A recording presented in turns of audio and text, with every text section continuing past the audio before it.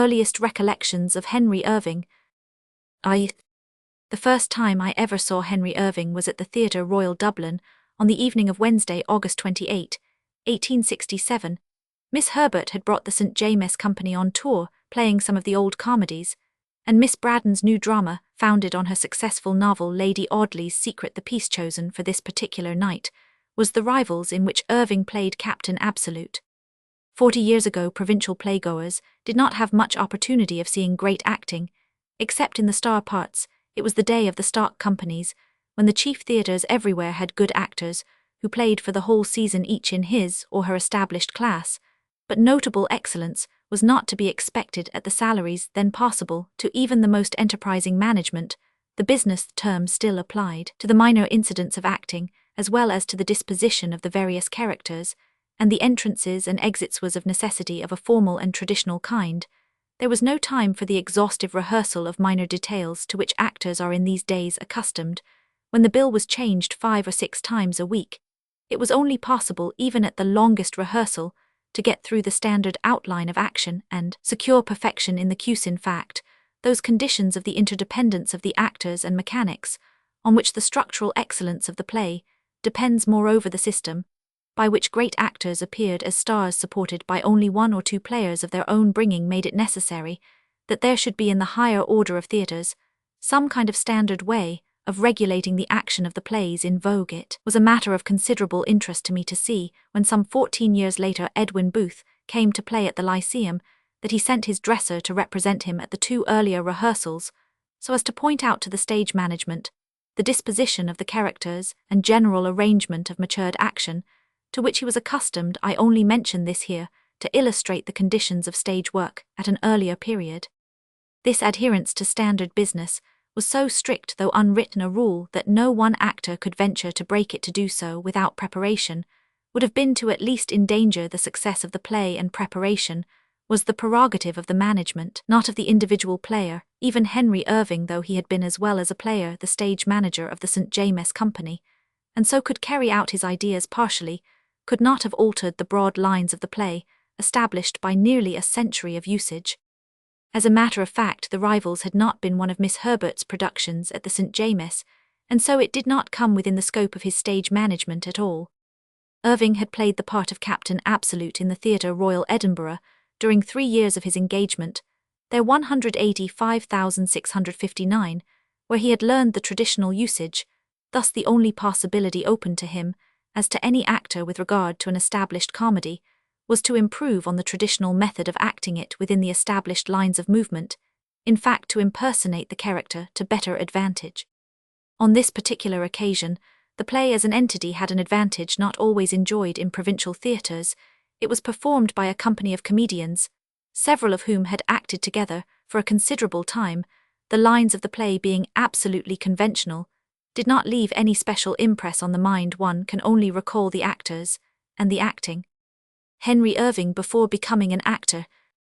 3 To this day, I can remember the playing of Henry Irving as Captain Absolute, which was different from any performance of the same part, which I had seen. What I saw, to my amazement and delight, was a patrician figure as real as the persons of one's dreams, and endowed with the same poetic grace, a young soldier, handsome, distinguished, self-dependent, compact of grace and slumberous energy, a man of quality who stood out from his surroundings on the stage, as a being of another social world, a figure full of dash and fine irony, and whose ridicule seemed to bite, buoyant with the joy of life, self-conscious and inoffensive, egoist even in his love-making, of supreme and unsurpassable insolence, veiled and shrouded in his fine quality of manner.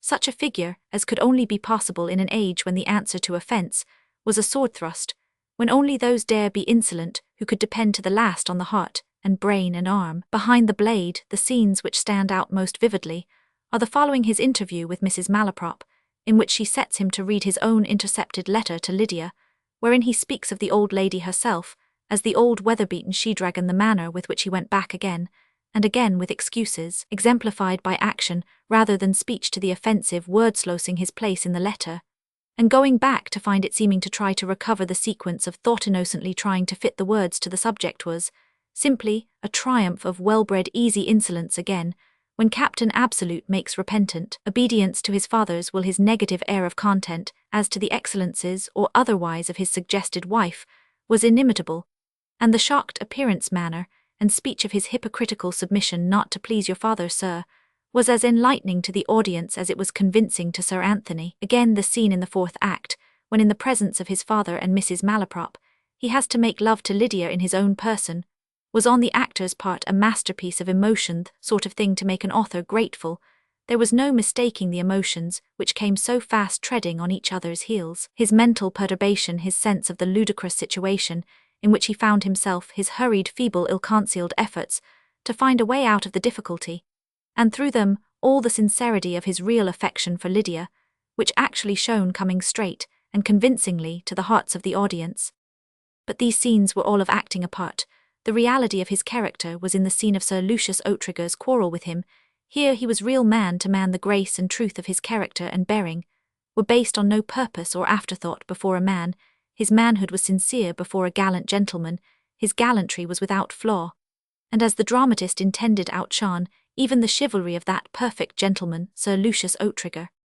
The acting of Henry Irving is, after nearly 40 years, so vivid in my memory that I can recall his movements, his expressions, the tones of his voice.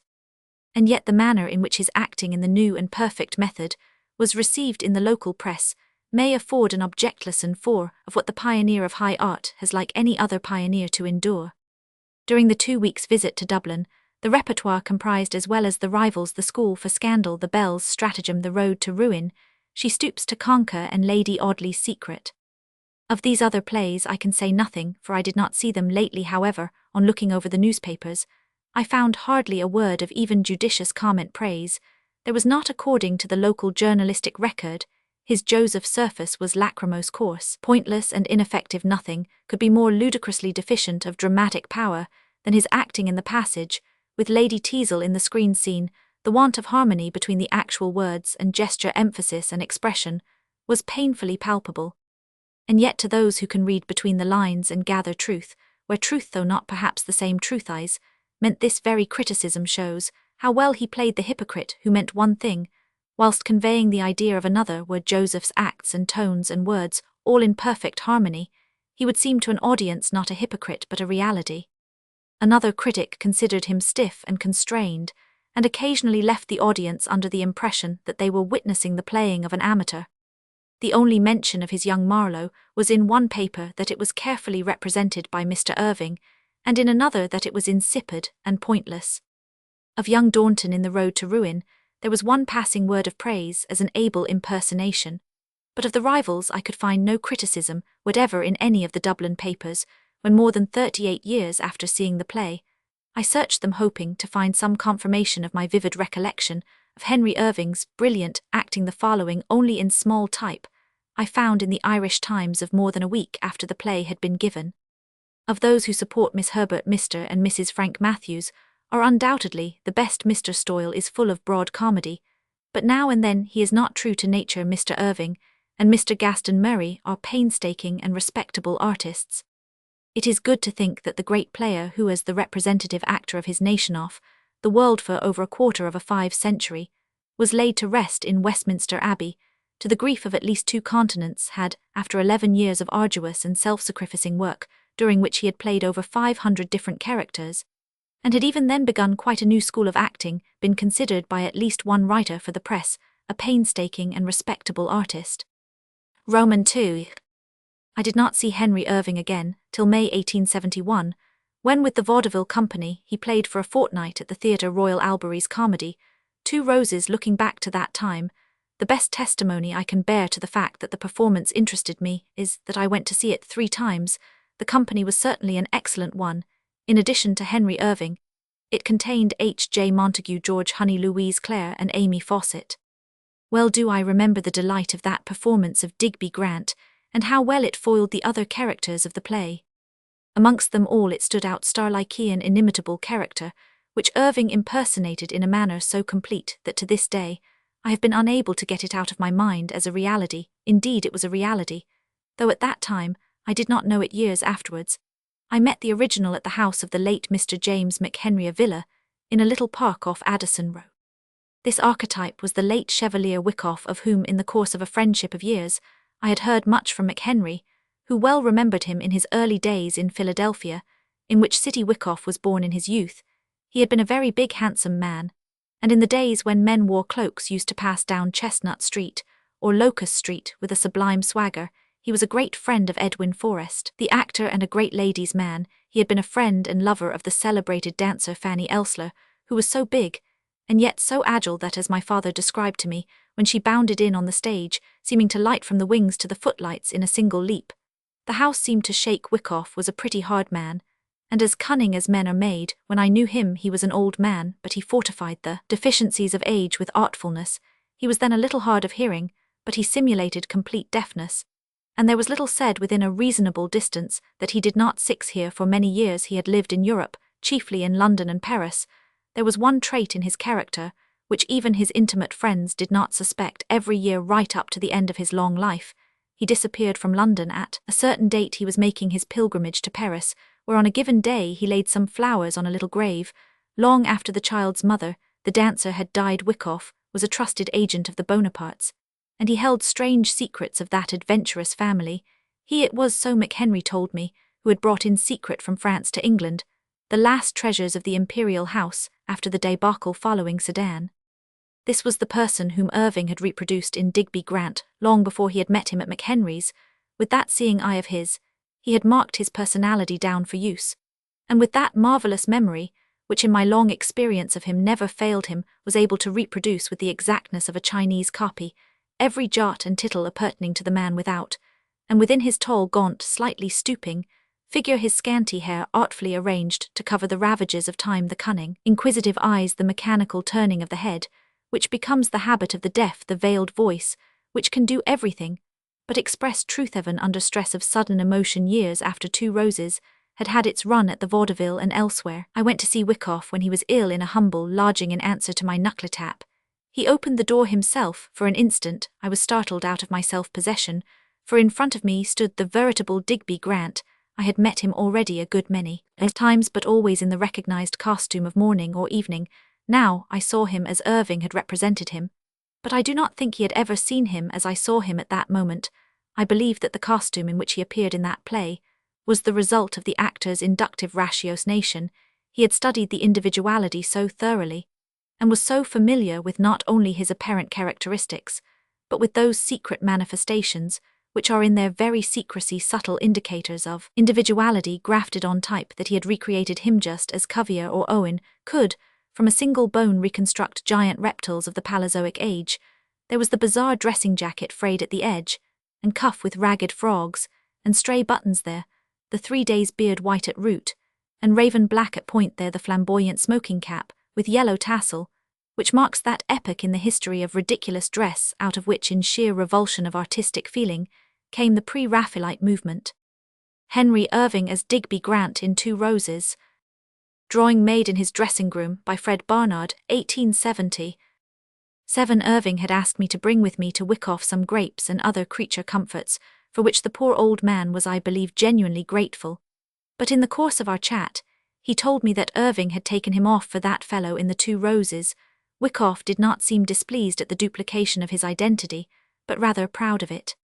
This wonderful creation in the play took the town, as the phrase is, and for some time the sayings of the characters in it were heard everywhere. It was truly a creation, not merely in the actor's sense, where the first player of a character in London is deemed its creator, but in the usual meaning of the word, for it is not enough in acting to know what to do. It must be done. All possible knowledge of Wyckoff, from his psychical identity to his smoking cap, could not produce a strong effect unless the actor, through the resources of his art, could transform reality to the appearance of reality, a very different and much more difficult thing. When Irving played in Two Roses in Dublin in 1872, there was not a word in any of the papers of the acting of any of the accomplished players who took part in it, not even the mention of their names. What other cities may have said of him in these earlier days, I know not, but I take it that the standard of criticism is generally of the same average of excellence, according to the assay of the time in the provinces, the zone of demarcation between bad and good varies less in that mediocrity qualifies more easily, and super-excellence finds a wider field for work of one thing, We may be sure that success has its own dangers, self-interest and jealousy, and a host of the lesser and meaner vices of the intellectual world find their opportunity. When the floodgates of comment are opened, there comes with the rush of clean water all the scum and rubbish which has accumulated behind them, drawn into position by the trickling stream. Roman 2. The old school and the new. More than 5 years elapsed before I saw Henry Irving again.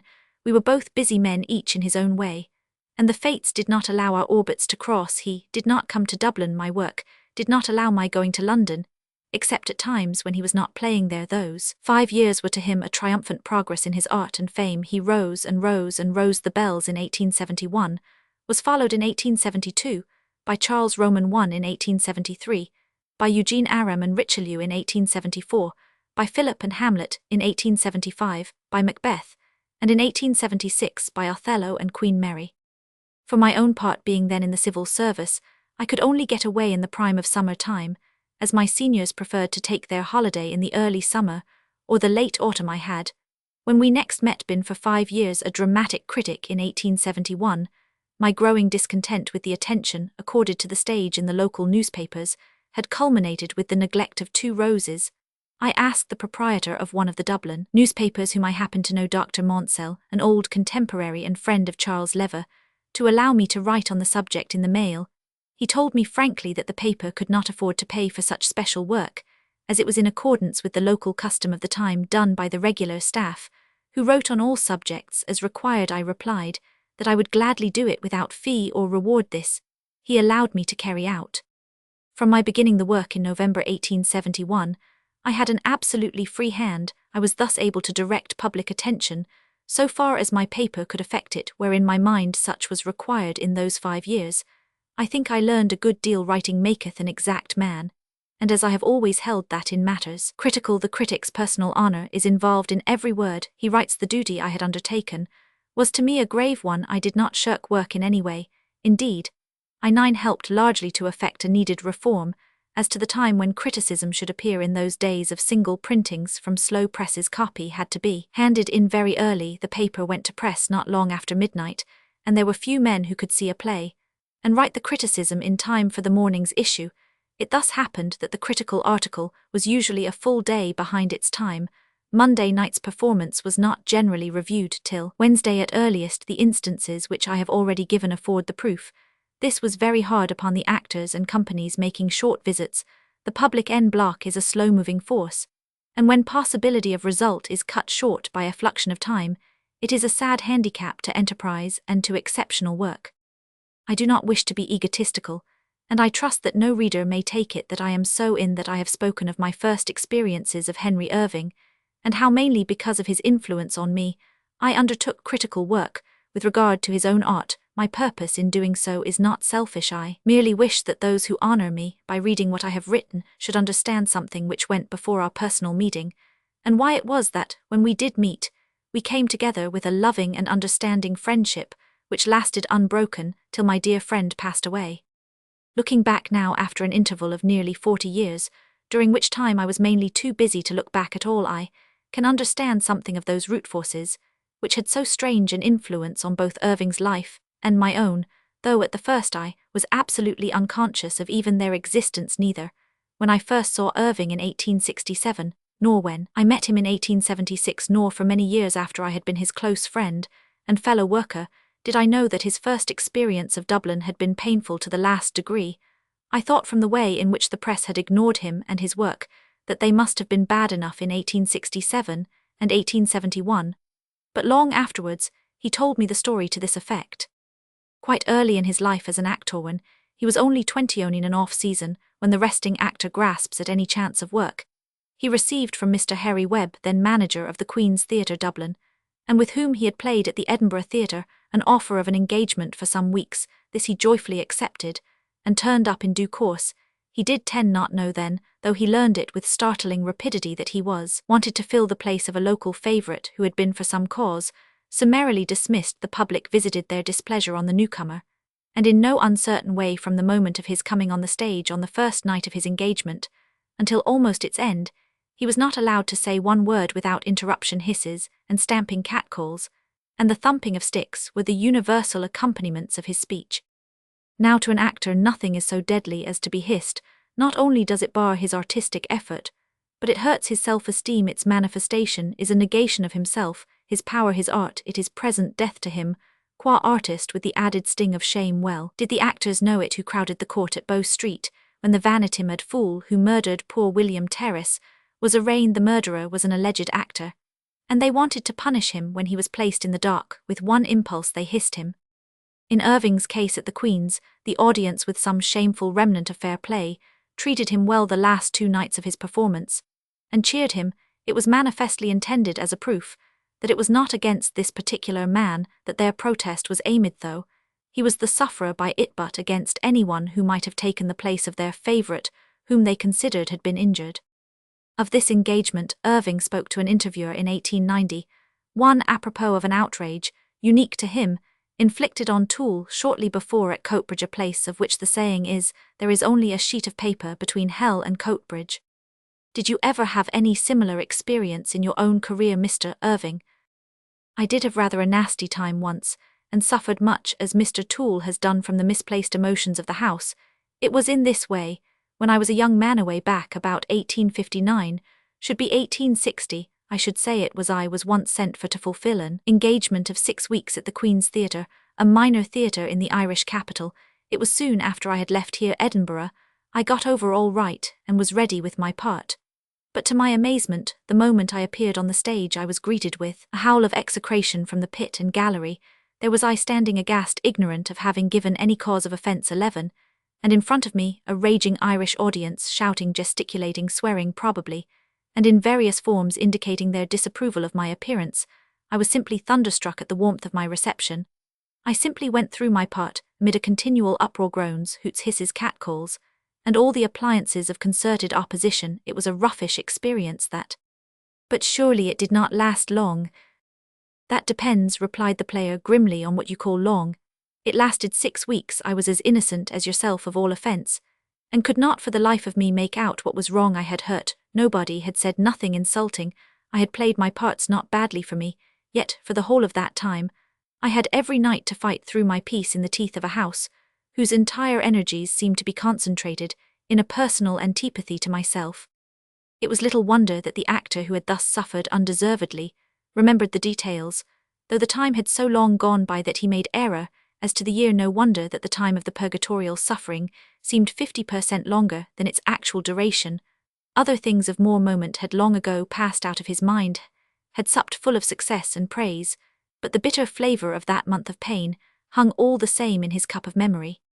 How it hung can hardly be expressed in words. For years he did not speak of it even to me, when telling me of how on March 12, 1860, he played Laertes to the Hamlet of T. Roman 100 King.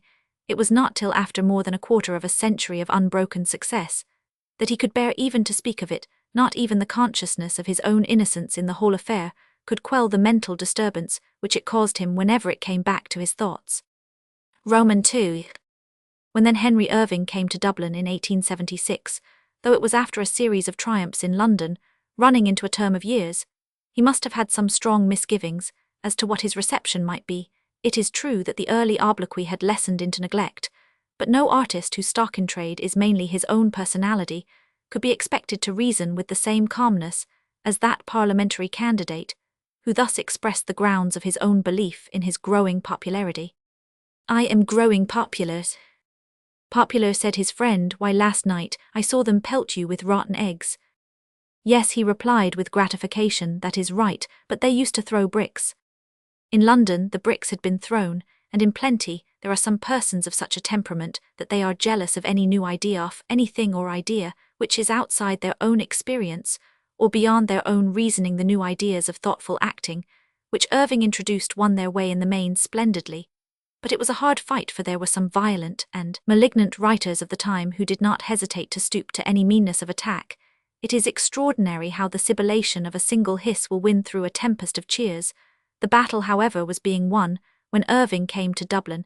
He brought with him a reputation consolidated by the victorious conclusions of 5 years of strife. The new method was already winning its way.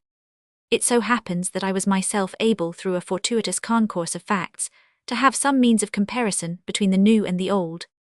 My father, who was born in 1798, and had been a theatrigoer all his life, had seen Edmund Kean. In all his Dublin performances, he had an immense admiration for that actor, with whom none of the men within 30 years of his death were he said to be compared. When the late Barry Sullivan came on tour, and played a range of the great plays, he had enormous success. My father, then well over 70, did not go to the play as often as he had been used to in earlier days, but I was so much struck with the force of Barry Sullivan's acting that I persuaded him to come with me to see him play Sir Giles Overreach in a new way, to pay old Detson of his greatest successes, as it had been one of Kean's. At first he refused to come, saying that it was no use his going, as he had seen the greatest of all actors in the part, and did not care to see a lesser one. However, he let me have my way and went, and we sat together in the third row of the pit, which had been his chosen locality in his youth. He had been all his life in the civil service, serving under 4 monarchs: George Roman III, George Roman IV, William Roman IV, and Victorian, retiring after 50 years of service in those days, as now the home civil service was not a very money-making business, and it was just as well that he preferred 13 the pit. I believed then that I preferred it also, for I too was then in the civil service. He sat the play out with intense eagerness, and as the curtain fell on the frenzied usurer, driven mad by thwarted ambition and the loss of his treasure, feebly spitting at the foes he could not master, as he sank feebly into supporting arms, he turned to me and said, "He is as good as the best of them." Barry Sullivan was a purely traditional actor of the old school. All his movements and gestures, readings, phrasings, and times were in exact accordance with the accepted style. It was possible, therefore, for my father to judge fairly. I saw Barry Sullivan in many plays: Hamlet, Richelieu, Macbeth, King Lear, The Gamester, The Wife's Secret, The Stranger, Richard Roman III, The Wonder, Othello, The School for Scandal, as well as playing Sir Giles Overreach, and some more than once I had a fair opportunity of comparing his acting over a wide range with the particular play, by which my father judged. Ab uno dicere omnes is hardly working rule in general, but one example is a world better than none. I can fairly say that the actor's general excellence was fairly represented by his characterization and acting of Sir Giles. I had also seen Charles Kean, G. Roman V, Brooke, T. Roman 100, King Charles Dillon, and Vandenhoff. I had therefore in my mind some kind of a standard by which to judge of the worth of the old school, tracing it back to its last great exemplar. When therefore I came to contrast it with the new school of Irving, I was building my opinion not on sand, but upon solid ground. Let me say how the change from the old to the new affected me. It is allowable, I suppose, in matters of reminiscence, to take personal example. Hitherto I had only seen Irving in 2 characters, Captain Absolute and Digby Grant. The former of these was a part in which for at least 10 years, for I was a playgoer very early in life, I had seen other actors all playing the part in a conventional manner. As I have explained, I had only in Irving's case been struck by his rendering of his own part within the conventional lines.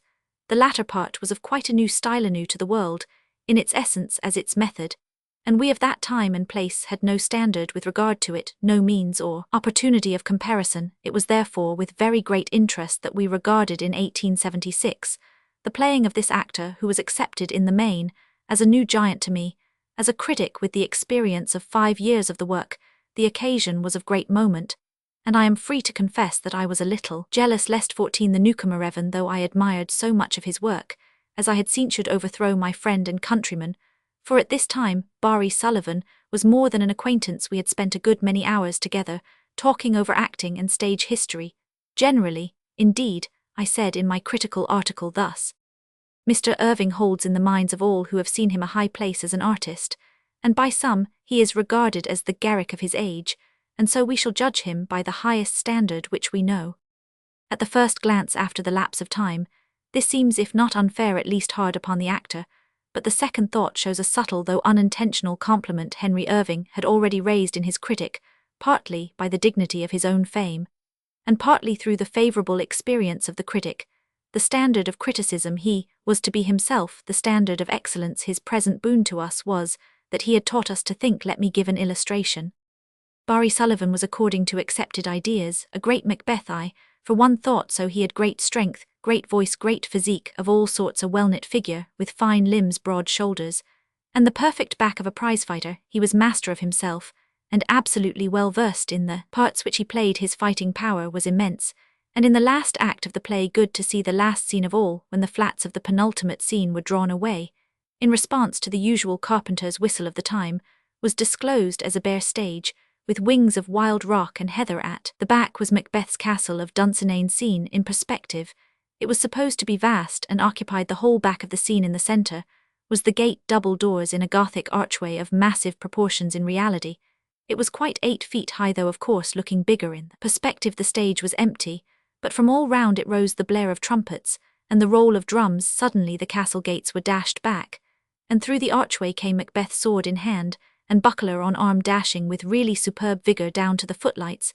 He thundered out his speech. "They have tied me to a stake, I cannot fly." Now this was to us all very fine, and was vastly exciting. None of us ever questioned its accuracy.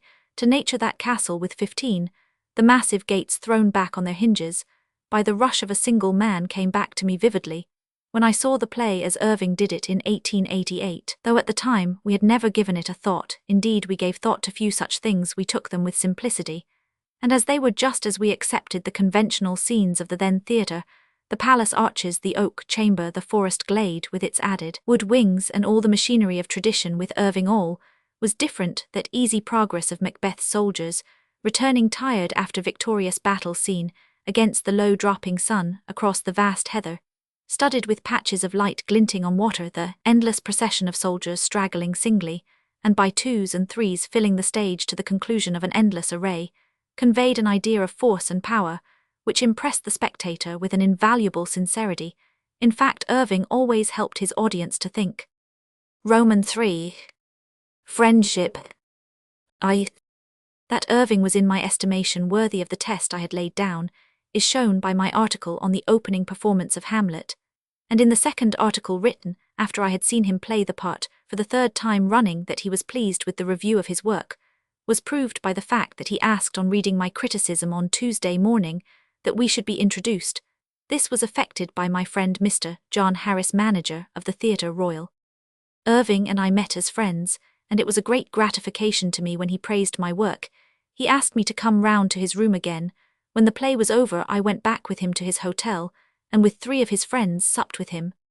We met again on the following Sunday, when he had a few friends to dinner. It was a pleasant evening, and a memorable one for me, for then began the close friendship between us, which only terminated with his life, if indeed friendship, like any other form of love, can ever terminate. In the meantime I had written the 2nd notice of his Hamlet. This had appeared on Saturday, and when we met he was full of it. Praise was no new thing to him in those days, 2 years before, though I knew nothing of them at that time.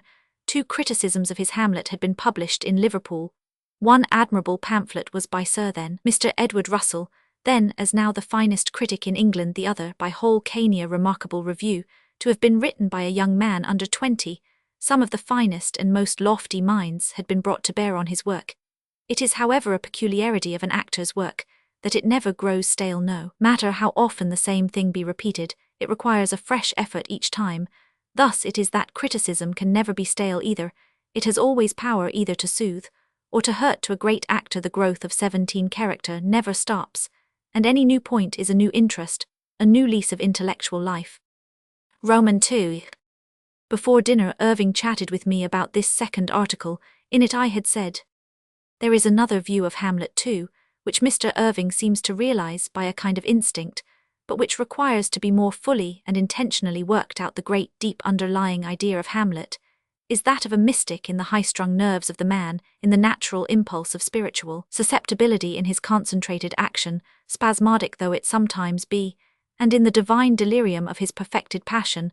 There is the instinct of the mystic which he has, but to render a little plainer, in order that the less susceptible senses of his audience may see and understand." He was also pleased with another comment of mine. Speaking of the love shown in his parting with Ophelia, I had said, "To give strong grounds for belief where the instinct can judge more truly than the intellect is the perfection of suggestive acting," and certainly with regard to this view of Hamlet Mr. Irving deserves not only the highest praise that can be accorded, but the loving gratitude of all to whom his art is dear.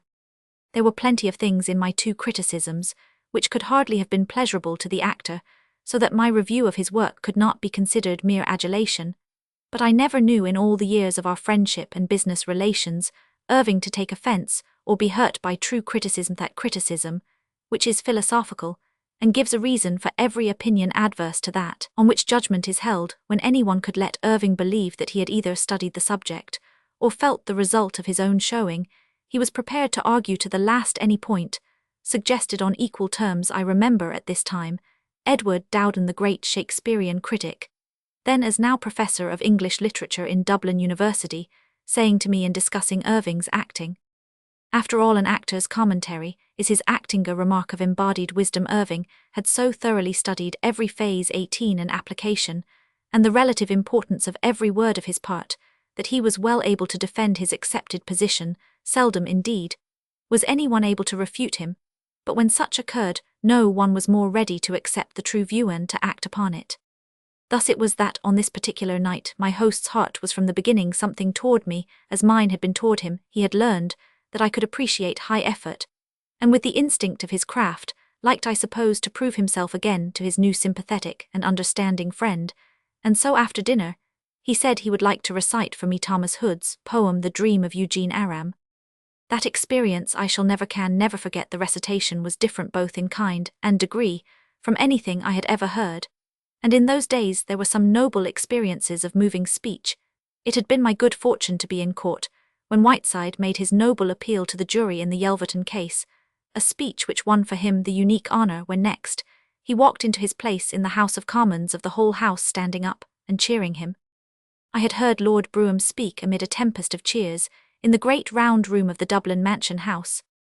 I had heard John Bright make his great oration on Ireland in the Dublin Mechanics' Institute, and had thrilled to the roar within and the echoing roar from the crowded street, without which followed his splendid utterance. Like all the others, I was touched with deep emotion to this day. I can remember the tones of his organ voice, as he swept us all, heart and brain and memory and hope, with his mighty periods, moving all who remembered how in the famine time America took the guns from her battleships to load them fuller with grain for the starving Irish peasants.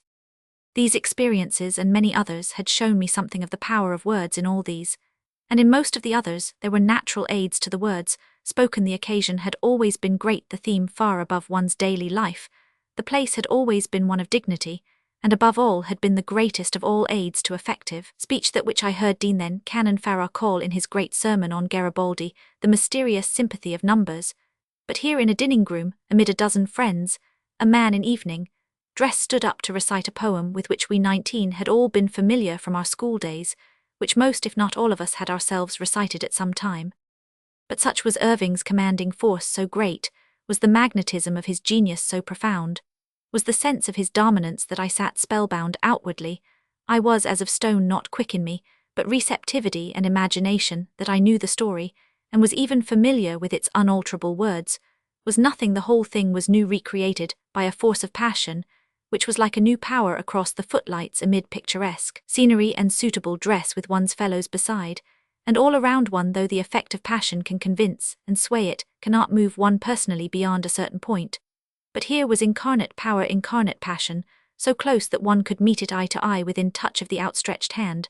The surroundings became non-existent, the dress ceased to be noticeable. Recurring thoughts of self-existence were not at all here. Was indeed Eugene Aram, as he was face to face with his lord, his very soul aflame, in the light of his abiding horror. Looking back now, I can realize the perfection of art with which the mind was led, and swept and swayed hither and thither, as the actor wished. How a change of tone or time denoted the personality of the blood-avenging sprite, and how the nervous eloquent hands slowly moving outspread fan-like round the fixed face, set as doom with eyes as inflexible as fat, emphasized it, till one instinctively quivered with pity.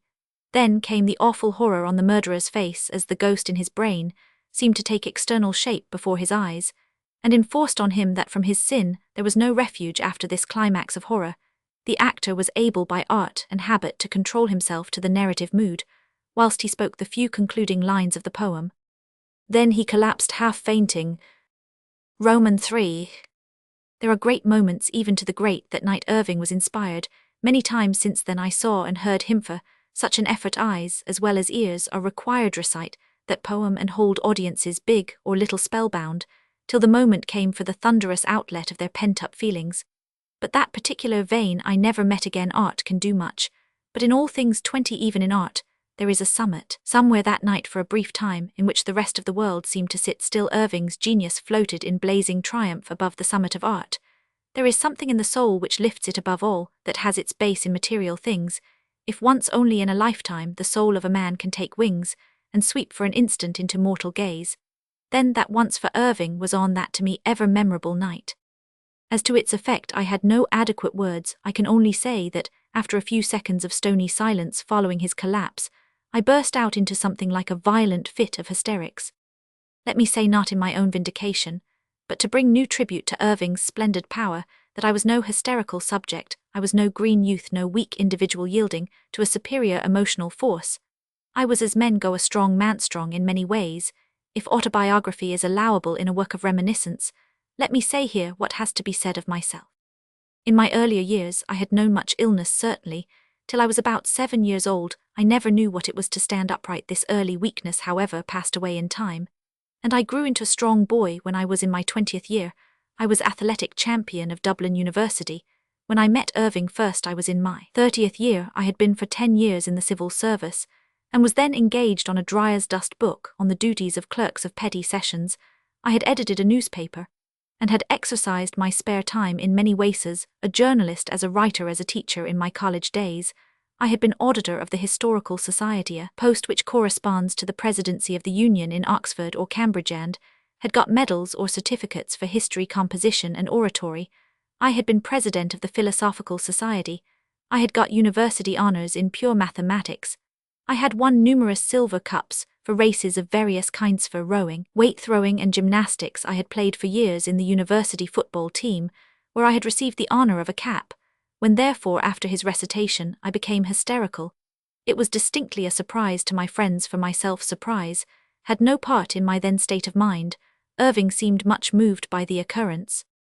On piecing together the causes of his pleasure at finding an understanding friend, and his further pleasure in realizing that that friend's capacity for receptive emotion was something akin in 21 forcefulness to his power of creating it, I can now have some glimpse of his compelling motive when he went into his bedroom, and after a couple of minutes brought me out his photograph with an inscription on it, the ink still wet.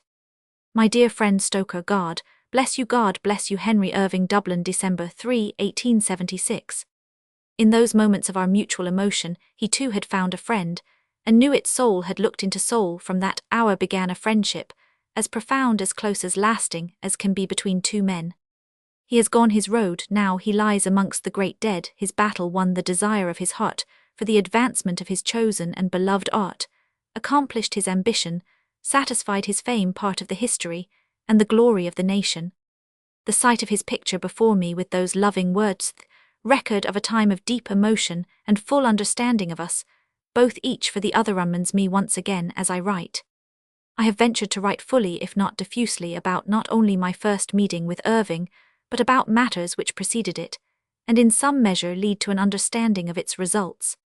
When a man with his full share of ambition is willing to yield it up to work with a friend whom he loves and honours, it is perhaps as well that in due season he may set out his reasons for so doing. Such is but just, and I now place it on record for the sake of Irving as well as of myself, and for the friends of us both. For 27 years I worked with Henry Irving, helping him in all honest ways in which one may aid another, and there were no ways with Irving other than honourable. Looking back, I cannot honestly find any moment in my life when I failed him, or when I put myself forward in any way when the most scrupulous good taste could have enjoined, or even suggested a larger measure of reticence. By my dealing with him I am quite content to be judged now, and hereafter in my own, speaking to the dead man, I can find an analogue in the words of heartbreaking sincerity. Stand up on the Jasper Sea, and be witness I have given all the gifts required of me. Roman 4. Honours from Dublin University. During that visit to Dublin 1876, Irving received at the hands of the university 2 honours, one of them unique. Both were accorded by all grades of the college. For Dublin University is the university of the college. Both honours were unofficial, and yet both entirely representative. Both were originated by a few of us. The morning after his first performance of Hamlet before, I had the honour of knowing him personally. The first was an address to be presented in the dining hall by the graduates and undergraduates of the university. The movement came from a few enthusiasts, of whom the late G. F. Shaw and Professor R. Y. Tyrrell, both fellows of the university, were included. As I had originated the idea, I was asked by the committee to write the draft address.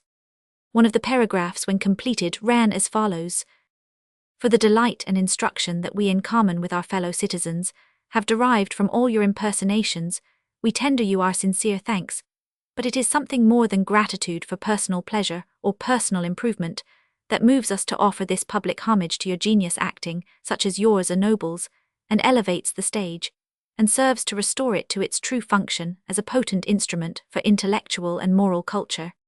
Throughout your too brief engagement, our stage has been a school of true art, a purifier of the passions, and a nurse of heroic sentiments. You have even succeeded in commending it to the favor of a portion of society large and justly influential, who usually hold aloof from the theatre." The address was signed with the names necessary to show its scope and wide significance. To this Irving replied suitably. I give some passages of his speech, for the occasion was a memorable one, with far-reaching consequences to himself and his art and calling. I believe that this is one of the very rare occasions on which public acknowledgement has been given by an academic body to the efforts of a player, and this belief impresses me with the magnitude of the honor which you have conferred. I feel not merely the personal pride of individual success, which you thus avow, but that the far nobler work which I aim at is in truth begun when I think that you, the upholders of the classic in every age, have just flung aside the traditions of 3 centuries, and have acknowledged the true union of poet and actor. My heart swells with a great pride that I should be the recipient of such acknowledgement. I trust with all my soul that the reform which you suggest may ere long be carried out, and that that body to whom is justly entrusted our higher moral education may recognize in the stage a medium for the accomplishment of such ends. What you have done today is a mighty stride in this direction in my profession. It will be hailed with joy and gladness. It must elevate not only the aims of individual actors, but our calling in the eyes of the world. Such honor as you have now bestowed enters not into the actor's dreams of success. Our hopes, it is true, are dazzling. We seek our reward in the approval of audiences, and in the tribute of their tears and smiles, but the calm honor of academic distinction is and must be to us as actors the unattainable, and therefore the more dear when given unsought. It is only natural in the presence of gentlemen whose alma mater holds such state among institutes of learning that I should feel embarrassed in the choice of words with which to thank you. But I beg you to believe this for my profession. I tender you gratitude for my art. I honor you for myself. I would that I could speak all that is in my soul, but I cannot, and so falteringly tender you my most grateful thanks. The second honor, given on the same day, December 11, 1876, was a university night. Trinity had taken all the seats in the theatre, and these had been allotted in a sort of rough precedence, university dignitaries coming first, and public men of light and leading alumni of the university next, and so on to the undergraduates who occupied pit and gallery. An announcement had been made by the management of the theatre that only those seats not required by the university would be available on the evening for the public. What follows is from the account of the affair written by myself for the Dublin Mail.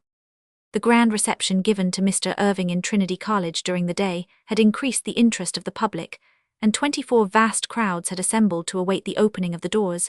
A little before 7, the sound of horns was heard in the college, and from the gate in Brunswick Street swept a body of 500 students who took the seats reserved for them in the pit of the theatre.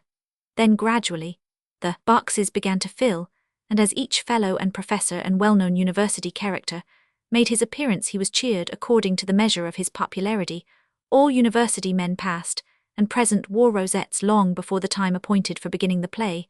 The whole house was crammed from floor to ceiling. The pit and galleries were seas of heads, and the box lobbies were filled with those who were content to get an occasional glimpse of the stage through the door.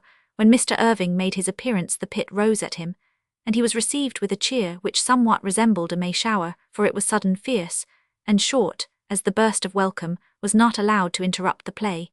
Mr. Irving's performance was magnificent. It seemed as though he were put on his mettle by the university distinction of the day to do justice to the stateliness of his mighty theme, and at the same time was fired to the utmost enthusiasms.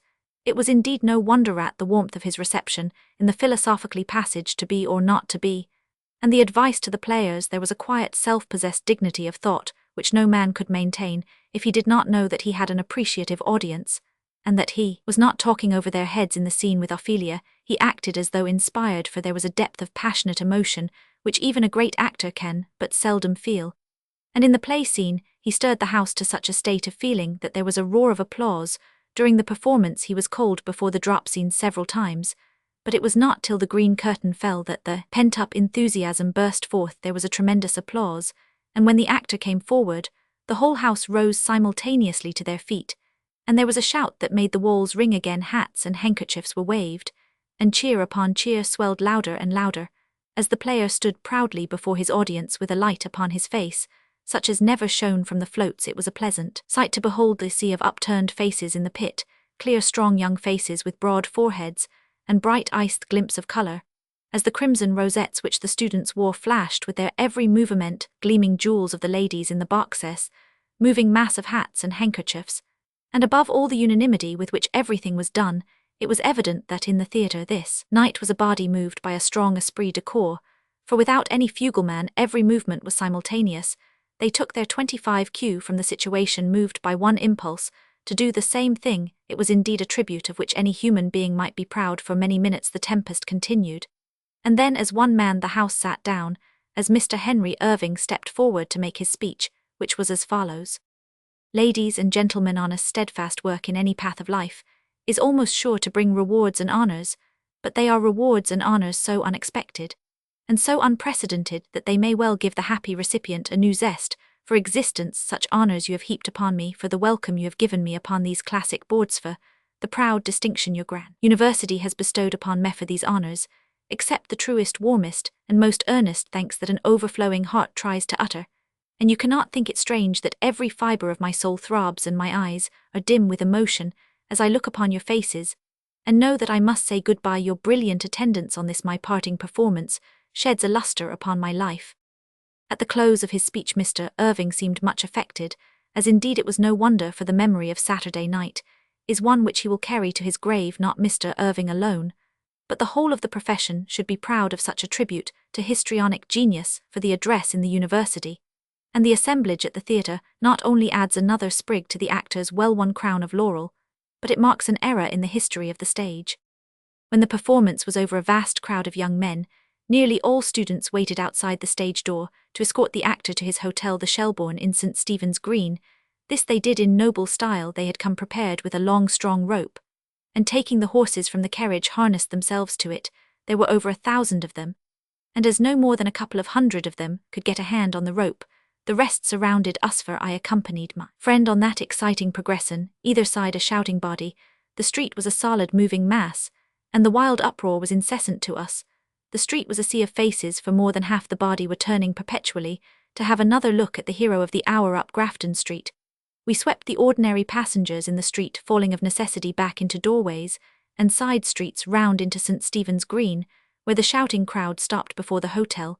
Then the cheering became more organised. The desultory 26 sounds grew into more exact and recurring volume, till the cheers rang out across the great square, and seemed to roll away towards the mountains in the far distance. Irving was greatly moved, almost overcome, and in the exuberance of his heart asked me seriously if it would not be possible to ask all his friends into the hotel to join him at supper, this being manifestly impossible, as he saw when he turned to lift his hat and say good night, and his eyes ranged over that seething roaring crowd. He asked, could he not ask them all to drink a health with him? To this the hotel manager and the array of giant constables, then a feature of the Dublin administration of law and order, who had by this time arrived, fearing a possibility of disorder from so large a concourse of students, answered with smiling headshake a non-possumus, and so amid endless cheering and relentless handshaking we forced a way into the hotel. That the occasion was marked by rare orderliness, for in those days town and gown fights were pretty common, was shown by the official notice fixed on the college gate on Monday morning. At roll call tonight the junior dean will express his grateful sense of the admirable conduct of the students on Saturday last at Mr. Irving's reception in Trinity College, and subsequently at the performance in the Theatre Royal. After that glorious night, Henry Irving, with brave heart and high hopes now justified by a new form of success, left Ireland for his own country, where fresh triumphs awaited him. V. Converging streams. In June 1877, Henry Irving paid a flying visit to Dublin in order to redeem his promise of giving a reading in Trinity College. It must have been for him an arduous spell of work, leaving London by the night mail on Sunday, He arrived at 6:30 in the morning of Monday, June 18 at Kingstown. Where I met him, he had with him a couple of friends, Frank Marshall, who afterwards edited Shakespeare with him, and Harry J. Loveday, then, and afterwards his stage manager. The reading was in the examination hall, which was crowded in every corner. It consisted of part of Richard Roman III, part of Othello Calverley's Gemini, et Virgo Dickens' Copperfield, and The Waiter and the Dream of Eugene Aram. He was wildly cheered in the hall, and in the quadrangle when he came out. He was chaired on men's shoulders all round the place, knowing how that particular game is best played by the recipient of the honour. And surmising what the action of the crowd would be, I was able to help him. I had already coached him, when we had breakfasted together at the hotel, as to how to protect himself, and in the rush I managed to keep close to him to see that the wisdom of my experience was put in force. Years afterwards, in 1894, I saw Irving saved by this experience from possibly a very nasty accident, when at his being chaired in the quadrangle of the Victoria University of Manchester, the bearers got pulled in different ways, and he would otherwise have fallen head down, his legs being safe held tight in the clutches of two strong young men.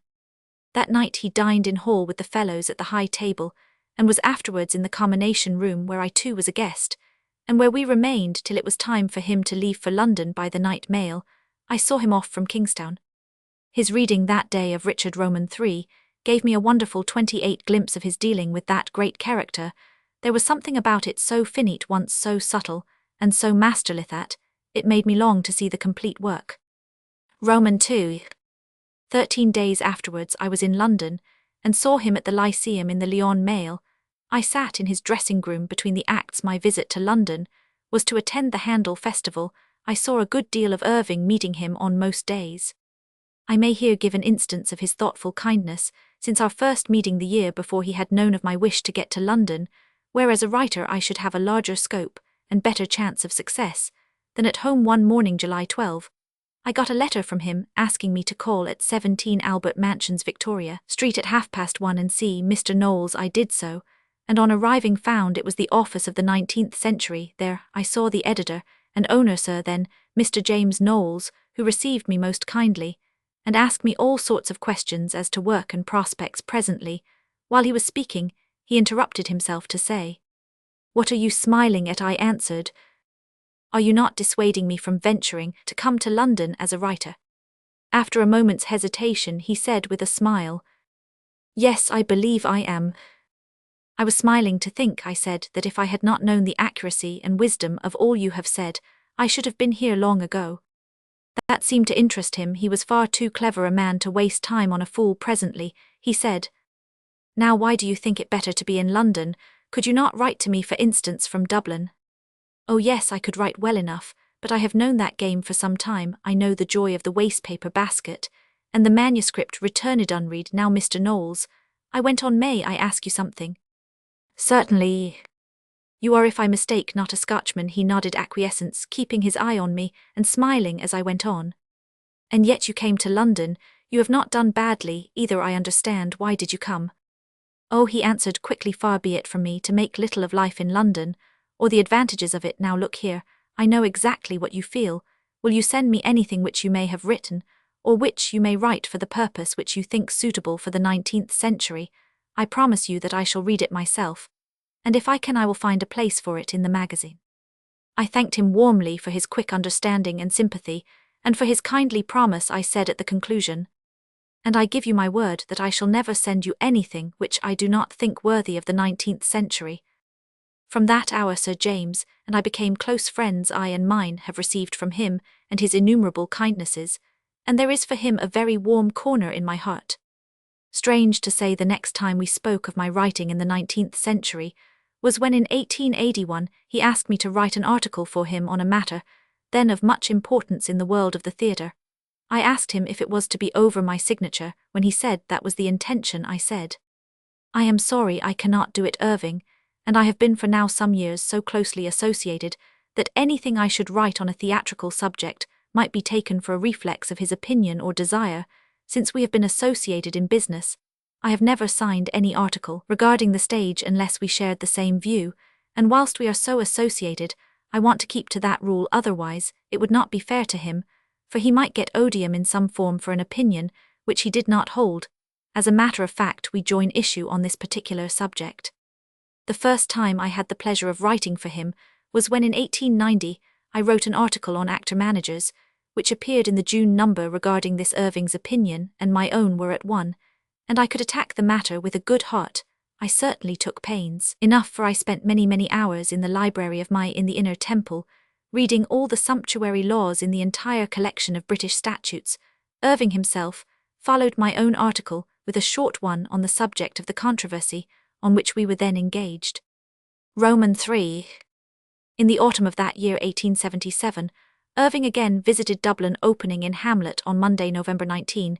The year's work had smoothed and rounded his impersonation, and to my mind improved even upon its excellence. I venture to quote again some sentences from my own criticism upon it, as the evidence of an independent and sincere contemporary opinion in the year that had passed. Not the public only had learned something much, he too had learned also even of his own instinctive ideas up to then not wholly conscious.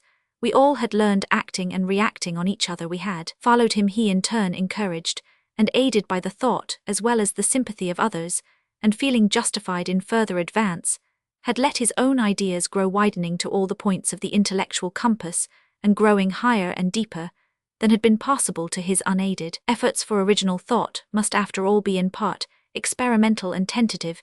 It is in the consensus of many varying ideas, guesses and experiences reachings out of groping intelligences into the presently dark, unknown that the throbbing heart of true wisdom is to be found. In my criticism I said, Mr. Irving has not slackened in his study of Hamlet, and the consequence is an advance. All the little fleeting subtleties of thought and expression, which arise from time to time under slightly different circumstances, have been fixed and repeated, till they have formed an additional net of completeness round the whole character. To the actor art is as necessary as genius, for it is only when the flashes of genius evoked by occasion have been studied as facts to be repeated that a worthy reproduction of effect is possible. Hamlet, as Mr. Irving now acts it, is the wild, fitful, irresolute, mystic, melancholy prince that we know in the play, but given with a sad, picturesque gracefulness, which is the actor's special gift. In his most passionate moments with Ophelia, even in the violence of his rage, he never loses that sense of distancy off, a gulf fixed off, that acknowledgement of the unseen which is his unconscious testimony to her unspotted purity.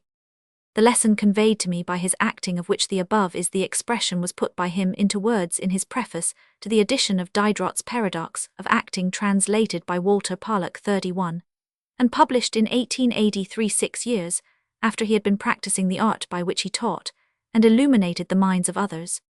During this engagement, Irving played Richard Roman III, and his wonderful acting satisfied all the hopes aroused by sample given in his reading at the university. For myself, I can say truly that I sat all the evening in a positive quiver of intellectual delight. His conception and impersonation of the part were so subtle, complete, and masterly, these were the terms I used in my criticism written that night, that it seemed to me the power of acting could go no further, that it had reached the limit of human power. Most certainly, it raised him still higher in public esteem. Its memory being still with me, I could fully appreciate the power and fineness of Tennyson's criticism, which I heard long afterwards. When the poet had seen the piece, he said to Irving, "Where did you get that Plantagenet look?" Roman 4. In those days a small party of us, of whom Irving and I were always too very often, had supper in those restaurants, which were a famous feature of men's social life in Dublin. There were not so many clubs as there are now, and certain houses made a speciality of suppers. Jude's, Burton Binden's, Corliss, the last, was famous for hot lobster and certain other toothsome delicacies, and had an excellent grill, and so we often went there. By that time Irving had a great vogue in Dublin, and since the address in college and the university night in 1876, his name was in the public mind, associated with the university. All college men were naturally privileged persons with him, so that anyone who chose to pass himself off as a student could easily make his acquaintance. The waiters in the restaurant, who held him in great respect, were inclined to resent this, and one night at Corliss, when a common fellow came up and introduced himself as a scholar of Trinity College, called it Thrinity, Irving, not suspecting, was friendly to him. I looked on quietly and enjoyed the situation, hoping that it might end in some fun. The outsider, having made good his purpose, wished to show off before his friends men of his own style, who were grinning at another table. When he went over towards them, our waiter, who had been hovering around us waiting for his chance, his napkin, taking as many expressive 32 flickers as the tail of Whistler's butterfly, in the gentle art of making enemies, stooped over to Irving, and said in a hurried whisper, "He said he was a college man, sir. He's a liar. He's only a commercial." During his fortnight in Dublin, I drove one Sunday with Irving in the Phnix Park, the great park near Dublin, which measures some 7 miles in circumference. Whilst driving through that section known as the 9 acres, we happened on a scene which took his fancy hugely in those days. Wrestling was an amusement much in vogue in Ireland, chiefly if not wholly among the labouring class. Bouts used to be held on each Sunday afternoon in various places, and naturally the best of the wrestlers wished to prove themselves in the capital each Sunday. Some young man who had won victory in Navan or Cork or Galway, or wherever exceptional excellence had been manifested, would come up to town to try conclusions in the Phoenix, generally by aid of a subscription from his fellows or his club, for they were all poor men to whom a long railway journey was a grave expense. There was no prize, no betting. It was sport pure and simple, and sport conducted under fairer lines. I have never seen or thought of. We saw the gathering crowd and joined them.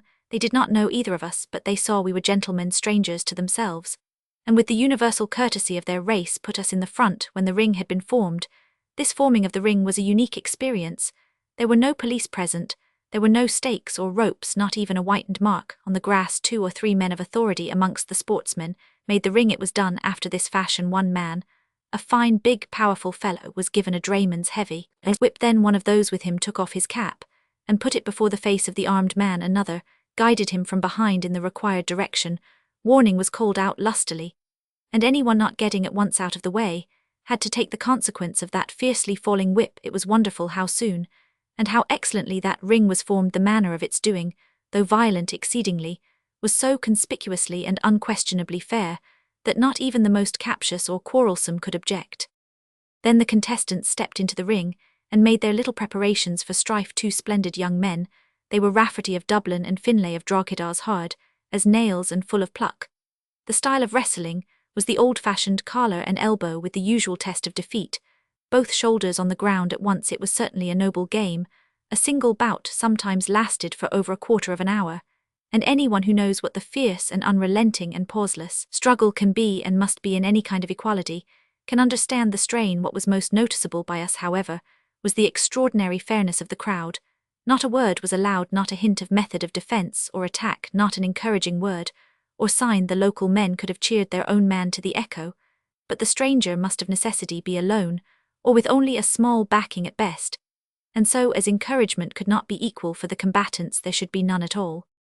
It was a lesson in fair play which might have shown out conspicuously in any part of the civilized world. Irving was immensely delighted with it, and asked to be allowed to give a prize to be divided equally between the combatants, a division which showed the influence on his mind of the extraordinary fairness of the conditions of the competition. In this spirit was the gift received. Several of the men came round me, whom they had by this time recognized as an old athlete of the Collegiano, a back number of some 10 years standing.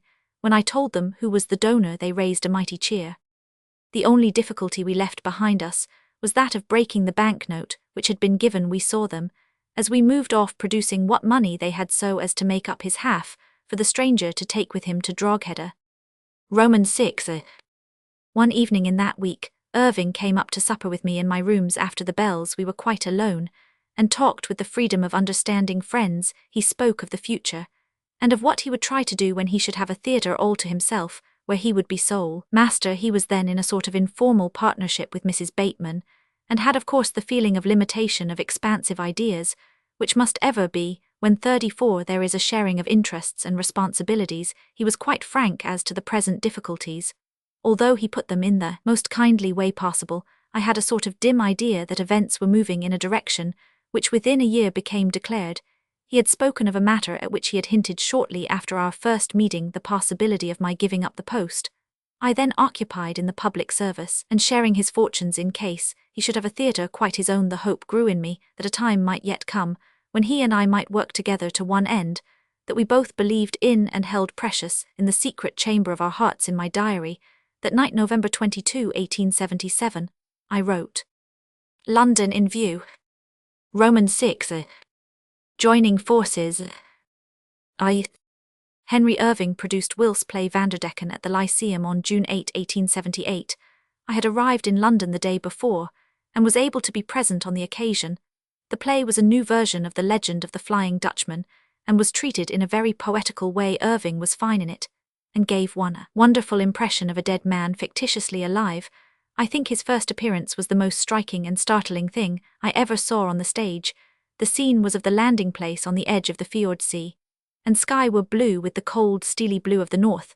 The sun was bright, and across the water the rugged mountain line stood out boldly deep under the shelving beach, which led down to the water, was a Norwegian fishing boat, whose small brown foresail swung in the wind. There was no appearance anywhere of a man or anything else alive, but suddenly there stood a mariner in old-time dress of picturesque cut and faded colour of brown and peacock blue, with a touch of red on his head, was a sable cap. He stood there silent, still, and fixed, more like a vision made solid than a living man, realizing well the description of the phantom sailor, of whom Thekla had told him in the ballad spoken in the first act. And the captain there, in the dismal glare, stands paler than tongue can tell, with clenched hand, as in mute command, and eyes like a soul's in hell. It was marvellous that any living man should show such eyes. They really seemed to shine like cinders of glowing red from out the marble face. The effect was instantaneous, and boded well for the success of the play. But the play itself wanted something. The last act, in which 36 Thekla sails away with the phantom lover, whose soul had been released by her unselfish love, was impossible of realization by the resources of stage art of the time nowadays, with calcium lights and coloured mediums, and electricity and all the aids to illusion which Irving had himself created or brought into use. Much could be done for such acting. The play ought to have been a great one, but it fell short of excellence. It was a great pity, for Irving's appearance and acting in it were of memorable perfection. On the next day, Sunday, I spent hours with Irving in his rooms in Grafton Street, helping him to cut and alter the play. We did a good deal of work on it, and altered it considerably for the better, I thought. The next morning I breakfasted with him in his rooms, and after another long spell of work on the play, I went with him to the Lyceum to attend rehearsal of the altered business. That even I attended the Lyceum again, and thought the play had been improved. So had Irving too, so far as was possible to a performance already so complete. I supped with him at the Devonshire Club, where we talked over the play, and continued the conversation at his own rooms till after 5 o'clock in the morning. The next day I went to Paris, but on my return saw Vanderdecken again, and thought that by practice it had improved. It played closer, and the actors were more at ease, a most important thing in an eerie play. Roman II. In August of the same year, 1878, Henry Irving paid another visit to Ireland. He had promised to give a reading in the Ulster Hall for the benefit of the Belfast Samaritan Hospital, and this was in the fulfilment of it by previous arrangement. The expedition was enlarged into a holiday, as the reading was to be on the 16th. He travelled from London on the night mail of the 12th.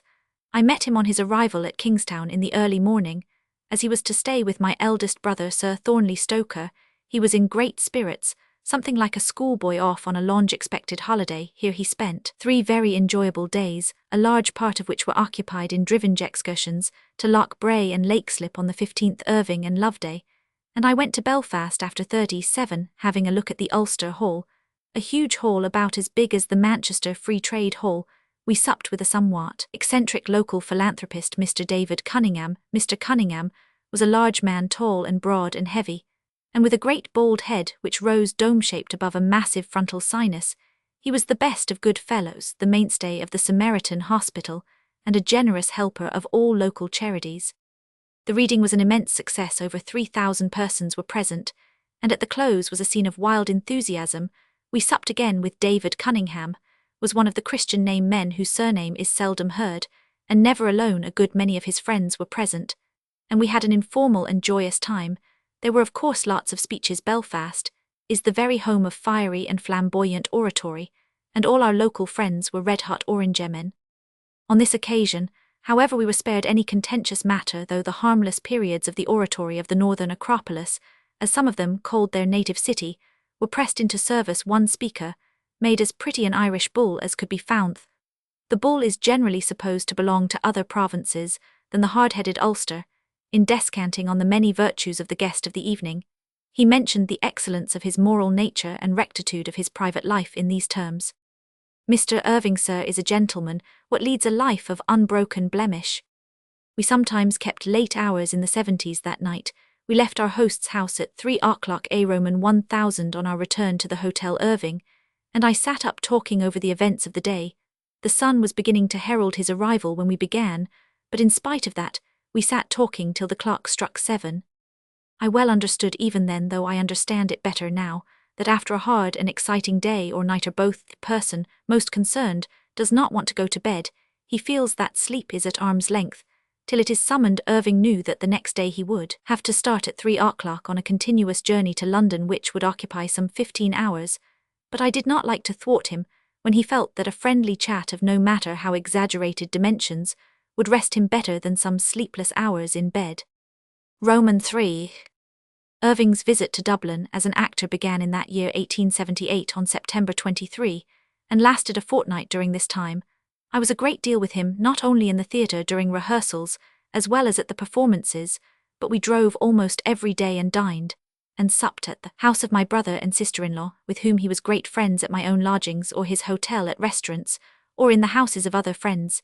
It was a sort of gala time to us all, and through every phase of it and through the working time as well our friendship grew and grew. We had now been close friends for over 2 years. We understood each other's nature, needs and ambitions, and had a mutual confidence each towards the other in his own way, rare amongst men. It did not, I think, surprise any of us when 6 weeks after his departure, I received a telegram from him from Glasgow, where he was then playing, asking me if I could go to see him at once on important business. I was with him the next evening. He told me that he had arranged to take the management of the Lyceum into his own hands. He asked me if I would give up the civil service and join him to take charge of his business as acting manager. I accepted at once. I had then had some 13 years in the public service, a term entitling me to pension in case of retirement from ill health, as distinguished from gratuity, which is the rule for shorter period of service.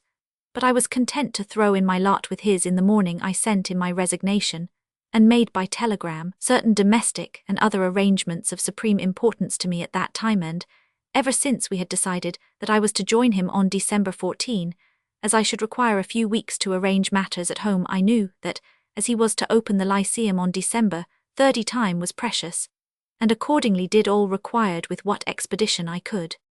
I left Glasgow on November 25, and took up my work with Irving at Birmingham on December 9, having in the meantime altered my whole business life, arranged for the completion of my book on the duties of petty sessions clerks, and last not least having got married, an event which had already been arranged for a year later. Irving was staying at the Plough and Harrow, that delightful 39 little hotel at Edgbaston, and he was mightily surprised when he found that I had a wife with me. Roman 4.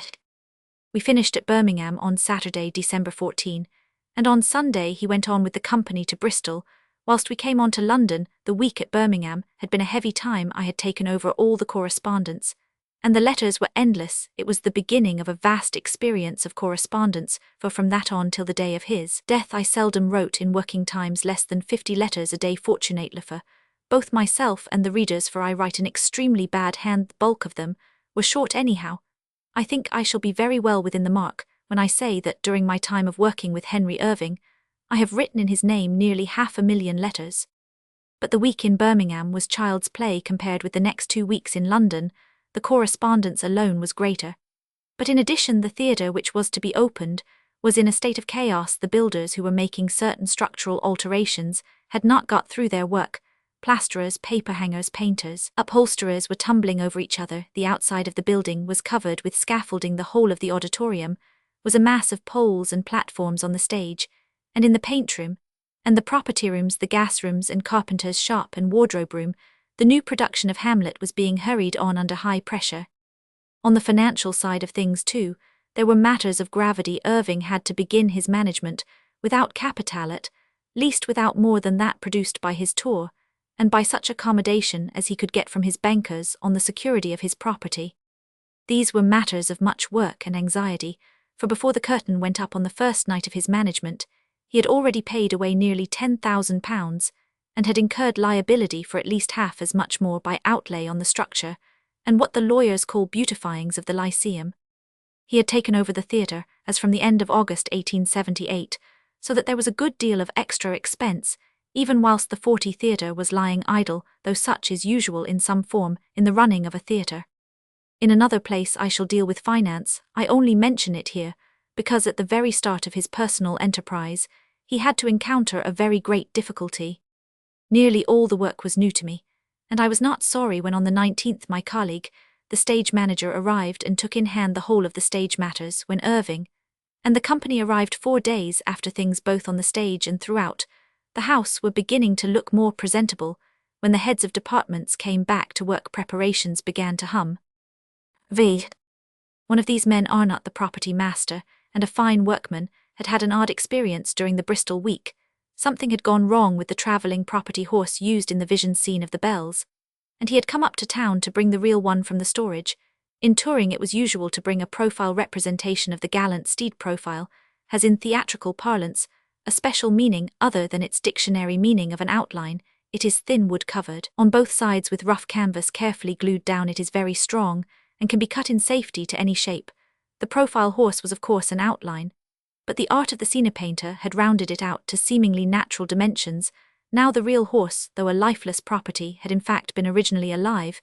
It was formed of the skin of a moderately sized pony, and being embellished with picturesque attachments in the shape of mane and tail, was a really creditable object, but it was expensive to carry as it took up much space. Arnott and 2 of his men ran up to fetch this down, as there was not time to make a new profile horse. When they got to Paddington, he found that the authorities refused to carry the article by weight on account of its bulk, and asked him something like 4 for the journey. He expressed his feelings freely, as men occasionally do under irritating circumstances, and said he would go somewhere else. The clerk in the office smiled, and, as Arnott went away, he was a clever man who did not like to be beaten, and railways were his natural enemies. He thought the matter over, having looked over the timetable, and 41 found that the cost of a horsebox to Bristol was only 1/13. He went to the department in charge of such matters, and ordered one, paying for it at once, and arranging that it should go on the next fast train. By some manoeuvring, he so managed that he and his men took Kovsky's horse into the box, and closed the doors.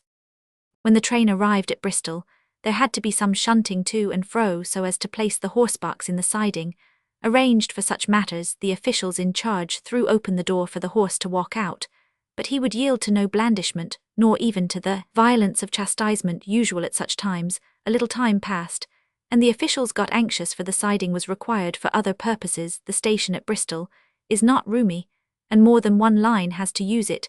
The official in charge told him to take out his damned horse.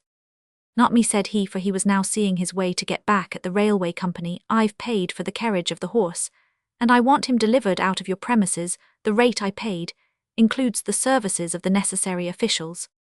The porters tried again, but the horse would not stir. Now, it is a dangerous matter to go into a horsebox in case the horse should prove restive. One after another the porters declined, till at last one plucky lad volunteered to go in by the little window close to the horse's head. Those on the platform waited in apprehension, till he suddenly ran out from the box, laughing and crying out, "Why, you blamed fools, he ain't a horse at all, he's a stuffed un." Romans 6. As I have said, Arnott always got even in some way with those who tried to best him. I remember once, when a group of short lines now amalgamated into the Irish Great Northern Railway, and worked in quite a different way, did what we all considered rather too sharp a thing. We had to have a special train to go from Dublin to Belfast on Sunday. For this they charged us full fare for every person, and a rate for the train as well. Then, when we were starting, they took at the ordinary rate other passengers in our train, for which we had paid extra. This, however, was not that which awoke Arnott's ire. The causa teterum belli was that, whilst they gave us only open trucks for goods, they charged us extra for the use of tarpaulins, which are necessary in Railway 42, travelling where goods are inflammable, and sparks. Many having made the arrangement, I had gone back to London on other business, and did not go to Belfast, so I did not know till after the tour had closed what had happened. Later, when I was checking the accounts in my office at the Lyceum, I found that though the railway company had charged us what we thought was an exorbitant price, still the cost of the total journey compared favourably with that of other journeys of equal length. I could not understand it until I went over the accounts, comparing item by item with the other journeys. Thus I focused the difference in the matter of goods. Then I found that whereas the other railways had charged us on somewhere about 19 tons weight, this particular line had only assessed us at 7. I sent for Arnott, and asked him how could the difference be, as on the first journey I had verified the weight, as I usually did, such saving much trouble throughout a tour, as it made the check easier. He shook his head. and said that he did not know. I pressed him, pointing out that either this railway had underweighed us, or that others had overweighed. Oh, the others were all right, sir. He said I saw them weighed at Euston myself. Then how on earth can there be such a difference? I asked. Can't you throw any light on it? He shook his head slowly as though pondering deeply, and then said with a puzzled look on his face, I haven't an idea. It must have been all right, for the lot of them was there. And the lot of us too. There couldn't have been any mistake with them all looking on. No, sir. I can't account for it, not for the life of me. Then, seeing that I turned to my work again, he moved away. When he was halfway to the door, he turned round, his face brightening, as though a new light had suddenly dawned upon him. He spoke out quite genially, as though proud of his intellectual effort. Unless it was, sir, that there was some mistake about the weigh-in. You see, while the weigh-in was goin' on, we was all pretty angry about things, we because they was bestin us, and they because we was tellin' 'em so, and rubbin' in what we thought of 'em in a general way. Most of us thought that there might have been a fight, and we was all red-eyed lot of usin' both sides. We was standin' close together, for we wouldn't stir, and they had to come to us, and it might have been that me and the 43 boys was standin' before they came to join us on the platform with the weights. I daresay we wasn't so quarrelsome when we moved a bit away, for there was more of them than of us, and they stood where we had been. They didn't want to follow us, and the weigh-in was done by them. Romans 7. One more anecdote of the property master. We were playing in Glasgow at the Theatre Royal, which had just been bought by Howard and Wyndham. J.B. Howard was a man of stern countenance and masterful manner. He was a kindly man, but nature had framed him in a somewhat fierce mould. His new theatre was a sacred thing, and he liked to be master in his own house. We were playing an engagement of 2 weeks, and on the first Saturday night it was found that a certain property, a tree trunk required for use in Hamlet, which was to be played on Tuesday night, was not forthcoming, so Arnott was told to make another at once, and have it ready, for it required time to dry accordingly. He went down to the theatre on Sunday morning with a couple of his men. There was no one in the theatre in accordance with the strict Sabbath-keeping then in vogue at Glasgow. Local people were all away of, and the hallkeeper, such a small matter as that would never deter Arnott. He had his work to do, and get in he must, so he took out a pane of glass, opened a window, and went in the property shop. He found all he required: wood, glue, canvas, nails, paint. So the little band of expert workmen set to work, and having finished their task came away. They had restored the window pane, and came out by the door on Monday morning. There was a hubbub. Someone had broken into the theatre and taken store of wood and canvas, nails and paint, and there in the shop lay a fine property log already set and drying fast. Inquiry showed that none of the local people were to blame, so suspicion naturally fell on our men, who did not deny the soft impeachment. Howard was fuming. He sent for the man to have it out with him. Arnott was a fine, big, well-featured North Countryman, with large limbs and massive shoulders, such a man as commanded some measure of respect, even from an angry manager. I hear that you broke into my theatre yesterday and used up a lot of my stores. Yes, sir, the theatre was shut up and there was no time. Time has nothing to do with it, sir. Why did you do it? Well, Mr. Howard, the governor, ordered it, and Mr. Loveday told me not to lose any time in getting it ready, as we had to rehearse today. This accounted to Mr. Howard, the man, for the breach of decorum. But as the manager he was not satisfied. He was not willing to relinquish his grievance all at once, so he said, and he said it in the emphatic manner customary to him. But sir, if Mr. Loveday was to tell you to take down the flies of my theatre, would you do that too? The answer came in a quiet, grave voice. Certainly, sir. Howard looked at him fixedly for a moment, and then raising both hands in front of him, said as he shrugged his shoulders, In that case I have nothing more to say. I only wish to God that my men would work like that. And so the quasi-burglar went unreproved. Romans 7. Lyceum Productions. During Henry Irving's personal management of the Lyceum, he produced over 40 plays, of which 11 were Shakespeare's Hamlet, The Merchant of Venice, Othello, Romeo and Juliet, Much Ado About Nothing, Twelfth Night, Macbeth, Henry Roman 8, King Lear, Cymbeline, and Richard Roman 3, Coriolanus, was produced during his agreement with the Lyceum Company. He also reproduced 6 plays which he had before presented during his engagement by and partnership with the Batemans, Eugene Aram, Richelieu, Louis Roman. 11. The Leon Male, Charles Roman 1, The Bells. He also produced the following old plays, in most of which he had already appeared at some time: The Lady of Leon, The Iron Chest, The Corsican Brothers, The Bells, Stratagem 2, Roses, Olivia, The Dead Heart, Robert Macaire, and a good many curtain raisers whose excellences were old and tried. The new plays were in some instances old stories told afresh, and in the remainder historic subjects treated in a new way or else quite new themes or translations in the first category, were Faust Werner Ravenswood Ireland, one act in the second, were The Cup, The Amber Heart Becket King Arthur Madame Sans Jean, Peter the Great The Medicine Man Robespierre, and the following one act plays Waterloo Nance Oldfield, and Don Quixote Dante was produced after the Lyceum Company had been unable to carry out their contract with him. This gives an average of 2 plays by, and large as the sailors say for each year from 1878 to 1898, after which time he sold his rights to the Lyceum Theatre Company. Limited regarding some of these plays are certain matters of interest, either in the preparation or the working. I shall simply try now and again to raise a little the veil which hangs between the great actor and the generations who may be interested in him and his work. Roman 8. Irving begins management. The first half year of Irving's management was in accordance with old usage, broken into 2 seasons, the first ending on May 31, and the second beginning on June 1. This was the last time, except in the spring of 1881, that such an unnatural division of natural periods took place. After that, during the entire of his management, the season lasted until the theatre closed, and as the coming of the hot weather was the time when, for the reason the theatre-going public left London, the theatre had to be closed about the end of July, became practically the time for recess. It had become an unwritten law that Goodwood closed the London theatre season, just as in society circles the banquet of the Royal Academy on the first Saturday in May marked the formal opening of the London season. This made things very comfortable for the actors who by experience came to count on from 46 to 48 weeks' salary in a year. This was certainly so in the Lyceum, and in some other theatres of recognized position. Roman 2.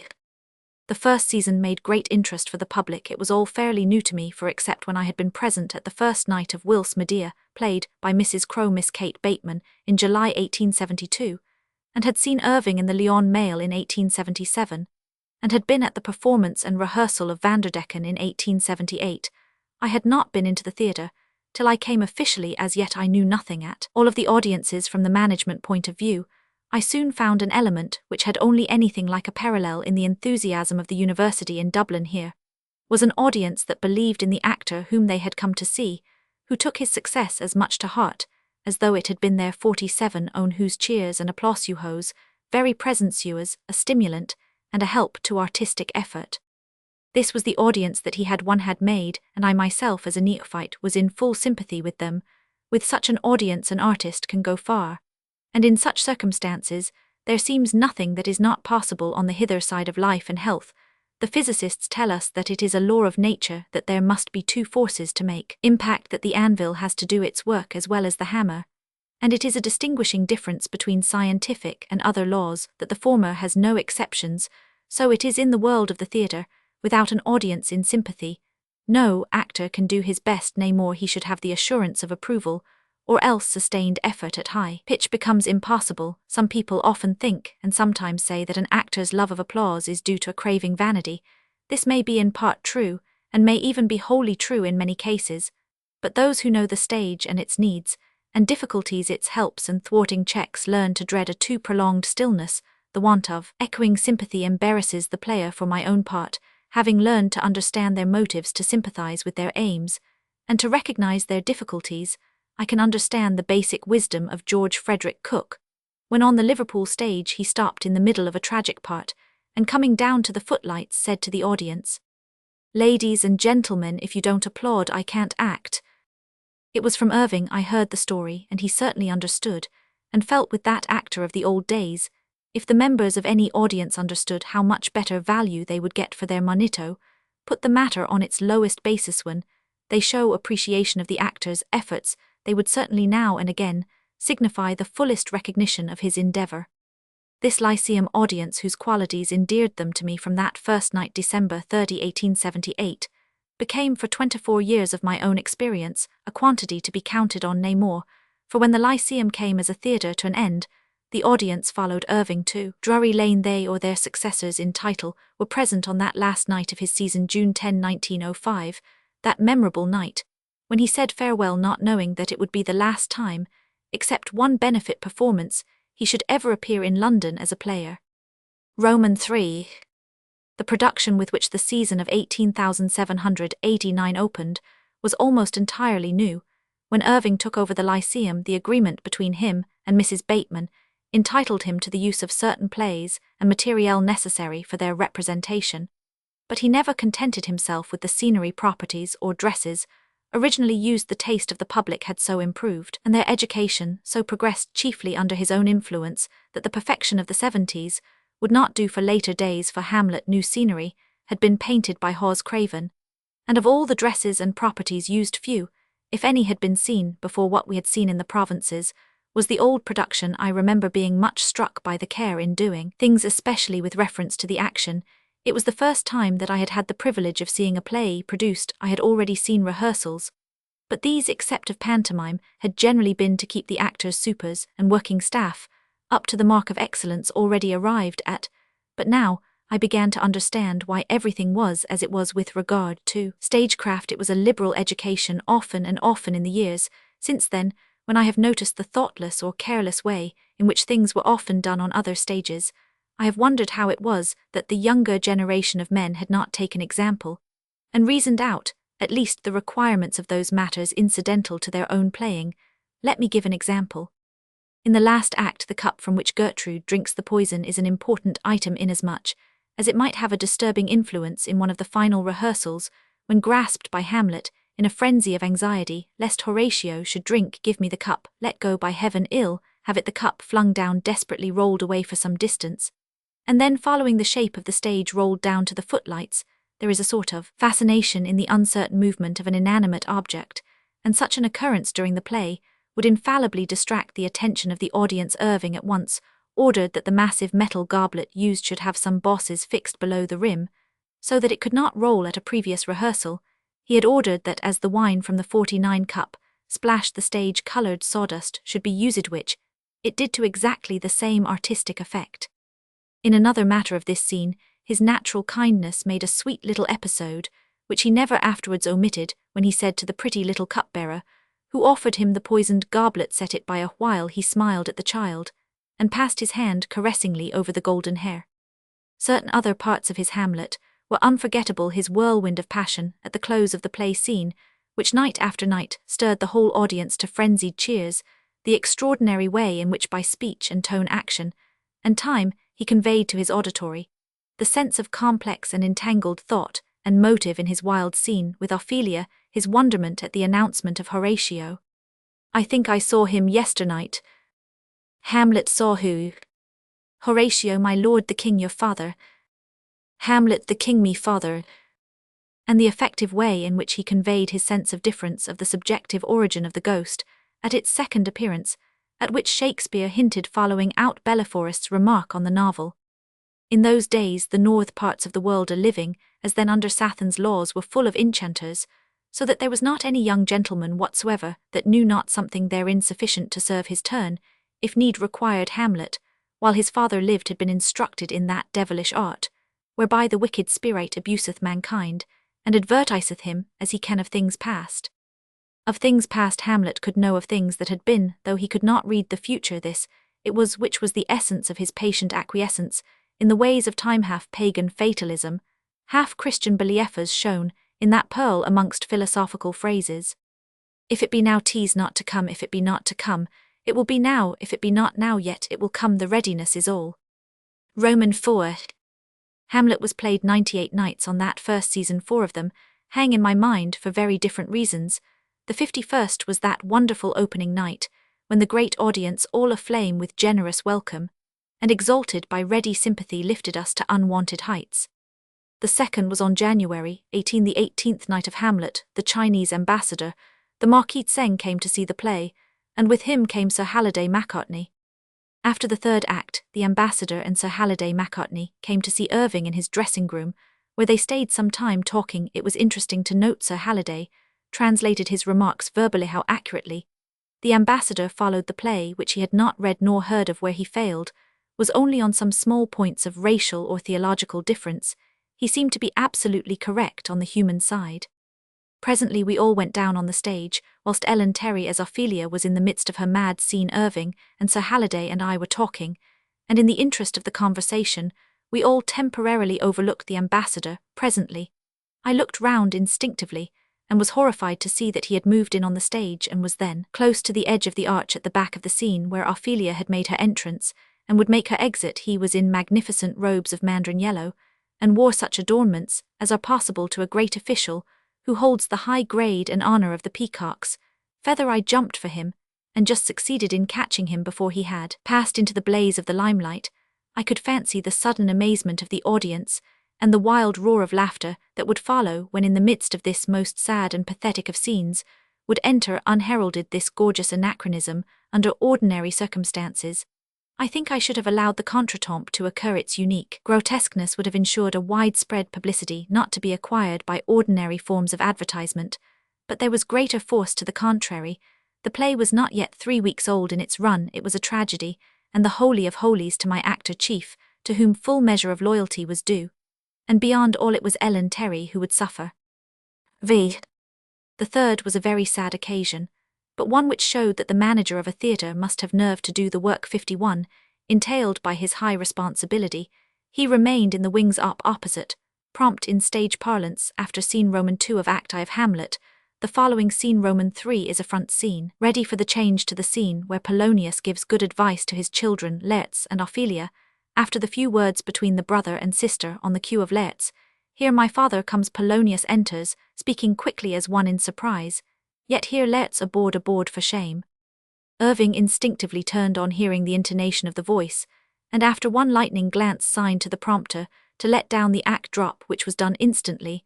I was standing beside him at the time talking to him, and was struck by the marvelous rapidity of thought and action of the decision, which seemed almost automatic.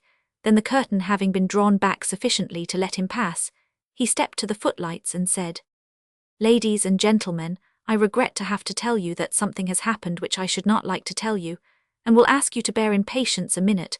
We shall, with your permission, go on from the beginning of the third scene of Act Roman 1. He stepped back amid instantaneous and sympathetic applause. Perhaps they knew some few must have seen for themselves what had occurred, and many undoubtedly guessed, but all recognized the mastery and decision which had saved a very painful and difficult situation. The curtain straightened behind him as he passed in on the stage. In an incredibly short time, all was ready for stage workmen, as well as actors are adepts at their trade. Within 7 or 8 minutes, the curtain went up afresh, and the play began ain with a different Polonius. That night a call went up for the whole company and employees, everybody concerned, on the stage at noon next day. It was a grave and solemn gathering, and all were there except one who had received a kindly intimation that he need not attend. Irving came on the stage at the stroke of the hour. Loveday and I were with him. He stood in front of the footlights with his back to the auditorium. He spoke for a few minutes only, but that speech must have sunk deeply into the hearts of every listener. He reminded them of the loyalty which is due from craftsmen to one another, of the loyalty which is due to a manager who has to think for all, and finally of the loyalty which is due and was on the unhappy occasion to which he referred to their own comrade. By that want of loyalty, he said, in any of the forms you have 52 helped to ruin your comrade. Some of you must have noticed, at least those who dressed in the room with him, or saw him in the green room. Had I been told, had the stage manager had a single hint from anyone we could, and would have saved him, the lesson would perhaps have been a bitter one, but it would have saved him from worse disaster, as it is no other course was open to me to save him from public shame, as it is the disaster of last night may injure him for life. And it is you who have done this now, my dear friends and comrades. Let this be a lesson to us all. We must be loyal to each other, that is, to be helpful, and it is to the honor of our art and our calling." There he stopped and turned away. No one said a word for a short space. They stood still, and then melted slowly away, in silence like the multitude of a dream. Roman 6. The fourth occasion was on the night of March 27, when Irving, having been taken with a serious cold, was unable to play. The first time he had been out of the bill for 7 years. The note in my diary runs: "Stage very dismal. Ellen Terry met me in the passage and began to cry. I felt very like joining her." I instance this as a fair illustration of how Irving was loved by all with whom he came in personal contact. Roman night. Shakespeare Placey. Irving did not think of playing The Merchant of Venice until he had been to the Levant. The season of 187,980 had been arranged before the end of the previous season. We were to commence with the Iron Chest, Irving had considerable faith in Coleman's play, and intended to give it a run. It was to be followed in due course, as announced in his farewell speech at the end of the second season, by the gamester, the stranger Coriolanus, and Robert Emmet, a new play by Frank Marshall. It was rather a surprise, therefore, when on October 8, before the piece had run 2 weeks, he broached the subject of a new production. It had been apparent to us, since his return from a yachting trip in the Mediterranean, that he was not so much in love with the play, as he usually was with anything which he had immediately in hand. Even if a play did not seem to possess him, I never saw him show the slightest sign of indifference to it in any other case. On that particular evening, he asked Loveday and me if we could stay and have a chop in the beefsteak room. He was evidently full of something of importance. It seemed a relief to him when supper was finished, and the servant who waited had gone when we had lit our cigars. He said quietly, "I am going to do the Merchant of Venice." We both waited, for there was nothing to say, until we should know a little more. He went on, "I never contemplated doing the piece, which did not even appeal very much to me, until when we were down in Morocco, and the Levant, you know, the Walrus, that was the fine steamer which the Baroness Burdett Coutts had chartered for her yachting party, put into all sorts of places. When I saw the Jew in what seemed his own land, and in his own dress, Shylock became a different creature. I began to understand him, and now I want 54 to play the part as soon as I can. I think I shall do it on the 1st of November. Can it be done?" Loveday answered it would depend on what had to be done. "That is all right," said Irving. "I have it in my mind, I have been thinking it over, and I see my way to it. Here is what I shall have in the casket scene." He took a sheet of notepaper, and made a rough drawing of the scene, tearing out an arch in the back, and propping another piece of paper in it, with a rough suggestion of a Venetian scene. "I will have an Eastern lamp with red glass. I know where is the exact thing. It is, or used to be 2 or 3 years ago, in that furniture shop in Oxford Street, near Tottenham Court Road." Then he went on to expound his idea of the whole play, and did it in such a way that he set both Loveday and myself afire with the idea. We talked it out till early morning. Indeed, the eastern sun was outlining the beauty of St. Marysil Strand, as the time-roughened stone stood out like delicate tracery against the blush of the sunrise then, and often since have I thought that Sir Christopher Wren must have got his inspiration regarding St. Mary's on returning later, early in the morning, from a supper in Westminster. The church is ugly enough at other times, but against sunrise it is a picturesque delight. As we parted, Irving smiled as he said, "Craven had better get out that red handkerchief, I think." Therein lay a little joke amongst us. Hawes Craven, who was as happily he still is a great scene painter, could work like a demon, when time pressed. Ordinarily, he wore, when at work in those days, a long coat once of a dark colour, and an old brown bowler hat, both splashed out of all recognition with paint. Scene painting is essentially a splashy business, the drops of paint from the great brushes of necessity, vigorously used to cover the acres of canvas, come not in single spies, but in battalions.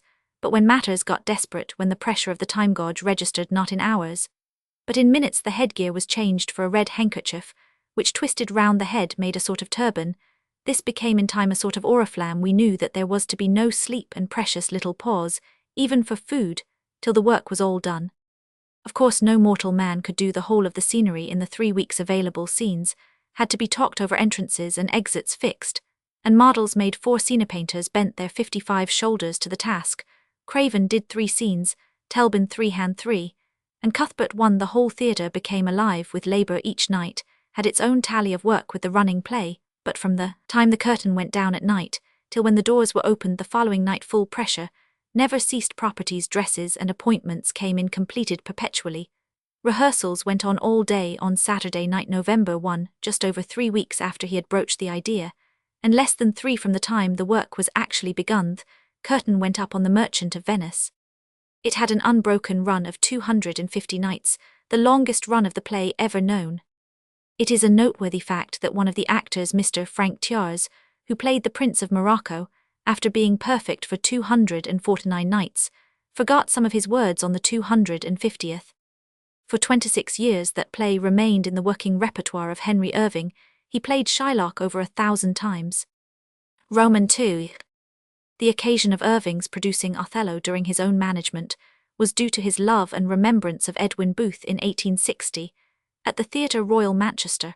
Irving began a long engagement in the bill. His name is announced his first appearance in November of the following year. Booth appeared as a star playing Othello.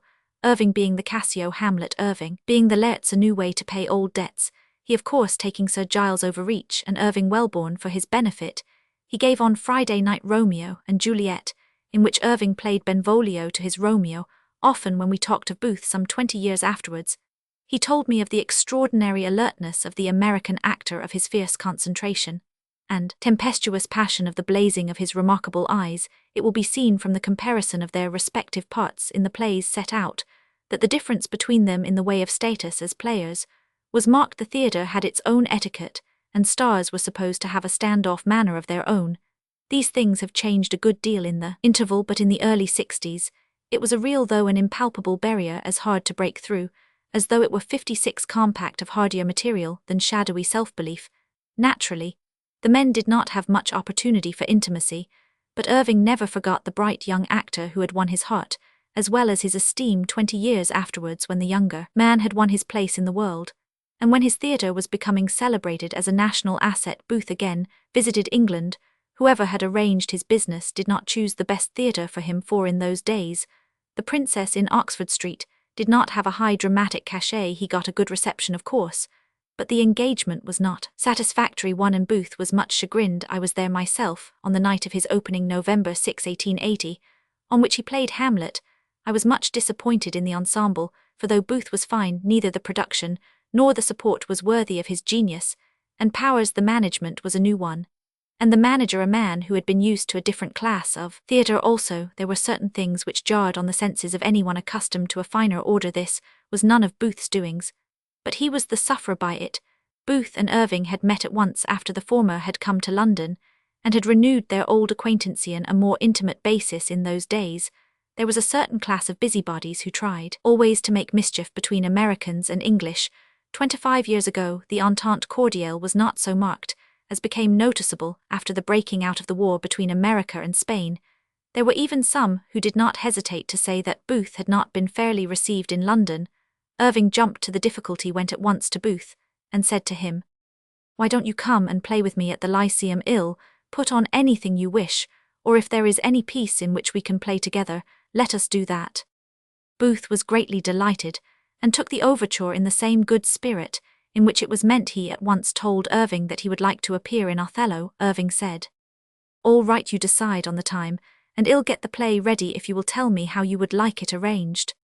Booth said he would like to leave all that to his host, as he had not himself taken a part in the production of plays for years, and did not even attend rehearsals. So Irving took all the task on himself. When he asked Booth whether he would like to play Othello or Iagoffer, he played both. They said he would like to begin with Othello, and that it would, he thought, be well if they 57 changed week about, and so it was arranged. The performance began on May 2, 1881.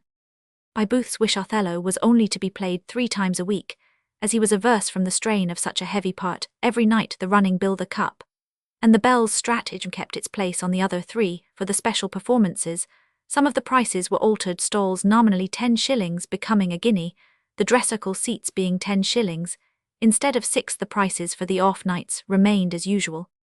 The success of Othello was instantaneous and immense during the 7 weeks. The arrangement lasted, the houses were packed, and strange to say the takings of the off nights were not affected in any way. Roman 3. The 2 months thus occupied made a happy time for Booth. He came down to rehearsal early in the week before the production, and was so pleased that he never missed a rehearsal during the remainder of the time. He said more than once that it had given him a new interest in his work. In social ways too, the time went pleasantly. Several of his distinguished countrymen were then staying in London, and no matter how strenuous work might be, time was found for enjoyment, though the days had to be stretched out in the manner suggested in Tommy Moore's ballad. For the best of all ways to lengthen our days is to steal a few hours from the night, my dear. On Sunday, June 12, John McCullough gave a party at Hampton Court, where we dined at the Greyhound. We drove down in 4-in-hand drags, and spent the late afternoon walking through the beautiful gardens of Hampton Court. June in that favoured spot is always delightful. There was an amusing episode on our dilatory journeying among the flowers. One of the gardeners, a bright-faced old fellow for whom nature had been unkind enough to use the mould wrought for the shaping of Richard Roman III, on being asked some trivial question, gave so smart an answer that we all laughed. Then began a hail of questions. The old man, smiling gleefully, answered them as quick as lightning. One by one, nearly all the party joined in, but to one and all a cunning answer was given without slack of 58 speed, till the whole crowd was worsted. One of the party asked the gardener if he would lend him his hat for a minute. The old man handed it, remarking in a manifestly intended stage aside, "It'll be no use to him, the brains don't go with it." The man who borrowed it, Billy Florence, put it on the grass open side up and said, "Now boys." Instantly a rain of money, more of it gold than silver, and some folded notes fell into the hat. Then with a handshake all round, the clever old fellow toddled off. The names of that party will show most people of the great world, even 20 years afterwards, that there was no lack of brains in that crowd, even enough possibly to answer effectually to the sallies of one old man. Most of them may be seen on the dinner menu which they signed. One night at supper in the beefsteak room, Irving told me an amusing occurrence which took place at Manchester, when Booth played there.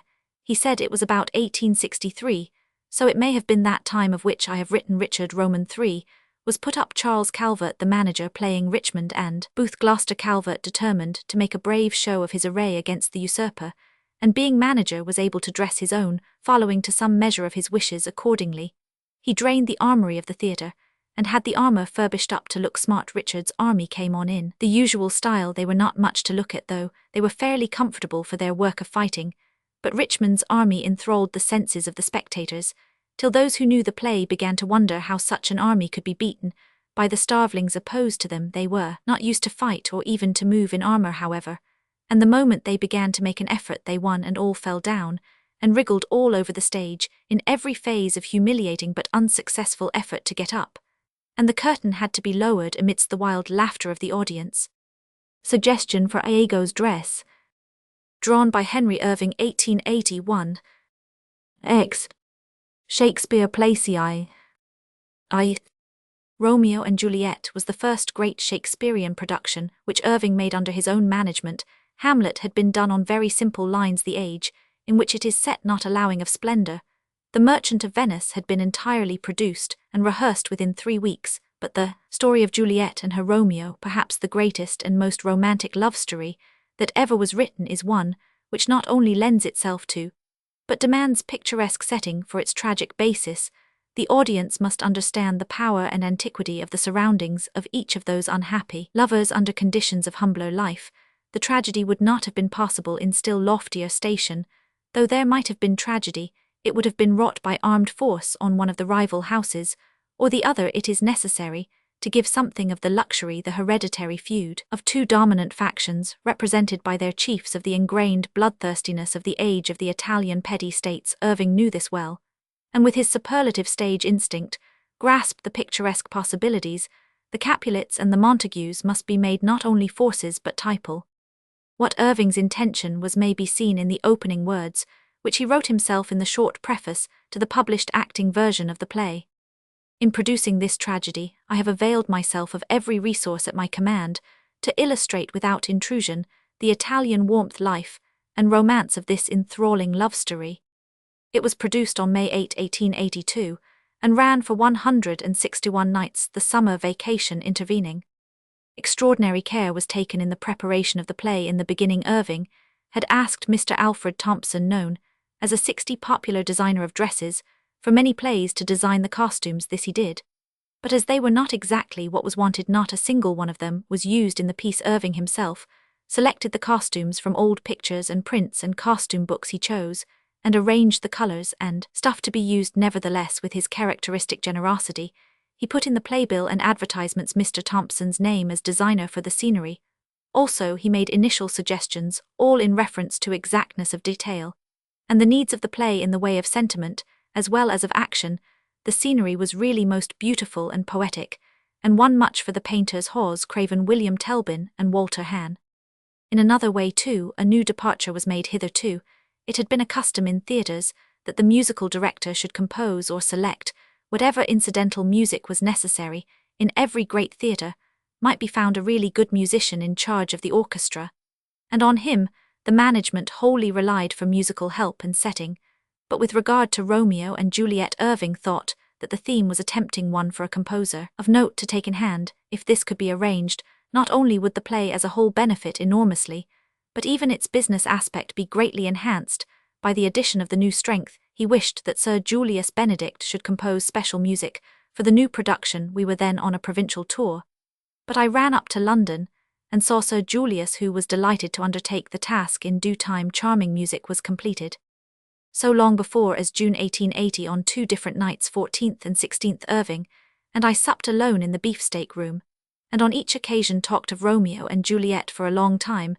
The play had been in Irving's mind as one to be produced when the proper opportunity should come. In his early days in the 50s, he had played both Paris and Tybalt, and we may be sure that in his ambitious soul and restless eager brain the tragic part of Romeo was shaping itself for future use more than 20 years afterwards, when the dreams of power to do as he wished on the stage had grown first to possibilities, and then to realities. He certainly convinced me that his convictions of the phases of character were quite mature. He had followed Romeo through all his phases, both of character and emotion. He seemed to have not only the theory of action and pose and inflection of voice proper for every moment of his appearance, but the habit of doing it, which is the 61 very stronghold of an actor's art. To me, his conception was enlightening with a new light. The words "thou canst not teach me to forget" he took to strike a keynote of the play. He rehearsed them over and over again, not only on the stage, but on several occasions when we were alone, or when Loveday was also with us. I well remember one night when we 3 were alone, and had supped after the running play 2 Roses, when he was simply bubbling over with the new play over and over again. He practiced the action of leaning on Benvolio, and the tone and manner of the speech in it. There was a distinct duality of thought-off existence. He managed to convey that though his mind was to a measure set on love with a definite object, there was still a sterner possibility of a deeper passion. It seemed to show the heart of a young man yearning for all-compelling love, even at the time when the pale phantom of such a love claimed his errant fancy. Once he was started on this theme, he went on with fiery zeal to other passages in the play, till at last the pathos of the end touched him to his heart's core. I find an entry in my diary. H. much touched at tragedy of last act, and in speaking the words wept. That night too we practiced carrying the body of Paris into the tomb. In the first instance, he asked me as one who had been an athlete to show him how I would do it. Accordingly Loveday lay on the floor on his back, whilst I lifted him, Irving keenly watching all the time, standing astride over the body. I took it by the hinchesses, the wrestlers call the upper part of the hips, and bending my legs, whilst at the same moment raising with my hands, keeping my elbows down, and swaying backwards, I easily flung it over my shoulder. Irving thought it was capital, and asked me to lift him so that he could understand the motion. I did so several times, then I lay down, and he lifted me easily enough. In the same way it must have required a fair effort of strength on his part, for he was a thin, spare man, whilst I was over 12 stone. He said that that method would do very well and looked all right, but that it might prove too much of a strain in the stress of acting, so we put off other experiments till another evening. Some 10 days after, my brother George, who had been all through the Russo-Turkish War as a surgeon in the Turkish service, was in the theatre. He had been chief of ambulance of the Red 62 Crescent, and had been in the last convoy into Plevna, and had brought to Philippopolis all the Turkish wounded from the battle at the Skipka Pass, and so had had about as much experience of dead bodies as any man wants. Irving thought it might be well to draw on his expert knowledge, and after supper asked him what was the easiest way of carrying a dead body, emphasizing the easiest. Accordingly, I, who was to enact the part of body, lay down again. George drew my legs apart, and stooping very low with his back to me, lifted the legs in turn, so that the inside of my knees rested on his shoulders. Then catching one of my ankles in each hand, he drew my body up till the portion of my anatomy where the back and legs unite was pressed against the back of his neck. He then straightened his arms, and rose up, my body face outward, trailing down his back, and my arms hanging limp. It was just after the manner of a butcher carrying the carcass of a sheep. It was most certainly the easiest way to carry a body. There was no possible doubt about that, but its picturesque suitability for stage purpose was another matter. Irving laughed consumedly, and when next we discussed the matter, he had come to the conclusion that the best way was to drag the body into the entrance of the monument. He would then appear in the next scene dragging the body down the stone stair to the crypt. To this end, a body was prepared adjusted to the weight and size of Paris, so that in every way resemblance was secured. That production was certainly wonderfully perfect. Some of the scenes were of really entrancing beauty, breathing the Italian atmosphere. Even the supers took fire with the reality of all around them. No matter how carefully rehearsed, they would persist in throwing into their work. a martial vigor of their own. The rubric of the scene, as printed from the original, does not give the slightest indication of the wonderful stress of the first scene. Enter several persons of both houses who join in the fray, then enter citizens and peace officers with their clubs and partisans. The scene was of the marketplace of Verona with side streets, and at back a narrow stone bridge over a walled-in stream. The several persons, mostly apprentices of the Capulet faction, entered at first slowly, but coming quicker and quicker, till quite a mass had gathered on the hither side of the bridge. The strangers were being easily worsted. Then over the bridge came a rush of 63, the Montagues armed like their foes with sticks or swords, according to their degree. They used to pour in on the scene down the slope of the bridge like a released torrent, and for a few minutes such a scene of fighting was enacted, as I have never elsewhere seen on the stage. The result of the mighty fight was that during the whole time of the run of the play, there was never a day when there was not at least one of the young men in hospital. We tried to make them keep to the business set down for them, for on the stage, even a fight between supers is so carefully arranged that no harm can come if they keep to their instructions, but one side or the other would grow so ardent that a mighty trouble of some kind had to be counted upon. When I look back upon other presentations of Romeo and Juliet, I can see the exceeding value of all the picturesque realism of Irving's production. I have in my mind's eye 2 others in London, one of which I saw and the other of which I heard, for we were then in America, where tragedy was lost in the mirth of the audience. The former was held in the old Gaiety Theatre, then under the management of the late John Halshead. It was at a matinee given by a lady who was ambitious of beginning her theatrical career. As Juliet, of course, on such an occasion, one has to be contented with the local scenery, either such as is used in the running play, or can be easily taken from, and to the storage the play went fairly well until the third act. William Terrace was the Romeo, and his performance, if not subtle, was full of life and go. But when the scene went up on Juliet's chamber, there was a sudden and wild burst of laughter from every part of the house. The stage management had used a picturesque scene without any idea of suitability. Juliet's bed was set right in the open on a wide marble terrace, with steps leading to the garden. The other occasion was when the property master, with a better idea of customary utility than of picturesque accuracy, had set out for Juliet's bed, one of double width, the matrimonial couch, with 2 pillows. Roman II. Much Ado About Nothing followed close after Romeo and Juliet, the theatre being closed for 3 nights to allow of full-dress rehearsals.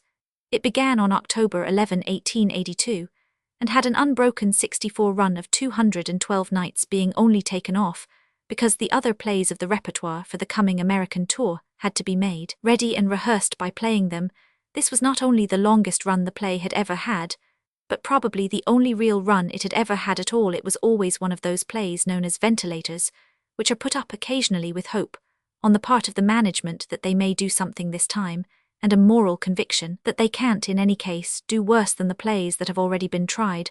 But Irving had faith in it, and in his own mind saw a way of doing it which would help it immensely. It was beautifully produced, and carefully rehearsed. The first act was all brightness and beauty. The cathedral was such as was never before seen on the stage. Even the cathedral servants were new, their brown dresses giving picturesque sombre richness to the scene. Irving had seen such dresses in the Cathedral of Seville or Burgos, I forget which, and had noted and remembered. Ellen Terry was born for the part of Beatrice. It was almost as though Shakespeare had a premonition of her coming. Don Pedro, out of question, you were born in a merry hour. Beatrice, no, sure, my lord, my mother cried, but then there was a star danced, and under that was I born. Surely such a buoyant, winsome, merry, enchanting personality was never seen on the stage. Off it, she was literally compact of merriment, until when her anger with Claudio blazed forth in a brief tragic moment, half passion and whole pathos, that carried everything before it. And as for tragic strength, none who have ever seen or may ever see it can forget her futile, helpless anger, the surging, choking passion in her voice, as striding to and fro, with long paces, her whirling words won Benedict to her, as in answer to his query, "Is Claudio thine enemy?" she broke out. "Is he not approved in the height, a villain that hath slandered, scorned, dishonoured my kinswoman? Oh, that I were a man, what bear her in hand, until they come to take hands, and then with public accusation, uncovered slander, unmitigated rancour. O God, that I were a man, it did eat his heart in the marketplace. And then after some combative words with her lover, I cannot be a man with wishing, therefore I will die a woman with grieving." It was that last feminine touch that won Benedict to her purpose of revenge, all the audience felt that he could do no less. Roman 3. By the way, a curious evidence of the truth of its emotional effect came one night not very long after the play began its long career. I was in my office, just after the curtain had gone up on the fourth act, when I was sent for to the front of the house, to see someone in the vestibule. I found a tall, powerful, handsome man. He had masterful eyes, a resonant voice, and a mouth that shut like steel, a most interesting personality. I thought I introduced myself, and as I had been told, he had expressed a wish to see Irving. I asked him if he could wait a little as the curtain had gone up. He was very cheery and friendly, and he said at once, "Of course, I'll wait. I've just come to London, and I came at once to see my cousin Johnny. I haven't seen him since we were boys. I had been trying to place him. This gave me the clue I wanted." "Are you John Penberthy?" I asked. This delighted him, and he shook my hand again. I said that I had often heard of him. From the moment of our meeting we became friends. John Penberthy was one of the sons of Sarah Behenna, sister of Irving's mother, who had married Captain Isaac Penberthy, a famous mining captain of his time in Cornwall. Whilst a very young man, John had gone to South America, and had soon become, by his courage and forceful character, as well as by his gifts and skill as a miner himself, a great mining captain. He was mostly in the silver mines. He it was who had developed and worked the great Huanchaca mine in Bolivia. For some 20 or more years he had lived in a place, and under conditions where a quick eye and a ready hand were the surest guarantees of long life, especially to a man who had to control the fierce spirits of a Spanish mine. I took him round on the stage, thinking what a surprise as well as a pleasure it would be to Irving to find him there. When he came off after the scene, he at once got deeply interested in the scene going on, and now and again, as I stood beside him, I could see his strong hands closed and hear him grind his teeth when the scene was over, and Irving and Ellen Terry were bowing in the glare of the footlights amid a storm of applause. 66.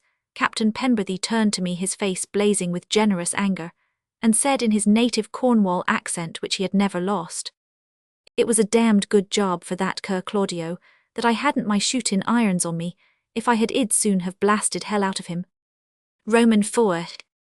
An instance of the interest of the public in a Lyceum production was shown by a letter received by Irving a few nights after the play had been produced for one of the front scenes. The scene painter Hawes Craven had been given a free hand. He chose for the subject a walk curving away through giant cedars, brown trunks, and twisted branches, a noble spot in which to muse. Irving's correspondent pointed out, as well as I remember, that whereas the period is set in the third quarter of the 15th century, the cedar was not introduced into Messina until the middle of that century, and could not possibly have attained the stature shown in the sea. Perhaps I may here mention that Irving had some other experiences of the same kind. When he reproduced Charles Roman I in June 1879, some critical observer called attention to the fact that the trees in the Hampton Court scene, having been planted in the time of Charles, could not possibly have grown within his reign to the size represented. Again, whilst in Philadelphia in 1894, where we had played, Beckett, the secretary of a natural history society, wrote a letter, a really charming letter. It was to pointing out that Tennyson had made a mistake in that passage of the last act of the play, where Beckett speaks of finding a duck frozen on her nest of eggs. Such might certainly occur in the case of other wild birds, but not in the case of a duck whose habits made such a tragedy impossible. Irving replied in an equally courteous letter, saying, after thanking him for the interest displayed in the play, and for his kindness in calling attention to the alleged error, that there must have been some misreading of the poet's words, as he did not mention a duck at all. "We came upon a wildfowl sitting on her nest." It may be well to mention here the way in which Irving cared always, and in every way, for the feelings of the public in religious matters. He was scrupulous against offence. When the church scene of Much Ado About Nothing was set for the marriage of Claudio and Hero, he got a Catholic priest to supervise it. He listened carefully whilst the other explained the emblematic value of the points of ritual. The then property master was a Catholic, and had taken some pains to be correct as to details. When the reverend critic pointed out that the white cloth spread in front of the tabernacle on the high altar meant that the host was within, Irving at once ordered that a piece of cloth of gold should be spread in its place again. When he was told that the cross on the ends of the stole of the marrying priest was emblematical of the sacrament, he ordered a fleur-de-lis to be embroidered instead in the same way. On knowing that the red lamp hung over the altar rail by his direction for purely scenic effect was a sacramental sign, he had it altered. and others placed to destroy the significance, but not so when as Becket he put on the pall to go into the cathedral, where the murderous huddle of knights awaited him. There he wore the real pall, there were no feelings to be offended. Then, though the occasion was in itself a sacrament, greatest of all sacraments, martyrdom, all sensitiveness regarding ritual, was merged in pity, and the grandeur of the noble readiness. I go to meet my king. Shakespeare plays here. Of all the plays of which Irving talked to me in the days of our friendship, when there was an eager wish for freedom of effort, or in later times, when a new production was a possibility, rather than an intention, I think Macbeth interested me most.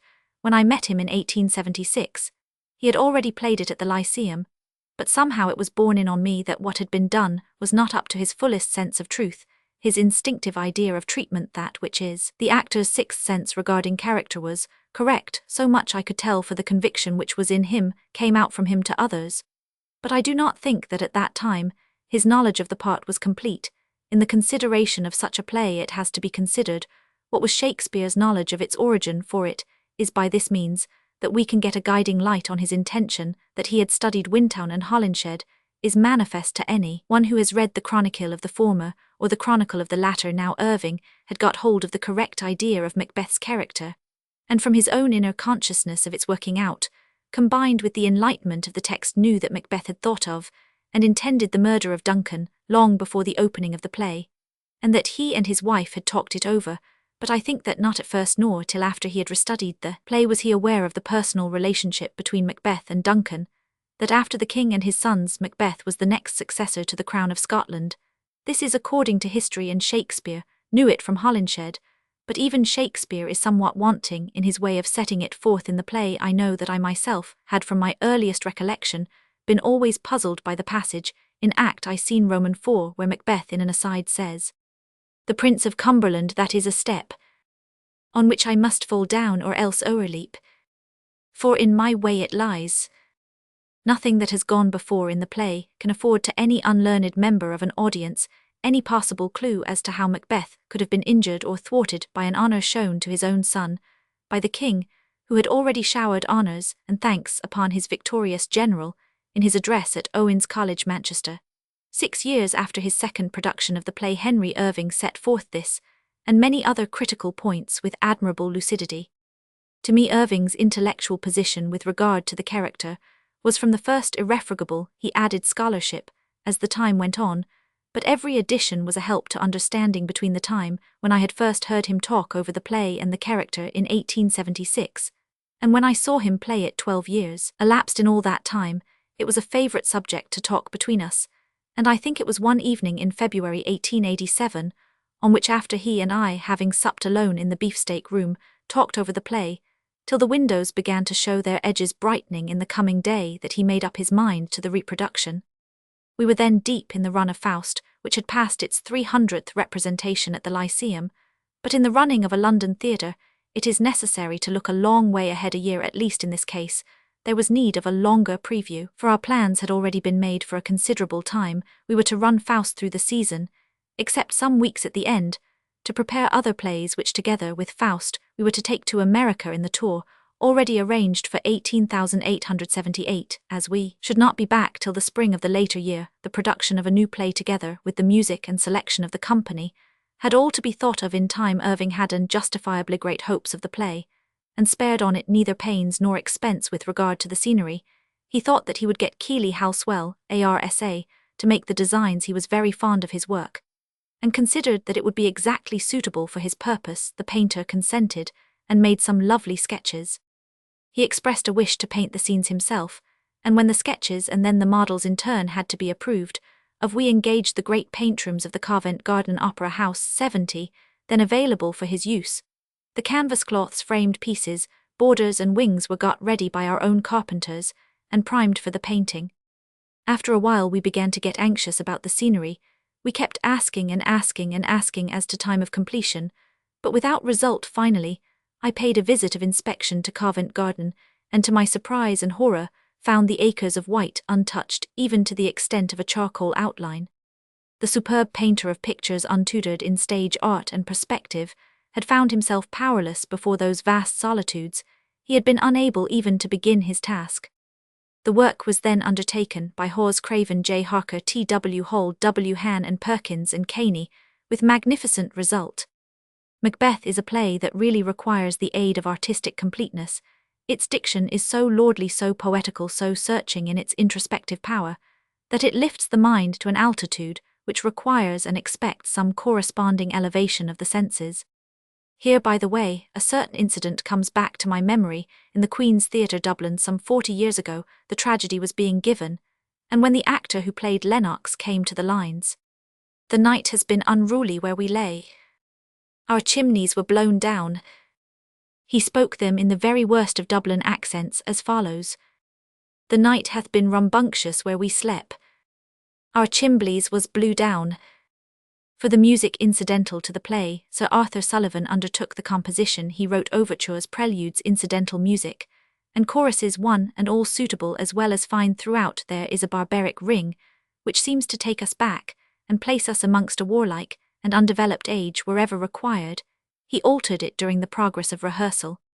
It was a lesson in collaboration to see the way in which these two men, each great in his own craft, worked together. Arthur Sullivan knew that with Irving lay the responsibility of the ensemble, and was quite willing to subordinate himself to the end, which the other had in view. Small-minded men are unwilling or perhaps unable to accept this position if their susceptibilities are in any way wounded by even a non-recognition of the superiority of their work.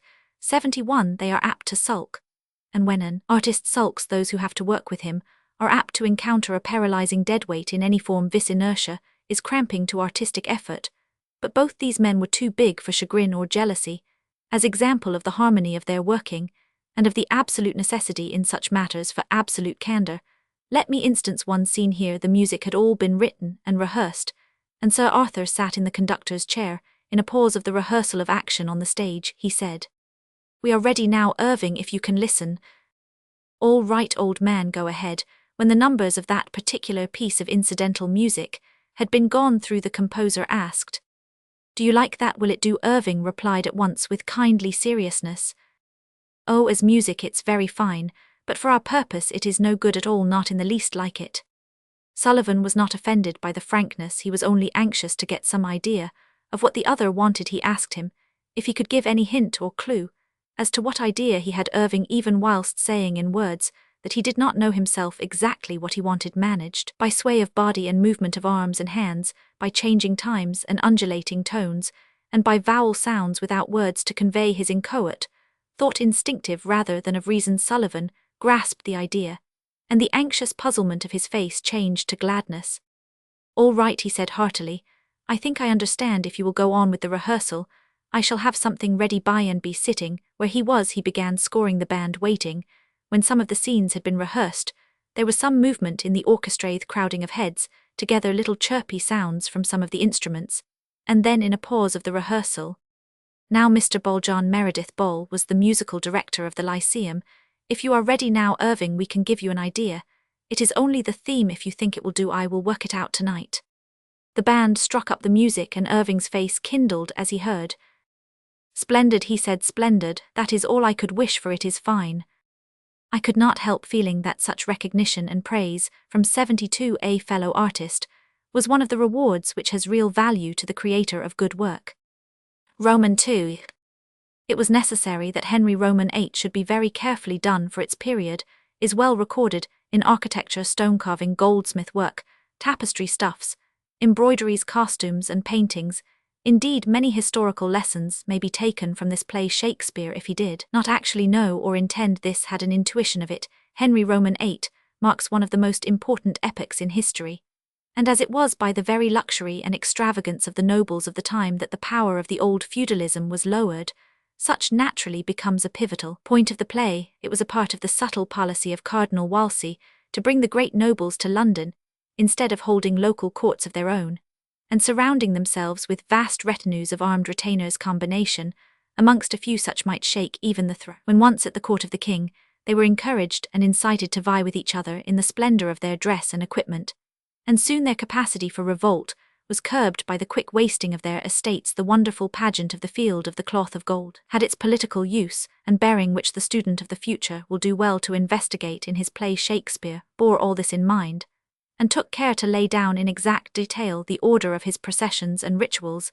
it can be therefore seen that in this renaissance of art with a political meaning and, therefore a structural part of a historical play, it was advisable if not necessary to be exact in the decor of the play to this end. The greatest care was taken with of course the added managerial intention of making the piece as attractive as possible. Seymour Lucas, then Ra who undertook to superintend the production, went to and fro examining the buildings and picture and artwork of the period. Wherever to be found for months he had assistants working in the South Kensington Museum, making coloured drawings of the many stuffs used at that time, reproducing for the guidance of the weavers who were to take up their part of the work in turn, both texture and pattern and colour. Further months were occupied with the looms before the antique stuffs, thus reproduced, were ready for the costumer. Irving's own dress-chaise robe as cardinal was, after months of 73 experiment, exactly reproduced from a genuine robe of the period, kindly lent to him by Rudolph Lehmann the painter. Many lessons in stage values and effects were to be learned from this magnificent production. Let me give a couple of instances. As the period was that of the Field of the Cloth of Gold, there was naturally a good deal of cloth of gold used in the English court, and such, or the effect of it, had to be set forth in the play. A day was fixed when Seymour Lucas was to choose the texture, make, and colour of the various patterns of gold cloth submitted for this purpose. Curtain was taken up, and the footlights were turned on a row of chairs back out, were placed along the front of the stage, and on each was hung a sample of cloth of gold Lucas. And Irving with Loveday and myself sat in the stalls, and with us the various artists and workpeople employed in the production of the play. Property master, wardrobe mistress, costumers, Roman 100, something like the following took place, as the painter's eye ranged along the glittering line of fabrics. That first one well fair, let it remain; the next take it away, no use at all; third and fourth put them on one side, we may want them for variety; fifth, though that is perfect, just what we want. When the examination was finished, we all went on the stage to look at the specimens accepted and discarded there. We found the second, so peremptorily rejected, was real cloth of gold at 10 guineas a foot, whilst the fifth, whose excellence for the purpose we had so enthusiastically accepted, was Bolton sheeding, stencilled in our own property room and costing, as it stood, about 18 pence a yard. Again, very fine jewellery. Stage jewellery had been prepared to go with the various dresses in especial, in the procession at the beginning of the fourth act. The collars of the Knights of the Garter were of great magnificence. One of the actors, however, was anxious to have everything as real as possible, and not being content with the splendour of the diamond collars, borrowed a real one from one of the dukes, whose collar of the garter was magnificence rare even amongst such jewels. He expected it to stand out amongst the other jewelled collars seen in the procession, but strange to say, it was the only one amongst them all that did not look well. It did not even look real. Stage jewels are large, and are backed with foil which throws back the fierce light of the floats and the standards, and the ground 74 rows, and all those aids to illusion which have been perfected by workmen competent to their purpose. Roman 3. The play ends with the christening of the infant Princess Elizabeth, in which of course a dummy baby was used. This gave a chance to the voices claimant for realism on the stage. When the play had run some 40 nights, Irving got a letter from which I quote: "The complete success of Henry Roman 8 was marred when the king kissed the china doll. The whole house tittered herewith. I offer the hire of our real baby for the purpose of personating the offspring to this," I replied. "Mr. Irving fears that there might be some difficulty in making the changes which you suggest with regard to the infant Princess Elizabeth. In the play, if reality is to be achieved, it should of necessity be real reality, and not seeming reality. The latter we have already on the stage a series of difficulties. Then arises any of which you and your family might find insuperable if your real baby were provided. It might be difficult or even impossible for the actor who impersonates King Henry Roman 8 to feel the real feelings of a father towards it. This would necessitate your playing the part of the king, and further would require that your wife should play the part of Queen Anne Boleyn. This might not suit either of you, especially as in reality Henry Roman 8 had afterwards his wife's head cut off. To this your wife might naturally object, but even if she were willing to accept this form of reality, and you were willing to accept the responsibility on your own part, Mr. Irving would for his own sake have to object by law. If you had your wife decapitated, you would be tried for murder, but as Mr. Irving would also be tried as an accessory, before the fact he too would stand in danger of his life. To this he distinctly objects, as he considers that the end aimed at is not worth the risk involved. Again, as the play will probably run for a considerable time, your baby would grow. It might therefore be necessary to provide another baby. To this you and your wife might object at short notice. There are other reasons many of them militating against 75 your proposal, but you will probably deem those given as sufficient. Henry Roman 8 was produced on the night of Tuesday, January 5, 1892, and ran at the Lyceum for 203 performances ending on November 5. Its receipts were over £66,000. Roman 12. Shakespeare Placeve. In the Edinburgh Theatre, during his 3 years' engagement, there 18,569 Irving had played the part of Curran in King Lear. This was, I think, the only part which he had ever played in the great tragedy, and it is certainly not one commending itself to an ambitious young actor. It is not what actors call a fat part. It is only 10 lines in all, and none of those of the slightest importance, but the ambitious young actor had his eye on the play very early, and had thought out the doing of it in his own way. The play was not produced till the end of 1892, but nearly 10 years before he had talked it over with me. I find this note rough in my diary for January 5, 1883. Theatre 7, till 2h and I supper alone. He told me of intention to play Lear on return from America, gave rough idea of play domestic gives, away kingdom round, a woodfire Roman 100. On the night of the 9th he spoke again of it under similar circumstances, and on April 10 he returned to the subject. King Lear, in the production of which Ford Maddox Brown advised, was produced on November 10, 1892, and ran in all 76 nights. My diary of November 10 says, First night King Lear, great enthusiasm between acts, whilst scenes on stillness like the grave, an ideal audience, thunders of applause and cheers at end. Roman 2. On the morning of January 19, after King Lear had run for 60 nights, I received a hurried note written with pencil from Irving asking me to call and see him as soon as possible. I hurried to his 77 rooms, and found him ill and speechless with grippe. This was one of the early epidemics of influenza, and its manifestations were very sudden. He could not raise his head from his pillow. He wrote on a slip of paper, "Can't play tonight, better close the theatre." No, I said, ill not close, unless you order me to ill never close. He smiled feebly, and then wrote, "What will you do?" I don't know, I said, ill go down to the theatre at once. Fortunately, this is a rehearsal day, and everybody will be there. He wrote again, "Try Vezin." All right, I said just then. Ellen Terry, to whom he had sent word, came in. When she knew how bad he was, she said to me, "Of course y'all close Bram, we use Christian names a good deal on the stay." No, I said again. Then what will you do? I don't know, but well play unless you want consent to. Don't you know that I'll do anything? Of course I do, it will be all right. This was a wild presumption, for at the time the stage manager was away. Roman 99. All the time Irving was hearing every word, and smiled a little through his pain and illness. He never liked to hear of anyone giving up, and I think it cheered him a little to know that things were going on. I went to Mr. Vezin's rooms at once, but he was out of town when I got to the theatre. All the company were there. I asked Terrace if he could play Lear. He said no, that he had not studied the part at Aladdin in regret. I only wish to goodness that I had. It will be a lesson to me in the future. I then asked the company in general if any of them had ever played Lear, could play it, but there was no affirmative reply. In the company was Mr. W.J. Holloway, who played the part of Kent. He was an old actor. That is, the actor was old, though the man was in active middle age. He had, I knew, played in what is called leading business with his own company in Australia, where he had made much success. I asked him if he could read the part that night. If so, I should before the play ask the favour of the audience in the emergency, and that he would then play it without the book on the next night. He answered 78 that he would rather wait till the next night, by which time he would be ready to play to this.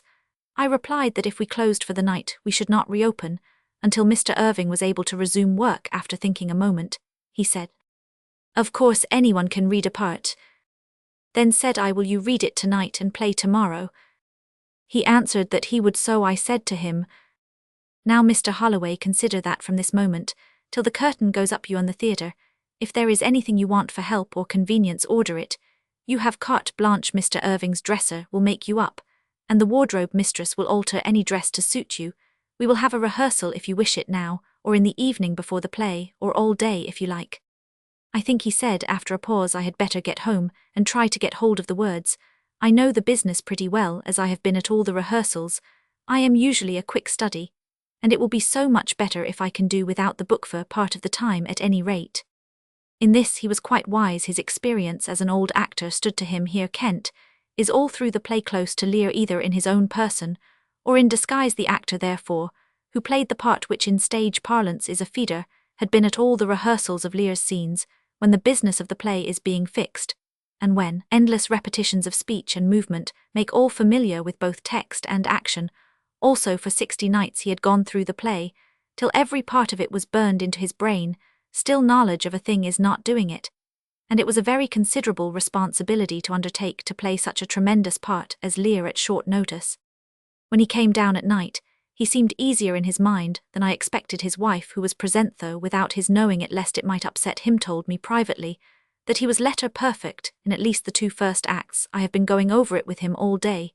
She said so. I am confident he will be all right. And he was all right from first to last. He never needed a word of prompting. Of course, we had prepared for all emergencies. Not only had the prompter and the callboy each a prompt book ready at every wing, but all his fellow actors were primed and ready to help. I shall never forget that performance. It really stirred me to look at it, as I did all through from the wings, in something of the same state of mind as a hen who sees her foster ducklings toddling into the ditch. I had known that good actors were fine workmen of their craft, but I think I never saw it realized, as then it was like looking at a game of rugby football when one is running with the ball for a touchdown behind goal, with all the onside men of his team close behind him. He could not fail if he wanted to. They backed him up in every possible way. The cues came quick and sharp, and there was not time to falter or forget. If any of the younger folk, upset by the gravity of the occasion, forgot or delayed in their speeches, someone else spoke them for them.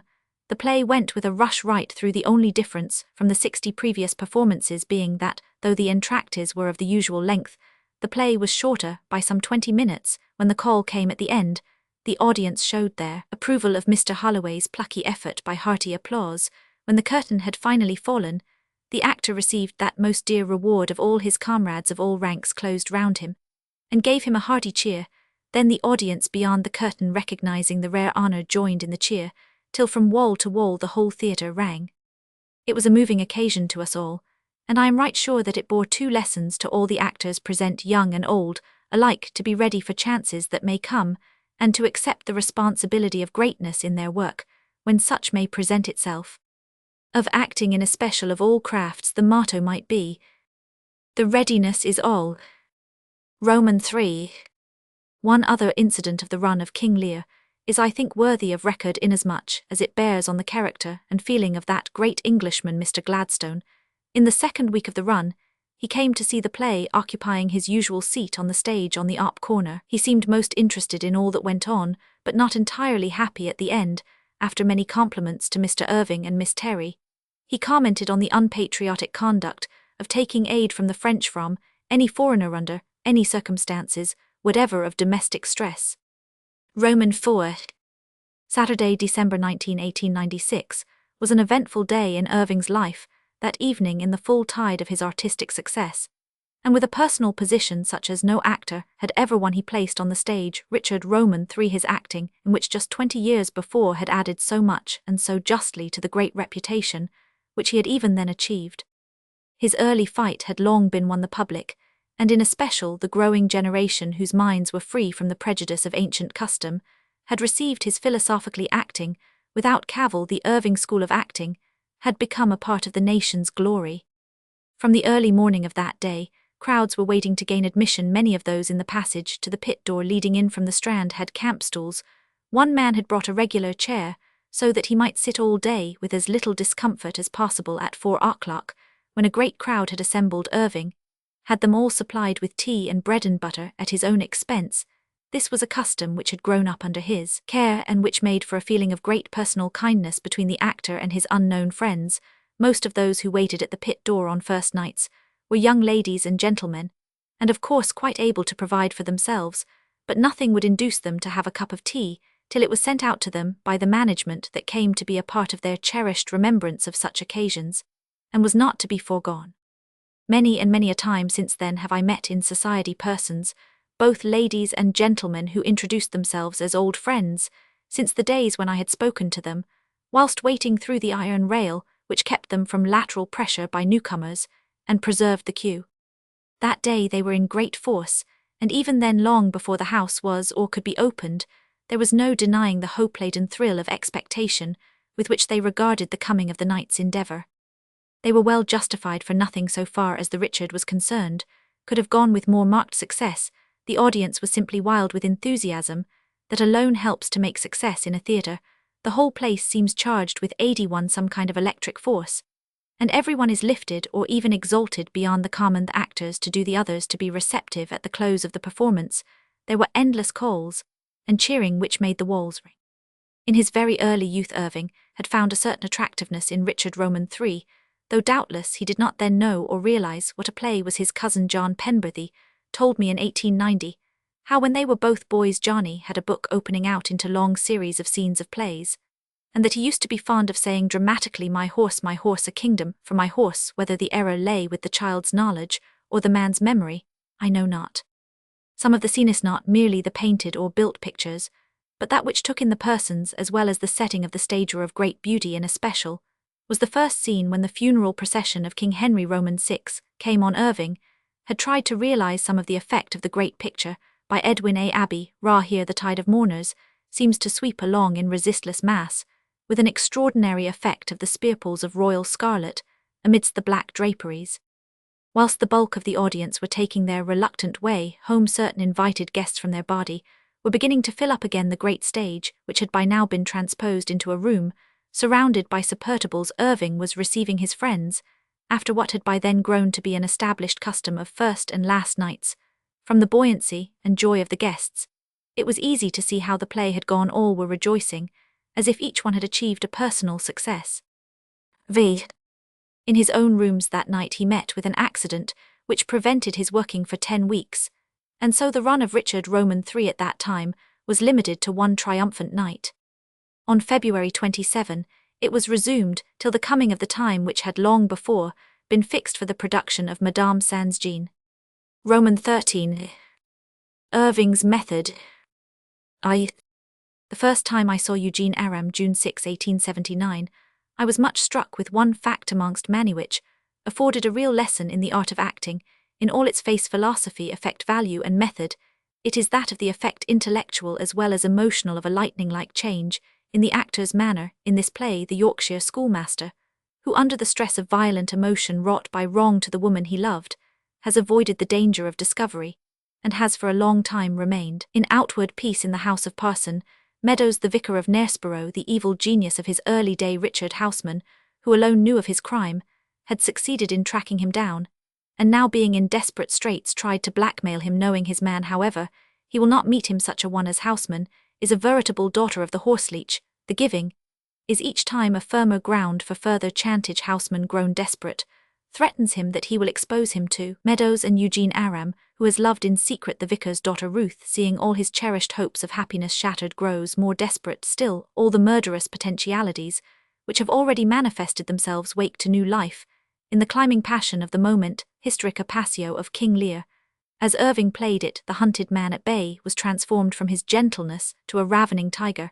He looked the spirit of murder incarnate, as he answered threat by threat. Just at that moment the door opened, and in walked Ruth Meadows, bright and cheery as a ray of spring sunshine. In a second, less than a second, for the change was like lightning. The sentence begun in one way went on in another without a quaver or pause. The mind and powers of the remorse-haunted man, who had for weary years trained himself for just such an emergency, worked true unfailingly. A sudden and marked burst of applause rewarded on each occasion this remarkable artistic tour de force. Roman II. The play of Richelieu had always a particular interest for those who knew that in it he made his first appearance on the stage in the small part of Gaston, Duke of Orleans. Regarding this first appearance, 3 names should be borne in memory, as those who helped the ambitious young clerk to an opening in the art. He had chosen the names of 2 of these are already known. One was William Hoskins, who at considerable self-sacrifice had helped to teach him his craft, and who had predicted good things for him. The other was E. Roman 500 Davis, an old actor, who was just entering upon the management of the Lyceum Theatre, Sunderland, and who, at Mr. Hoskins' request, gave him an engagement. The third friend made his way possible, and gave him opportunity of appearing to advantage in his parts, by supplying him with the sinews of war. This friend was none other than his uncle Thomas Brodribb, the second of the 4 brothers, of whom Irving's father Samuel was fourth. He was, perhaps fortunately for his nephew, a bachelor. He had but small means, but also happily small wants amongst his assets. He had a policy of insurance on which many premiums had been paid, and wishing to do something for his nephew on his starting on a new life, he made over to him this policy, so that he might realize on it. This his nephew did, to the result of nearly £100 sterling, all of which was by degrees laid out carefully with most anxious thought on such wardrobe and personal properties as are not usually found by provincial managements. This kindly and timely assistance enabled the young actor to appear during his first years on the stage in many parts with something of that suitability of presence which his characters demanded in those early days. The wardrobe of country theatres was limited, and the actors often chose their dresses in the sequence of importance, so that it was much to a young man to be able to supplement such costume as came to him. Could the generous, kindly-hearted Uncle Thomas have lived to see the grand consequences eventually resulting in part from his thoughtful kindness, he might have indeed been proud. There was this difference in Irving's Richelieu, and the same part as played by any other actor I have seen in the great scene of the quarrel between Baradas and the Cardinal, when the former 84 wants for his own purposes to take by the king's authority Julie from his custody. The latter hurls at him the magnificently effective speech beginning, "Then wakes the power which in the age of iron." This by the players of the old school was thundered out with the same vigour with which they fought in their sword combats, and certainly the effect was very telling. It was the act as well as the word of personal mastery. Irving kept the full effect, but did it in such a way that he superadded to the Cardinal's character the flickering spasmodic power of an infirm old man. He too began in tones of thunder to his full height. He drew the tall form that seemed massive in the sacerdotal robes. He was manifestly inspired, and borne up by the divine force of his sacred office. But at the end he collapsed, almost sinking into a swoon. Thus the effect was magnified, and the sense of both reality and characterization enhanced. Roman 3. With Louis Roman 11, a part which in France is called Le Grand Rôle, Henry Irving was fairly familiar in his early years on the stage. He had played the part of both Courtier and Tristan, and as one or other of these in most of the scenes he had full experience of the acting value of the title role. It would be very unlike the method of study habitual to him, even before he went on to the stage, if he had not all the time both at rehearsal and performance grasped the acting possibilities of both character and situations and devised new and subtle means for characterization. When in 1878 he had run the piece for some 3 months, he had learned much both by practice and from the opinions of his friends in those days. He did not often read criticisms of an ordinary kind. He found that some of them, written by irresponsible writers, imperfectly equipped for their task, only disturbed and irritated him, and so he only read such as had filtered through the judgment of his friends, a habit which George Eliot had adopted about the same time. Though I had not seen his performance that year, I could tell in 1879 from his anxiety about the rehearsal of certain scenes, and the care bestowed on the new or altered scenery and appointments, that his new work was to be on a slightly different plane from the old. After a few performances, Louis Roman 11 became a sort of holiday part to him. There is in it but one change of dress that between the 4th and 5th acts. This change, though exceptionally heavy, is as nothing to the exhaustion consequent on the many changes of costume necessary in most heavy plays. These ordinarily absorb in swift and laborious work the only breathing times between the periods of action. A series of small labours may in the long run amount to more than one large one. The limitation of violent effort in this play made him very easy in it. In one scene only does such occur, that at the end of the 4th act, as originally played of late years, he played it in 4 acts altogether, amalgamating the 1st and 2nd acts with much benefit to the play. Only once have I seen him put out at anything during the playing of Louis Roman 11. It was in Chicago on the night of Saturday, February 13, 1904. For 5 weeks following the burning of the Iroquois Theatre, in that city no theatre had been allowed to open. The official world, which had itself been gravely in fault in allowing the theatre to be opened before it had been tested, tried to show their integrity by imposing rigid perfection after the event. And other people, the Illinois Theatre, where we were to play, was the first theatre opened, and naturally we had to stand the brunt of official overzeal. We had been harassed beyond belief from the moment we entered the theatre.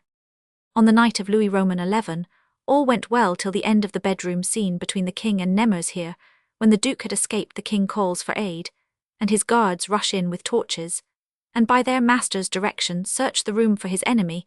The effectiveness of the scene depends on the light thus introduced, for the scene is a dark one lit only by the king's chamber lamp. To Irving's dismay, the cue for the lights was not answered. True, the guards came on, but in darkness. The firemen in the wings had seized from the guards the spirit torches, implements carefully made to obviate any possible danger from fire, and each carried by one of our men practiced in the handling of them. After a night or two, matters got a little easier. The fire regulations, which directed that the men of that department on the stage should make requisition to the responsible manager, who would see them carried out, began to be more decorously observed. Roman 4. The Lion Mail is the especial title of Charles Reade's version of Le Courrier de Lyon.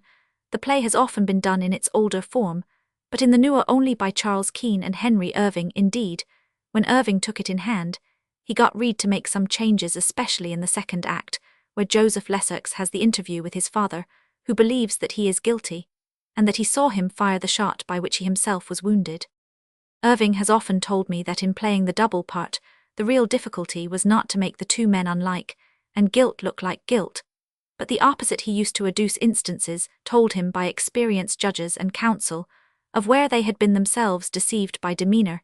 It is indeed difficult for anyone to discriminate between the shame, together with the submission to the divine law to which he has been bred of the innocent, and the fear whose expression is modified by hardihood of the guilty. In Irving's case, the points of difference were not merely overt, there were subtle differences of tone and look, and bearing loftiness, for instance, as against supreme and fearless indifference and brutality. The Lion Mail was always one of the most anxious and exhausting of his plays. In the first place, he was always on the stage, either in the one character of Lessex or the other of Dubos, except at the end of the play, where he appeared to be both. All the intervals were taken up with necessary changes of dress. In the next place, the time is all-important in any melodrama. Accuracy as to time is important to success, but in this one of confused identity, it is all-important. There are occasions when the delay of a single second will mar the best studied effect, and when to be a second too soon is to spoil the plot. In certain plays the actors must overlap in their speeches. The effect of their work must be to carry the thought of the audience from point to point, without wavering. Thus they receive the necessary information without the opportunity of examining it too closely. This is a part of the high art of the stage. There can be illusions by other means than light. Once there was a peculiar contretemps in the acting. Tom Mead was a fine old actor with a tall, thin form and a deep voice that sounded like an organ. His part was that of Jerome Lessex, 87, the father of the unhappy man, whose double was the villain Dubos. He had played it for many years and very effectively. The end of the first act comes when Dubos, the robber and murderer, is confronted by Jerome Lessex. The old man thinks it is his son, whom he sees rifling the body of the male guard. As he speaks the words, "Good God, my son, Dubos fires at him, wounding him on the arm, and escapes as the curtain comes down. On this particular night, it was one of the last nights in New York, closing the tour of 18,934. Mead forgot his words. Dubos stood ready with his pistol to fire, but no words came now. If the audience do not know that Jerome Lessex thinks that his son is guilty, the heart is taken out of the play, for it is his unconscious evidence that proves his son's guilt. The words had to be spoken at any cost. By someone Irving waited, but the old man's memory was gone, so he himself called out in a loud voice, "I am not your son," and shot him, and strange to say none of the audience seemed to notice the omission. Tom Mead was famous in his later years amongst his comrades for making strange errors, and when he had any new part, they always waited to see what new story he would beget. Once on a voyage to America, when we were arranging the concert for the Seamen's Orphans, he said he would do a scene from Macbeth, if Mrs. Poncefort would do it with him. She, a fine old actress, at once consented, and from thence on the members of the company were waiting to see what the slip would be. They were certain there would be one to them. There was no might or if in the matter. The scene chosen was that of the murder of Duncan, and all went well till the passage was reached. "And pity like a naked newborn babe, striding the blast, or heaven's cherubim horsed upon the sightless carriers of the air." This noble passage he repeated as follows: "And pity like a naked newborn babe, seated on the horse, no horsed on the seat." No, what is the word? Once before, during the first run of Macbeth, he played one of the witches. When circling round the cauldron he had to say, "Cool it with a baboon's blood." This he changed to, Call it with a dragoon's blood. As the words are spoken before Macbeth enters, Irving, standing ready in the wings of course, heard the error later in the evening.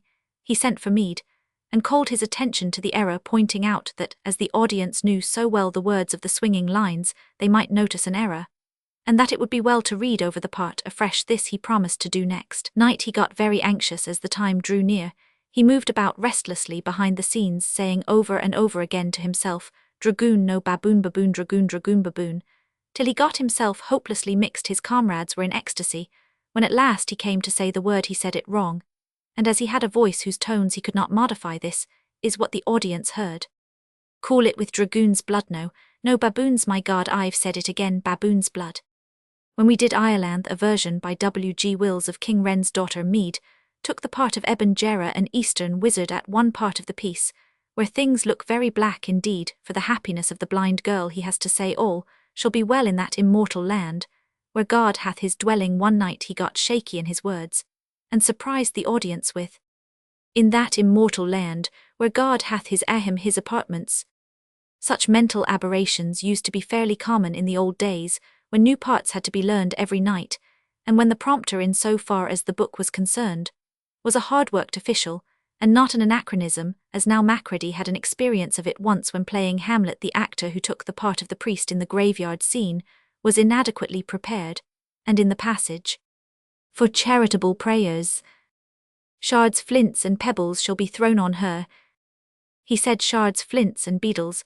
This almost overcame the star, who was heard to murmur to himself, before he went on, "Beetles, beetles," and at the end of the play one behind him heard him say as he walked to his dressing-room, he said Beetles. V.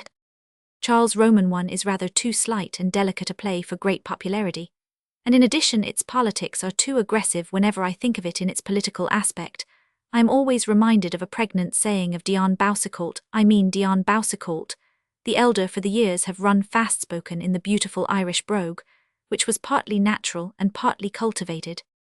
The reason why historical plays so seldom succeed is because a normal audience doesn't go into the theatre with its politics in its breeches pockets.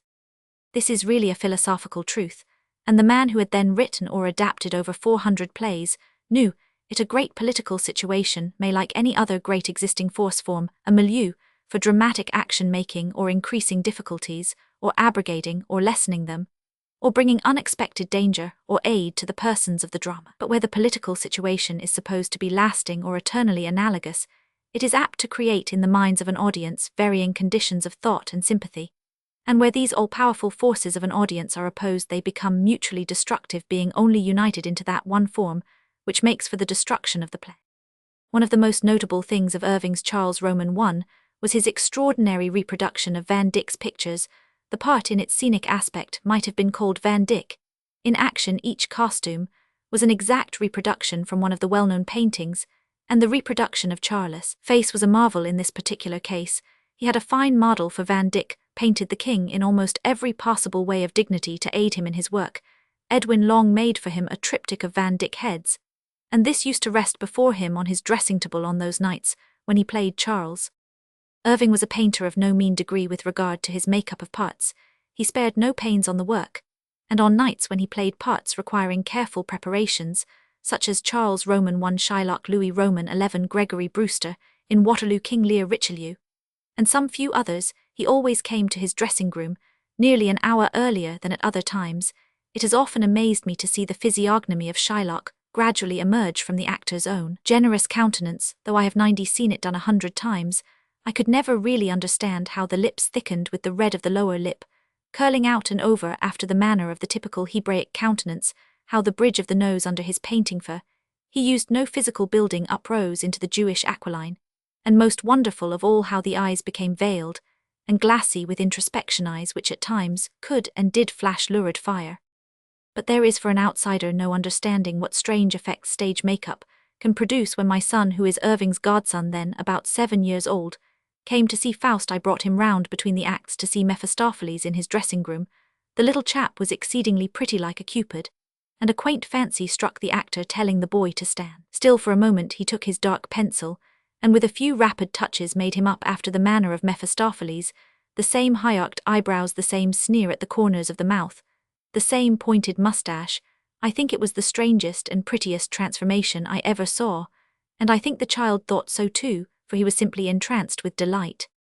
Irving loved children, and I think he was as enchanted over the incident as was the child himself. Roman 14. Art sense. No successful play perhaps had ever so little done for it, as The Bells on its production Colonel Bateman did not believe in it, and it was only the concatenation of circumstances of his own desperate financial condition and Irving's profound belief in the piece that induced him to try it at all. The occasion was in its effect somewhat analogous to Edmund Kean's first appearance at Drury Lane. The actor came to the front and top of his profession per saltum. The production was meagre of this, I can bear a certain witness myself. When Irving took over the management of the Lyceum into his own hands, the equipment of The Bells was one of the assets coming to him when he did play it. He used the old dress's scenery and properties, and their use was continued as long as possible previous to the American tour of 18,834 55 performances, in all constituted the entire wear. On our first expedition to America, everything was packed in a very cumbrous manner. The amount of timber, nails, and screws used was extraordinary. There were hundredweights of extracted screws on the stage of the Star Theatre of New York. Whilst the unpacking was in progress, when I came down to the theatre on the first morning, after the unloading of the stuff, Arnott, who was in charge of the mechanics of the stage, came to me and said, "Would you mind coming here a moment, sir? I would like you to see something." He brought me to the back of the stage, and pointed out a long heap of rubbish, some 4 feet high. It was just such as you would see in the waste heap of a housewrecker's yard. "What on earth is that?" I asked. "That is the sink and dries of the vision in The Bells, in effecting a vision on the stage. The old method used to be to draw the back scenes or flats apart, or else to raise the whole scene from 92 above, or take it down through a long trap on the stage.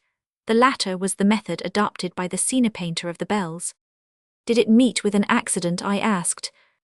"No, sir, it simply shook to bits just as you see it. It was packed up secure and screwed tight like the rest." I examined it carefully. The whole stuff was simply rotten with age and wear, as thoroughly worn out as the Deacon's wonderful one-horse shay in Oliver Wendell Holmes' poem. The canvas had been almost held together by the overlay of paint, and as for the wood, it was cut and hacked and pieced to death, full of old screw-holes and nail-holes. No part of it had been of new timber or canvas when The Bells was produced 11 years before. With this experience I examined the whole scenery, and found that almost every piece of it was in a similar condition. It had been manufactured out of all the odds and ends of old scenery in the theatre. Under the modern conditions of metropolitan theatres, it is hard to imagine what satisfied up to the 70s. Nowadays, the scenery of good theatres is made for travel. The flats are framed in light wood, securely clamped and fortified at the joints, and in folding sections like screens, each section being not more than 6 feet wide, so as to be easily handled and placed in baggage wagons.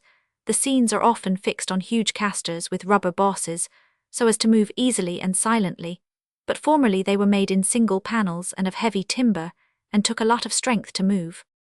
Roman 2. From the time of my joining him in 1878, till his death, Irving played The Bells in all 627 times, being 168 in London, 273 in the British provinces, and 186 in America during its first run at the Lyceum in 18,723. It ran 151 nights, so that in all he played The Bells 778 times, besides certain occasions when he gave it in his provincial tour previous to 1878. Altogether, he probably played the piece over 800 times. Colonel Bateman originally leased the rights of the play from the author Leopold Lewis. Finally, at a time of stress sadly frequent in those days, with poor old Louis, sold them to Samuel French, from whom Irving finally purchased them. Notwithstanding this double purchase, Irving used after the death of Lewis to allow his widow a weekly sum whenever he was playing not merely The Bells, but anything else up to the time of his death. Matthias was an exceedingly hard and exhausting part on the actor, but as years rolled on it became in ever greater demand. Roman 3. The original choice of the play by Irving is an object lesson of the special art sense of an actor regarding his own work. Irving knew that the play would succeed. It was not guessing nor hoping, nor any other manifestation of an optimistic nature. Had Bateman, in the business crisis of 1872, not allowed him to put it on, he would infallibly have put it on at some other time. It would be difficult for an actor to explain in what this art sense consists, or how it brings conviction to those whose gift it is. Certainly anyone not an actor could not attempt the task at all, in the course of a quarter of a century of intimate experience of this actor, when he has confided to me the very beginnings of his intentions, and let me keep in touch with his mind, when such intentions became at first fixed, and then clamorous of realization. I have known him see his way to personal success with regard to several characters. For instance, when in 1885 he had arranged to do Olivia, and was making up the cast, he put himself down as Dr. Primrose. I had not seen the play in which Ellen Terry had appeared under John Hare's management with enormous success for a long run, and I had no guiding light, except the text of the play, as to the excellence of the part as an acting one. But neither had Irving seen it. He too had nothing but the text to go by, but he was quite satisfied with what he could do. He knew of course from report that Ellen Terry would be fine for myself. I could not see in the vicar a great part for so great an actor, and tried my best to dissuade him from acting it. Get the best man in London, or out of it at any price, I said, but don't risk playing a part like that already played exhaustively, and played well according to accounts. Herman Vezin had played it in the run. Irving answered me with all his considerate sweetness of manner. My dear fellow, it is all right, I can see my way to it thoroughly. If I can't play the vicar to please, I shall think I don't know my business as an actor, and that I really think I do. This was said not in any way truculently or self-assertively, but with business-like quietude, which always convinced when any man was sincere. With Irving he too was always both sincere and sympathetic, even to an opposing view to his own. When one was fearless as well as sincere, he gained an added measure of the actor's respect. Again, when in 1885 Faust was being produced, I began to have certain grave doubts as to whether we were justified in the extravagant hopes which we had all formed of its success.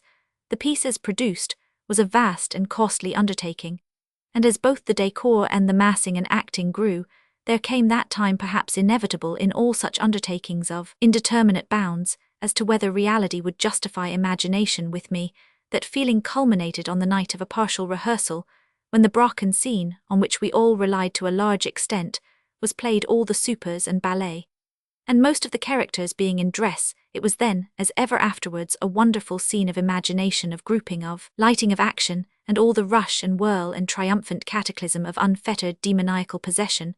But it all looked cold and unreal. That is unreal to what it professed. When the scene was over, it was then in the grey of the morning, I talked with Irving in his dressing-room.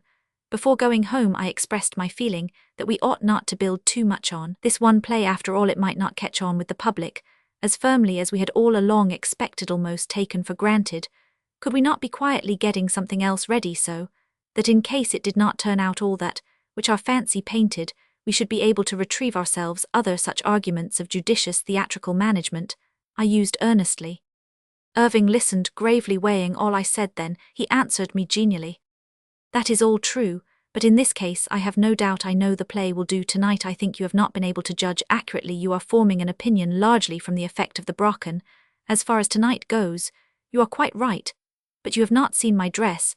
I do not want to wear it till I get all the rest correct. Then you will see I have studiously kept as yet all the colour scheme to that grey-green when my dress of flaming 95 scarlet appears amongst it, and remember that the colour will be intensified by that very light. It will bring the whole picture together in a way you cannot dream of. Indeed, I can hardly realize it myself. Yet though I know it will be right, you shall see too how Ellen Terry's white dress, and even that red scar across her throat, will stand out in the midst of that turmoil of lightning. He had seen in his own inner mind, and with his vast effective imagination, all these pictures and these happenings from the very first. All that had been already done was but leading up to the culmination. Roman 4. Let me say here that Irving loved sincerity, and most of all in those around him and those who had to aid him in his work. For no man can do all for himself. Alfred Gilbert, the sculptor, once said to me on seeing from behind the scenes how a great play was pulled through on a first night, when every soul in the place was alive with desire to aid, and every nerve was instinct with thought. I would give anything that the world holds to be served as Irving is. He was quite right. There must be a mastermind for great things, and the master of that mind must learn to trust others. When the time of action comes, the time for doubting, for experimenting, for teaching and weighing and testing, is in the antecedent time of preparation. But when the hour strikes, every doubt is a fetter to one's own work, a barrier between effort and success. In artistic work, This is especially so the artist temperament is sensitive, almost supersensitive, and the requirements of its work necessitate that form of quietude which comes from self-oblivion. It is not possible to do any work based on individual qualities, when from extrinsic cause some unrequired phase of that individuality looms large in the foreground of thought. This quality is of the essence of every artist, but is emphasized in the actor, for here his individuality is not merely a help to creative power, but is a medium by which he expresses himself. Thus, it will be found as a working rule of life that the average actor will not, if he can help it, do anything or take any responsibility which will make for the possibility of unpopularity. The 96th reason is not to be found in vanity, or in a merely reckless desire to please. It is that unpopularity is not only harmful to his aim and detrimental to his well-being, but is a disturbing element in his work. Qua actor in another place, we shall have to consider the matter of dual consciousness, which Irving considered to be of the intellectual mechanism of acting. Here we must take it that if to a double consciousness required for a work, a third self-consciousness is added, they are apt to get mixed, and fine purpose will be thwarted or overborne. Thus it is that an actor has to keep himself in certain ways at least for his work, when in addition he has the cares and worries and responsibilities and labors and distractions of management to encounter daily and hourly. It is vitally necessary that he has trustworthy, and to him sufficing assistants. It is quite sufficient for one man to originate the scope and ultimate effect of a play, to bring all the workers of different crafts employed in its production, to select the various actors each for special qualities to rehearse them, and the less skilled laborers employed in effect, in fact, to bring the whole play into harmonious completeness. All beyond this is added labor exhausting to the individual and ineffective with regard to the work in hand. When therefore an actor-manager has such trusty and efficient assistants as is here suggested, many things become possible to him with regard to the finesse of his art, which he dared not otherwise attempt. Somebody must stand the stress of irritating matters, there must be some barrier to the rush of mordant distractions. Irving could do much, and would have in the long run done at least the bulk of what he intended, but he never could have done all he did without the assistance of his friend and trusty stage lieutenant, who through the whole of his management stood beside him in all his creative work, and shaped into permanent form his lofty ideas of stage effect. It is not sufficient in a theatre to see a thing properly done and then leave it to take care of itself, for the future stage perfection needs constant and never-ending vigilance. No matter how perfectly a piece may be played from the highest to the least important actor in a certain time, things will begin to get sloppy, and fresh rehearsals are required to bring all up again to the standard of excellence fixed to Loveday, and the able staff under him, whose devotion and zeal were above all praise, the continued excellence of the Lyceum plays had to be mainly trusted. Let it be clearly understood here, however, that I say this not to belittle Irving, but to add to his honor, in addition to other grand qualities, he had the greatness to trust where trust was due. With him lay all the great conception and imagination and originality of all his accomplishments. He was quite content that others should have their share of honor. When one considers the amazing labor and expense concerned in the production of a play, he is better able to estimate the value of devoted and trusted assistants. Even the 1,001 details of the business of a theatre need endless work and care work, which would in the long run shatter entirely the sensitive nervous system of an artist. In fact, it may be taken for granted that no artist can properly attend to his own business. As an instance, I may point to Whistler, who long after he had made money and lost it again, and had begun to build up his fortune afresh, came to me for some personal advice before going to America to deliver his 5 o'clock discourse. In the course of our conversation, he said, "Bram, I wish I could get someone to take me up and attend to my business. For me, I can't do it myself, and I really think it would be worth a good man's while. Some man like yourself," he courteously added, "I would give half of all I earned to such a man, and would be grateful to him also for a life without care." I think myself he was quite right. He was before his time. Long before it, he did fine work, and created a new public taste, and he became bankrupt. His house, and all he had was sold, and the whole sum he owed would, I think, have been covered by the proper sale of a few of the pictures, which were bought almost en bloc by a picture retailer, who sold them for almost any price offered. He had a mass of them in his gallery, several feet thick. As they were piled against the wall, one of them he sold to Irving for either 20 or 40, I forget which.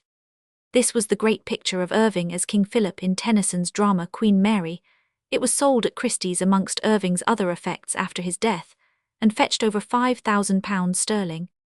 Romans 6. During the run of Cymbeline, a pause of one night was made for a special occasion. November 25, 1896, was the 25th anniversary of the first performance of the Bells, and on that memorable birthnight, the performance was repeated to an immense house enthusiastic to the last degree.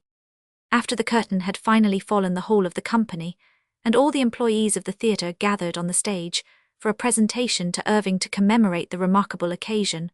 One and all without exception had contributed, in proportion to their means, most of all Alfred Gilbert Rah, who had given his splendid genius and much labour as his contribution. Of course, on this occasion, it was only the model which was formally conveyed. The form of the trophy was a great silver bell, standing some 2 feet high, exquisite in design, and with the grace and beauty of the work of a Cellini, a form to be remembered in after centuries. I had the honour of writing the destined legend to be wrought in a single line in raised letters, on a band of crinkly gold on the curve of the bell. Gilbert had made a point of my writing it, and be sure I was proud to do so. It ran: "Honour to Irving through the love of his comrades, I ring through the ages." Gilbert was enthusiastic about it, for he said it fulfilled all the conditions of the legend. On a bell, in the first place, according to the ancient idea, a bell is a person with a soul and a thought, and a voice of its own. It is supposed to speak on its own initiative. In the second place, the particular inscription was short and easily wrought, and would just go all round the bell. Moreover, from its peculiar form, the reading of it could begin anywhere. I felt really proud when he explained all this to me, and I realized that I had so well carried out the idea. Romans 7.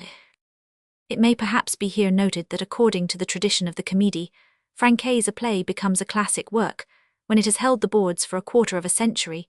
The director, Roman 1000 Jules 99 Clarity, asked Irving if they might play the Bells in the house of Molière. Of course he was pleased, and sent to Clarity a copy of the prompt book and drawings of the scenes and appointments. Jules Clarity was by now an old friend. In 1879, when the Comédie Française came to London and played at the Gaiety Theatre, he came over as one of the men of letters interested in their success. It was not till afterwards that he was selected as director. I remember well one night, when he came to supper with Irving in the Lyceum. This was before the old beefsteak room was reappointed to its old use, and we supped in the room next to his own dressing-room, occasionally used in these days for purposes of hospitality. There came also 3 other Frenchmen of literary note, Jules Cléry, Jacques Normand, and the great critic Francisque Sarcey. There was a marked scarcity of language between us. None of the Frenchmen spoke in those days a word of English, and neither Irving nor I knew more than a smattering of French. We got on well, however, and managed to exchange ideas in the manner usual to people who want to talk with each other. It was quite late, and we had all begun to forget that we did not know each other's language when we missed Sarcey.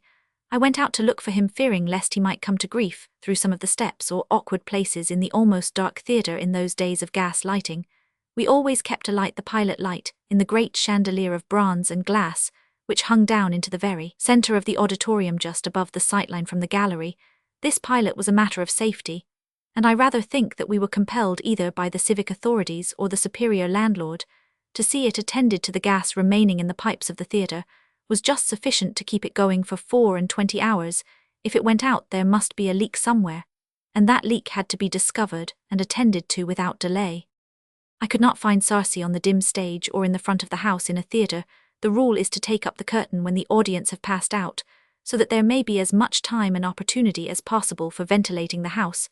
I began to get a little uneasy about the missing guest, but when I came near the corner of the stage, whence the private staircase led to Irving's rooms, I heard a queer kind of thumping sound. I followed it out into the passage leading from the private door in Burleigh Street to the Royal Box. This was shut off from the theatre by an iron door, not 100 locked, but falling gently into the jambs by its own weight. When I pushed open the door, I found Sarcey all by himself, dancing an odd sort of dance, something after the manner of the Gilly Callum.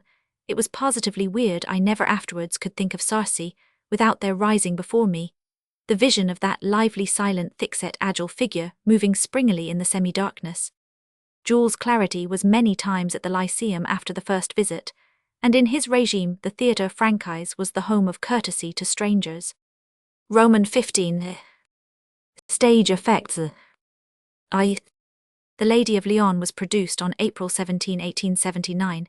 It kept in the bill for a portion of each week, for the remainder of the first and the whole of the second season, in all 4 to 5 times no inconsiderable run.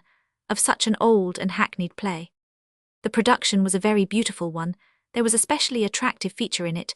The French army at the end of the fourth act, Claude all his hopes shattered, and he being consumed with remorse, accepts Colonel Dahmer's offer to go with him to the war in that fine melodramatic outburst. Place me wherever a foe is most dreaded, wherever France most needs a life. As Irving stage managed it, the army already on its way was tramping along the road outside. Through window and open door the endless columns were seen, officers and men in due order, and the flags in proper place.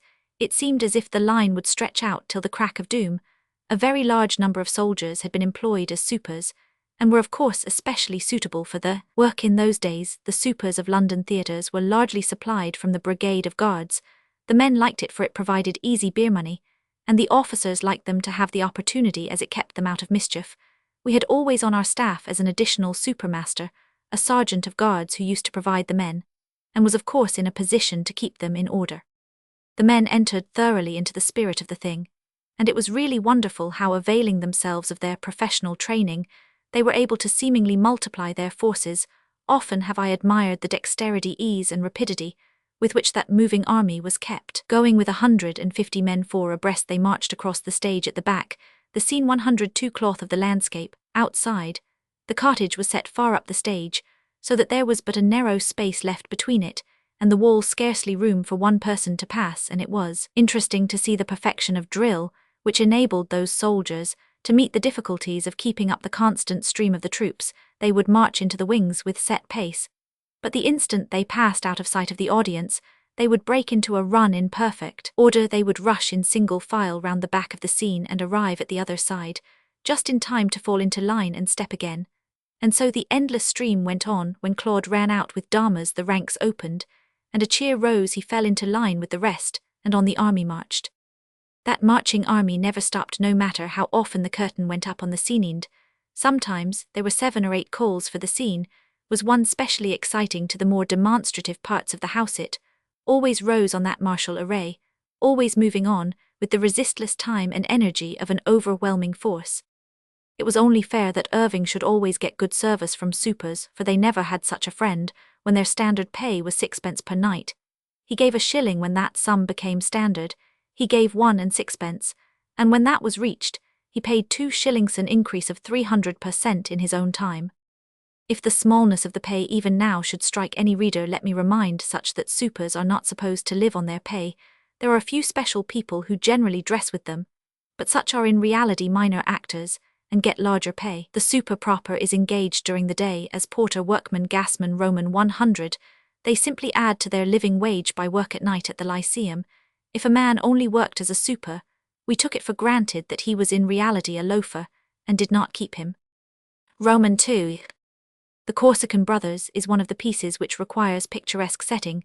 The story is so weird that it obtains a new credibility from unfamiliar entourage. Corsica has always been accepted as a land of strange happenings and stormy passions. Things are accepted under such circumstances, which would 103 ordinarily be passed by as bizarre. The production was certainly a magnificent one. There are 2 scenes in it which allow of any amount of artistic effort, although their juxtaposition in the sequence of the play makes an enormous difficulty. The first is the scene of the masked ball in the opera house in Paris, the other the forest of Fontainebleau, where takes place the duel between Fabian and de Chateau Renaud. Each of these scenes took up the whole stage right away from the footlights to the back wall. Thus the task of changing from one to the other, with only the interval of the supper at Baron de Montchern's to do it in, was one of extraordinary difficulty. The scene of the masked ball represented the interior of the opera house, the scenic auditorium being furthest from the footlights. In fact, it was as though the audience sitting in the Lyceum auditorium saw the scene as though looking in a gigantic mirror, placed in the auditorium arch. The scene was in reality a vast one, and of great brilliance. The opera house was draped with crimson silk, the boxes were practical, and contained a whole audience, all being in perspective. The men and women in the boxes near to the footlights were real, those far back were children dressed like their elders, promenading and dancing, were hundreds of persons in striking costumes. It must be remembered that in those days there were no electric lights, and as there were literally thousands of lights in the scene, it was a difficult one to fit. Thousands of feet of gas piping, joining hose being flexible, were used, and the whole resources of supply were brought into requisition. We had before that brought the use of gashapli to the greatest perfection attainable. there were 2 sources of supply each from a different main, and these were connected with a great pass pipe, workable with great rapidity, so that if through any external accident one of the mains should be disabled, we could turn the supply afforded by the other into all the pipes used throughout the house. This great scene came to an end by lowering the cut cloth, which formed the background of Montchain's salon, the door leading into the supper room being in the centre at back, whilst the guests were engaged in their more or less rapid banquet. The opera scene was being obliterated, and the forest of Fontainebleau was coming down from the rigging loft, ascending from the cellar, and being pushed on right and left from the wings. Montchain's salon was concealed by the descent of great tableau curtains. These remained down from 35 to 104 40 seconds, and went up again on a forest as real as anything can be on the stage. Trees stood out separately over a large area, so that those entering from side or back could be seen passing behind or amongst them. All over the stage was a deep blanket of snow white and glistening in the winter sunrise snow that lay so thick that when the duelists stripped and armed stood face to face, they each secured a firmer foothold by kicking it away. Of many wonderful effects, this snow was perhaps the strongest and most impressive of reality. The public could never imagine how it was done. It was salt, common coarse salt, which was white in the appointed light and glistened like real snow. There were tons of it. A crowd of men stood ready in the wings with little baggage trucks, such as are now used in the corridors of great hotels, silent with rubber wheels on them, were great wide-mouthed sacks full of salt. When the signal came, they rushed in on all sides, each to his appointed spot, and tumbled out his load, spreading it evenly with great wide-bladed wooden shovels. Roman 3. One night, it was October 18, the Prince of Wales came behind the scenes. As he was interested in the working of the play, it was known he was coming, and though the stage hands had been told that they were not supposed to know that he was present, they all had their Sunday clothes on. It was the first time His Royal Highness had been behind in Irving's management, and he seemed very interested. All he saw King Edward Roman 7 has, and has always had, a wonderful memory. That night he told Irving how Charles Keene had set the scenes, the rights and lefts being different from the present setting, how Keene had rested on a log in a particular place, and so forth. Some of our older stage men who had been at the Princess in Keene's time bore it out afterwards that he was correct in each detail. That night the men worked as never before. They were determined to let the Prince see what could, under the stimulating influence of his presence, be done at the Lyceum, of which they were all very proud. That night the tableau curtains remained down only 30 seconds, the record time. The Corsican Brothers was produced on September 18, 1880, and ran for 190 performances in that season, the Cup 105 being played along with it 92 times. The special reason for the Corsican Brothers being played during that season was that Ellen Terry had long before promised to go on an autumn tour in 1880 with her husband Charles Kelly. It was therefore necessary that a piece should be chosen which did not require her services, and there was no part suitable to her in the Corsican Brothers. This was the only time she had a tour, except with Irving, until when, during his illness in 1899, she went out by herself to play Madame Sans Jean and certain other plays. When she returned to the Lyceum at the close of her tour, the Cup was added to the bill. Roman 4. In the course of the run of the Corsican Brothers, there were a good many incidents interesting or amusing. Amongst the latter was one repeated nightly during the run of the piece. In the first scene, which is the House of the Day Franchi in Corsica, opportunity had been taken of the peculiarity of the old Lyceum stage to make the entrance of Fabian de Franchi, one of the twins, remaining at home as effective as possible. The old stage of the Lyceum had a scenodoc at the back, extending for some 30 feet beyond the squaring of the stage. As this opening was at the centre, the perspective could by its means be enlarged considerably. At the back of the de Franchi interior ran a vitralized way to a wicket gate. As there was no side entrance to the scenodoc, it was necessary, in order to reach the back, to go into the cellarage and ascend by a stepladder as generously sloped as the headroom would allow.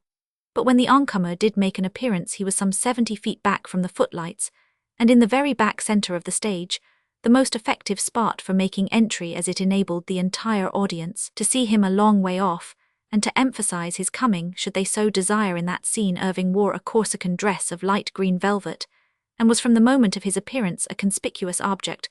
When therefore he was seen to ascend the mountain slope and appear at the wicket, the audience used to begin to applaud and cheer, so that his entrance was very effective. But in the arrangement, the fact had been lost sight of that another character entered the same way just before the time of his oncoming. This was Alfred Maynard Lewis, friend from Paris, a 106 somewhat insignificant part in the play. Somehow at rehearsal, the appearance of the latter did not seem in any way to clash with that of Fabian, and be sure that the astute young actor who played Alfred did not call attention to it by giving himself any undue prominence. The result was that on the first night and ever afterwards during the run when Alfred Maynard appeared, the audience who expected Irving burst into wild applause. The gentleman who played the visitor had not then achieved the distinction which later on became his, and so there was no reason as yet why he should receive such an ovation from the great stage talent and finesse which he afterwards displayed. I am right sure that he saw at the time what others had missed, extraordinary opportunity for a satisfactory entrance so dear to the heart of an actor. It was a very legitimate chance in his favour, and nightly he carried his honours well. That first night a play of his own, his second play, was produced. As the lever de Rideau, the young actor was A.W. Pinerow, and the play was Bygones. Pinerow's first play, Daisy's Escape, had been played at the Lyceum in 1879. The masked ball was a scene which allowed of any amount of fun, and it was so vast that it was an added gain to have as many persons as possible in it. To this end, we kept during the run a whole rack in the office full of dominoes, masks, and slouched hats, so that anyone who had nothing else to do could in an instant make a suitable appearance on the scene without being recognized, as the masculine dress of the time, the 40s, was very much the same as now, a simple domino passed muster. I shall never forget my own appearance in the scene. A few nights after the opening, we had amongst others engaged a whole group of clowns. There were 8 of them, the best in England, the pantomime season being still far off. They could thus employ their enforced lesserethi, were of course changed, as their services were required elsewhere. According to their previously made agreements, these men had a special dance of their own which was always a feature of the scene, and in addition they used to play what pranks they would, rushing about making fun of others, climbing into boxes, and then hauling others in or dropping them out. Such pranks and intrigue funiments as give life to a scene of the kind.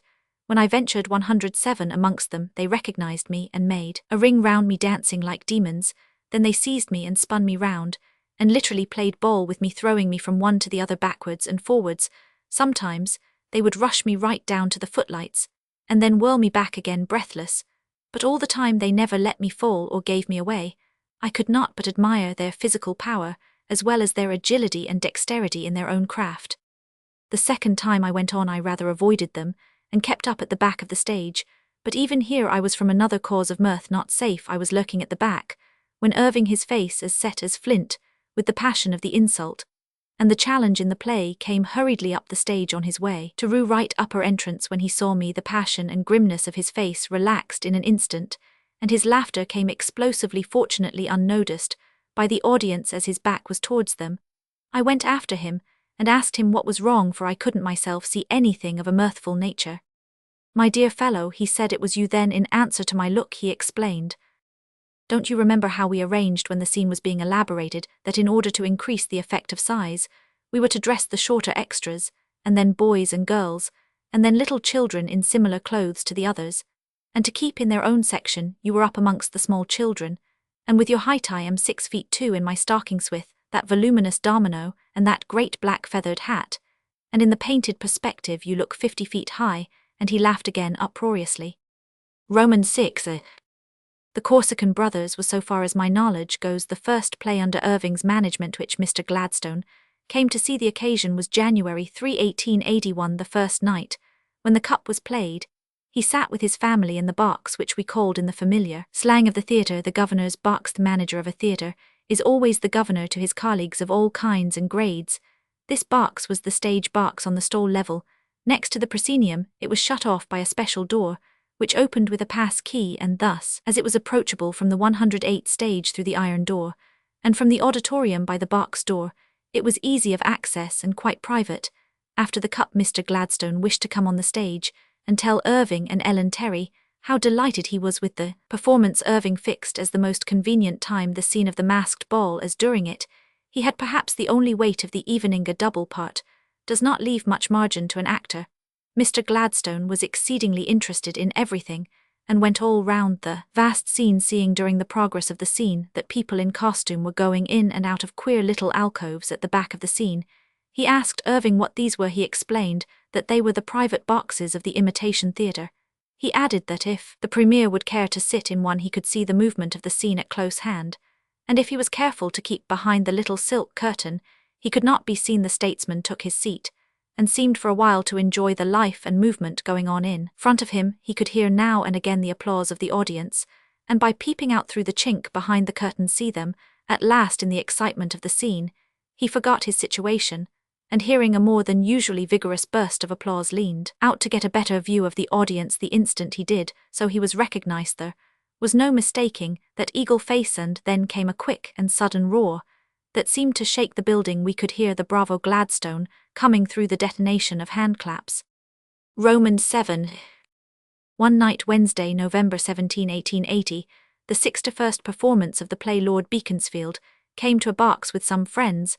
I saw him coming up the stairs to the vestibule of the theatre.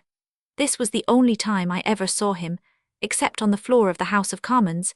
He was then a good deal bent and walked feebly, leaning on the arm of his friend. He stayed to the end of the play, and I believe expressed himself very pleased with it. His friend Monty Corey, afterwards Lord Rowton, who was with him, told Irving that it seemed to revive old memories. As an instance, when he was coming away, he asked, "Do you think we could have supper somewhere, and ask some of the coryphees to join us, as we used to do in Paris in the 50s? The poor dear man little imagined how such a suggestion would have fluttered the theatrical dovecote. These coryphees, minor parts of course in the play, were supposed to be very fast young persons, and the difficulty of getting them properly played seemed for a long time insurmountable. The young ladies to whom the parts were allotted were all charming-looking young ladies of naturally bright appearance and manner, but they would not act as was required of them. One and all they seemed to set their faces against the histrionic levity demanded of them. It almost seemed that they felt that their personal characters were at stake. Did they act with their usual charm and brightness and nerve, somebody might to their detriment mix up the real and the simulated characters. The result was that never in the history of choregraphic art was there so fine an example of the natural demureness of the corps de ballet. They would have set an example to a confirmation class. Roman 8. For the tableau curtain in the Corsican brothers, Irving had manufactured perhaps the most magnificent curtains of the kind ever seen. They were of fine crimson silk velvet, and took more than 1,000 yards of stuff. The width and height of the Lyceum proscenium were so great that the curtains had to be fastened all over on canvas, fortified with strong webbing, where the drag of movement came. Otherwise the velvet would with the vast weight have torn like paper. They were drawn back and up at the same time, so as to leave the full stage visible, whilst picturesquely draping the opening. Material, colour, and form of these curtains, which were a full 50% wider than the opening which they covered, brought both honour and much profit to the manufacturers, who received many orders for repetitions on a smaller scale. When John Halshead burlesqued the Corsican brothers at the Gaiety Theatre, this curtain was made a feature. It was represented by an enormous flimsy patchwork quilt, which tumbled down all at once in the form of a tight-drawn curtain, covering the whole proscenium arch. In this burlesque, too, there was a notable incident when E.W. Royce, an actor with the power and skill of an acrobat who personated Irving, walked up a staircase in one step. Roman Night. Another feature was the double in a play where one actor plays two parts. There is usually at least one time when the two have to be seen together. For this, a double has to be provided in the Corsican brothers, where one of the two sees the other seeing his brother. More than one double is required at the Lyceum. Irving's chief double was the late Arthur Matheson, who, though a much smaller man than Irving, resembled him faintly in his facial aspect. He had a firm belief that he was Irving's double, and that no one could tell them apart. This belief was a source of endless jokes. There was hardly a person in the theatre who did not at one time or another take part in one. It was a never-ending amusement to Irving to watch, and even to foment such jokes. Even Irving's sons, then little children, having been carefully coached, used to go up to him and take his hand and call him Papa on the Gaiety stage. They had about 20 doubles of all sizes, and conditions, giants, dwarfs, skinny, fat, off all kinds. At the end of the scene, they took a caroll together. It was certainly very funny. One more funny matter there was in the doing of the play. The supper party at Baron Montchern's house was supposed to be a very tony affair, the male guests being the creme de la creme of Parisian society, the ladies being of the demi-monde, all of both classes being persons to whom a square meal was no rarity. As however the majority of the guests were extras or supers, it was hard to curb their zeal in matters of alimentation. When the servants used to throw open the doors of the supper-room and announce Monsieur S. Servy, they would make one wild rush and surround the table like hyenas, for their delectation bread and sponge cake media, which lend themselves to sculptural efforts and gatto of alluring aspect, were provided the champagne flowed in profusion, indeed in such profusion and of so realistic an appearance that all over the house the opera glasses used to be levelled, and speculations as to the brand and cuvee arose, and a rumour went round the press that the nightly wine bill was of colossal dimensions. In reality, the champagne provided was lemonade put up specially in champagne bottles, and foiled with exactness. It certainly looked like champagne, and foamed out as the corks popped. The orgy grew nightly in violence, till at the 111 end of a couple of weeks the noblesse of France manifested a hunger and thirst libelous to the Faubourg Saint-Germain. Irving pondered over the matter, and one day gave orders that special food should be provided, wrought partly of plaster au Paris and partly of papier-mâché. He told the property master to keep the matter secret. There was hardly any need for the admonition. In a theatre a joke is a very sacred thing, and there is no one from highest to lowest that will not go out of his way to further it. That night, when the emaciated noblesse of France dashed at their quarry one, and all received a sudden check, there were many unintentional ejaculations of surprise and disappointment from the guests, and much suppressed laughter from the stage hands, who were by this time all in the secret and watching from the wings. After that night there was a notable improvement in the table manners of the guests. One and all they took their food leisurely, and examined it critically, and so the succulent sponge cake in due time reappeared. There was no need for a second lesson against greed. Romans 16. The value of experiment. In 1883, the Prince of Wales was very much interested in the creation and organisation of the new College of Music, and as funds had to be forthcoming, very general efforts were made by the many who loved music, and who loved the Prince. On one occasion, the Prince hinted to Irving that it would show the interest of another and allied branch of art in the undertaking if the dramatic artists would give a benefit for the new college. He even suggested that Robert Macaire would do excellently for the occasion, and could have an all-star cast. Irving was delighted, and got together a committee of actors to arrange the matter. By a process of natural selection, Irving and Toole were appointed to Macaire and Jacques Strop. The Prince and Princess of Wales attended at the performance. The house was packed from floor to ceiling, and the result to the College of Music was 1,286d, the entire receipts, Irving himself having paid all the expenses. An odd mistake was made by Irving later on with regard to this affair. In the first year of its working, when the class for dramatic study was organised, he was asked by the directorate to examine this. He was of course very pleased to do. In due season he made his examination, and sent in his report. Then in sequence came a letter of thanks for his services. It was, though quite formal, a most genial and friendly letter, and to the signature was appended Chairman. In acknowledging it to Sir George Grove, the director of the college, Irving said what a pleasure it had been to him to examine, and how pleased he would be at all times to hold his services at the disposal of the college, and so forth. He added by way of postscript, "By the way, who is our genial friend Mr. Edward? I do not think I have met him." He got a horrified letter, sent by messenger from Sir George 113, explaining that the signature was that of Albert Edward. No, His Most Gracious Majesty Edward Romans 7 Ret Roman 1, in his modest estimate of his own worth, Irving had not even thought that the Prince of Wales would himself write, but the gracious act was like all the kindness and sweet courtesy, which both as Prince and King he always extended to his loyal subject, the player Henry Irving. Roman 2. Faust was produced on December 19, 1885. It ran till the end of that season, the 10th of Irving's management, the whole of the next season, except a few odd nights, again the latter part of the short season of 1888, and for a fourth time in the season of 1894, the production was burned with the other plays in storage in 1898, but the play was reproduced again in 1902. Altogether it was performed in London 577 times, in the provinces 128 times, and in America 87 times, in all 792 times, a total amount of receipts of over £250,000. Irving had a profound belief in Faust as a drawing play. He was so sure of it that he would not allow of its being presented until it was in his estimation ready for the public to see. This scrupulosity was a trait in his artistic character, and therefore noticeable in his management.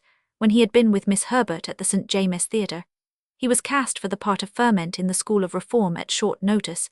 He insisted on delaying the piece for 3 days, as he would not play without proper rehearsal. This he told me himself one night, when we were supping together at the theatre, December 7, 1880.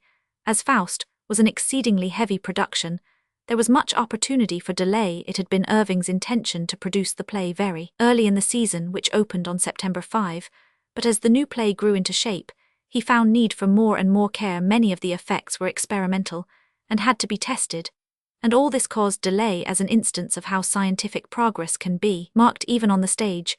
The use of electricity might be given the fight between Faust and Valentine with Mephistopheles, in his supposed invisible quality.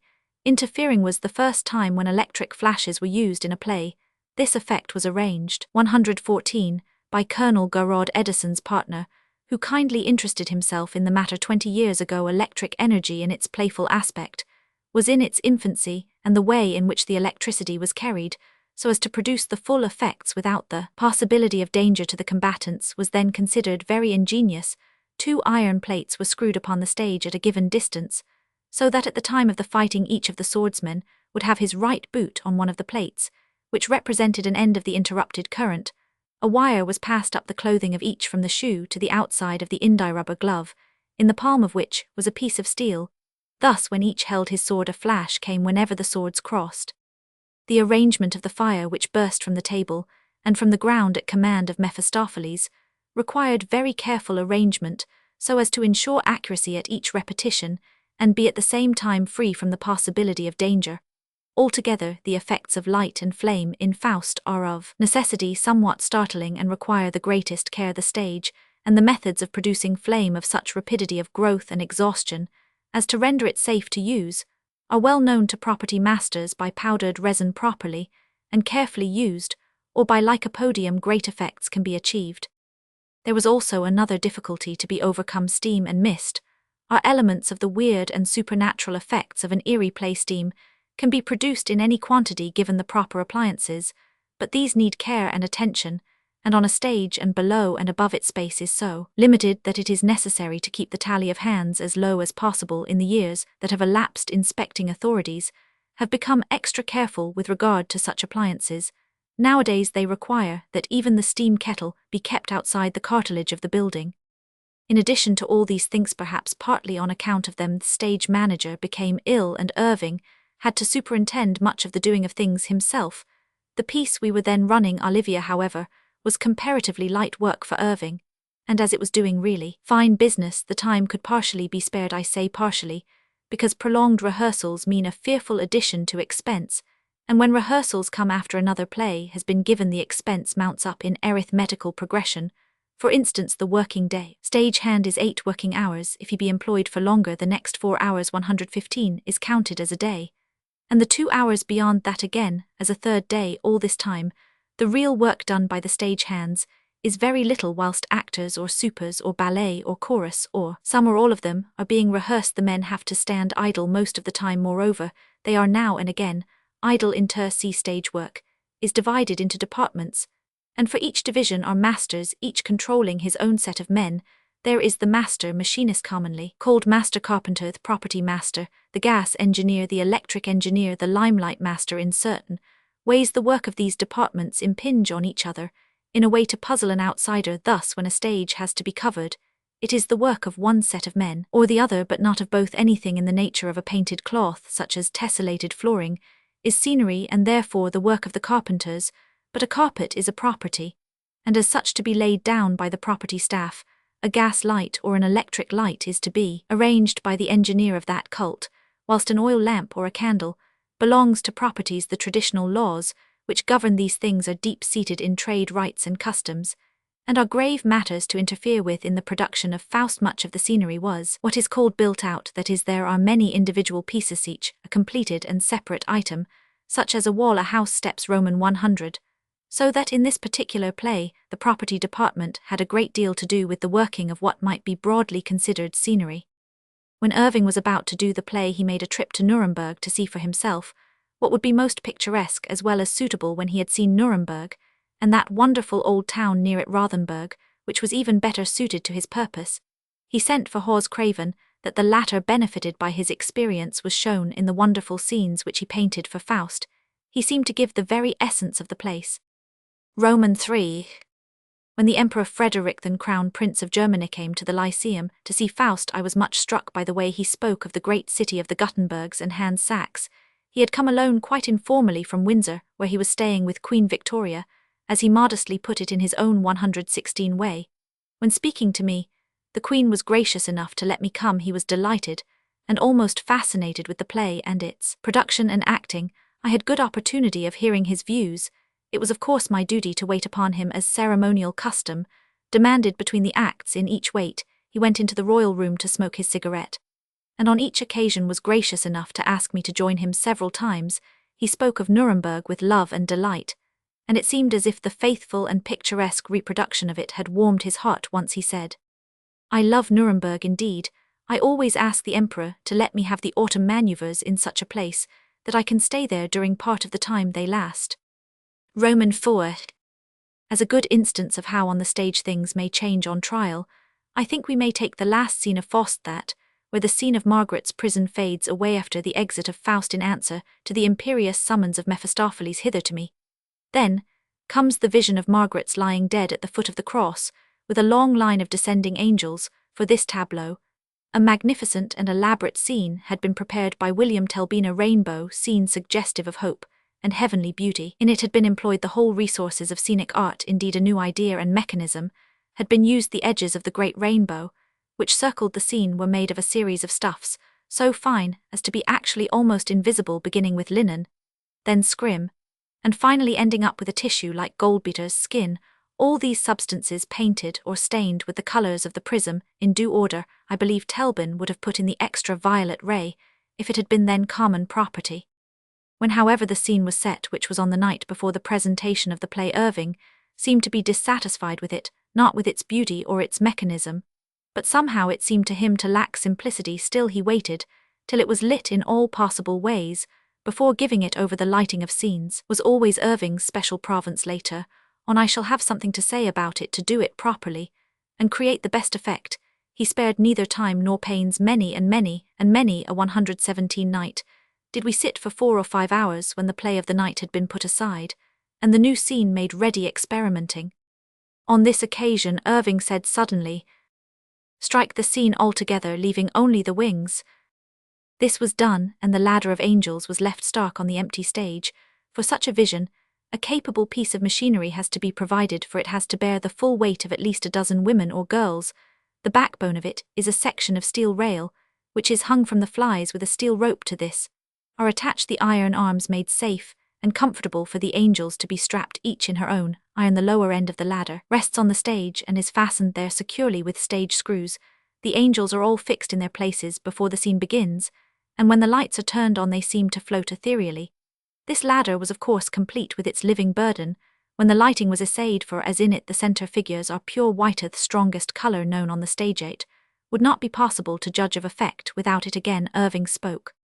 "Now put down a dark blue sky border as a backing too, if necessary, to get height enough." This was done. He went on, "Put sapphire mediums on the limelights from both sides, so as to make the whole back cloth a dark night blue. Now turn all the white limelights on the angels."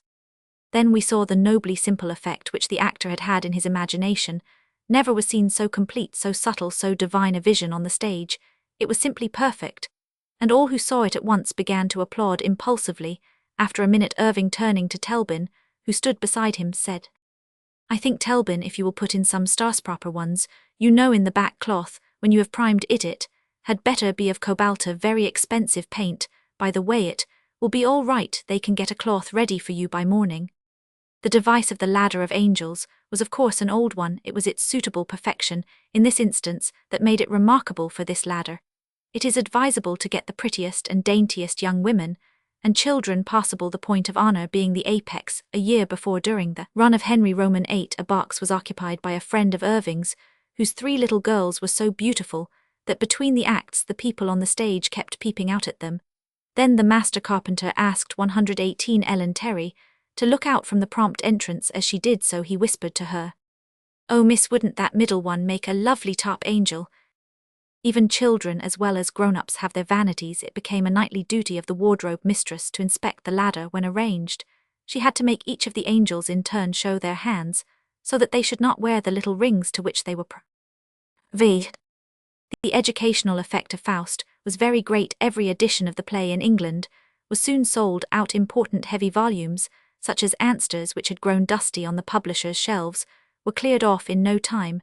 New editions were published, and could hardly be printed quick enough.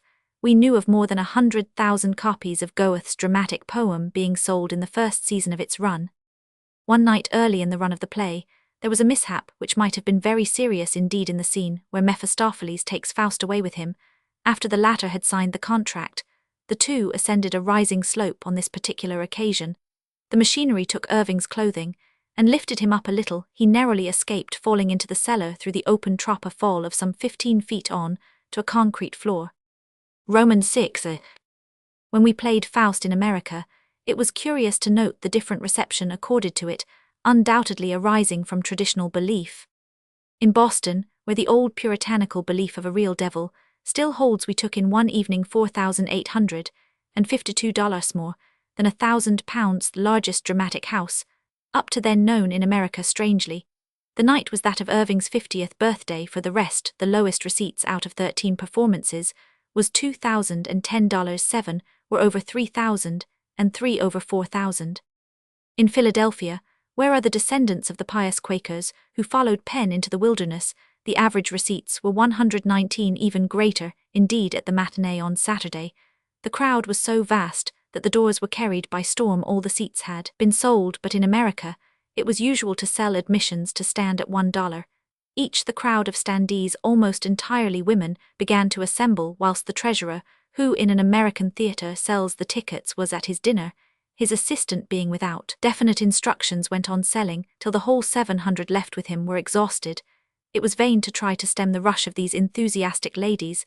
They carried the outer door and the check-taker with it, and broke down by sheer weight of numbers the great inner doors of heavy mahogany and glass, standing some 8 feet high. It was impossible for the seat-holders to get in, till a whole posse of police appeared on the scene, and cleared them all out, only readmitting them when the seats had been filled.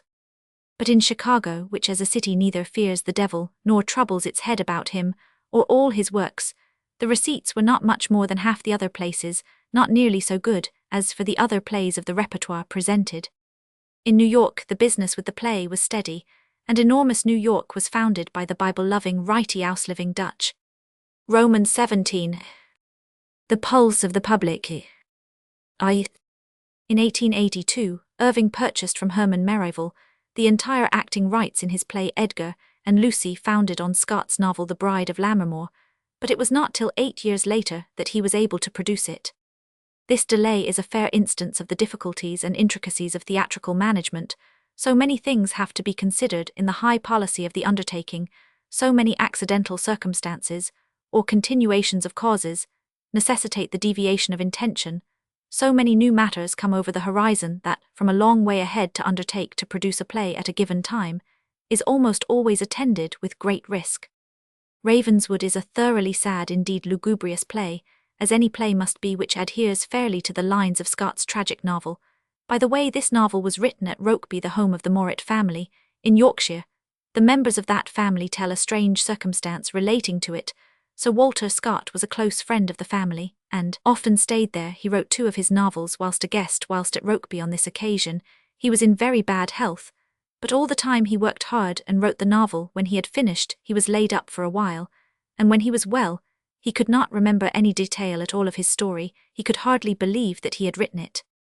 For 7 years after Irving had possession of Merivale's play, he had thought it over. He had in his own quiet way made up his mind about it, arranging length and way of doing the play, and excogitating his own part, till he had possession of it in every way. Then one evening, November 25, 1889, he broached the subject of its definite production. The note which I find in my diary is succinct and explanatory and comprehensive.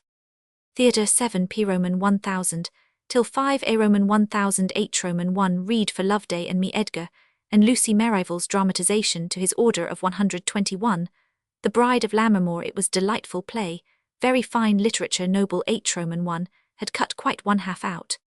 I can supplement this brief note from memory. Irving read the play with quite extraordinary effect. He had quite a gift for this sort of work.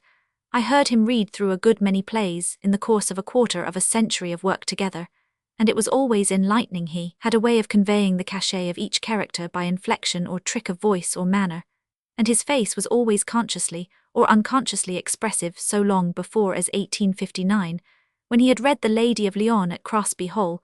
The Daily Telegraph had praised amongst other matters his versatility in this respect. I have heard him read in public in a large hall both Hamlet and Macbeth, and his characterization was so marked that after he had read the entries of the various characters, he did not require to refer to them again by name on this occasion. He seemed familiar with every character, and I doubt not could have played any of them so far as his equipment fitted him for the work within a short time. Naturally, the most effective part was that of Edgar of Ravenswood. Not only is it the most prominent part in the cast, but it was that which he was to play himself, and to which he had given most special attention in it. He brought out all the note of destiny which rules in both novel and play manifestly. Edgar is a man foredoomed, but not till the note of doom is sounded in the weird and deathly utterances of Ailsie Gourlay could one tell that all must end awfully throughout. The tragic note was paramount. Well Edgar knew it. The gloom that wrapped him even in the moment of triumphant love was a birth-gift as Irving read it that night, and as he acted it afterwards. There was throughout an infinite and touching pathos, but not this character alone, but all the rest were given with great and convincing power. The very excellence of the rendering, made each to help the other, variety and juxtaposition, brought the full effect. The prophecies, because of their multiplication, became of added import on Edgar's gloom, and toned the high spirit of Haston of Bucklaw. Lucy's sweetness was intensified by the harsh domination of Lady Ashton. The sufferings of the faithful Caleb, under the lash of Ailsie's prophecy, only increased its force. We who listened were delighted. For myself, I seemed to see the play a great success, and one to be accomplished at little cost.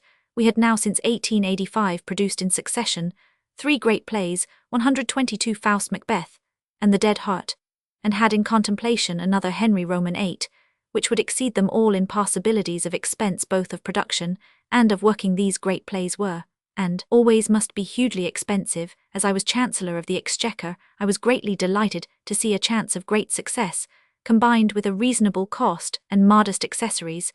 From the quiet effectiveness of Irving's reading, I was satisfied that the play would hold good under the less grand conditions.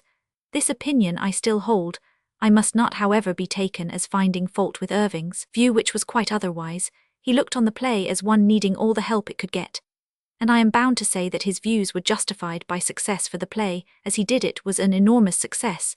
The production account was not large in comparison with that of some other great plays, being a little under £5,000.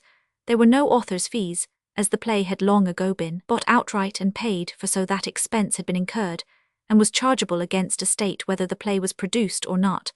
But the running expenses were very heavy, between 180 and 200 a performance. As it was, the play was a heavy one for Ellen Terry. She could only play in it 6 times a week. To the management, there is always an added advantage in a matinee or any extra performance. Ravenswood was presented on September 2018, 90, and altogether was given during the season 102 times. Roman II. During its run we had a strange opportunity of experiencing the extraordinary way in which a play fluctuates with the public pulse from the first night. It was a great success, and the booking became so great that we were obliged to enlarge the time for the advance purchase of seats. Our usual time was 4 weeks, and as a working rule it was found well to keep to this, where booking is not under great pressure. Too long a time means extra particularity in choice of seats, and a de facto curtailment of receipts. For Ravenswood we had to advance first 1 week and then a second, so that about the end of the first month we were booking 6 weeks ahead. I may say that we were booked that long, for as each day's advance sheet was opened, it became quickly filled. The agents too were hard at work, and we were not able to allot to any of them the full 123 number of seats, for which they asked. I have a special reason for mentioning this, as will appear now. At the Lyceum, from the time of my taking charge of the business, we did not ever pencil to agents, that is, we did not let them have seats after the customary fashion on sale or return. We had be sure good reason for this. Whatever seats they had, they took at their own risk by week or month, in a sort of running agreement terminable at fixed notice. When we arrived at the 50th performance, the play was going as strong as ever, the receipts being on or about £2,000 per week. Towards the end of the year theatre receipts generally began to drop a little. Christmas is coming, and many things occupy family attention. The autumn visitors have all departed, and the fogs of November are bad for business. We did not, therefore, give it a second thought that the door receipts got a little less, for all the bookable seats were already secure. On Thursday, November 20, I had an experience which set me thinking during that day. I had visits from 3 of the theatre agents having businesses in the West End and the city. They came separately, and with an unwanted secrecy. Each wished to see me alone, and being secured from interruption, stated the reason. Each had the same request and spoke in almost identical terms, so that the conversation of one will illustrate all. The first one asked me, "Will you tell me frankly if you don't mind, are you really doing good business with Ravenswood?" "Certainly," I answered, "all we can do. Why, you know that we can only let you have for 6 weeks ahead part of the seats you have asked for." After some odd nervousness, he said again, "I suppose I may take it that that applies to everyone you deal with. I know I can trust you, for you always treat me frankly. And this is a matter I am exceedingly anxious about." For answer I rang the bell for the commissionaire in waiting on the office and sent him round to the box office to bring me the booking sheets for 6 weeks ahead. These I duly placed before the agent librarian, they called them in those days, as they were the survivors of the old lending libraries, who used to secure theatre tickets for their customers. "See for yourself," I said, and he turned over the sheets, every seat on which was marked as sold. "It is very extraordinary," he said, after a pause. By this 124 time, my own curiosity was piqued, and I asked him to tell me what it all meant. "It means this," he said, "things can't go on at this rate. We have not sold a single ticket this week for any theatre in London." I opened a drawer and took out what we called the usher's returns for each night that week. We used to have as means of checking the receipts of the house, in addition to the tickets, a set of returns made by the ushers. Each usher had a sectional chart of the seats under his charge, and he had to show which was occupied during the evening, and which, if any, were unoccupied. I had not gone over these, as all the seats having been sold, it did not much matter to us whether they were occupied or not. To my surprise, I found that on each night, growing as the week went on, were quite a number of seats unoccupied. On reference to the full plan, I found that most of these were seats sold to the libraries, but that a good proportion of them had been booked at our own office. Neither of us could account for such a thing in any way. When the next and then the third agent came, there was a strong sense over me that something was happening in the great world. As a rule, when there is pressure in a theatre, the seats belonging to agents remaining unsold can always be disposed of in the theatre box office. That night Irving had a little supper party of intimate friends in the beefsteak room. Amongst them, one man, Major Rickard Seaver, well skilled in the world of haute finance. In the course of conversation, I asked him, "What is up? There is something going to happen. What is it?" He asked me why I thought so, and I told him. "That is certainly strange," was his comment. "Then you don't know?" "No." What I asked, "What is going to happen?" His answer came after a pause. "You will know soon, possibly tomorrow, certainly." The next day the mystery was thickening again. I asked, "What is it?" The answer came with a shock. "Bearings, they've gone under." Now anyone of a speculative tendency in London or out of it could have that day made a fortune by selling bearsand. There is no lack of sportsmen willing to make money on a sure thing. And yet for 3 days at least there must have been in business 125 circles some uneasiness of so pronounced a character that it for the time obliterated social life with many people. Had they knowledge where the public pulse lay, and how to time its beats, they might have plucked fortune from disaster. In the Lyceum we became wide awake to the situation. In a time of panic and disaster, there is no need for mimetic tragedy. The real thing crowds it out. The very next day, we arranged to change the bill on the earliest day possible. As we were booked for 6 weeks, we arranged to change the tragic Ravenswood for Much Ado About Nothing, the brightest and cheeriest comedy in our repertoire, on Monday, January 3. This we did with excellent result. From the day of the failure of Bearings, the receipts began to dwindle. The nightly return dropped from £300 odd to £200 odd, and finally to £100 odd. With the change to comedy they jumped up again at once to the tune of an extra £100 a performance. Except for some performances in the provinces in the autumn that was the last of Ravenswood, there was never a chance for its revival, though from that we might have expected much. It was burned in the fire at our storage in 1898, of which more anon. Roman 3. Nance Oldfield as Ellen Terry plays it is the concentration of a 5-act comedy into one act, and one scene. It is a play that allows an adequate opportunity of the gifts of the great actress, for Ellen Terry's gifts are of so wide a range that the mere variety of them is in itself a gift, and the congruity of them in such a play allows them to help each other, and each to shine out all the stronger for the contrast. Ellen Terry had long had in her mind Reed's play as one to be given in a single act, and now that its opportunity came over the horizon, she began to prepare it. This she did herself.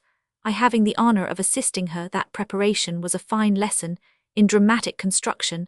Ellen Terry has not only a divine instinct for the truth in stage art, but she is a conscious artist to her fingertips. No one on the stage in our timer at any other time has seen more clearly the direct force of sympathy and understanding between the actor and the audience. But at the 126th same time, she was not herself an experienced dramatist. She knew in a general way what it was that was wanting and what she aimed at, but she could not always give it words during rehearsal, or during the play. She would, in a pause of her own stage work, come dancing into my office to ask for help. Ellen Terry's movements when she was not playing a sad part always gave one the idea of a graceful dance. Looking back now to 27 years of artistic companionship and eternal community of ideas, I cannot realize that she did not always actually dance. She would point to some mark which she had made in the altered script and say, "I want 2 lines there, please." "What kind of lines? What about?" I would ask. She would laugh as she answered, "I don't know, I haven't the least idea, you must write them." When she would dance back again, I would read her the lines. She would laugh again and say, "All wrong, absolutely wrong, they are too serious or they are too light, I should like something to convey the idea of." And she would in some subtle way, just as Irving did, convey the sentiment or purpose or emotion which she wished conveyed. She would know without my saying it when I had got hold of the idea, and would rush off to her work quite satisfied. And so the little play would grow, and then be cut again, and grow again, till at last it was nearly complete. This last bit of it puzzled us both for a long time. At last, she conveyed her idea to me, that Alexander must not be left with a serious personal passion for Mrs. Oldfield, and that yet she should not sink in his esteem. Finally, I wrote a line which had the reward of her approbation. The actress was explaining to Mr. Allworthy how his son did not really love her. It was the actress he loved, and not the woman. In this little play, which is typical of her marvelous range of varied excellences, she runs the whole gamut of human emotion. The part where the great actress, wishing to disenchant her boy lover, exemplifies her art, and then turns it into ridicule, could not be adequately played by anyone not great in both tragedy and comedy. Her rendering here of Juliet's great speech before taking the potion, "My dismal scene, I needs must act alone," is given with the full tragic force with which she played the real part when she swept the whole audience scene, yet without the delay of 127 a second. She says to the emotional poet, "Now, that's worth 1 and 9pence to me." It is such moments as these that put an actor into history records, are not troubled with mere excellence. Happy, I say, should be the real dramatist who has the cooperation of Ellen Terry in a play she is to appear in, off a part she is to act. Roman 18th. Tennyson and his play. Irving had been a friend of Tennyson before I had first met him in 1876, when during the Bateman rule Queen Mary had been produced. He had naturally much to do with the author, and the friendship thus begun lasted during the poet's life. In my own young days, Tennyson was a name of something more than reverence. Not only was his work on our tongue-tips, but the extraordinary isolation of his personal life threw a halo of mystery over him. It is a strange thing how few of the people of his own time, and all through his long life of such amazing worth and popularity, had ever seen him. Naturally, a man who knew him was envied, if only from this source alone.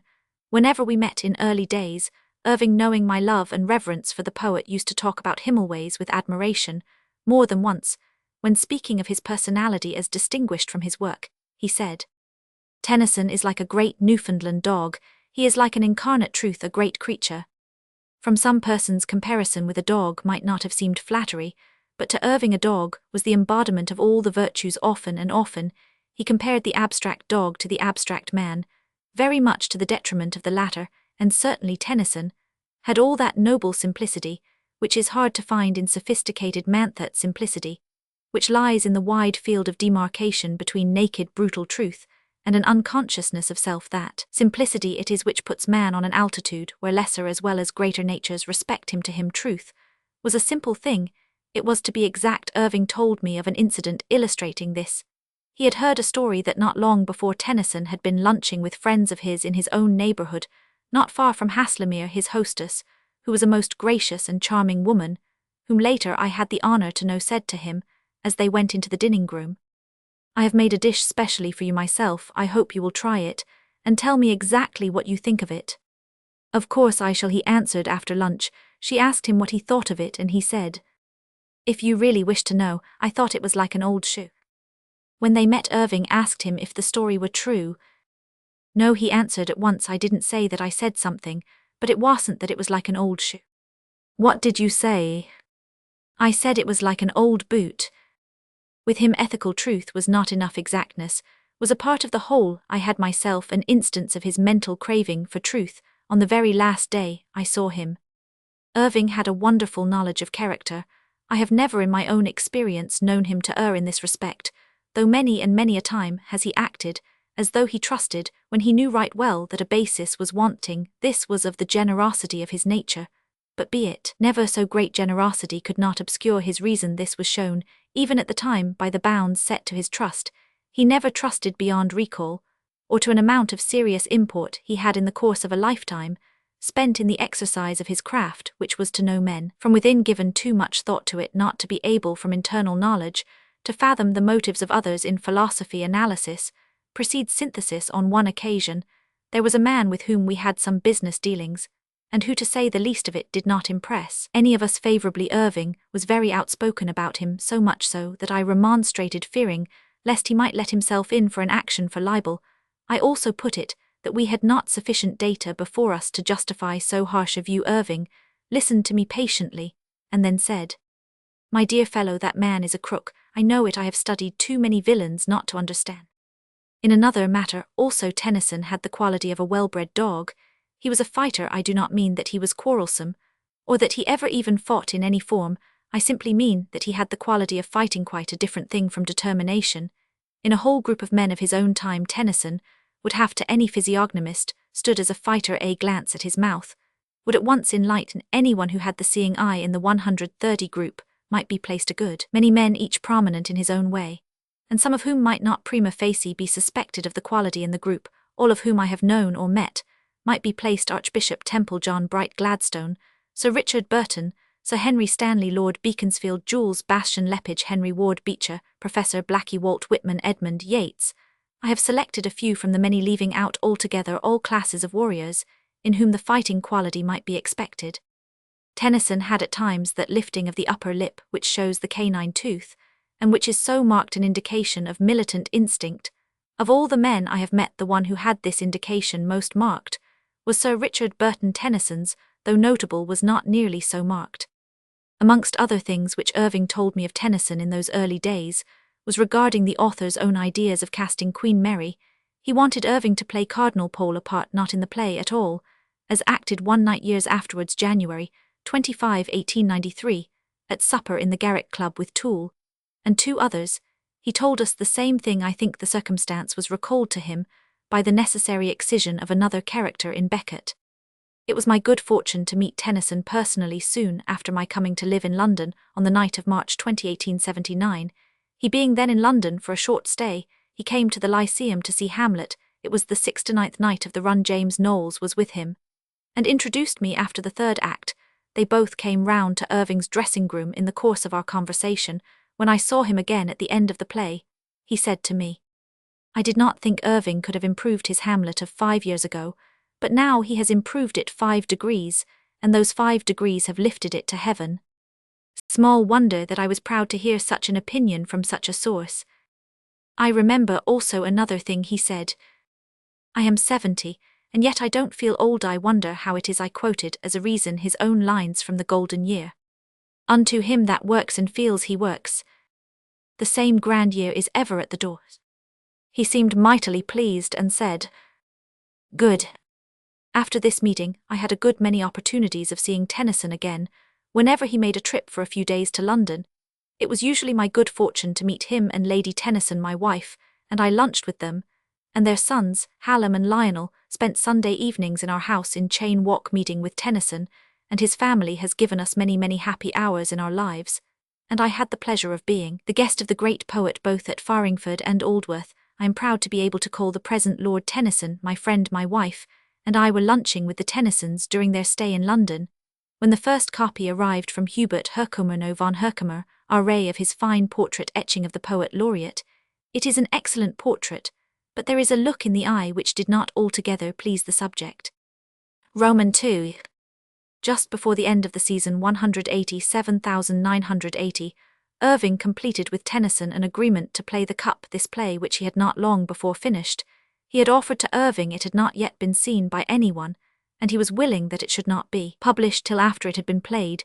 The play required some small alterations for stage purpose, little things cut out here and there, and a few explanatory words inserted at other places. Tennyson assented without demur to any change suggested, as it has been said, that Tennyson was absolutely set as to not altering a line for the stage. Let me say here, after an experience of his two most successful plays, that any such statement was absurd. Of course, he was careful of his rights. Everyone ought to be careful in such matter, and to him there was special need. His manuscript was so valuable that it was never safe, and in other ways he had to be suspicious years afterwards.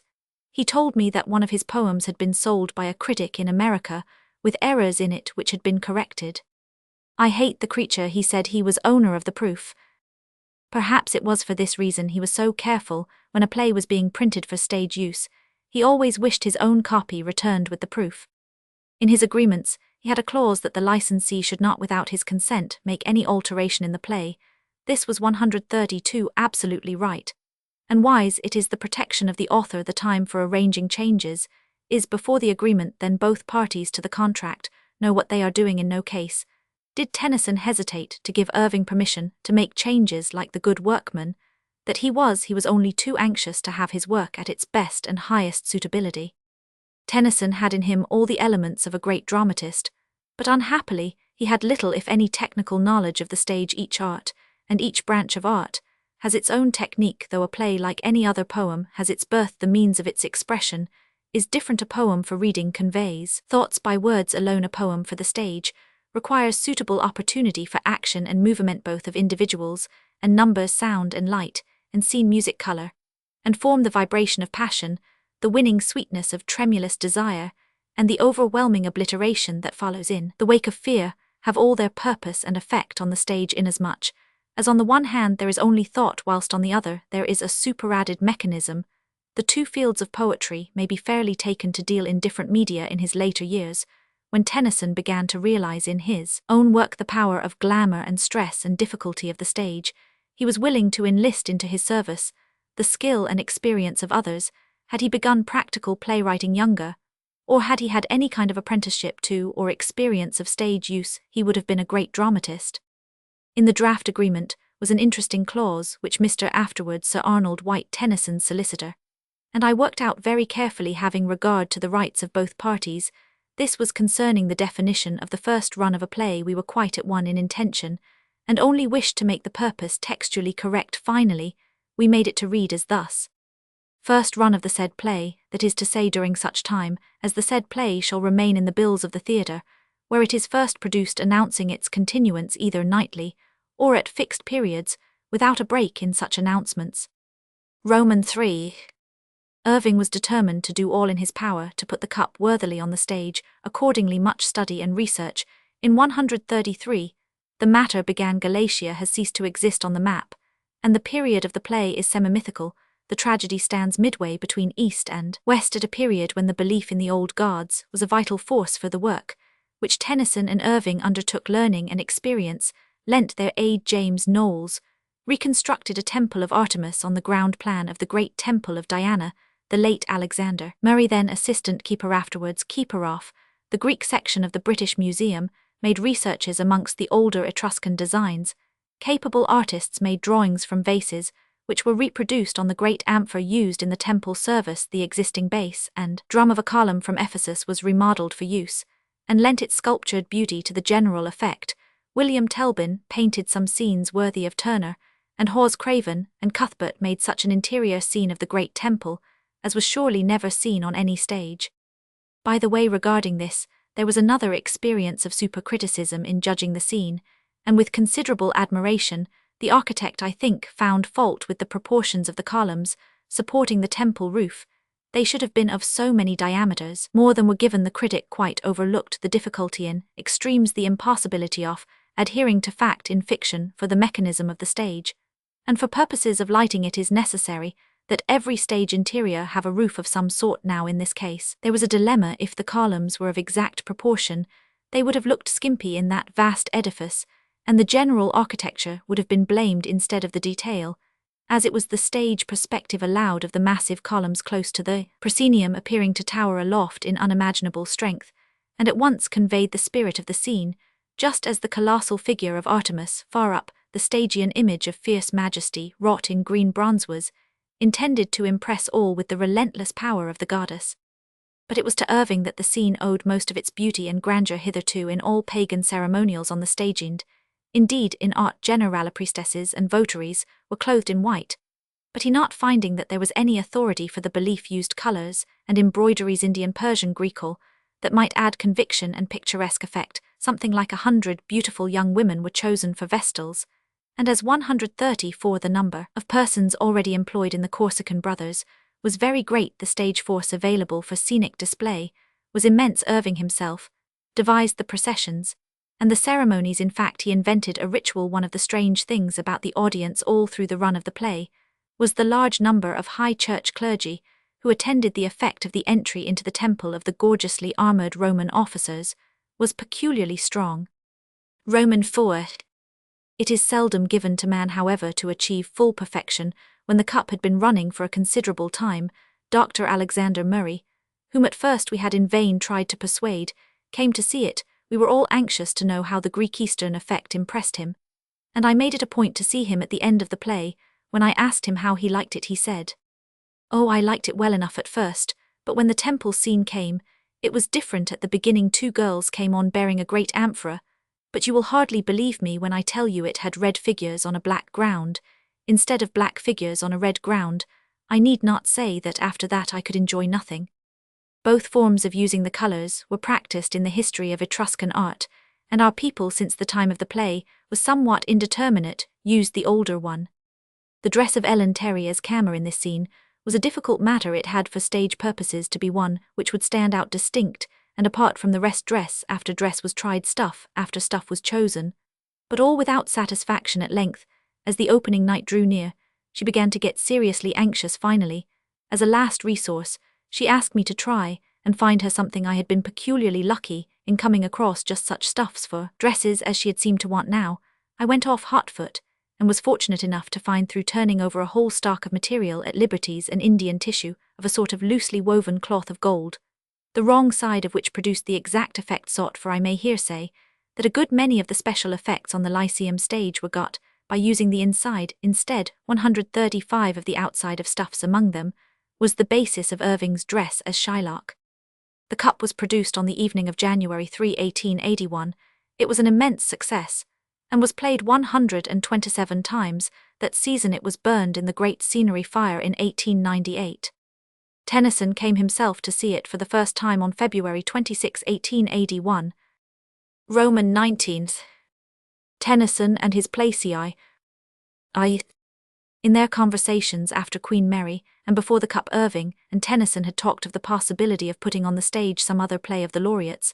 After the success of the cup had been assured, Irving was more fixed on the matter, and later on in 1884, when Becket had been published, he considered it then and thereafter as a possibility. He was anxious to do it if he could see his way to it. Like Tennyson, he had a conviction that there was a play in it, but he could not see its outline. In fact, Becket was not written for the stage, and that being so, it was for stage purposes much in the position of a block of Carrara marble, from which the statue has to be patiently hewn.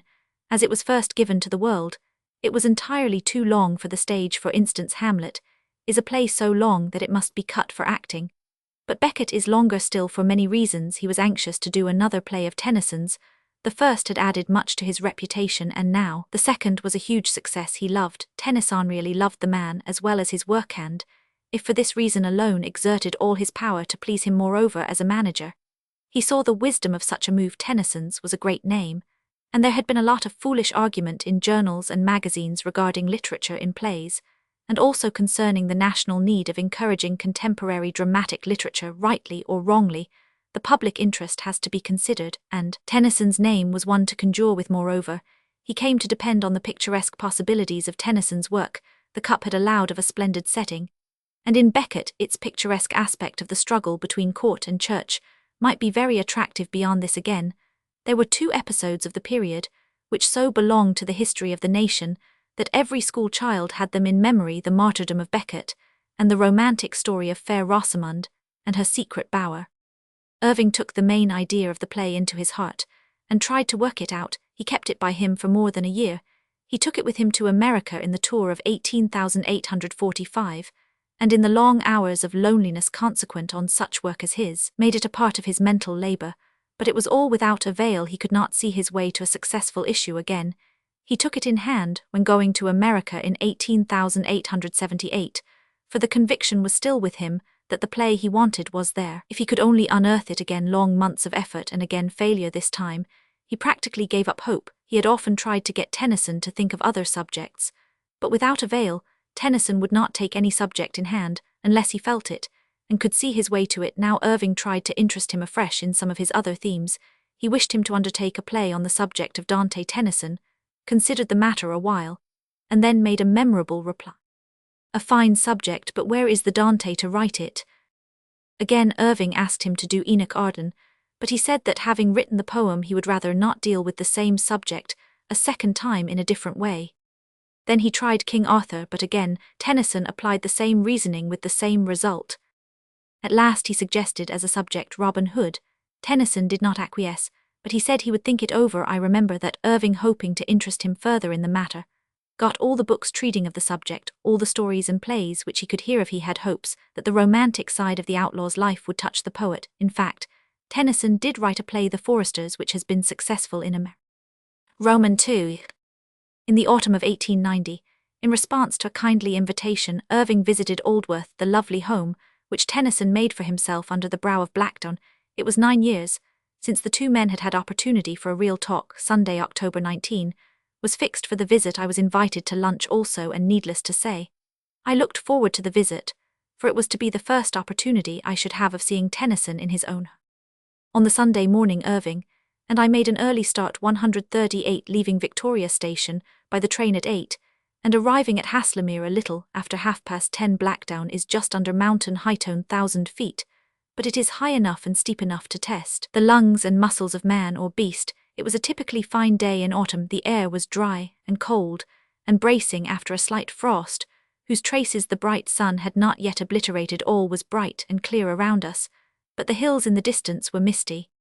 Aldworth is a wonderful spot. Tennyson chose it himself with a rare discretion.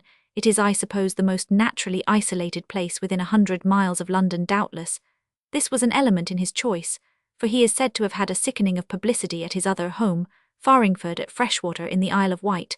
The house lies just under the brow of the hill to the east, and faces south. This side of the hill is very steep, and now that the trees which he planted have grown tall, the house cannot be seen from anywhere above. It is necessary to go miles away to get a glimpse of it. From below, when he bought the ground, it was all mountain moorland, and he had to make his own roads. The house is of stone with fine mullioned windows, and the spaces everywhere are gracious. In front, which faces south, is a small lawn bounded by a stone parapet with a quickset hedge below, and just showing above the top of the stonework. From here you look over Sussex right away to Goodwood and the bare downs above Brighton, a glorious expanse of country, articulated with river and wood and field of seeming toy dimensions. It would, I think, be impossible to find a more ideal place for quiet work. From it, the howling, pushing, strenuous world is absolutely shut out. The mind can work untrammeled fancy free. To the west lies a beautiful garden fashioned into pleasant nooks and winding alleys, with flower-starred walks and bowers of roses and spreading shrubs. Behind it rise some fine forest trees. The garden trends some way down the hillside, opening to seas of bracken, and the dim shelter of pine woods in the fringes. These woods in due season are filled with a natural growth of purple foxglove, the finest I have ever seen. Just below where the garden ends is a level nook, a corner between shelving lines of tree-clad hill, where a tiny stream flows from a vigorous bubbling well, just such a nook as old Crome or Nasmyth would have loved to paint. Photo Dickinson's Henry Irving as Charles Roman I. Hallam. Tennyson met us at the door when we entered the wide hall.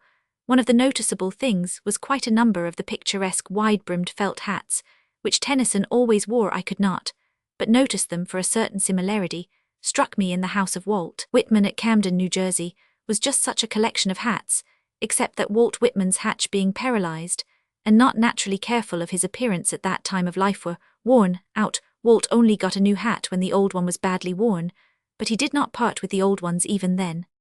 After a short visit to Lady Tennyson in the drawing-room, we were brought upstairs to Tennyson's study, a great room over the drawing-room, with mullioned windows facing south and west, We entered from behind a great 8-fold screen some 7 or 8 feet high in the room. Were many tall bookcases, the mullioned windows let in a flood of light. Tennyson was sitting at a table in the western window, writing in a book of copybook size, with black cover. His writing was very firm. He had on a black skullcap. As we entered, he held up his hand saying, "Just 1 minute if you don't mind, I am almost finished." When he had done he threw down his pen, and rising quickly came towards us with open-handed welcome.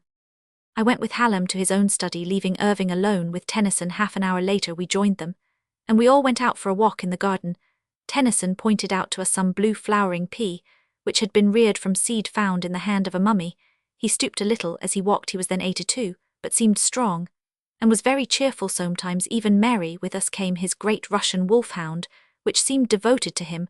We walked through the grounds and woods for some 3 miles altogether, Hallam and Irving walking in front. As I walked with Tennyson, we had much conversation, every word of which comes back to me. I was so fond of him, and admired him so much that I could not, I think, forget if I tried anything which he said. Amongst other things, he mentioned a little incident at Farringford, when in his own grounds an effusive lady, a stranger, said it rather than to him, of course, alluding to the berries of the wild rose, then in profusion, "What beautiful hips! I am so glad you admire Ma'am," he had answered, and he laughed heartily at the memory. I mentioned this as an instance of his love of humour. He had intense enjoyment of it. He also mentioned an error made by the writer of Tennyson Land of a dog, which in Demet Vale saved the child of an old local farmer. "It's a lie," he said. "I invented it, although there was such a character. When I was a boy, when he was dying, he said, Th. Amity couldn't be so hard and Squire would be so mad an A." He said it in broad Lincolnshire dialect, such as he used in the northern farmer. Tennyson was a natural character actor. When he read or spoke in dialect, he conveyed in voice and manner a distinct impression of an individual other than himself. Then he told me some Irish anecdotes, generally bearing on that quality in the Irish nature, which renders them unsatisfied. He suggested a parody of a double row of shillelaghs, working automatically on each side, and then they would be unsatisfied. At another time, he spoke to me in the same vein. Then I told him some Irish dialect stories which were new to him, and which really seemed to give him pleasure. I told him also some of the extravagant orange toasts of former days, whereat he laughed much. Then turning to me he said, "When we go in I want to read you something which I have just finished, but you must not say anything about it yet." "All right," I said, "of course I shall not, but why, may I ask, do you wish it so?" "Well, you see," he said, "I have to be careful. If it is known that I am writing on a particular subject, I get a dozen poems on it the next day, and then when mine comes out they say I plagiarized them." In the course of our conversation, something cropped up which suggested a line of one of his poems, The Golden Year, and I quoted it. "Go on," said Tennyson, who seemed to like to know that anyone quoting him knew more than the bare quotation. I happened to know that poem, and went on to the end of the lyrical portion. There I stopped. "Go on," he said again, so I spoke the narrative bit at the end, supposed to be spoken by the writer. He spoke, and high above I heard them blast the steep slate quarry and the great echo flap, and buffet round the hills from bluff to bluff. Tennyson listened attentively. When I spoke the last line he shook his head and said, "No, surely that is correct," I said. No, there was in this something which I did not understand, for I was certain that I had given the words correctly, so I ventured to say, "Of course one must not contradict an author about his own work, but I am certain those are the words in my edition of the poem." He answered quickly, "Oh, the words are all right, quite correct." "Then what is wrong?" For answer he said, "Have you ever been on a Welsh mountain?" "Yes, on Snowdon." "Did you hear them blast a slate quarry?" "Yes, in Wales, and also on Coniston in Lancashire." "And did you notice the sound?" I was altogether at fault, and said, "Won't you tell me, explain to me? I really want to understand." Accordingly, he spoke the last line, and further explanation was unnecessary. The whole gist was in his pronunciation of the word bluff twice, repeated. He spoke the word with a sort of quick propulsive effort, as though throwing the word from his mouth. I thought anyone would understand that he added. It was the exact muffled sound which the exploding charge makes in the curves of the steep valleys. This is a good instance of Tennyson's wonderful power of onomatopoeia. To him, the sound had a sense of its own. I had another instance of it before the day was over. That talk was full of very interesting memories, Perhaps it was apropos of the peas grown from the seed in the mummy hand, but Lazarus in his tomb came on the tapis. This stanza of In Memoriam had always been a favourite of mine, and when I told him so he said, "Repeat it." I did so again, feeling as if I were being weighed up when I had finished. He told it not, or something sealed the lips of that evangelist. He turned to me and said, "Do you know that when that was published they said I was scoffing bother?" Both face and voice grew very, very grave. I did not mean to scoff. When I told him of my wonder as to how any sane person could have taken such an idea from such a faithful, tender, understanding poem, he went on to speak of faith, and the need of faith. There was speaking generally nothing strange or original to rest in my mind, but his finishing sentence I shall never forget. Indeed, had I forgotten for the time I should have remembered it, from what he said the last interview I had with him just before his death. "You know I don't believe in an eternal hell with an all-merciful God. I believe in the all-merciful God. It would be better otherwise that men should believe they are only ephemera." When we returned to the house, we lunched. Lady Tennyson and Mrs. Hallam Tennyson having joined us. Then we went up again to the study, and Tennyson, taking from the table the book in which he had been writing, read us the last written poem, The Churchwarden and the Curate. He read it in the Lincolnshire dialect, which is much simpler when heard than read. The broadness of the vowels and their rustic prolongation, rather than drawl, adds force, and also humour. I shall never forget the intense effect of the last lines of the 10th stanza, the shrewd worldly wisdom which was plain sincerity of understanding without cynicism. But neither not speak plain out if thou wants to git forwards a bit, but creep along the hedge bottoms and thou'll be a bishop yit. Tennyson was a strangely good reader. His voice was powerful and vibrant, and had that quality of individualism which is so convincing you could not possibly mistake it for the voice of anyone else. It was a potent part of the man's identity in his reading. There was a wonderful sense of time. The lines seemed to swing with an elastic step like a regiment marching. In a little time after came his hour for midday rest, so we said goodbye and left him Irving, and I went for a smoke to Hallam's study, where he produced his phonograph, and adjusted a cylinder containing a reading of his father's. Colonel Garrod had taken special pains to have for the reception of Tennyson's voice the 143 most perfect appliance possible, and the phonograph was one of peculiar excellence without any of that tinny sharpness which so often changes the intentioned sound. The reading was that of Tennyson's own poem, The Charge of the Heavy Brigade. It was strange to hear the mechanical repetition, whilst the sound of the real voice which we had so lately heard was still ringing in our ears. It was hard to believe that we were not listening to the poet. Once again, the poem of Scarlett's Charge is one of special excellence for phonographic recital, and also as an illustration of Tennyson's remarkable sense of time. One seems to hear the rhythmic thunder of the horses' hoofs as they ride to the attack. The ground seems to shake, and the virile voice of the reader conveys in added volume the desperate valour of the charge. With Hallam we sat a while and talked. Then we came away and drove to Godalming there to catch our train for London. The afternoon sun was bright and warm, though the air was bracing, and even as we drove through the beautiful scene Irving's eyes closed, and he took his afternoon doze after his usual fashion. I think this visit fanned afresh Irving's wish to play Becket. I do not know what he and Tennyson spoke of. He never happened to mention it to me, but he began from thence to speak of the play at odd times. Roman 3. That season was a busy one, as we had taken off Ravenswood and played repertoire. That autumn there was a provincial tour. The 1891 season saw Henry Roman 8 run from the beginning of the year. The long run, with only 6 performances a week, gave some leisure for study, and Irving once more took Becket in hand. I think that again the character he was playing had its influence on him. He was tuned to sacerdotalism, and the robes of a churchman sat easy on him. There was a sufficient difference between Walsith Chancellor, who happened to be a cleric, and Becket, who was cleric before all things to obviate the danger of too exact a repetition of character and situation. At all events, Irving reasoned it out in his usual quiet way, and did not speak till he was ready. It was during the customary holiday in Holy Week in 1892 that he finally made up his mind. I had been spending the vacation in 144 Cornwall at Boscastle, a lovely spot which I had hit upon by accident incidentally. I so fell in love with the place, and gave such a glowing account of it, that Irving later on spent 2 vacations at it. I came up to London on the night of Good Friday in a blinding snowstorm, the ground white from the Cornish sea. To London Irving had evidently been waiting for as soon as we met in the theatre about noon on Saturday. He asked me if I could stop and take supper in the theatre. I said I could, and he made the same request to Loveday. After the play we had supper in the beefsteak room, and when we had lit our cigars he opened a great packet of foolscap and took out Becket as he had arranged it. He had taken 2 copies of the book, and when he had marked the cuts in duplicate, he had cut out neatly all the deleted scenes and passages. He had used 2 copies, as he had to paste down the leaves on the sheets of foolscap. He had prepared the play in this way, so that anyone reading it would not see as he went along what had been cut out.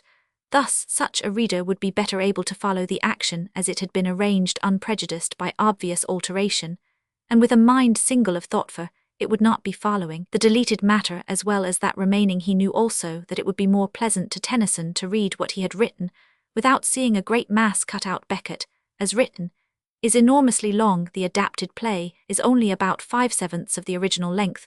Before he began to read he said, "I think I have got it at last."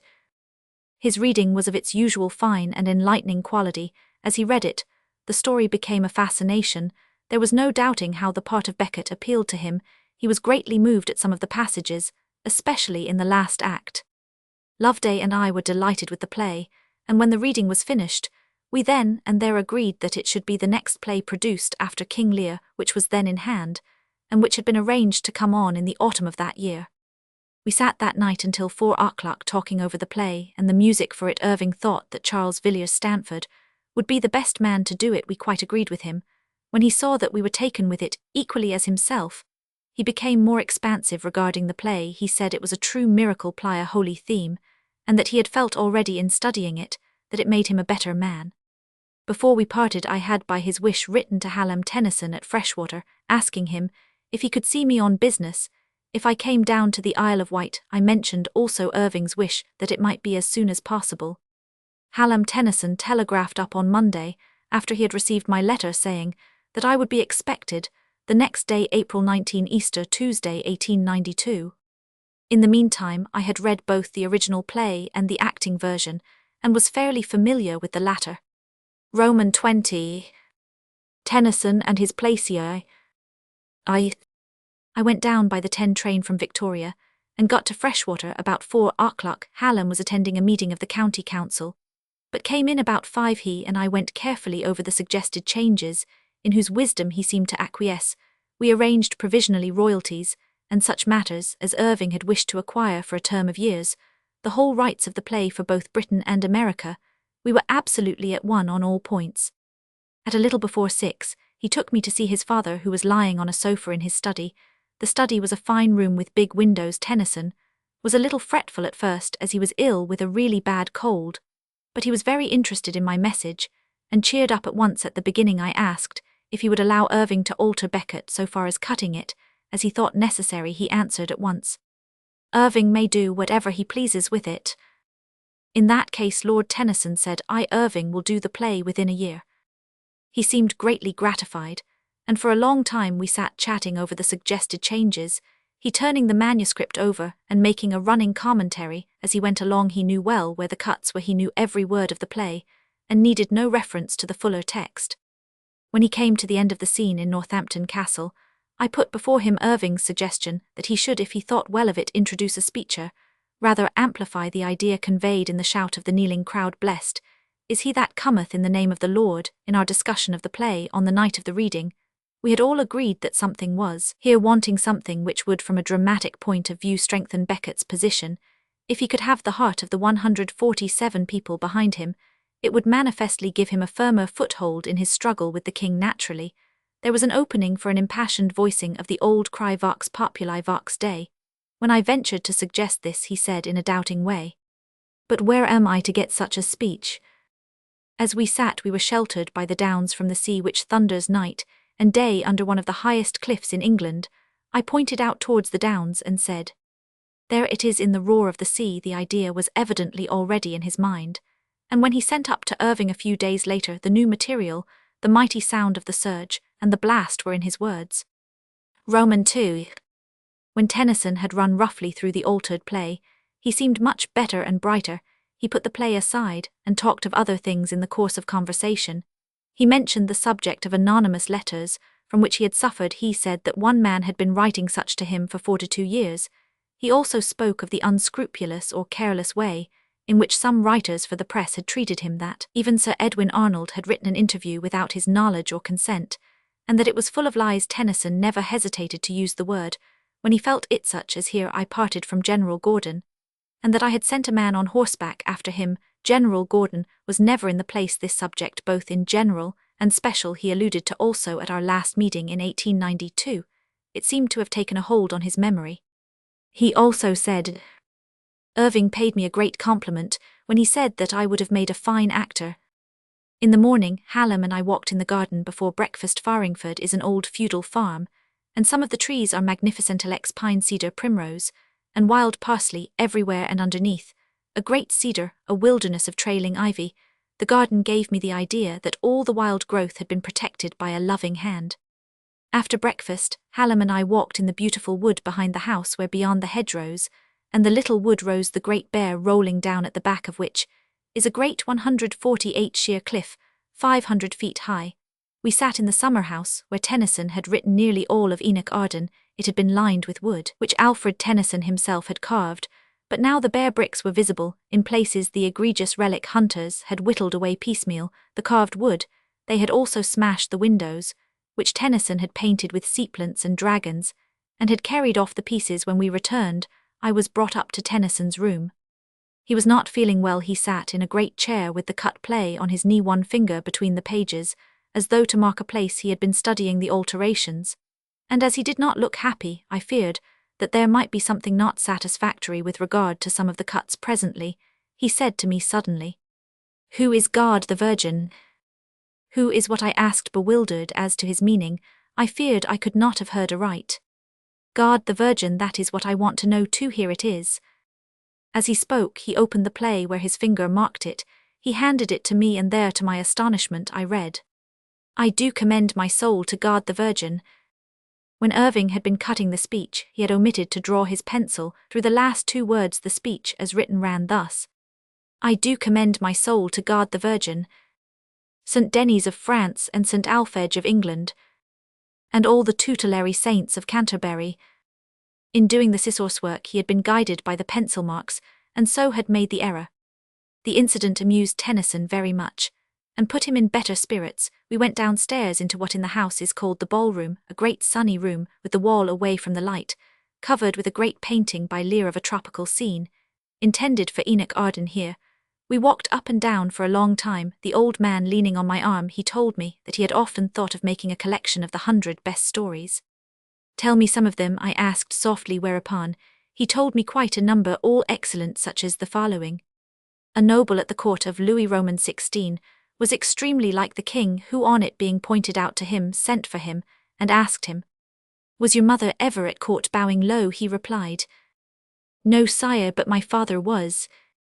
Again, Colonel Jack Towers was a great crony of the Prince Regent. He was with his regiment at Portsmouth on one occasion, and was in command of the Guard of Honour when the Prince was crossing to the Isle of Wight. The Prince had not thought of his being there, and was surprised when he saw him. After his usual manner, he began to banter. "Why, Jack, they tell me you are the biggest blackguard in Portsmouth," to which the other replied, bowing low, "I trust that your Royal Highness has not come down here to take away my character." Again, silly Blythe Sobriquet of the Duke of Gloucester said to a friend, "You are as near a fool as you can be." He too bowed as he answered, "Far be it from me to contradict your Royal Highness." Roman 3. That evening at dinner, Tennyson was, though far from well in health, exceedingly bright in his talk to me. He seemed to love an argument, and supported his side with an intellectual vigour and quickness which were delightful. He was full of insight into Irish character. He asked me if I had read his poem The Voyage of Maelduin, and when I told him I had not yet read it, he described it, and repeated verses how the Irish had sailed to island after island, finding in turn all they had longed for, from fighting to luscious fruit, but were never satisfied, and came back fewer in numbers to their own island in the drawing-room. He said to me, as if the idea had struck him, I dare say from something I said, "Are you Irish?" When I told him I was, he said very sweetly, "You must forgive me if I had known that I would not have said anything that seemed to belittle Ireland." He went to bed early after his usual custom. That evening, in the course of conversation, the name of John Fiske the historian and sometime a professor of Yale University, came up to my great pleasure, for Fiske had been a close friend of mine. For nearly 10 years, Tennyson spoke of him in the most enthusiastic way. He asked me if I knew his work, and when I replied that I knew well not only the work but the man, he answered, "You know him, then when you next meet him will you tell John Fiske from me that I thank him most heartily, and truly for all the pleasure and profit his work has been to me. I shall write to him tomorrow," I said. "I know it will be a delight to him to have such a message from you." "No," said Tennyson, "don't write, wait till you see him, and then tell him direct from me through Yahoo. Much I feel indebted to him." I did not meet John Fiske till 1895, when the message was delivered. It was from the dead. Roman 4. On the next morning I saw Tennyson again in his bedroom, after early breakfast. He looked very unwell, and was in low spirits indeed. He seemed too dispirited to light his pipe, which he held ready in his hand. He said that he had not yet got the lines he wanted. "The voice of the people is the voice of Goder, the voice of the people is the voice of England." I think that he had been over the altered text again, and that some of the cutting had worried him. Before I came away, after saying goodbye, he said suddenly, as if he had all at once made up his mind to speak, "I suppose he couldn't spare me Walter Map." Walter Map was a favourite character of his in the original Beckett. He it is who represents scholarly humour in the play. When I told Irving about this, he was much touched, and said that he would go over the play again, and would, if he possibly could see his way to it, retain the character. He spent many days over it, but at last came to the conclusion that it would not do. At this last meeting at that visit, when I asked Tennyson what composer he would wish to do the music for his play, he said Villiers Stanford. He and Irving had independently chosen the same man. How this belief was justified is known to all who have heard the fine Beckett music. On September 25, the same year 1892, my wife and I spent the day with Lord and Lady Tennyson at Aldworth. We were to have gone a week earlier, but as Tennyson was not well, the visit was postponed. We left Waterloo by the 8 train. At the station we were joined by Walter Leaf, the Homer scholar who had been at Cambridge with Hallam. We had met him at Lionel Tennyson's years before. The day was dull, but the country looked very lovely, still full of green, though the leaves were here and they're beginning to turn. The Indian vines were scarlet. A carriage was waiting, and we drove to Aldworth, meeting Mrs. Tennyson on her way to church on Blackdown Common. The leaves were browner than in the valley, and there was a sense of autumn in the air, but round the house where it was sheltered, green still reigned alone. Far below us, the plain was a sea of green, with dark lines of trees and hedgerows like waves in the distance. The fields were wreathed with a dark filmy sapphire mystery. We sat a while with Lady Tennyson, who was in the drawing-room on a sofa away from the light. She had long been an invalid. She was perhaps the most sweet and saintly woman I ever met, and had a wonderful memory. She had been helper and secretary to her husband in early days, trying to save him all the labour she could, and she told us of the enormous correspondence of even that early time. Presently Hallam took us all up to his father, who was in his study overhead.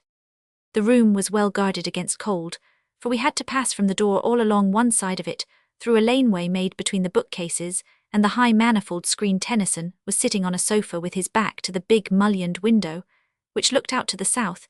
He had on a black skullcap, his long, thin, dark hair falling from under it. He seemed very feeble, a good deal changed in that way during the 5 months that had elapsed since I had seen him.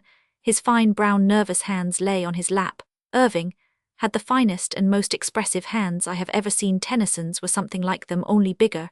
When he 152 began to talk, he brightened up. Amongst other things, he spoke of the error in the alteration of Becket Guard, the Virgin. We did not stay very long, as manifestly quietude was best for him, and no one else but ourselves was allowed to see him that day. Presently we all went for a walk, Mrs. Allingham, the painter, who was an old and close friend of the Tennysons, joining us. As we went out we had a glimpse from the terrace of Tennyson, reading part of his book, and the top of his head were visible at that time. The lawn presented a peculiar appearance.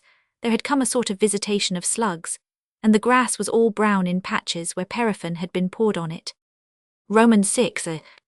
After lunch Hallam brought Walter Leaf and me up to the study again.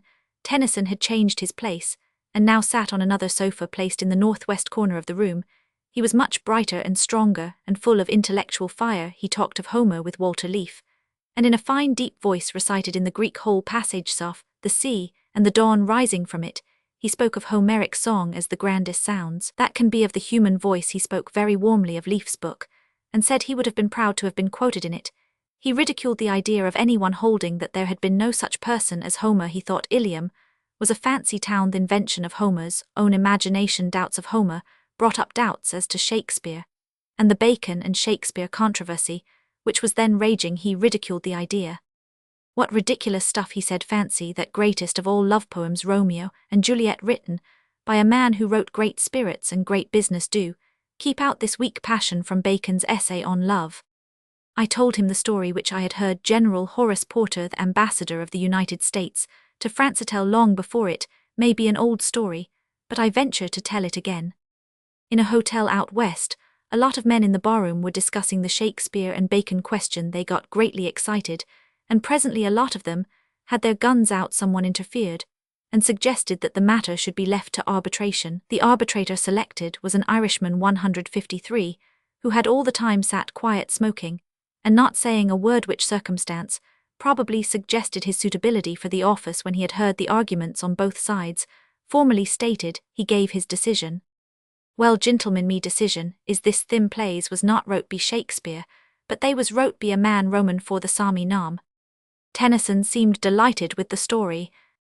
Then he spoke of Shakespeare, commenting on Henry Roman 8, which had been running all the year at the Lyceum. He mentioned Wolsey's speech, speaking the lines, "Cromwell, I charge thee, fling away ambition."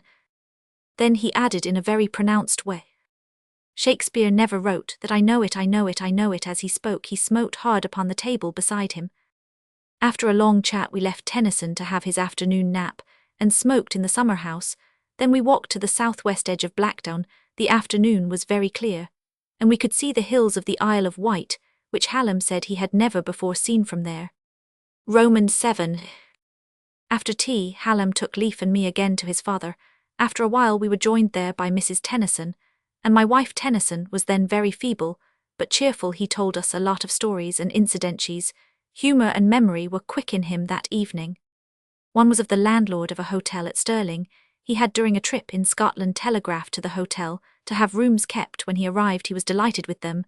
They were on the first floor, airy and spacious, and in all ways desirable. He felt pleased at being treated with such consideration. After dinner, he was sitting by the open window smoking his pipe, when he heard a conversation going on below. One of the speakers was the landlord, the other a stranger. Said the latter, "I hear you have Tennyson staying with you tonight." "Aye, that's the man's name. He telegraphed the day for rooms. Do ye ken him?" "Know him? Why, that's Alfred Tennyson, the poet." "The poet? I am wishin' I had kent that." "Why?" asked the stranger. After a pause the answer came, "He a poet. Id ha seen him damned before I had jide him ma best rooms." As he was reminiscent that night, his anecdotes were mostly personal. Another was of a man of the lower class in the Isle of Wight, who spoke of him in early days. "He a great man. Why, he only keeps one manservanten. He don't sleep in thus." Another was of a workman who was heard to say, "Shakespeare and Tennyson, well, I don't think nothin' of neither on 'em."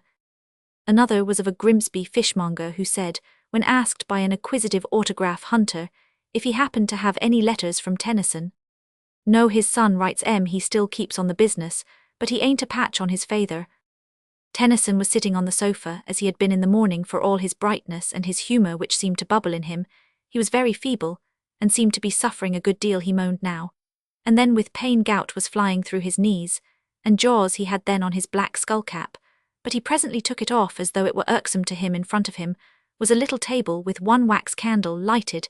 It was of that pattern which has vertical holes through it to let the overflow of melted wax fall within, not without. When the fire of pleasant memory began to flicker, he grew feeble and low in spirits. He spoke of the coming spring, and that he would not live to see it. Somehow he grew lower in spirits as the light died away, and the twilight deepened, as if the whole man was tuned to nature's key. Through the window we could note the changes as evening drew nearer. The rabbits were stealing out on the lawn, and the birds picking up grubs in the grass. Once again Tennyson seemed troubled about the press, and was bitter against certain newspaper, prying he could not get free from it.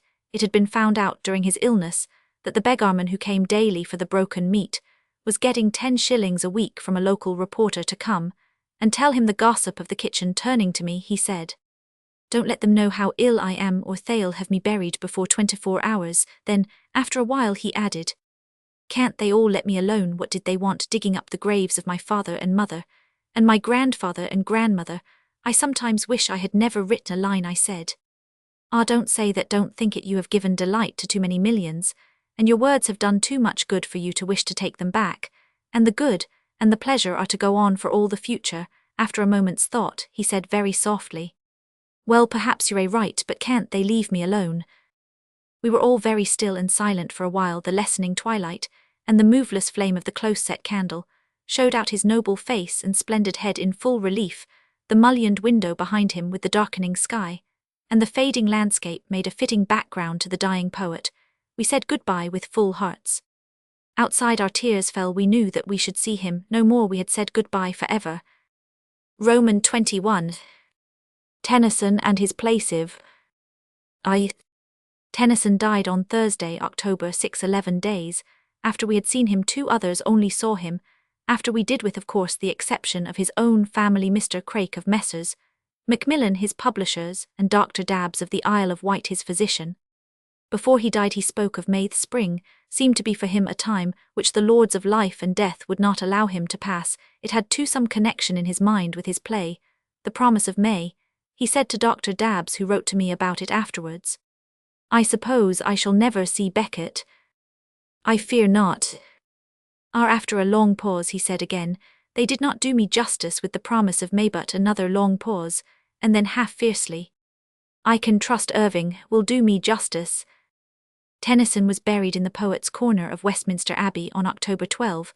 There was a great crowd both in the Abbey and the streets without. All were still hushed, and solemn. The sense of great loss was over all. Very solemn and impressive was the service. There was gloom in the great cathedral, and the lights were misty everywhere. The strong odour of many flowers, a body of distinguished men of letters, science and art, followed the coffin coming behind his family, amongst them Henry Irving, looking as usual, wherever he was the most distinguished of all on that sad day. Tennyson's poem, Crossing the Bar, was sung then, his last poem. The Silent Voices, the exquisite music written for this by Lady Tennyson, and arranged by Sir John Frederick Bridge, was heard for the first time.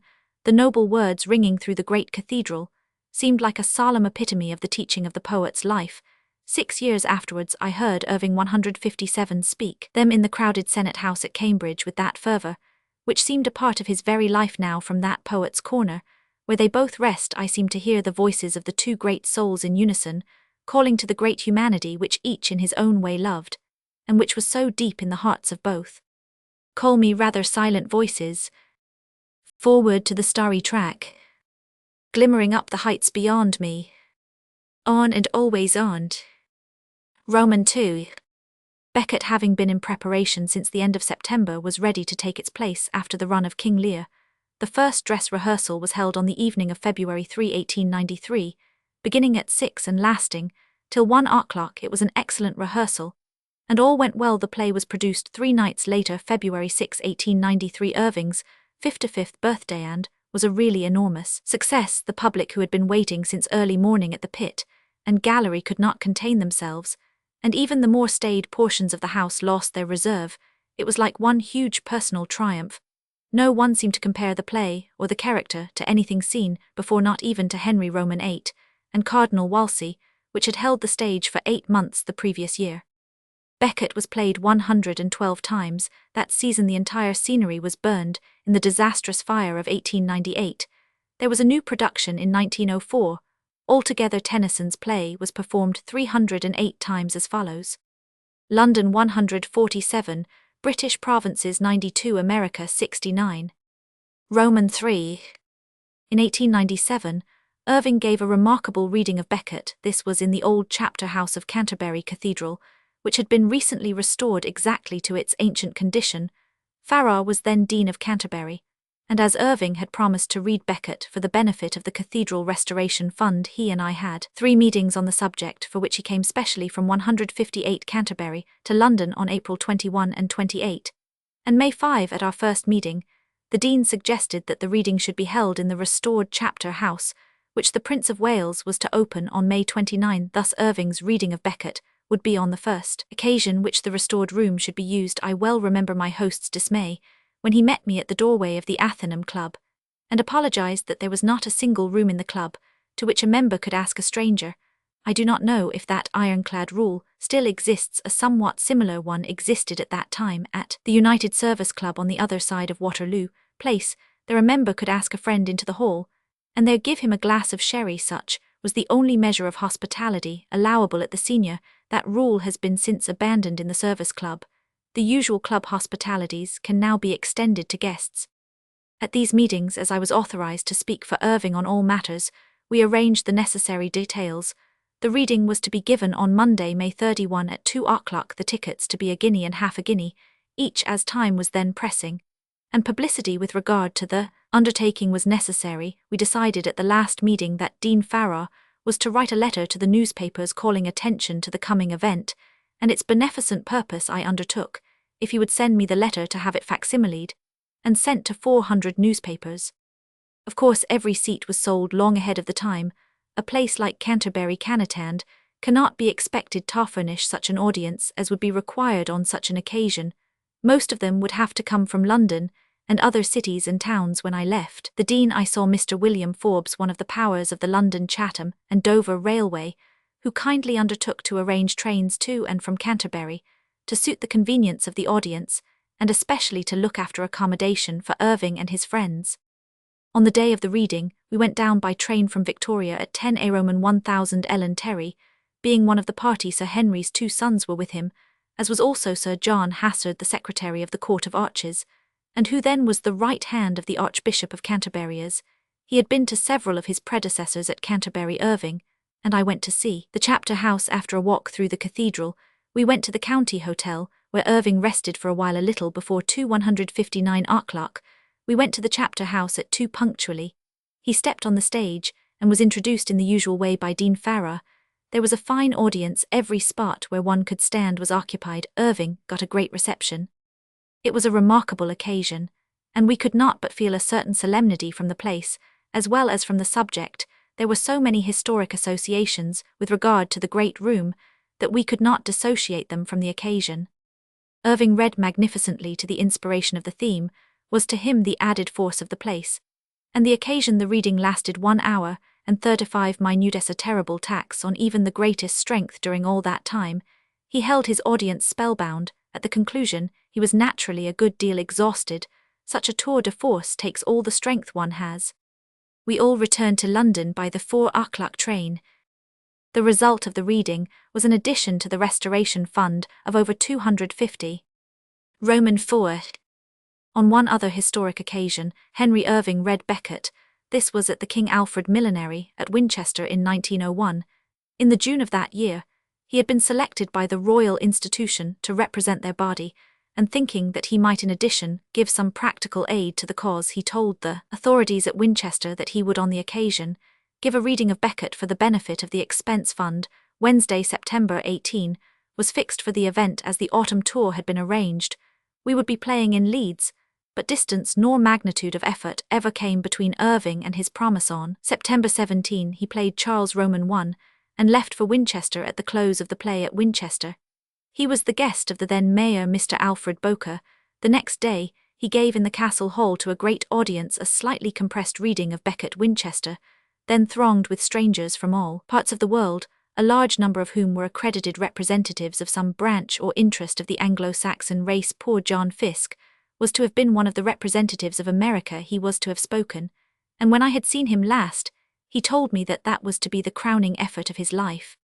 At the close of the reading, Irving received an ovation and was compelled to make a speech in it. He said, 1,000 years of the memory of a great king who loved his country and made her loved and respected and feared is a mighty heritage for a nation, one of which not England alone, but all Christendom may well be proud. The work which King Alfred did he did for England, but the whole world benefited by it, and most of all was there benefit for that race which he adorned in the 1,000 years which have elapsed since he was laid to rest in that England in whose making he had such a part. The world has grown wiser and better, and civilization has ever marched on with mighty strides, but through all extension and all advance the land which King Alfred consolidated, and the race which peopled it have ever been to the front in freedom and enlightenment.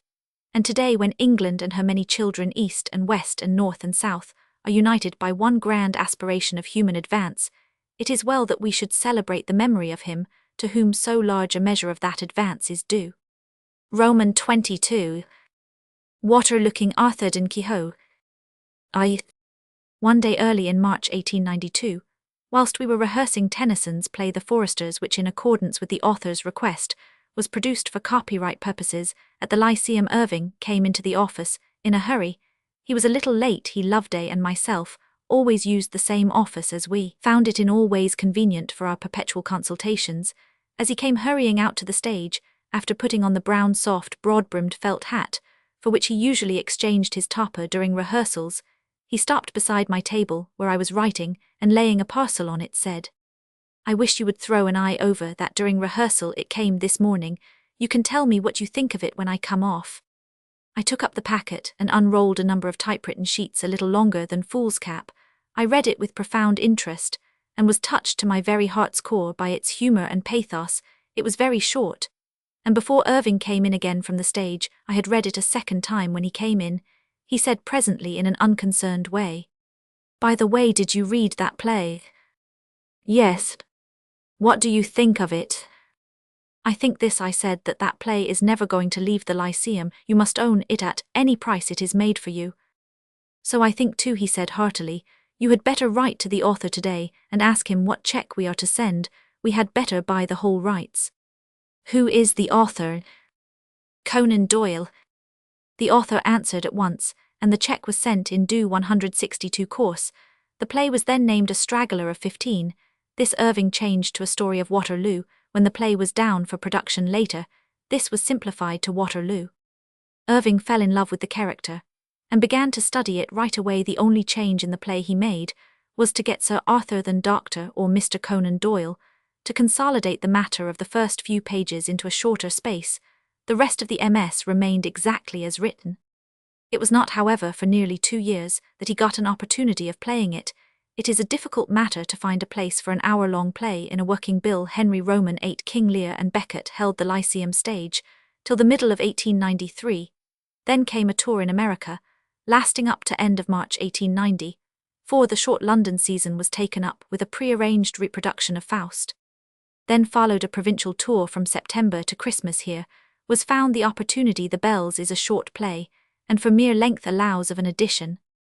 In the first week of the tour at the Prince's Theatre, Bristol, on September 21, 1894, A Story of Waterloo was given. The matter was one of considerable importance in the dramatic world. Not only was Irving to play a new piece, but that piece was Conan Doyle's first attempt at the drama. The chief newspapers of London and some of the greater provincial cities wished to be represented on the occasion. The American press also wished to send its critical contingent. Accordingly, we arranged for a special train to bring the critical force. Hearing that so many of his London journalistic friends were coming, an old friend of Irving's, then resident in Bristol, Mr. John Saunders, arranged to give a supper in the Liberal Club, to which they were all invited together, with many persons of local importance. The play met with a success extraordinary. Even for Irving, the audience followed with rapt attention and manifest emotion, swaying with the varying sentiments of the scene. The brief aid to memory in my diary of that day runs: "New play, enormous success. H. Roman 1 fine and great. All laughed and wept. Marvellous study of senility. 8 calls at end." Unfortunately, the author was not present to share the triumph, for it would have been a delightful memory for him. He was on a tour in America, and thereby hangs a tale.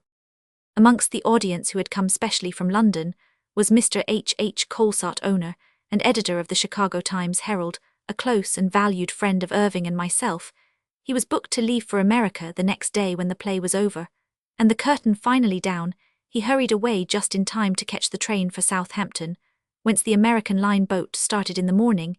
He got on board all right. The following Saturday he arrived in New York just in time to catch the flyer, as they call the fast train to Chicago on the New York Central Line. On Sunday night, a public dinner was given to Conan Doyle, to which of course Colesart had been bidden. He arrived too late for the dining part, but having dressed in the train, he came on to the hotel just as dinner was finished, and before the speeches began he took a chair next to Doyle and said to him, "I am delighted to tell you that your play at Bristol was an enormous success."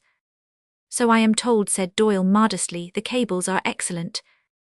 "They are not half enough," answered Colesart, who had been reading in the train the papers for the last week. "Indeed, I am rejoiced to hear it," said Conan Doyle, somewhat dubiously. "May I ask if you have had any special report?" I didn't need any report, I saw it. Oh come, said Conan Doyle, who thought that he was in some way chaffing him. That is impossible. Not to me, but I am in all human probability the only man on the American continent who was there then. Whilst the gratified author listened, he gave him a full description of the play, and the scene which followed it. To my own mind, Waterloo as an acting play is perfect, and Irving's playing in it was the high-water mark of histrionic art. Nothing was wanting in the whole gamut of human feeling. It was a cameo with all the delicacy of touch of a master hand, working in the fine material of the layered shell. It seemed to touch all hearts always when the dying veteran sprang from his chair to salute the colonel of his old regiment. The whole house simultaneously burst into a wild roar of applause. This was often the effect at subsequent performances both at home and in America. Roman II. In 1897, when representatives of the Indian and colonial troops were gathered in London for the Diamond Jubilee of Queen Victoria, Irving gave a special performance for them. It was a matinee on June 25.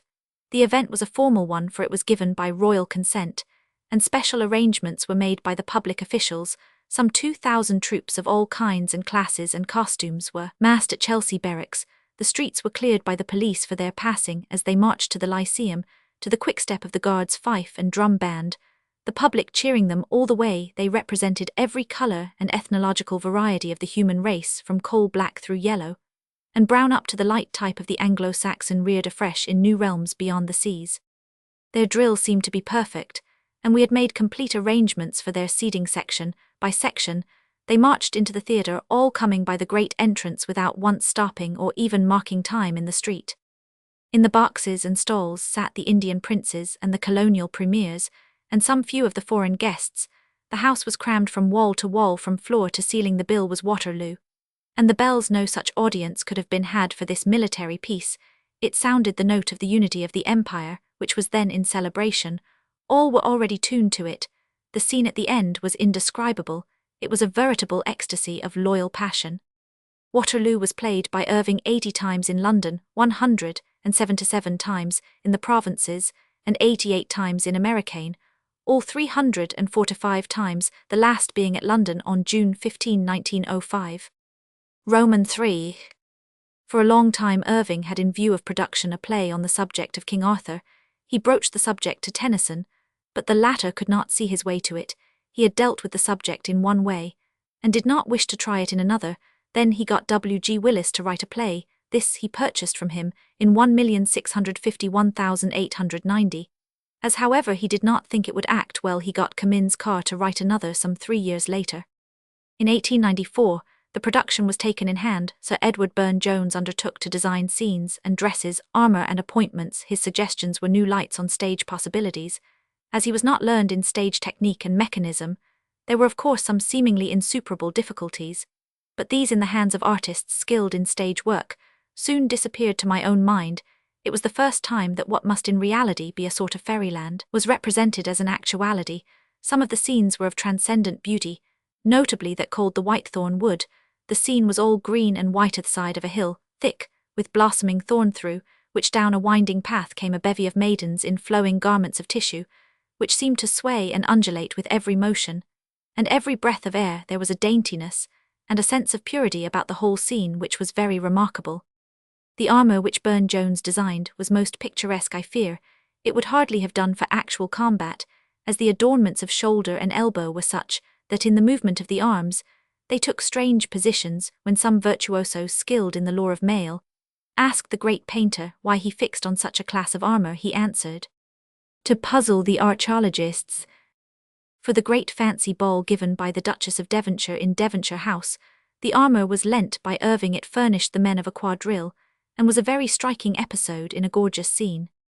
In the preparation of the scenes, we had at first some difficulty, for great scene-painters like to make their own designs, but Burne-Jones' genius, together with his great reputation, both of which all artists accompanied by Irving's persuasions, carried the day when it was objected that the suggested scenes were impossible to work in accordance with stage limitations. Irving pointed out that there was in itself opportunity for the ability of the scene-painter's skill and invention. Burne-Jones suggested the effect aimed at with them, rested the carrying it out, and surely neither Hawes Craven nor Joseph Harker could have ever had any emotions, except those of pleasure, when the round of applause nightly welcomed each scene as the curtain went up.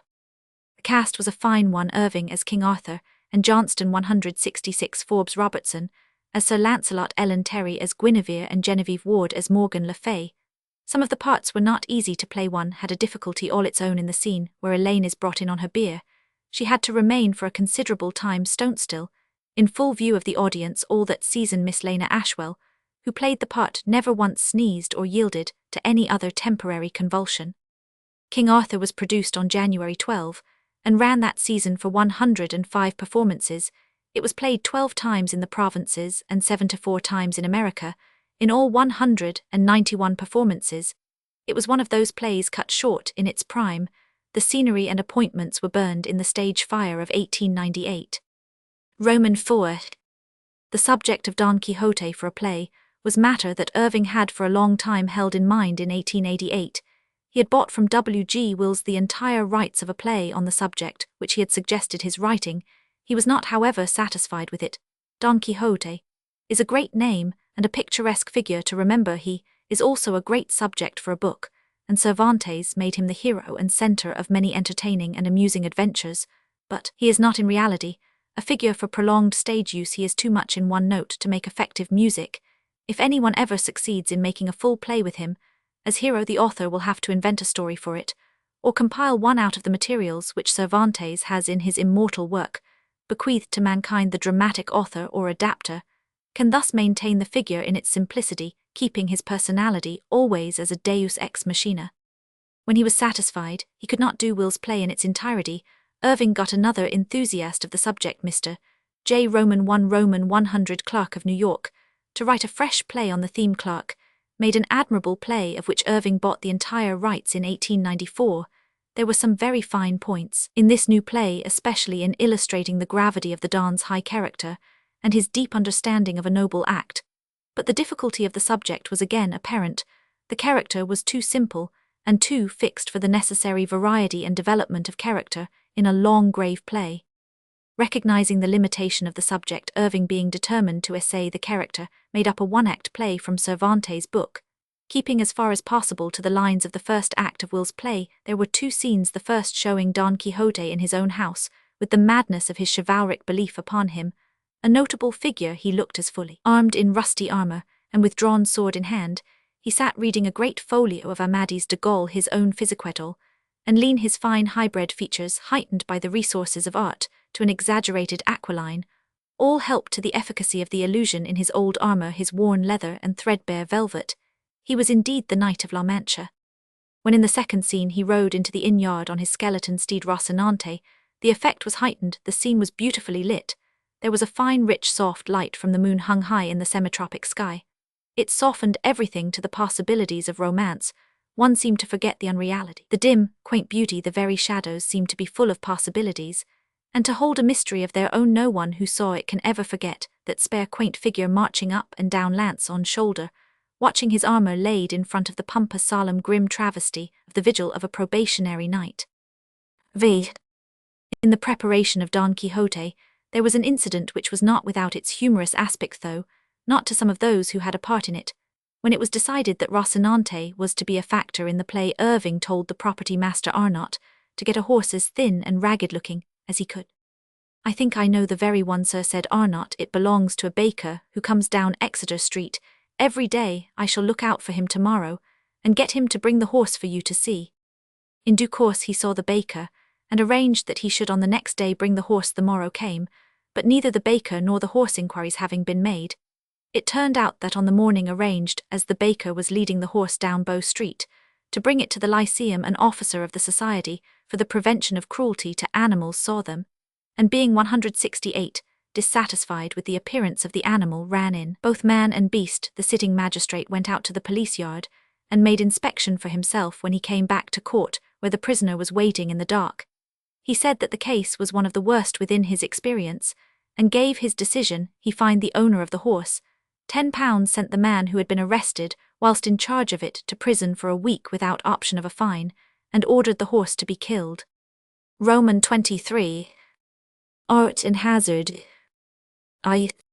When Irving read the report of the production of Madame Sans Jean in Paris, he bought the British rights, but it was not till April 10, 1897, that the new play could be given. This was the Saturday before Holy Week, not in itself a good time, but it would get the play into swing for Easter. The part of Napoleon in the play is not one that could appeal to any great actor on grounds of dramatic force. Its relative position in the play is not even one that appeals to that measure of self-value which is to some degree in all of us. True, it is the part of a great man, and such is pleasurable histrionical. If there be an opportunity of excellence, an actor of character finds his own pleasure in the study and representation of strong individuality. Irving had always been interested in Napoleon. As long as I can remember, he had always in his room a print and a bust of him, both beautiful. He had many books regarding him, all of which he had studied. He was always delighted to talk of him. I had long taken it for granted that he had an idea of some day playing the character, but I hardly took it seriously. The very light of history, which makes the character known to the public, also has made known his stature. No two men could be further apart in matter of physique and identity. Napoleon, short and stout, full-faced, aggressive, coarse; Irving, tall, thin, ascetic, with manners of exquisite gentleness, with a face of such high, thoughtful distinction that it stood out in any assemblage of clever men. I have been with Irving in many universities: Oxford, Cambridge, Dublin, Edinburgh, Glasgow, Manchester, Harvard, Columbia, Princeton, Chicago. I have stood by him whilst he was the host of princes, ambassadors, statesmen, soldiers, scholars. I think I have seen him under most conditions in which man may be compared with men, but I never found his appearance, bearing, or manner other than the best. How then reconcile such opposites to such beguilement of his audience that 170, the sense of personal incongruity, should not mar the effect at which he aimed? It must be by some strange tour de force that this could be accomplished, and a special effort of the kind, though in its own way a dangerous experiment to a reputation already, one has a charm of its own. Man always wants to climb, even if the only charms of climbing be difficulty and danger. He saw at once that a chance to essay Napoleon was in Madame Sand's Jean. The play was a comedy, and Napoleon's part in it was a comedy. Position matters that work against one in serious drama can be made actually to further one's purpose in comedy. When he began to think of the part, he very often spoke of it with me, and took me into his confidence as to his idea of doing it. You see, he said to me one time, perspective is a matter of contrast and juxtaposition. You can enlarge the appearance of anything by placing something smaller beside it, or vice versa. Of course, you must choose for the contrasted object something which, to common knowledge, is of at least or at most a standard size. It would not make a man look big to put him next a doll's house. Such you expect to be small, and the sense of comparison does not strike one. The comparison must on the part of the spectator be unconscious. Thus it was that in the play Napoleon, in his study when the scene opened, and he made his first appearance, sat behind a huge writing table piled with books. He sat on an exceedingly low chair, so that he seemed dwarfed. The room was a vast one, with pillars and pilasters, which carried the eye upward from the floor. The attendants, the soldiers on guard, the generals and statesmen who surrounded him, were all big, fine men. The ladies who played the princesses, his sisters, were of good stature, and Ellen Terry is a tall woman. He applied here to himself the lesson of juxtaposition, which in Cymbeline he had used for Ellen Terry's service in the previous year. She, a tall, fine woman, had to represent a timid young girl. Matters had therefore to be so arranged that size should be made a comparative, and not an absolute matter. To this end, Imogen was surrounded by the tallest and biggest women obtainable. The Queen looked, and Helena was tall, and such miscellaneous ladies as are possible in a royal entourage, even in the semi-mythical days of early England, were simply giantesses amid her surroundings. Her timidity seemed natural to one so sweet and tender, and almost frail. The towering height and girth of the trees, and the architecture and stonework lent themselves to the 171 illusion. All the men too were tall and of massive build, so that the illusions of size and helplessness were perfect.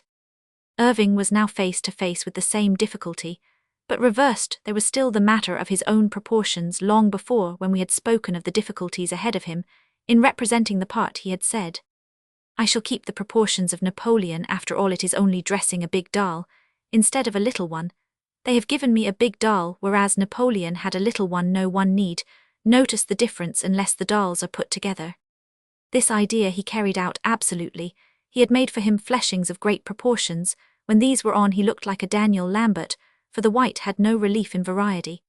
But this was but the doll which he had to dress when the breeches, which were made to proportion by the best tailor in London, were drawn on. The thighs stood out as in de la Roche's picture when the green coat was on, and buttoned high up, the shoulders, especially at the back, were so wide and tight as to make him look podgy. That dress was certainly supremely artful. It was so arranged that all the lines, either actual or suggested, were horizontal. The sloping of the front of the buttoned coat was from very high on the chest, and the slope very generous. The waistcoat was short, and the lower line of it wide, and broadly marked. The concealment of real height was further affected by the red sash, and many orders which were so artfully placed as to lead the eye in the wished for direction. All that Irving required to satisfy the audience was the coup d'il in endeavoring to convince. It does not do to start off with antagonism so long as the first glance did not militate against him. He could depend on himself to realize their preconceived idea, which was of historical truth be acting. And when he did act, how real it was! The little short-stepped quick run in which he moved in his restless dominance was no part of general historic record, but it fitted into the whole personality in such a way that, having seen one, cannot dissociate them. The ruthless dominance, the quick blaze of passion which recalled to our memory the whirlwind rush at Lodi, or the flame-like sweep over the bridge at Arcola, the conscious acting of a part to gain his end, the typical attack on Nipperg, all these were so vivid that through the mist of their swirling memory loomed the very identity of Napoleon himself. Strange to say, the very excellence of Irving's acting, as well as 172, his magnitude in public esteem, injured the play qua play. To my mind it threw it, in a measure, out of perspective. The play is a comedy, and a comedy of a woman at that. Napoleon is in reality but an incidental character. It is true he and his time were chosen because of his absolutism and his personal character. He is a glorified deus ex machina, whose word is law, and is to be accepted as ruling life and death. So far Irving's reputation and personality helped. He was on the mimic stage what Napoleon was on the real one. Still, after all, Madame Sans-Jean is a comedy, though the authors were a little clumsy in changing it into melodrama at the end. But when Irving was present, comedy, except his comedy, had to cease, of course. In the part of the scene where he and Ellen Terry played together, comedy was triumphant, but here the note of comedy was the note of the scene, and nothing could be finer than the double play, each artist foiling the other, and all the time developing and explaining their respective characters. But after that, Irving, as the part was written, was too big for the play. It was not in any way his fault. No modification of style or repression of action could have obviated the difficulty. It was primarily the fault of the dramatists in keeping the emperor, who was incidental on the stage, too long.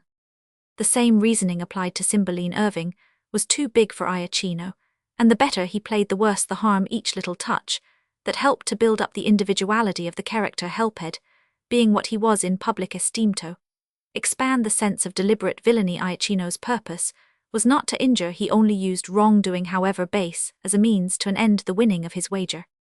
In Ellen Terry's performance of Madame Sans-Jean came an incident which I have always thought to be typically illustrative of unconscious cerebration in art, that dual consciousness, which we shall by and by consider. The actress had steeped herself in the character when playing the part. She thought, as the laundress duchess thought, she had already played it close on 100 times. The occasion was the first performance of the piece at Sheffield, where the audiences were enormous, and the people hearty. In the scene with the dancing master, where she is ill at ease and troubled with her unaccustomed train-tail, she calls it. It is part of the business that this keeps falling or slipping from her arm. Once, when she put it back, its bulk seemed to attract unconsciously her troubled mind.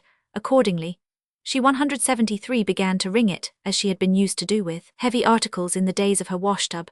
There was an instantaneous roar of applause. Half the women of the audience did their own washing, and half the men knew the action all throughout the house. Both men and women recognized the artistic perfection from which she utilized the impulse. From that evening the action became an established usage. Roman II. In 1897, Lawrence Irving completed his play on Peter the Great, and his father purchased it from him. At that time, he had in expectation a play by H. Roman 500 Trail and Robert Hitchens, for which he had contracted on reading the scenario in July of that year. As however the latter play was not ready when arrangements had to be made for opening the London season early in January 1898, young Irving's play was put into preparation by his father before he went on the provincial tour. Naturally, he wished to do all he possibly could for his son's play, and in the production neither pains nor expense was spared. On July 24, the night after the closing of the season, he read the play in the beefsteak room to Loveday and myself and Johnston Forbes Robertson, whom he hoped would play the part of Alexis. The reading took 3 hours and 20 minutes, and was a remarkable fine piece of work. Forbes Robertson, however, did not see his way to the part, which was ultimately given to Robert Tabor, a fine actor, then young and strong, who had just come from America, where he had played leading business. Great pains were spent in the archaeology of the play, so that when it was produced, it was in its way a historical lesson. Irving cut off a whole week of his own work of the tour, in order to come up to London, to superintend the production personally. Miss Terry and the company played Madame Sans Jean at Bradford and Wolverhampton Strain, to say the last two towns he played in 8 years later. The production was certainly a very interesting one. The place and time did not allow much opportunity for beauty, but all appeared so real as to enhance the natural power of the play. The part of Peter was a terribly trying one, even to a man of Irving's steel and whipcord physique. I fancy it was a lesson to the 174 dramatistas, yet not at his full skill in saving the actor of his plays. On the seventh night, the stage manager, before the play began, asked for the consideration of the audience for Irving, who was suffering from a loss of voice. Lawrence Irving was having a brief holiday in Paris, so we telegraphed him to return at once. On Monday night, Henry Irving was unable to play, and Lawrence Irving took his place. It was really a wonderful effort, especially for so young a man to play such part on short notice. Fortunately, as author, he knew the words well, and as he had helped his father in the stage management, he was familiar with the business. That night after the performance, I went to see Irving, and had the pleasure of telling him of his son's success. Unfortunately, the tone of the play did not suit the public taste. It was not altogether the fault of the dramatist, but rather of the original's. History is history, and has to be adhered to in some measure at any rate, and the spectacle of a father hounding his son to death is one to make to shudder those whose instincts and sympathies are normal. The history of the time lent itself to horrors. On the first night, in one scene, where one of the conspirators who had been tortured off the stage, but whose screams were heard, was brought in pale and bloody, the effect was too great for some of the audience, who rose quickly and left their seats. On the next night, this part of the scene was taken out, and other lesser horrors modified. Towards the end of the month, it became necessary to prepare for a change of bill. On the last night of the piece, the Prince and Princess of Wales were present, as they wished to see the play again. The Prince had already seen it twice, and had expressed his appreciation of it. Roman III. Robespierre was produced on April 15, 1899, the date on which the Lyceum was reopened, under the management of the Lyceum Company. Irving's reception, after his dangerous illness, was exceptionally warm even for him. The play had been in hand for some time. In May 1896, whilst in New York, Irving and I went to see Miss Elizabeth Marbury, the agent for America of the French Dramatic Authors Society. The purpose of the interview was regarding the writing by Sardou of a play on the subject. Irving suggested as a scene that in 175 Robespierre's lodgings he had read somewhere of Robespierre shaving himself whilst listening to a matter of life and death for many people, and all the time turning to spit. This was a grim streak of character which fastened on his imagination. The suggestion was well received by Sardou, and the following year Irving entered into a contract whereby he was, after previous acceptance of the scenario, to receive the play before May 1898. On his part, he undertook to produce the piece in London before June 1899. In due order the scenario was sent and approved, and the script of the play finally delivered and translated into English by Lawrence Irving. Robespierre was played in London 105 times, of which 93 were the first season, in the provinces 43 times, and in America 109 times, in all 257 times. Charles Dickens used to say that it was a perpetual wonder to him how small the world was. Here is an instance of how the same may be said today. When we were playing the piece in New England, a gentleman wrote to Irving to thank him for preserving in the play the honourable character of his ancestor Benjamin von Roman 1000p, one of the dramatis person, who has an interview with Robespierre in the first act. Robespierre was a terrific play to stage manage. There are in it no less than 6 to 9 speaking parts. The rehearsals were endless, for there were required in the play a very large number of supers, more than 100, in the scene of the convention in which Robespierre is overthrown. Much of the effect depends on the rush of the deputies across the floor of the house, and the series of fights for the tribune. It was a stormy scene, and was admirably done. Everywhere the piece was played, it went with uncontrollable effect.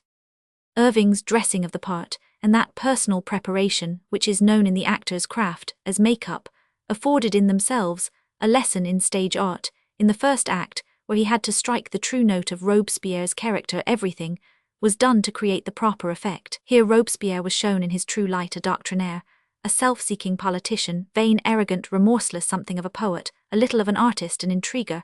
Without scruple Irving showed in face and form, in bearing, in speech, and even in inflection of the voice, the true inwardness of the man. 176, the clear-cut face with prominent chin, the pronounced stillness of bearing, except for the restless eyes, the eager suspicion of one who is watched, the gaudy color of his well-fitting clothes. All these things had their lessons for stranger eyes. He took no chance whatever that the idea of the man's dominant qualities should not be closely and deeply marked in the minds of the audience.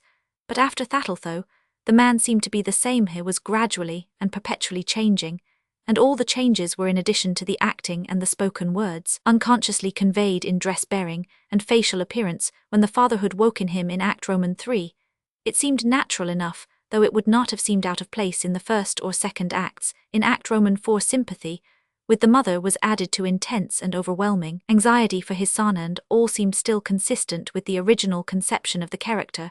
As shown, that is, there was no jarring note.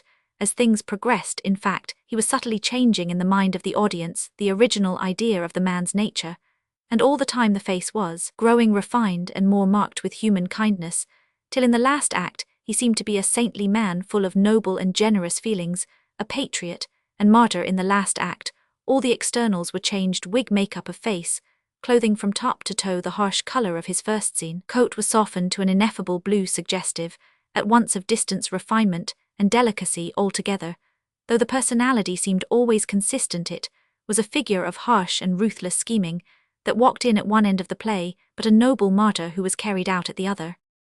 Roman 4.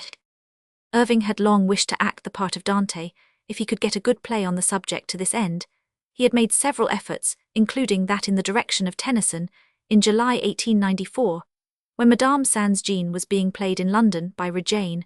Irving had a conversation regarding a play on the subject of Dante with Émile Moreau, joint author with Victorian Sardou of the French comedy.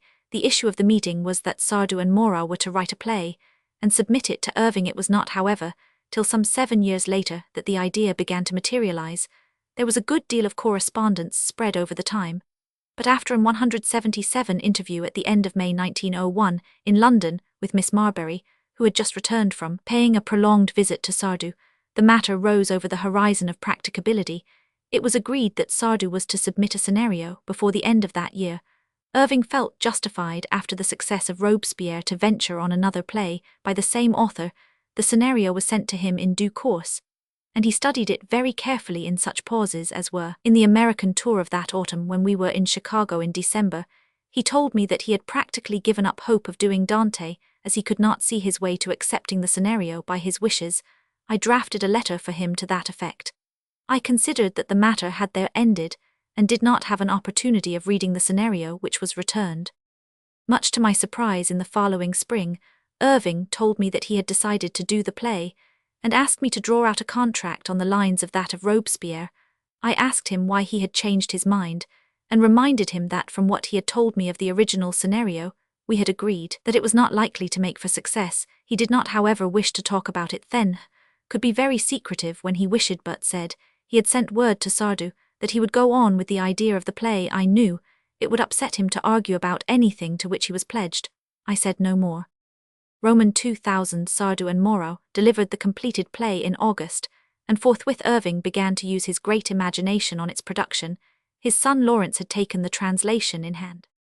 The production was on a gigantic scale, the arrangements for it having been made in Paris, but not through me. The labor of preparation and rehearsal was endless, the expense enormous. The curtain went up on the night of production to an incurred expense of nearly £13,000.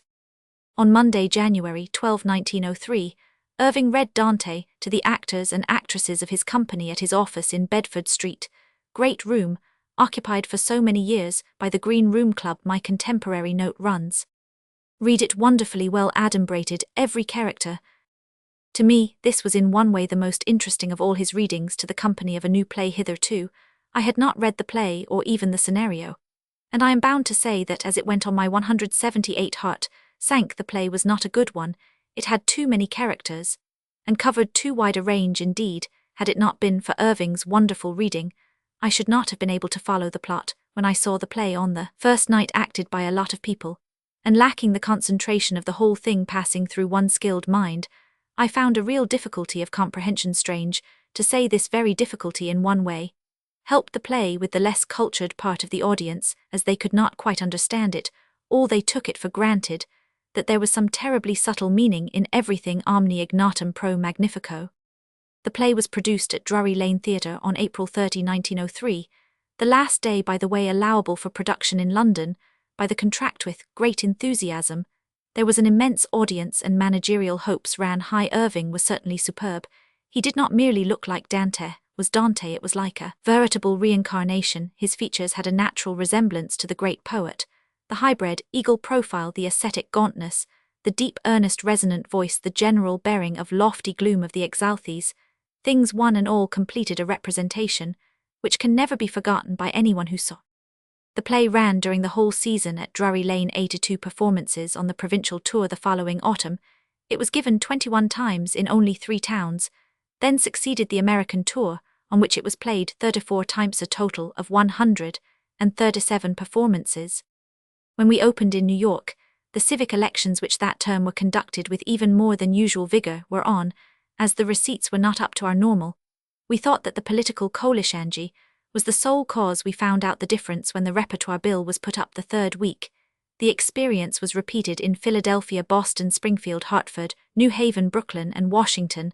The last performance in America was given at the federal capital to a great house, largest the piece was played to in America perforce. We had to accept the verdict. The public did not care for the play. Accordingly, we stored it in Washington, and for the rest of the tour gave the repertoire plays. When the tour was over, we paid the expenses of sending the scenery into Canada, where we gave it away. This was cheaper than paying the duty into the United States, which we should have had to do had we left it behind us. Altogether, Dante as a venture was a fearful hazard. Before it was done, I remonstrated with Irving about the production, he being then not really able to afford such an immense loss, as was possible as Chancellor of the Exchequer to his absolute monarchy. I had to be content with his reply. My dear fellow, a play like this beats Monte Carlo. As a hazard, whatever one may do about losing, you certainly can't win, unless you play high. Roman 24. Vandenhoff. Old Vandenhoff played his farewell engagement in Edinburgh at the Queen's Theatre in 1858. In The Merchant of Venice, Irving played Bassano to his Shylock. This was on Tuesday, February 16 in Act I Scene 3, where Shylock and Bassano enter. An odd thing occurred, I give it in Irving's words, as he told me of it. Vandenhoff began 3000. There was a sort of odd click of something falling, and the speech dried up. I looked up at him and saw his mouth moving, but there was no sound. At the moment my eye caught the glitter of something golden on the stage. I stooped to pick it up, and as I did so saw that it was a whole set of false teeth. This I handed to Shylock, keeping my body between him and the audience so that no one might see the transaction. He turned away for an instant, putting both hands up to his face. As he turned back to the audience, his words came out quite strong and clearly. 3000 ducats. Well. Roman 25. Charles Matthews. Irving had always a deep regard for Charles Matthews. Not only did he look upon him as a consummate dramatic actor, which was always in itself a sure road to his heart, but he had lively recollections of his kindness to him. The first was in his youth on the stage in Edinburgh, when he played the boy in one of the plays of his repertoire. Irving had invented for himself a little piece of business. When the lad was placed in the militant position in the play, he took out his handkerchief to mop his brow. As he pulled it out, there came with it an orange which rolled along the stage, and which he hastily followed, and recovered. Charles Matthews seemed pleased. His kindly recognition was however opposed a little later by another actor who played the same part as Matthews. This gentleman strongly objected to what he delicately called the tomfoolery, which he said interfered with the gravity of his own acting. When Matthews again visited Edinburgh, Irving omitted the incident, fearing it might be out of place. But at the end of the act, Matthews sent for him to his dressing-room and in a very kind manner called his attention to a piece of business of which he had made use on the last occasion, and then recapitulating the incident, asked why he had omitted it. Irving explained that he had been held to task for it by the other actor. To his great delight, Matthews spoke quite crossly of the other actor. Said he had no right to find fault. He must have been an ignorant fellow, not to see that it helped his own part. The humour of the situation in the play hangs on the contrast between the boy's bellicose attitude towards the elder man whom he considers his rival, and his own extreme youthfulness. That very incident is all that is wanted to make the action complete, and since I saw you do it, I have asked every other who plays the part to bring it in. I should have asked you only that I took it of course for granted, that you would repeat it, never let anyone shake you out of such an admirable piece of byplay. The other occasion was when he had played Doracourt at his first appearance at the St. James Theatre in 1866. One of the first congratulations he got was from Charles Matthews, who not only sent him by hand a letter in the morning, but followed it up with a visit later in the day. Mrs. Charles Matthews was, till the day of her death, a very dear friend of Irving, and the tradition of affection was kept up, till Irving's own death by the son, Sir Charles W. Matthews, the eminent barrister. For my own part, first knew Charles Matthews in 1873, when I had the pleasure of being introduced. From that time on I met him occasionally, and was always fascinated with his delightful personality. Years afterwards, I was not surprised to hear an instance of its effect from the late Henry Russell, the author of the song Cheer Boys Cheer, and a host of other dramatic and popular songs. It was after supper one night in the beefsteak room. Russell told his story thus. I was at that time tenant of the Lyceum, and had let it for a short season to Charles Matthews. He did not pay my rent, and as I suppose you know, the freeholder Arnold was not one to let me off my rent on that account. The debt ran on, till it grew to be quite a big one. I wrote to Matthews, but I never could get any settlement. He was always most suave and cheery, but no cash. At last I made up my mind that I would have that money, and, finding that letters were of no avail, I called on him one forenoon. He was having his breakfast, and asked me to join him in a cup of chocolate. I said no, that I had come on business, and pretty stern business at that, and that I would not mix it up with pleasure. I had come for cash. He was very pleasant, quite undisturbed by my tirade, so that presently I got a little ashamed of myself, and sat down. I stayed with him an hour. And did you get your money? Asked Irving quietly. Russell smiled. Get my money? I came away leaving him a cheque for £300 which he had borrowed from me, and I never asked him for rent again. Then, after a pause, he added, he was certainly a great artist and a most delightful fellow. Roman 26. Charles Dickens and Henry Irving.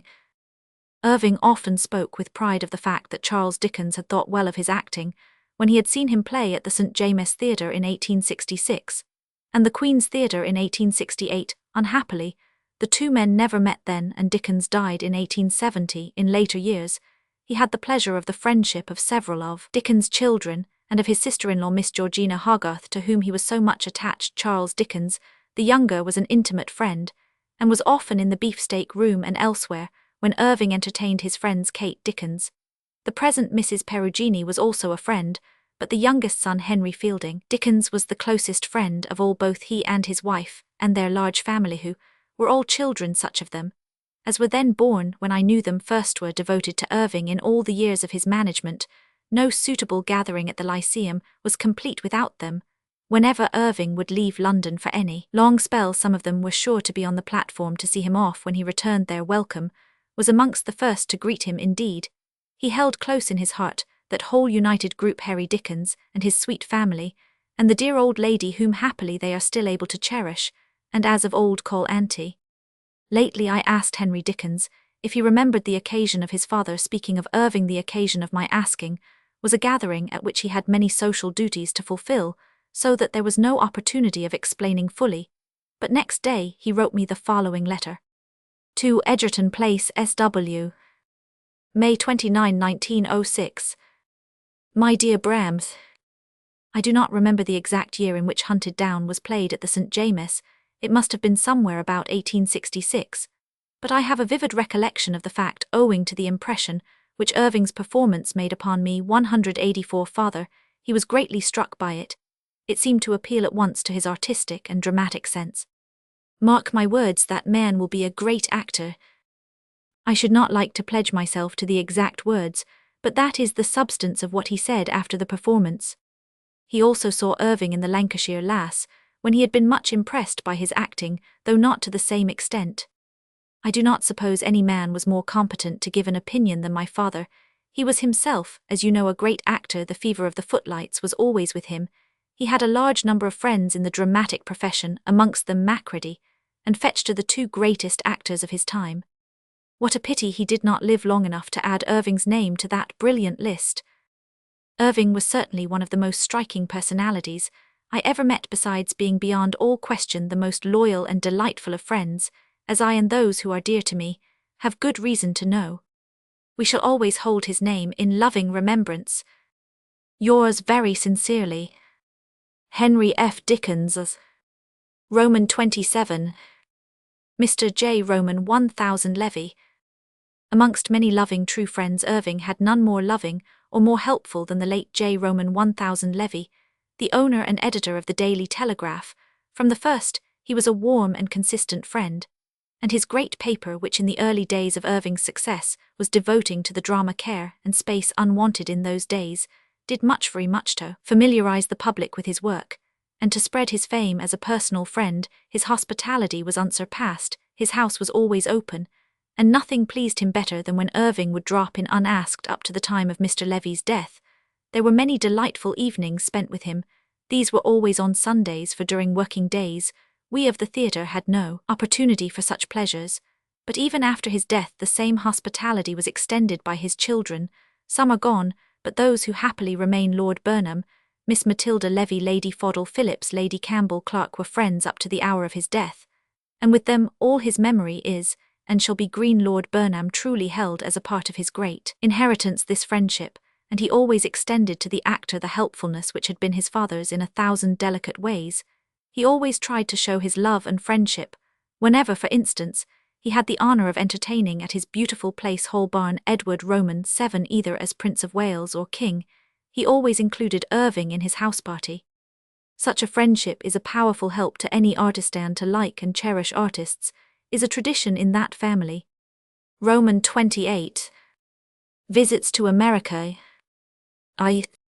Irving's first visit to America in 1883 was a matter of considerable importance not only to him, but to all of his craft, and to all by whom he was held in regard at that time. The body of British people did not know much about America, and perhaps as it may seem, did not care a great deal. Irving had played nearly 5 years continuously at the Lyceum, and his theatre had grown to be looked upon as an established institution. The great clientele which had gathered round it, now numbering many thousands, looked on the venture with at least as much concern as he did himself. Thus the last night of the season, July 28, 1883, was a remarkable occasion. The house was jammed to suffocation, and seemingly not one present but was a friend when the curtain fell at the end of the bell's stratagem. There began a series of calls which seemed as though it would never end. Hand-clapping and stamping of feet seemed lost in the roar, for all over the house the audience was shouting with that detonating effect which is only to be found from a multitude animated with a common feeling. The sight and sound were moving. Wherever one looked were tears, and not from women or the young. At the last, after a pause a little longer than usual, from which the audience evidently took it that the dramatic moment had arrived, came a marvellous silence. The curtain went up, showing on the stage the entire personnel of the company and staff. Then that audience simply went crazy. All the cheers that had been for the play seemed merely a preparation for those of the parting. The air, wherever one looked, was a mass of waving hands and handkerchiefs, through which came wave after wave of that wild, heart-stirring, detonating sound. All were overcome before and behind the floats alike. When the curtain fell, it did so on 2,000 people, swept with emotion. Henry Irving, Between England and America. From a drawing by Fred Barnard, 1883, after the picture by Sir Joshua Reynolds Garrick, Between Tragedy and Comedy. Roman 2. Something of the same kind was enacted across the Atlantic, when on the evening of Monday, October 29, the curtain rose on the first scene of the Bells. There was the hush of expectation, prolonged till the moment when the door of the inn parlour was thrown open and Irving seemed swept in by the rushing snowstorm. The tempest of cheers seemed just as though the prolongation of that last moment in London, and for 6 or 7 minutes an incredibly long time, for such a matter, on the stage the cheering went on. Roman 3. For my own part, I had a curious experience of that reception. Mr. Levy had asked me to send a cable to the Daily Telegraph, describing Irving's reception. He knew, and I knew too, that it was a close shave for such a message to reach London in time for press, for in those days printing had not reached the extreme excellence of today, and the multiplication of stereos in the present form had not been accomplished. The difference of longitude seemed almost an insuperable difficulty, as I had to wait till Irving had actually appeared. I arranged with the manager of the Direct United States Cable Company to keep the wire for me. He was himself anxious to make a record, and had all in readiness. I had a man on a fleet horse waiting at the door of the theatre, and when Irving's welcome had begun, I ran out filling up the last words of my cable at the door. The horseman went off at once venter a tear. But my cable did not arrive in time. Another did, however, that sent to the Daily News by its correspondent J.B. Bishop. I could not imagine how it was done, for the account cabled was a true one, manifestly written after the event. Years afterwards, one night at supper with two men, J.B. Bishop and George Ward, then manager of the newly established Mackie Bennett Cable, it was explained to me they had come to know that I was cabling, and in order not to be outdone, Ward had had a wire brought all the way up from the battery, and actually over the roof of the theatre, and in by a side window. Whilst my man was galloping to Lower Broadway, Bishop was quietly wording the dispatch, which his friend was telegraphing to his local office, as he wrote. Roman 4. The welcome which Irving received on that night of October 29, 1883, lasted for more than 20 years, until that night of March 25, 1904, when at the Harlem Opera House he said goodbye to his American friends for ever, go where he would, from Maine to Louisiana, from the eastern to the western sea. There was always the same story of loving greeting, of appreciative and encouraging understanding, of heartfelt au revoirs in which gratitude had no little part. As Americans of the United States have no princes of their own, they make princes of whom they love, and after 8 long winters spent with Henry Irving amongst them, I can say that no more golden hospitality or affectionate belief, no greater understanding of purpose or enthusiasm regarding personality or work, has ever been the lot of any artist, any visitor in any nation. Irving was only putting into fervent words the feeling of his own true heart, when in his parting he said, I go with only one feeling on my lips, and one thought in my heart, God bless America. Roman 29. William Winter. Amongst the many journalists who were Irving's friends, none was closer than William Winter, the dramatic critic of the New York Tribune, whose work is known all over America. Winter is not only a critic, but a writer of books of especial charm and excellence, and a poet of high order. One of his little poems, which he spoke at a dinner of welcome to Irving on his first arrival at New York in 1883, is so delightful that I venture to give it specially, as it had a prophetic instinct as to the love and welcome extended to the actor throughout the whole of the United States. He and Irving had been already friends for some time, and always saw a good deal of each other during Winter's visits to London. The occasion was the dinner given by Colonel E. Buck to attend, which many of the friends present came from Cleveland, Buffalo, West Point, Louisville, Chicago, distances varying from 50 to 1,000 miles. Henry Irving. A word of welcome. November 18, 1883.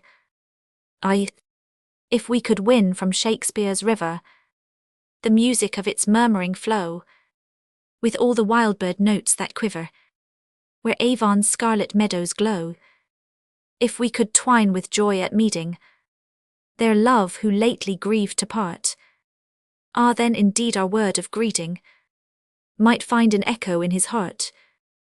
Roman 2.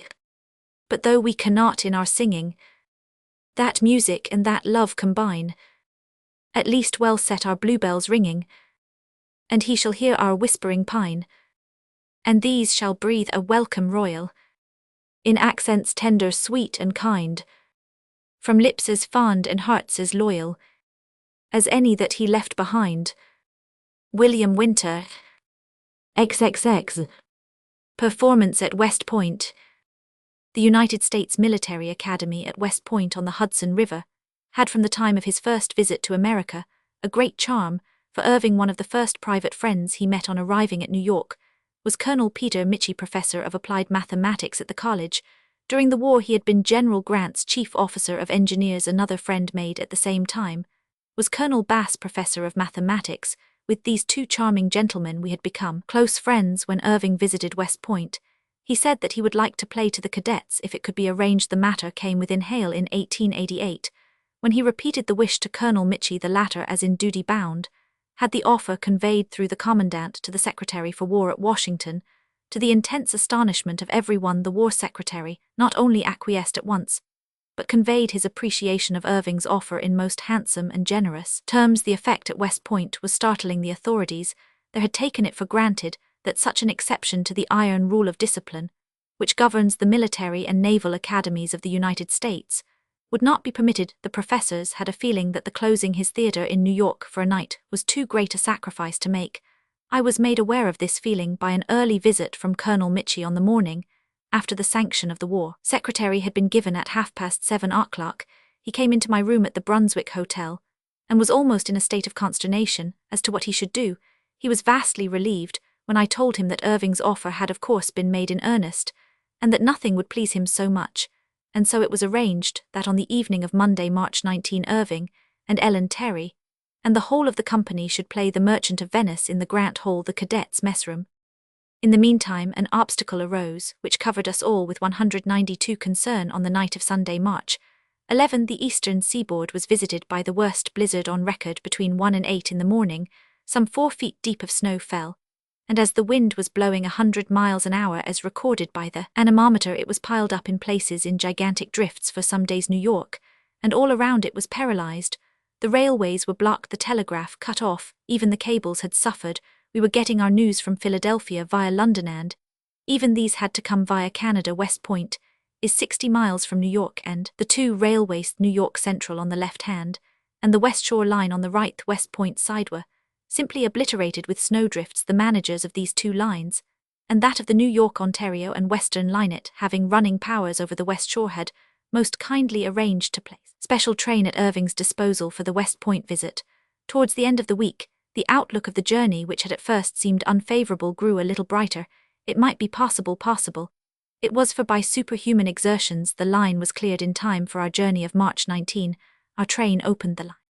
Of course it was not possible to use scenery in the space available for the performance, so it was arranged that the play should be given as in Shakespeare's time. To this end, notices were fastened to the curtains at the Proscenium, Venice, a public place, Belmont Portia's house, Shylock's house, by a bridge, Roman 100. As it happens, the Venetian dress of the 16th century was almost the same as the British, so that the costumes now used in the piece were alike to those worn by the audience as well as on the stage at the Globe Theatre in Shakespeare's time.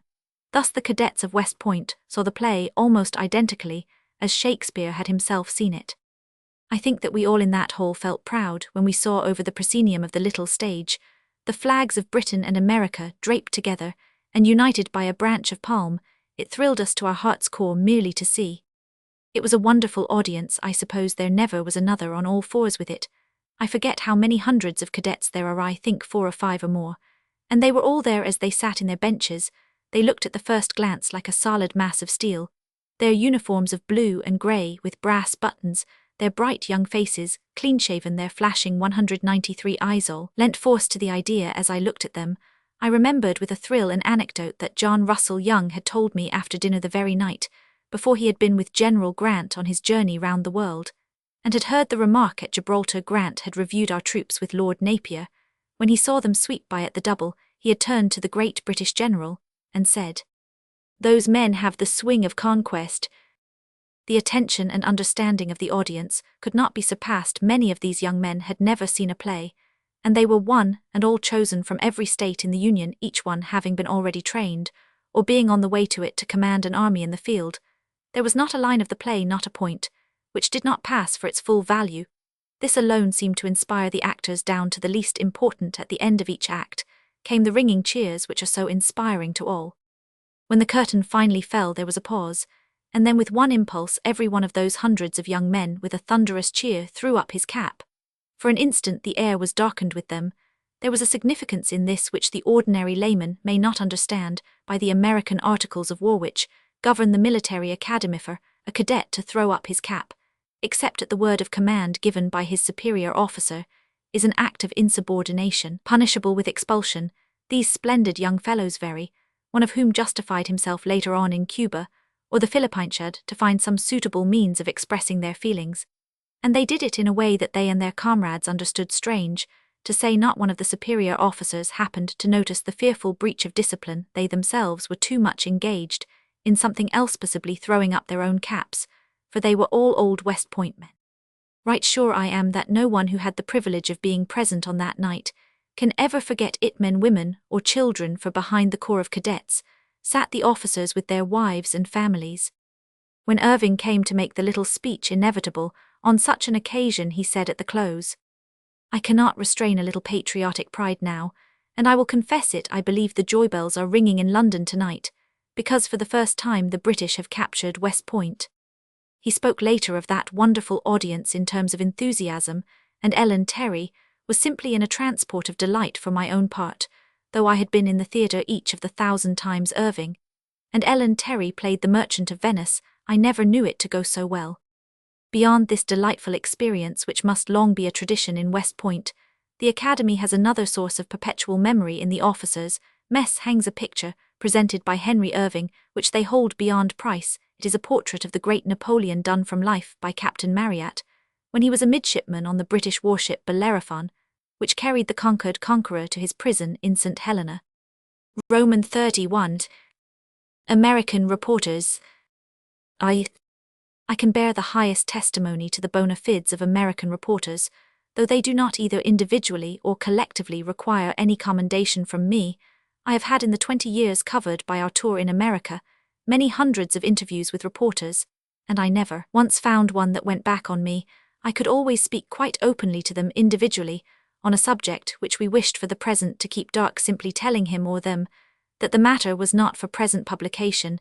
Anyone who knows the inner working of a newspaper, and of the keenness which exists in the competition for the acquisition of news, will know how much was implied by the silenced scorn and contempt that would now and then be hurled at those who couldn't get a story. I have no doubt that sometimes the engagement on the paper was imperiled or even cancelled. Of course, I always tried to let them get something. It was quite impossible at times that Irving should give interviews such take time, and time was not always available. In the midst of strenuous work, sickness and weariness are bars to intellectual undertakings, and now and again the high policy of one's business demands silence. In Irving's case, his utterances had to be carefully considered. He was one of the very few men who was always reported verbatim. With ordinary individuals, there is habitual compression and editing which, though it may occasionally suppress some fact or step in an argument, is protective against many errors.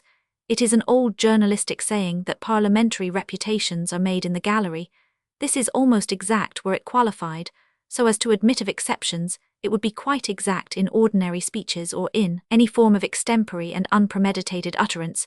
There are evidences of changement during the process of thought. Incompleted sentences, confused metaphors, words ill-chosen or slightly misapplied. In addition, as in almost every case 196 Irving spoke or was interviewed on professional subjects or matters closely allied to his own work or ideas, there was always a possibility of creating a wrong impression. Somewhere also he stood so high amongst his own craft that an omission would now and again be treated as an affront. I have known him to receive after some speech or interview or recorded conversation, where he had given a few names of actors, as illustrating some part, a dozen letters, asking if there was any reason why the writer's name was omitted.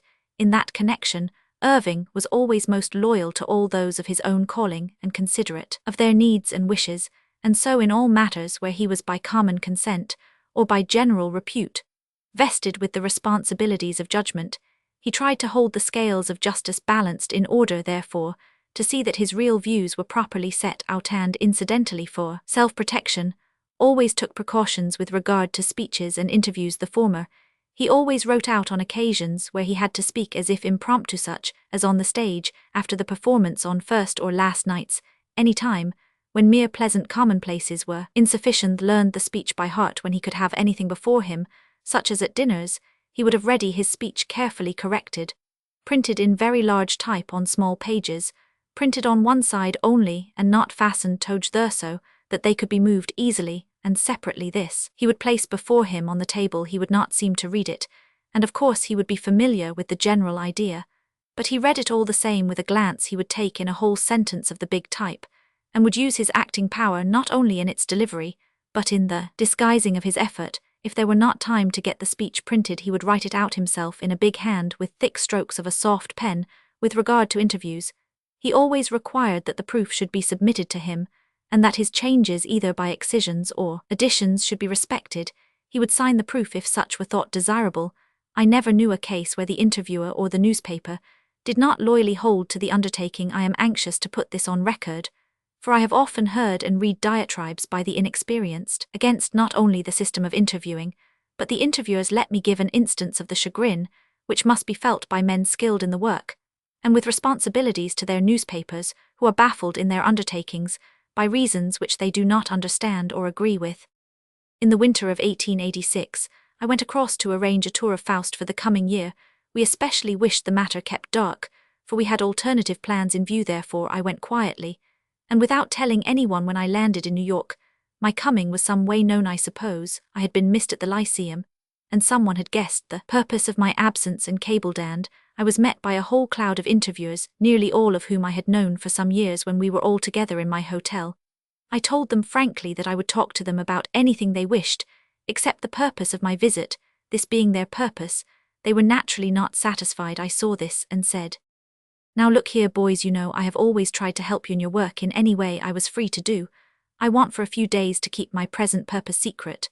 When what I want to do is through, I shall tell you all about it. It will be only a few days at most. Won't you trust me about the wisdom of this? All I want is silence for a while. And if you will tell me that you will say nothing till I let you go ahead, I shall tell you everything right here and now." One of them said at once, "No, don't tell us yet. If you are silent, the difficulty will be only between you and us. But if you tell us, we shall each have to fight his own crowd for not telling them what we know." The general silence vouched this as accepted by all. We sat still for perhaps a minute, no one wishing to begin. Before us was the whiskey of hospitality. At last one of my guests said, "By the way, how do you like American, as compared with Irish whiskey?" "Of course, not for publication." There was a roar of laughter. I felt that my reticence was forgiven, and we had a pleasant chat through a delightful half-hour. Out of that, they made a story of some kind to suit their mission. Roman 2. In a few instances, the reporter who writes from his own side without consultation has said funny things. 2 cases I remember. The first was when more than 20 years ago we made a night journey from Chicago to Detroit.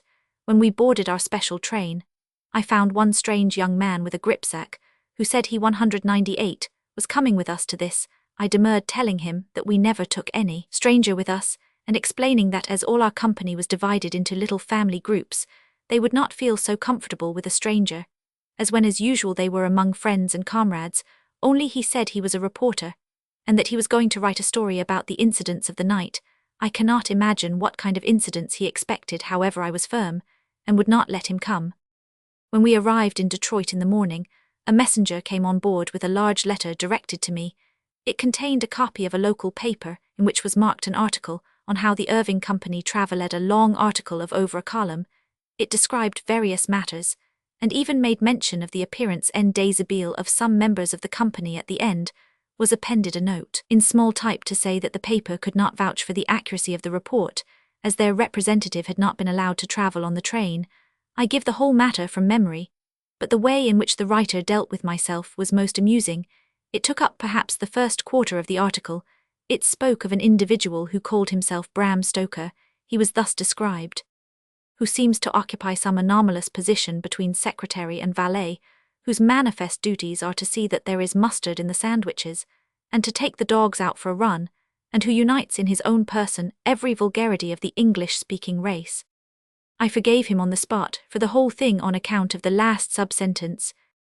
The second instance was as follows.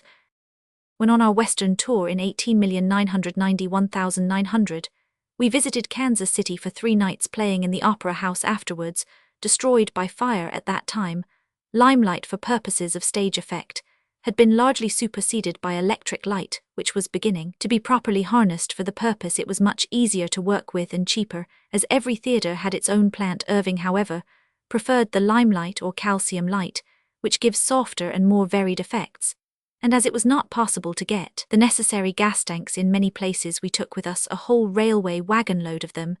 These would be brought to the theatre with the other paraphernalia of our work. As we had so much stuff that 199, it was not always possible to find room for it. We had to leave some of the less perishable goods on the sidewalk. This was easy in Kansas City, as the theatre occupied a block, and its sidewalks were wide, and not much used except on the main street. Accordingly, the bulk of our gas tanks were piled up outside. The scarlet color of the oxygen tanks evidently arrested the attention of a local reporter, and gave him ideas. On the morning after the first performance, his paper came out with a sensational article to the effect that at last the treasured secret was out. Henry Irving was in reality a dying man, and was only kept alive by using great quantities of oxygen, of which a wagon-load of tanks had to be carried for the purpose. The reporter went on to explain how, in order to investigate the matter properly, he had managed to get into the theatre as a stagehand, and had seen the tanks scattered about the stage further. He went on to tell how difficult it was to get near Irving's dressing room, as rude servants ordered away anyone seen standing close to the door, but he was not to be baffled. He had seen at the end of the act Irving hurry into his room to be reinvigorated. He added with an inconceivable naivete that precautions were taken to prevent the escape of the life-giving oxygen, for even the keyhole was stopped up. Roman 32. Tours de force. Perhaps the greatest tour de force of Irving's life was made on the night of February 23, 1887, when at the Birkbeck Hall he read the play of Hamlet before a large audience for the benefit of the institute. He had, of course, cut the play just as he did for acting. Indeed, his cutting for the reading was a further slight curtailment, as on such an occasion there has to be a limit of time, but the cutting is in itself a tribute to his immense knowledge of the play, and is a lesson to students. He read the play in 2 sections, with an interval of perhaps 10 minutes between. The sustained effort must have been a frightful strain, for in such an undertaking there is not an instant's pause. Character follows character, each necessitating an instant change of personality, of voice, of method, of speech and bearing and action. Irving was a great believer in the value of time in acting. He used to say that on certain occasions the time in which things were taken increased or marred the attention, emotion and eagerness of the audience. A play like Hamlet has as many and as varying times as an opera. Thus the first knowledge and intention of the reader must have been complete. Strong as he was, it was a wonder how he got through that evening. When I went round to him at the end of the first part, found him sitting down and almost gasping. He had a wonderful recuperative power, however, and like a good fighter he was up at the call of time, with unimpaired vitality, strength and passion. He went on with his work right to the very end. For my own part, have never had so illuminative an experience of the play. Irving's own performance of the title role I had of course seen, and with even greater effect than then, for dress and picturesque surroundings, in addition to the significance of movement and action, can intensify speech even when aided by the expression conveyed by face and hands. But the play as a whole came into riper prominence. Imagine the play 201, with every part in it done by a great actor. It was never to be forgotten. The passionate scenes were triumphant, knowing that he had the whole thing in his own hands, and that he had not to trust to others. Howsoever good they might be, he could give the reins to passion. The effect was enthralling. We of the audience sat spellbound, hardly able to breathe. When he ceased, almost fainting with the prolonged effort and excessive emotion, the pent-up enthusiasm burst forth like a storm. In his dressing room he had to sit for a while to recover himself, a rare thing indeed for him in those days. The note in my diary of that night has the following: immense enthusiasm, remarkable, magnificent, every character given in masterly manner. Consider it greatest tour de force of his life. Even he exhausted. Roman 2. 8 years before, on July 25, 1879, the night of his benefit as it was called after the old-time custom, he had given another wonderful example of his power on that occasion. He had taken the great and strenuous act out of each of 5 plays and finished up with a comedy character. The bill was Richard Roman 3 Act Roman 1, Richelieu Act Roman 4, Charles Roman 1 Act Roman 4, Louis Roman 11 Act Roman 3, Hamlet Act Roman 3, to end of play, scene raising the wind. The strain of such a bill was very great, not only the playing and the changing to so many complete identities, each in moments of wild passion, but even the dressing and preparation for each part. Throughout the whole of that, even there was not a single minutiae, a portion of a minutito, spare. Such a strain of mind and body and psychic faculties, all at once, and so prolonged, does not come into the working life of any other art, or calling small wonder is it if the wear and tear of life to great actors is exceptionally great. But Irving up to his 60th year was compact of steel, and whipcord. His energy and nervous power were such as only came from a great brain, and the muscular force of that lean lithe body must have been extraordinary. The standard of animal mechanics is foot-pounds force and heart effort necessary to raise a pound weight a foot high. An actor playing a heavy part, judged 202 by this rule, does about as much work in an evening as a hardman carrying bricks up a ladder for more than 40 years. This man did such work almost every night of his life, with the added strain and stress of high emotion, negligible quantity in itself. I know of no other man who could have done such work in such a way, and with such astounding passion as Henry Irving on great occasions. Roman 33. Christmas. All through Irving's management of the Lyceum Christmas was with regard to the working staff and supers kept in a patriarchal way. Every man and woman had on Christmas Eve or the night before it a basket containing a goose with trimmingsage and onions, and apples and a bottle of gin. The children had each a goose and a cake instead of the gin. There were some 400 or 500 altogether, and as they trailed away you could trace them through distant streets by their scent on most Christmas Eves. There was in the green room punch and cake for the company. The punch bowl was a vast one, and was refilled as often as required. We would sometimes use a 5-gallon keg of old whiskey in that bowl, for a liberal supply was always left over for the stage hands. Roman 2. 2 years later we were all at Pittsburgh, Pennsylvania. Irving arranged an off-night Christmas, and had the whole company, over 100 persons, to dinner at the Monongahela house, where he was staying. We drank all the loyal and usual toasts, and finished with a sing-song, wherein various members of the company and the staff exhibited hitherto unknown powers of song and dance. They did amongst them a nigger entertainment, which would have passed muster anywhere. Roman 34. Irving as a social force. The history of the Lyceum Theatre was for a quarter of a century a part of the social history of London. A mere list of Irving's hospitalities would be instructive. The range of his guests was impossible to any but an artist, as he never forgot or neglected his old friends. There were generally at his table some present who represented the commonplace or the unsuccessful, as well as the famous or the successful sides of life. The old days and the new came together cheerily under the influence of the host's winning personality, which no amount of success had been able to spoil. Sometimes the beefsteak room, which could only seat at most 36 people, was too small, and at such times we migrated to the stage. These occasions were interesting, sometimes even in detail. On the 100th night of the Merchant of Venice, February 14, 1880, there was a supper for 350 guests. On March 25, 1880, 292 guests sat down to dinner to celebrate the 100th night of Romeo and Juliet. The Prince of Wales dined there in a party of 50 on May 7, 1883. The table was a round one, and in the centre was a glorious mass of yellow flowers with sufficient green leaves to add to its beauty. This bouquet was 30 feet across, and was in the centre only 9 inches in height, so that it allowed an uninterrupted view all round the table. I remember the prince saying that he had never seen a more lovely table on this, as on other occasions. There was overhead a great tent roof covering the entire stage. Through this hung chandeliers on 3 sides, were great curtains of crimson plush, and painted satin ordinarily used for tableaux curtains, and on the proscenium side, a forest of high palms and flowers, behind which a fine quartet band played soft music.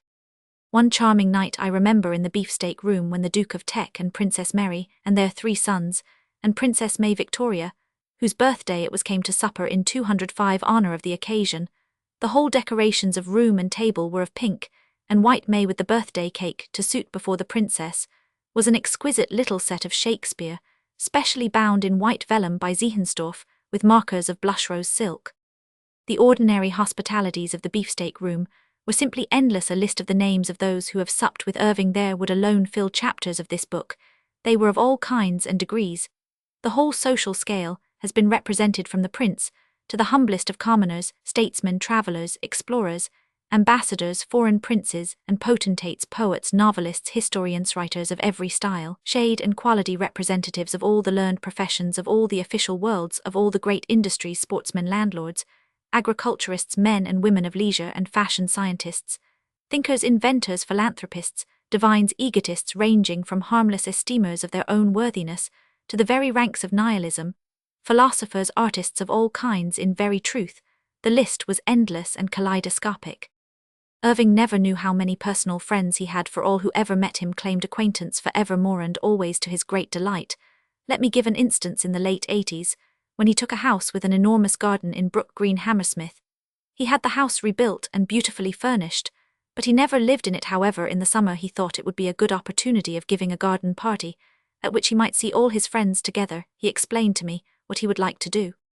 "I want to see all my friends at once, and I wish to have it so arranged that there will be no one left out. I hope my friends will bring their young people who would like to come. Perhaps you may remember our friends better than I do. Would you mind making out a list for me so that we can send the invitations? Of course, I should like to ask a few of our Lyceum audience who come much to the theatre. Some of them I know, but there are others from whom I have received endless courtesies, and I want them to see that I look on them as friends. I set to work on a list, and 2 days afterwards in the office he said to me, "What about that list? We ought to be getting on with the invitations." "No use," I said, "you can't give that party not as you wish it." "Why not?" he asked, amazed. He never liked to hear that anything he wished could not be done. I held up the sheets I had been working at. "Here is the answer," I said, "there are too many." "Oh, nonsense, my dear fellow, you forget it is a huge garden." I shook my head. "The other is huger. I am not half through yet, and they total up already over 5,000. And so that party never came off. He had many close friends, whose names I should like to mention here, but to attempt a full list would not be possible, such must be incomplete, and those so neglected might be pained, and so I venture to give in this book only the names of those who belong to the structure of the incident which I am recounting. But Irving's social power was not merely in his hospitality. He was in request for all sorts and kinds of public and semi-public functions. Detailed list of them would be a serious one of monuments that he has unveiled, of public dinners, at which he has taken the chair or spoken of foundation and memorial stones, which he has laid, of flower shows, bazaars, theatres, libraries, and public galleries that he has opened. The public banquets to him have been many. The entertainments in his honor, by clubs and other organizations, were multitudinous. And wherever he went on any such occasion, whatever space there was, were it even in an open square or street, was crowded to the last point. This very popularity entailed much work both in preparation and execution, for he had always to make a speech with him. A speech meant writing it, and having it printed so that he could read it, though he never appeared to do so. All this opened many new ways for his successes in his art, and so aided in the growth of its honor. For instance, he was the first actor asked to speak at the annual banquet of the Royal Academy. Thus, through him, a new toast was added to the restricted list of that very conservative body. The first night gatherings on the stage of the Lyceum, after the play, became almost historic. The list of the guests would form an index to those of note of the time. There were similar gatherings of a certain national and even international importance, such as when the members of the Colonial Conference came en masse, when the Conference of Librarians attended the theatre, when ships of war of foreign nations sent glad contingents to the theatre, when the guests of the nation were made welcome. Some of the latter groups are, I think, worthy to be told of in detail. Roman 35's visits of foreign warships. When in May 1894, the United States cruiser Chicago came to London, whilst making her cruise of friendly intent, there was of course a warm-hearted greeting. Admiral Irving was the very soul of geniality, and Captain Mahan was, through his great work on the sea power of England, himself maker of history at the banquet to them in St. James' Hall. Irving, though he was unable to attend, as he had to play at the Lyceum, was nominally present. He felt that all that could possibly be done to cement the good feeling between Great Britain and America was the duty of every Englishman. At the banquet on the end of the hall was the legend in gigantic letters, "Blood is thicker than water." The phrase that became historic when Admiral Irving was in China. It will be remembered that whilst a flotilla of British boats were attacking a fort on the river, and had met a reverse, they were aided by the crew of the American ship of war. They were on a mud flat at the mercy of the Chinese, who were wiping them out, but the crew of the neutral vessel, aided by their officers, who had of course to show an appearance of neutrality, in accord with the wisdom of international law, put off their boats, and took them off on protest being made. The answer was given in the above phrase. Through me, I was one of the diners. Irving conveyed a warm invitation to all the officers to come to the Lyceum to see the play and stop for supper in the beefsteak room. A night was fixed, and they all came, except Captain Mahan, who had to be away at an engagement out of London. It was a delightful evening for us all, and many a new friendship began. In addition to the officers, Irving had asked the whole crew of 209, the Chicago, to come to the play in such numbers, and on such nights as might be possible. They came on 3 different nights. Each party came round to the office to have a drink, and, a very remarkable thing it was, considering that except the petty officers, they were all ordinary seamen, marines, and stokers, though they had everything that was drinkable to choose from. For Irving wished them to have full choice of the best. No man would take a second drink. They had evidently made some rule of good manners amongst themselves. A fine and hardy body of men they were, and with good memories, one and all, for 10 years afterwards, right up to the end of our last tour. There was hardly a week during our American touring that some of that crew did not come to make his greeting. The return visit to the ship came on Sunday, June 3, when we went to lunch on board the Chicago. Irving took with him J. Roman 50 Toole, and Thomas Nast, the American cartoonist who had been at the supper at the Lyceum.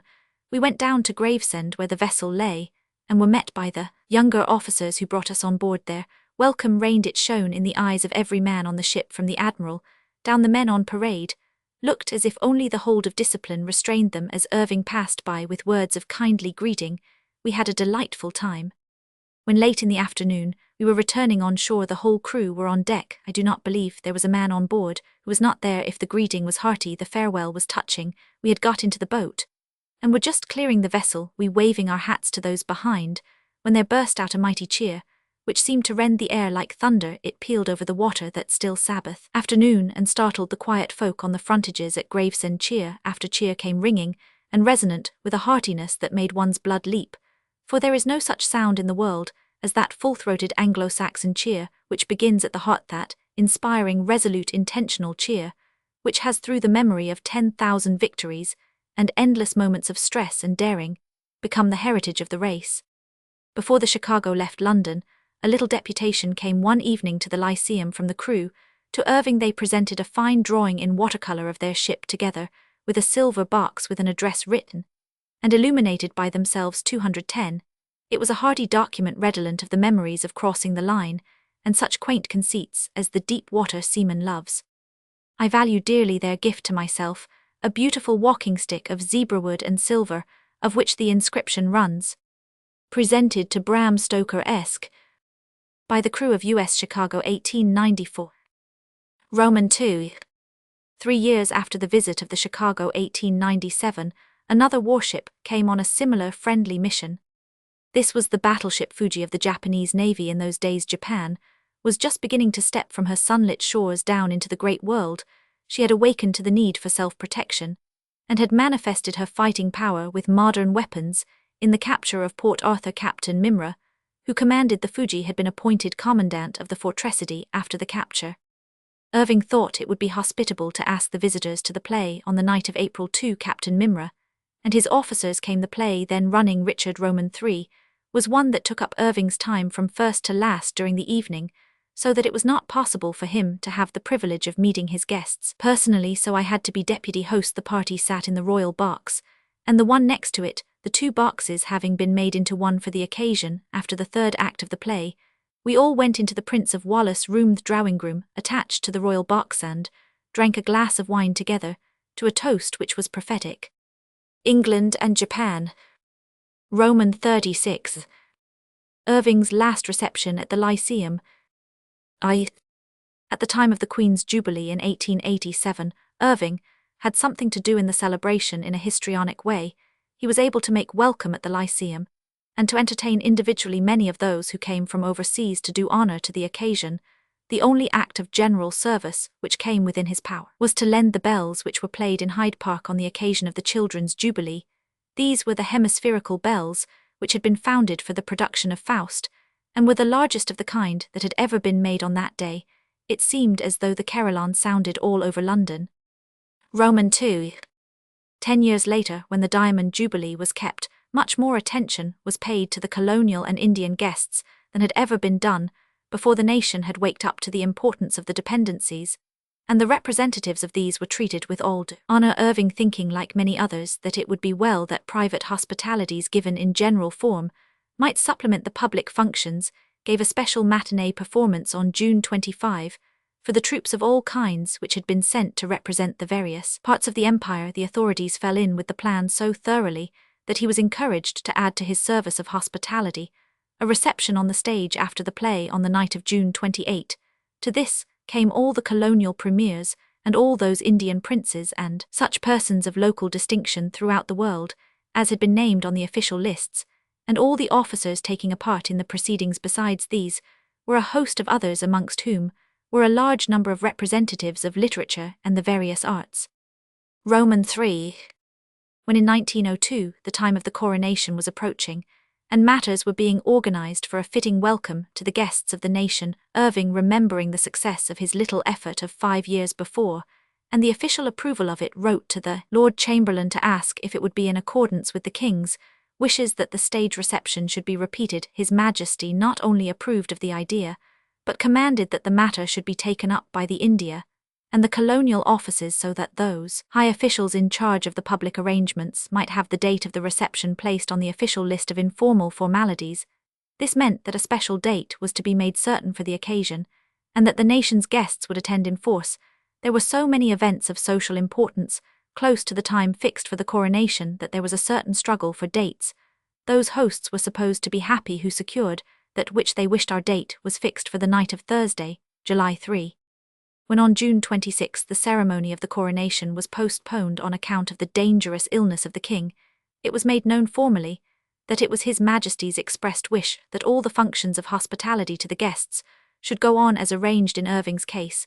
Much pains had been taken officially. Sir William Curzon, Willie of the Political Department of the India Office, and Sir William Bailey Hamilton, at the Colonial Office, arranged matters. When the night of July 3 arrived, all possible preparations had been made at the Lyceum.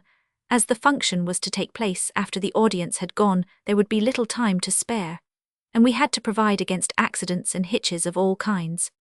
The play began at 8 o'clock, and there was an immense audience at 10 minutes to 11. The curtain fell, and then began one of the finest pieces of carefully organized work I have ever seen. Everything had been planned out, every man was in his place, and throughout there was no scrambling or interfering with each other. Although the haste was positively terrific, all was done in silence, and each gang knew how to wait till their moment for exertion came. As the audience filed out of the stalls, and pit a host of 213 carpenters edged in behind them, and began to unscrew the chairs and benches, so fast did they work, that as the audience left the proscenium, the blocks of seats followed close behind them to the waiting carts. Following the carpenters came an array of sturdy women cleaners, who used broom and duster with an almost frantic energy, moving in a nimbus of dust of their own, making all the windows of the house had been opened the instant the curtain fell, so that the place was being aired. Whilst the work was going on behind the cleaners came a force of upholsterers with great bales of red cloth, which had already been prepared and fitted, so that an incredibly short time saw the floor of the house looking twice its usual size in its splendor of crimson. By this time the curtain had gone up, showing the stage clear from front to back, and from side to side a train of carts had been waiting, and as there was a great force of men on the stage, the scenes and properties seemed to move of their own accord out of the great doors at the back of the stage, on the walls right and left of the stage, and at the back hung great curtains of crimson velvet and painted satin, which we used in various plays. The stage was covered with crimson cloth. At each side of the orchestra was lifted in a staircase ready prepared some 6 feet wide, carpeted with crimson, and with handrails covered with crimson velvet. A rail covered with velvet of the same color protected unthinking guests from walking into the orchestra. Then came the florists. An endless train of palms and shrubs and flowers in pots seemed to move in and disperse themselves about the theatre. The boxes were filled with them, and all along the front of the circles they stood in serried lines, till the whole place was in waves of greenery and flowers. The orchestra was filled with palms, which rose a foot or two over the place of the footlights. In the meantime, the caterer's little army had brought in tables, which they placed in the back of the pit, the wall of which had during the time been covered in turkey red. All the while another army of electricians had been at work. They had fixed some great chandeliers over the stage, and had put up the set pieces arranged for the proscenium. These were a vast Union Jack, composed of thousands of coloured lights, which hung over the dress circle, and an enormous crown placed over the upper circle.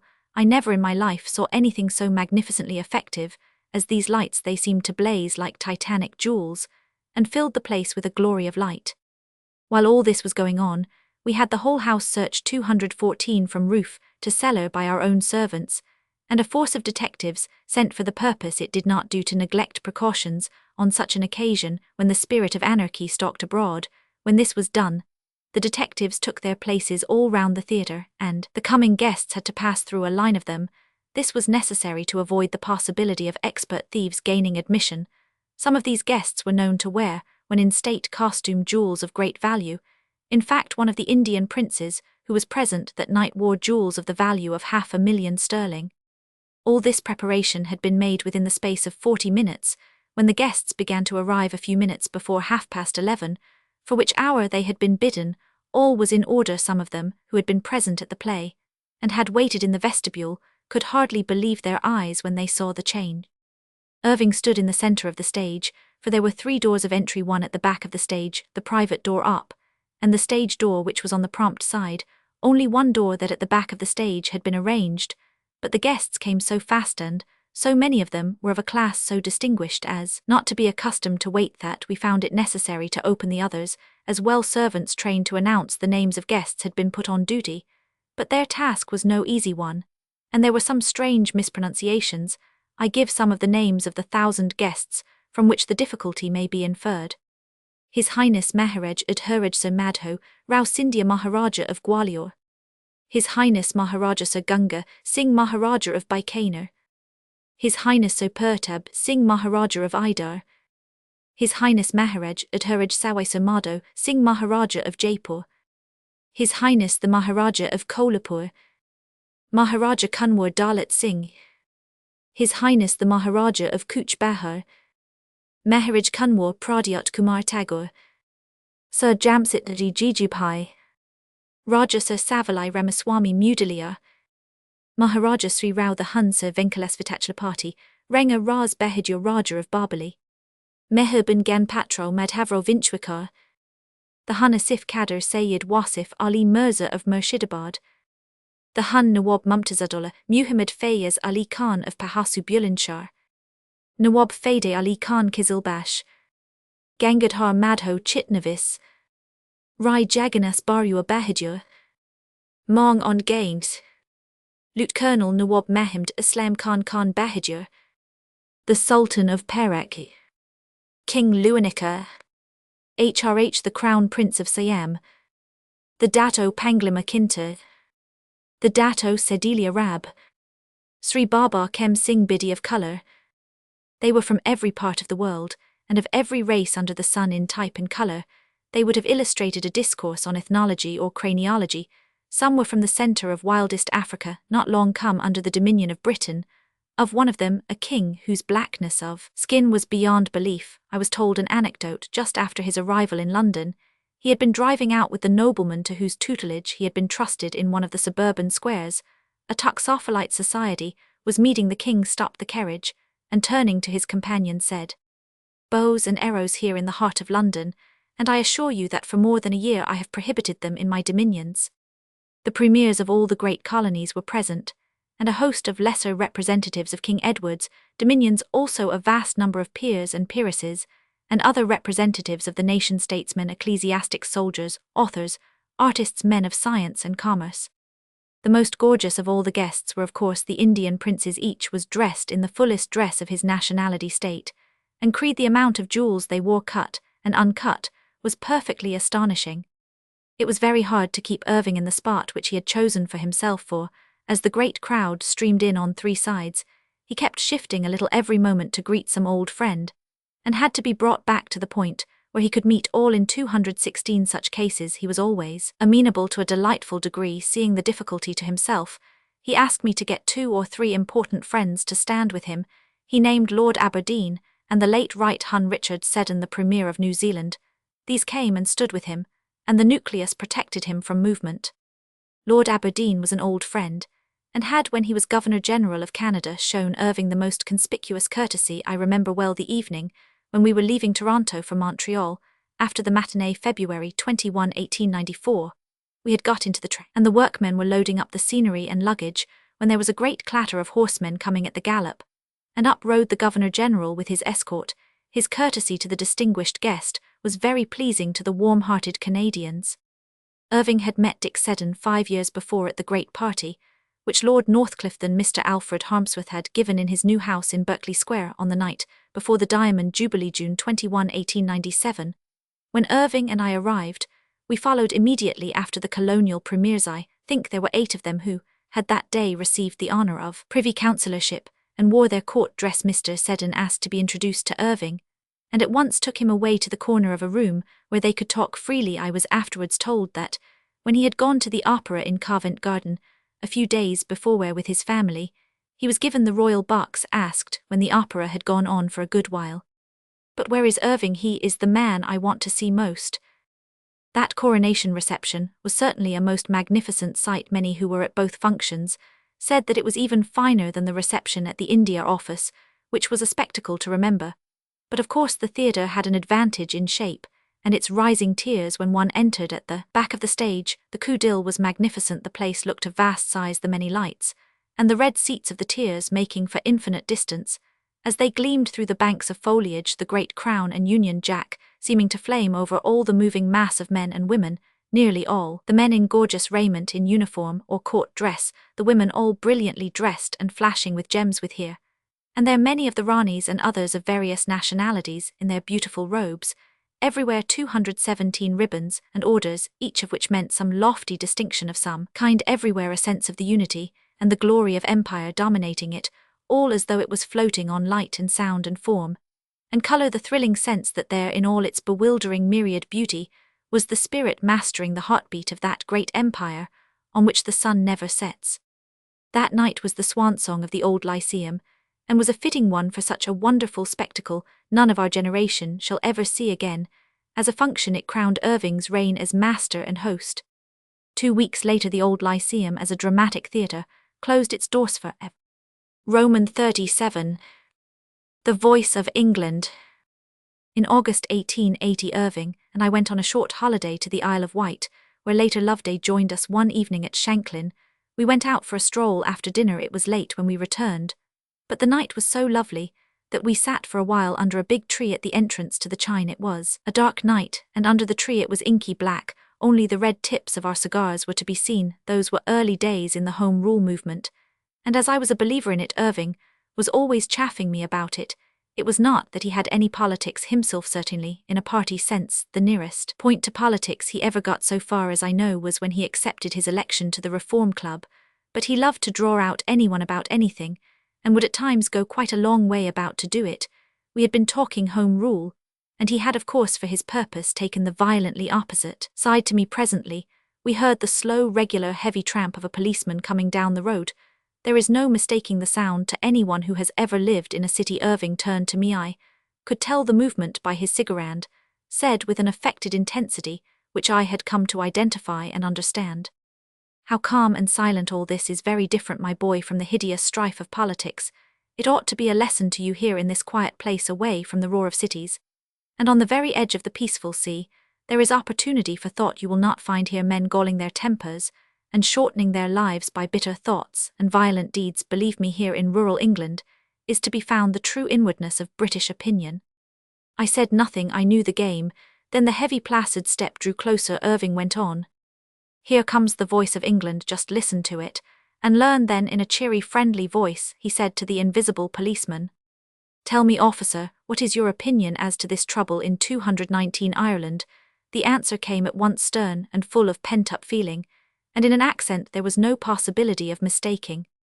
"Ah, begob, it's all the fault Roman for the dirty government." His brogue might have been cut with a hatchet from his later conversation, for of course, after that little utterance Irving led him on, might have thought that the actor was an ardent and remorseless rebel.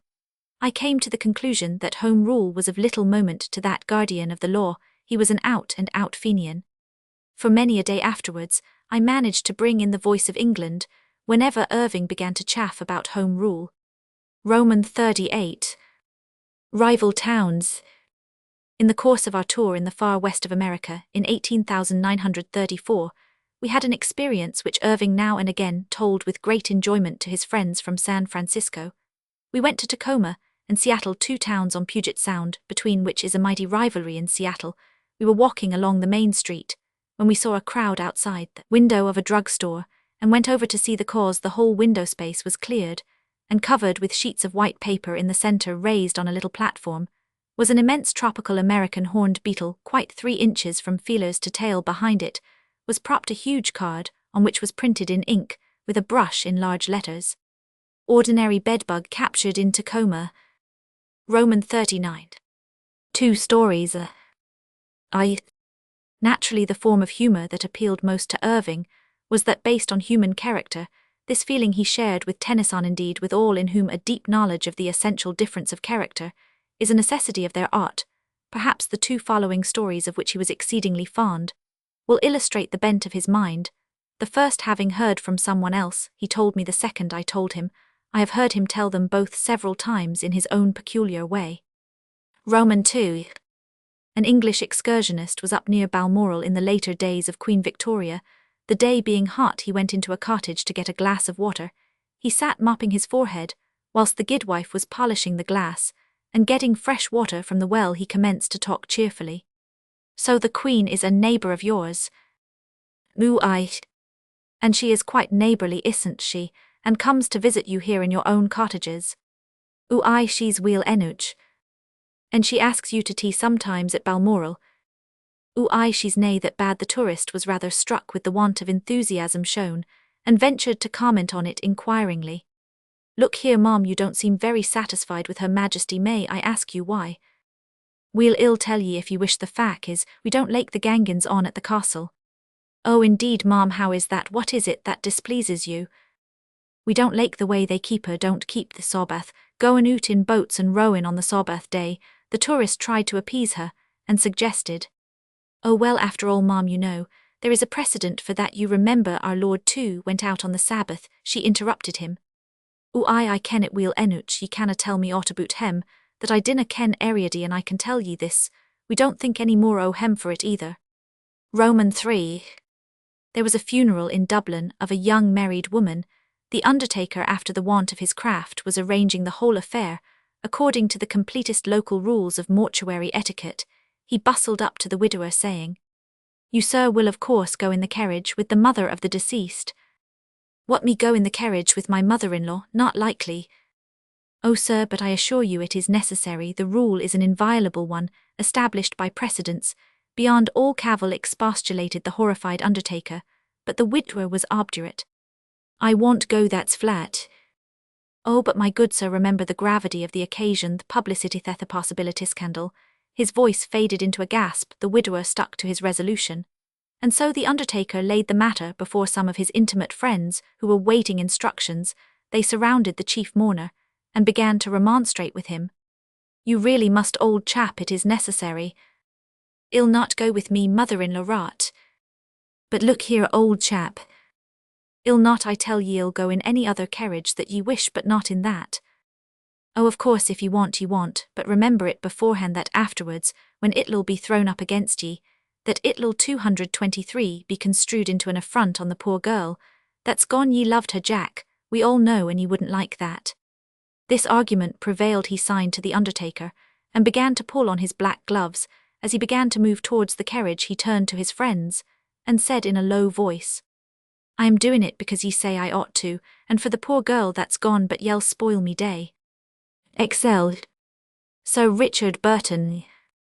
When in the early morning of August 13, 1878, Irving arrived at Dublin on his way to Belfast to give a reading for the Samaritan Hospital, I met him at Westland Row Station. He had arranged to stay for a couple of days with my brother, before going north. When the train drew up, hastening to greet him, I entered the carriage. There were two other people in the compartment, a lady and a gentleman. When we had shaken hands, Irving said to his companions de voyage, Oh, let me introduce my friend Bram Stoker. They both shook hands with me very cordially. I could not but be struck by the strangers. The lady was a big, handsome, blonde woman, clever-looking and capable, but the man riveted my attention. He was dark and forceful and masterful and ruthless. I have never seen so iron a countenance. I did not have much time to analyze the face. The bustle of arrival prevented that, but an instant was enough to make up my mind about him. We separated in the carriage after cordial wishes that we might meet again. When we were on the platform, I asked Irving, Who is that man? Why, he said, I thought I introduced you. So you did, but you did not mention the names of the others. He looked at me for an instant, and said inquiringly, as though something had struck him, Tell me, why do you want to know? Because, I answered, I never saw anyone like him. He is steel, he would go through you like a sword. You are right, he said, but I thought you knew him. That is Burton, Captain Burton, who went to Mecca. The Burtons were then paying a short visit to Lord Talbot de Malahide. After Irving went back to London, I was very busy, and did not ever come across either of them. That autumn I joined Irving and went to live in London. Roman 2. In January of next year, 1879, I met the Burtons again. They had come to London for a holiday. The first meeting I had then with Burton was at supper with Irving in the Green Room Club. These were occasional suppers, where a sort of smoking concert followed the removal of the dishes, I sat between Burton and James Knowles, who was also Irving's guest. It was a great pleasure to me to meet Burton familiarly, for I had been hearing about him and his wonderful exploits as long as I could remember. He talked very freely and very frankly about all sorts of things, but that night there was nothing on the tapis of an exceptionally interesting nature. That night, by the way, I heard Irving recite The Captive for the first time. He also did Gemini and Virgo, but that I had heard him do in Trinity College, Dublin. The Burtons remained in London till the end of February, in which month we met at supper several times. The first supper was at Irving's rooms in Grafton Street, on the night of Saturday, February 8, the other member of the party being Mr. Aubertin, the subdued light.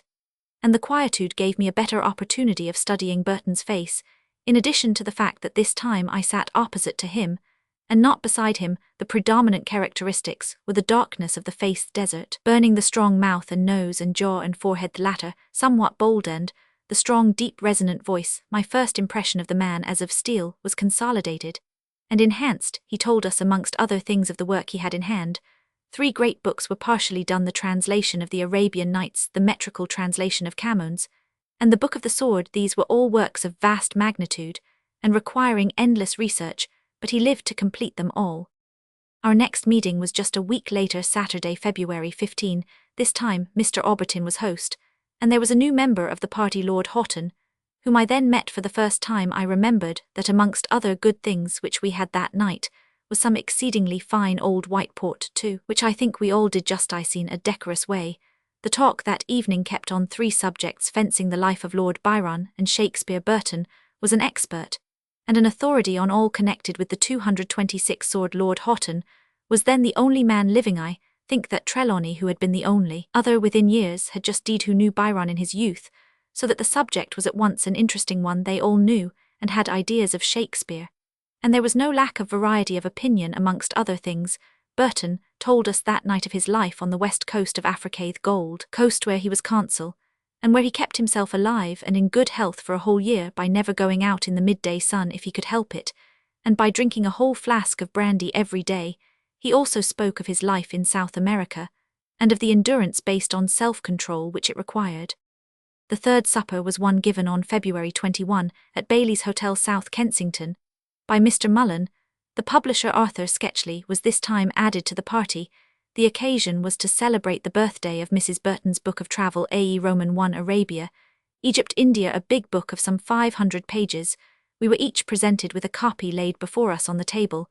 I sat between Lord Houghton and Burton. They were old friends, had been since boyhood. Each called the other Richard. Houghton, be it remembered, was Richard Monckton Milnes before he got his peerage in 1863. The conversation was very interesting, especially when Burton was mentioning experiences, or expounding some matters of his knowledge, or giving grounds for some theory which he held. The following fragment of conversation will explain something of his intellectual attitude. Burton had been mentioning some of his explorations amongst old tombs, and Houghton asked him if he knew the tomb of Moses. He replied that he did not know it, though of course he knew its whereabouts. It must be found if sought for within a few years. He added, we know that he was buried at Shechem. I do not vouch for names or detail, such do not matter here.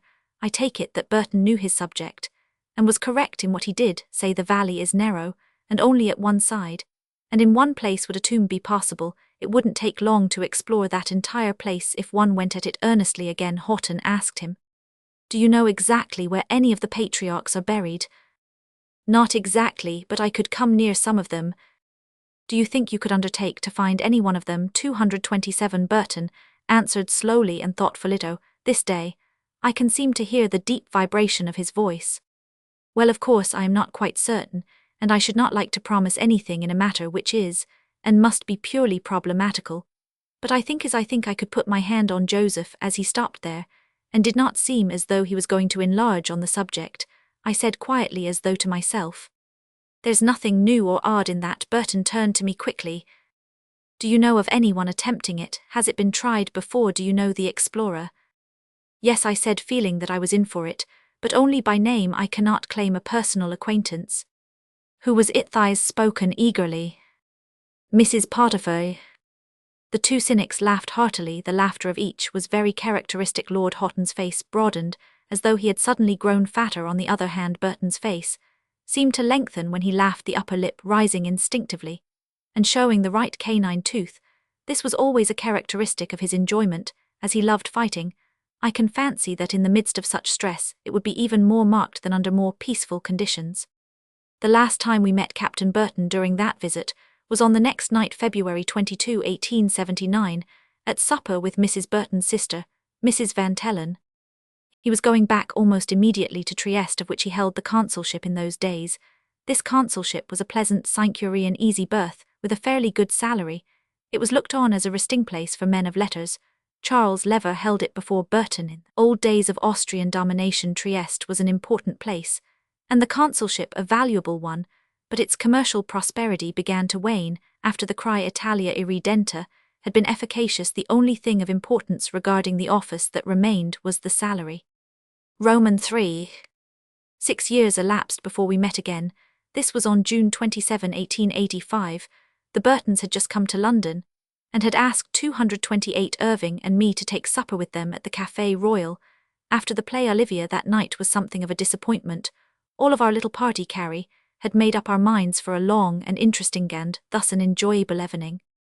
Chiefest amongst the things which Irving was longing to hear him speak of was that of the death of Edmund Henry Palmer. 3 years earlier, Palmer had been a friend of Irving's long before the two men having been made known to each other by Palmer's cousin Edward Russell.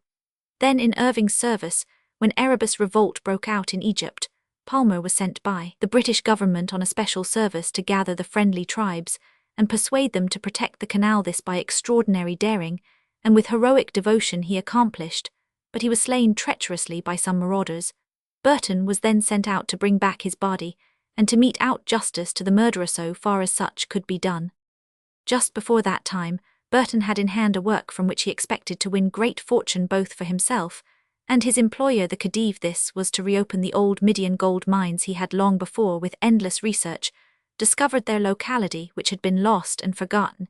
He had been already organizing an expedition, and I had asked him to take with him my younger brother George, who wished for further adventure. He had met my suggestion very favorably, and having examined my brother's record was keen on his joining him. He wanted a doctor for his party, and a doctor who was adventurous and skilled in resource at once appealed to him. Erebus revolt postponed such an undertaking in Burton's case. The postponement was forever. Our new civic brooms had been at work in London, and new ordinances had been established punctually at midnight. We were inexorably turned out. Protests, cajoleries, or bribes were of no avail. Out we had to go.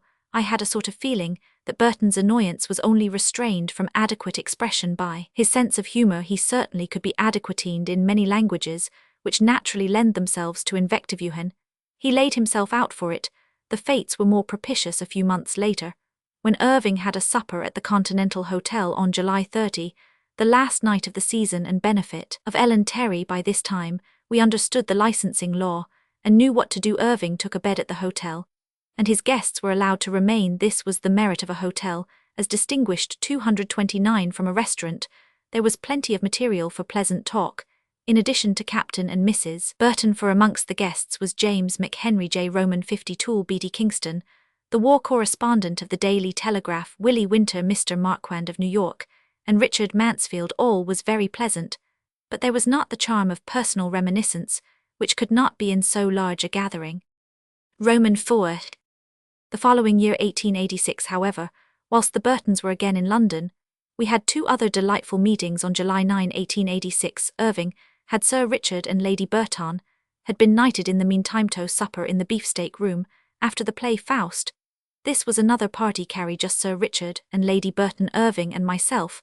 That night we talked of many things, chiefly of home interest. Burton was looking forward to his retirement, and was anxious that there should not be any hitch. He knew well that there were many hands against him, and that if opportunity served, he would not be spared. There were passages in his life which set many people against him. I remember when a lad, hearing of how at a London dinner party he told of his journey to Mecca, it was a wonderful feat, for he had to pass as a Muhammadan. The slightest breach of the multitudinous observances of that creed would call attention and suspicion at such a time, and place would be instant death in a moment of forgetfulness, or rather inattention. He made some small breach of rule. He saw that a lad had noticed him, and was quietly stealing away. He faced the situation at once, and coming after the lad in such a way as not to arouse his suspicion, suddenly stuck his knife into his heart, When at the dinner he told this, some got up from the table and left the room. It was never forgotten.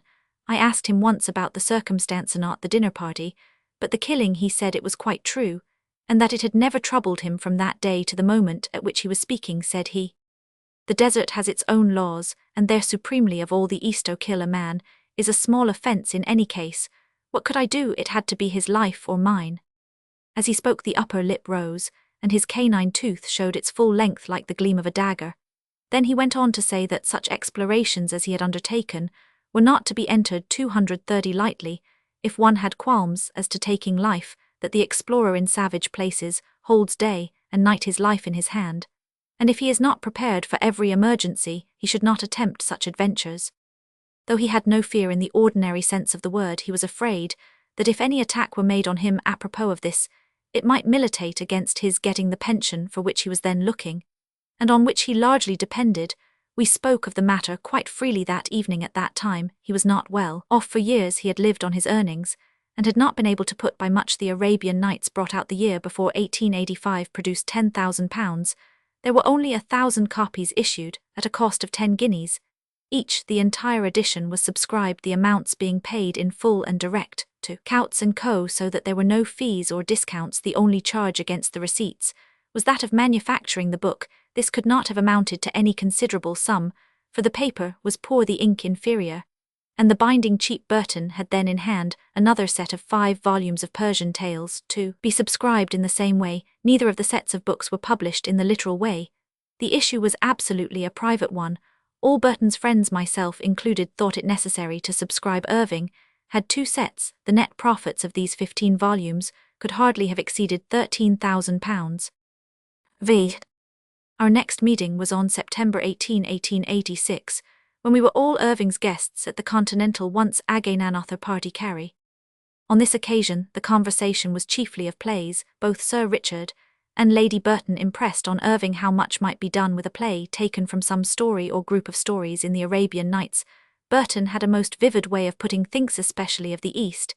He had both a fine imaginative power and a memory richly stored, not only from study but from personal experience. As he talked, fancy seemed to run riot in its alluring power, and the whole world of thought seemed to flame with gorgeous colour. Burton knew the East, its brilliant dawns and sunsets, its rich tropic vegetation, and its arid fiery deserts, its 231 cool dark mosques and temples, its crowded bazaars, its narrow streets, its windows guarded for outlooking and from inlooking eyes, the pride and swagger of its passionate men, and the mysteries of its veiled women, its romances, its beauty, its horrors. Irving grew fired as the night wore on, and it became evident that he had it in his mind from that time to produce some such play as the Burtons suggested. Should occasion serve, it was probably the recollection of that night that brought back to him so closely as to be an incentive to possibility his own glimpse of the East as seen in Morocco and the Levant 7 years before, when de Bornier published his Mahomet in Paris some few years later. He was in the receptive mood to consider it as a production. I asked Lady Burton to get me a picture of her husband. She said he had a rooted dislike to letting anyone have his picture, but said she would ask him presently. She sent me one, and with it a kindly word. Dick said he would give it you because it was you, but that he wouldn't have given it to anyone else. Roman 41. Sir Henry Morton Stanley. On October 22, 1882, Irving gave a little dinner to H. Roman 1000 Stanley in the small private dining room of the Garrick Club. The other guests were George Augustus Sala, Edmund Yates, Carl E. Buck of New York, Mr. Bigelow, then British agent of the U.S. Treasury, H. Roman 500 Trail, Clement Scott, Joseph Hatton, T. H. S. Escott, Frank Roman 100 Burnand, W. A. Burdett, Coutts, J. Roman 50 Toole, and myself 13 in all. The time was after Stanley had made his expedition in Africa, which he afterwards chronicled under the name of Through the Dark Continent, and had gone out again to explore the region of the Congo. For the Brussels African International Association, he had returned for a short visit to Brussels and London. He had been much in Belgium in consultation with the King regarding the foundation of the Congo Free State. Everyone present was anxious to hear what he had to say, and Irving, who when he chose was most excellent in drawing anyone out, took care that he had a good leading. Indeed, it was a notable evening, for we sat there after dinner till 4 o'clock in the morning, and for most of the time he held the floor. He was always interesting, and at times kept us all enthralled. He had a peculiar manner, though less marked then than it became. In later years he was slow and deliberate of speech. The habit of watchful self-control seemed even then to have eaten into the very marrow of his bones. His dark face, through which the eyes seemed by contrast to shine like jewels, emphasized his slow speech, and measured accents his eyes were comprehensive. And in a quiet way, without appearing to rove, took in everything. He seemed to have that faculty of sight which my father had described to me of Robert Houdin the great conjurer. At a single glance Stanley took in everything, received facts, and assimilated them, gauged character in its height and breadth and depth, and specific 233 gravity, formed opinion so quickly, and so unerringly to the full extent of his capacity that intention based on what he saw seemed not to follow receptivity, but to go hand in hand with it. Let me give an instance. At least two of those present did not seem prepared to accept his statements in simple faith, of course. Not a word was said by either to jar the harmony of the occasion or to convey doubt. But doubt, at least, there was one felt it without evidence. I knew both men well, and felt that it was only the consistent expression of their attitude towards the unknown, both so far as I knew her no were strangers to him, though of course their names were familiar. I knew from Irving's glance at me, where I sat across the table from him, that he understood Irving and I were so much together that after a few years we could almost read a thought of the other. We could certainly read a glance or an expression. I have sometimes seen the same capacity in a husband and wife who have lived together for long and who are good friends, accustomed to work together and to understand each other. He had a quiet sardonic humor, and this combined with an intuitive faculty of reasoning out data before their issue was declared. Togther, with his glance to my right, where the two men sat, seemed to say, "Look at Yeats and Bernard Stanley, will be on to them presently." And surely enough he was on to them. And in a remarkable way, he was describing some meeting with the King of the Belgians regarding the finances of the new state, and how of those present a small section of the financiers were making negative difficulties. The way he spoke was thus: amongst them 2 doubting Thomases, it might be you and Yao, making, as he spoke, a casual wave of his hand, without looking at either, as though choosing at random, but so manifestly meaning it, that all the other men laughed in an instantaneous chorus. Somehow that seemed to clear the air for him, and having established a position which was manifestly accepted by all, he went on to speak more earnestly. I shall never forget that description, which he gave us of the reaching that furthest point on Lake Leopold Roman II, that white men had ever reached. He wrote of it all afterwards in his book on the Congo, though the incident which he then described differed 234 slightly from the account in his book, produced 3 years afterwards. No written words could convey the picturesque, convincing force of that quiet utterance, with the searching, still eyes to add to its power.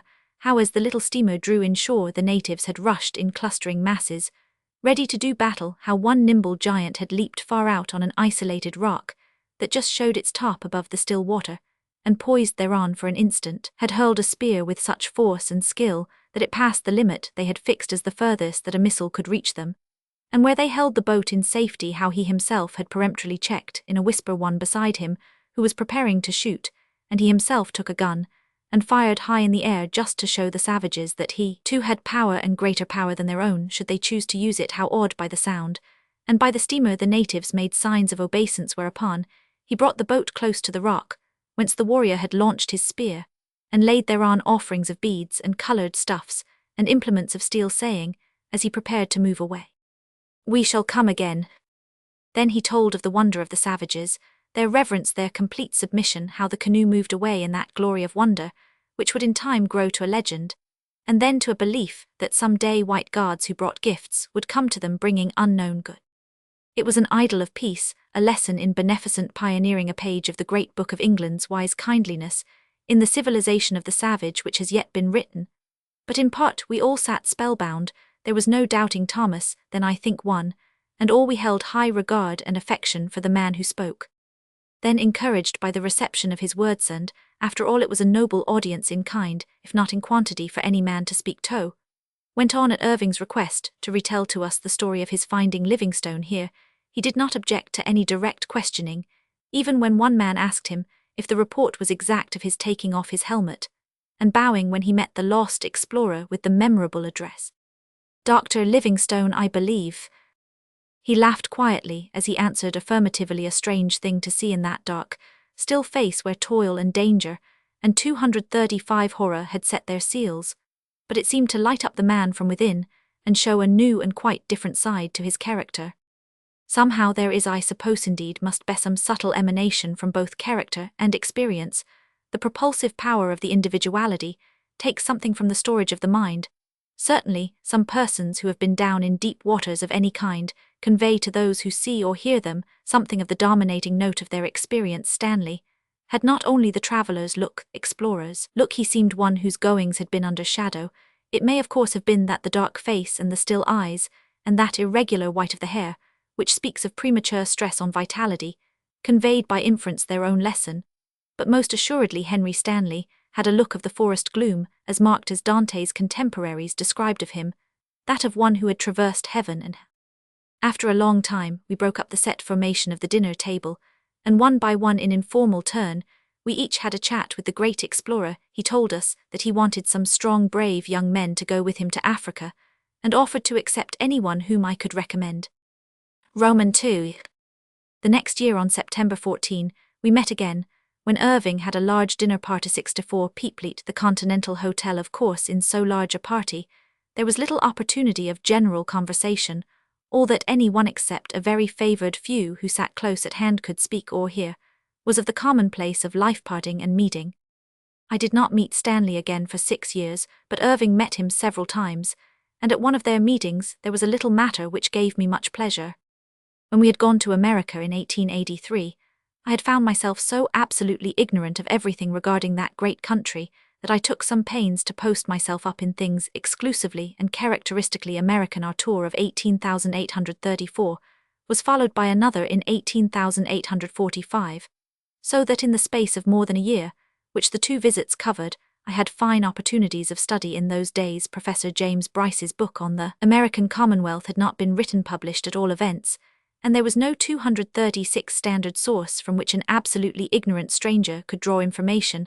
I found some difficulty, then, in buying a copy of an Act of Congress, so that I might study its form, and it was many months before I could get a copy of the Sessional Orders of Congress. However, before we left at the conclusion of our second visit, I had accumulated a lot of books, histories, works on the Constitution, statistics, census, school, books of etiquette, for a number of years back congressional reports on various subjects, all the means of reference, and of more elaborate study. When I had studied sufficiently, having all through the tour, consulted all sorts of persons, professors, statesmen, bankers. Roman 100. I wrote a lecture which I gave at the Birkbeck Institute in 1885, and elsewhere. This I published as a pamphlet in 1886, as a glimpse of America. Stanley had evidently got hold of it, for one night, when we were in Manchester, June 4, 1890, I had supper alone with Irving, and he told me that the last time he had met him, Stanley had mentioned my little book on America as admirable. He had said that I had mistaken my vocation, that I should be a literary man. Of course, such praise from such a man gave me a great pleasure. Strangely enough, I had a ratification of this a year later. On March 30, 1891, I met at luncheon in the house of the Duchess of St. Albans, Dr. Park, who had been with Stanley on his journey in darkest Africa. I had met him before at Edward Marston's dinner, but we had not had much opportunity of talking together. He told me that it was one of the very few books that Stanley had brought with him in his perilous journey across Africa, and that he had told him that it had in it more information about America than any other book that had ever been writ. Roman 3.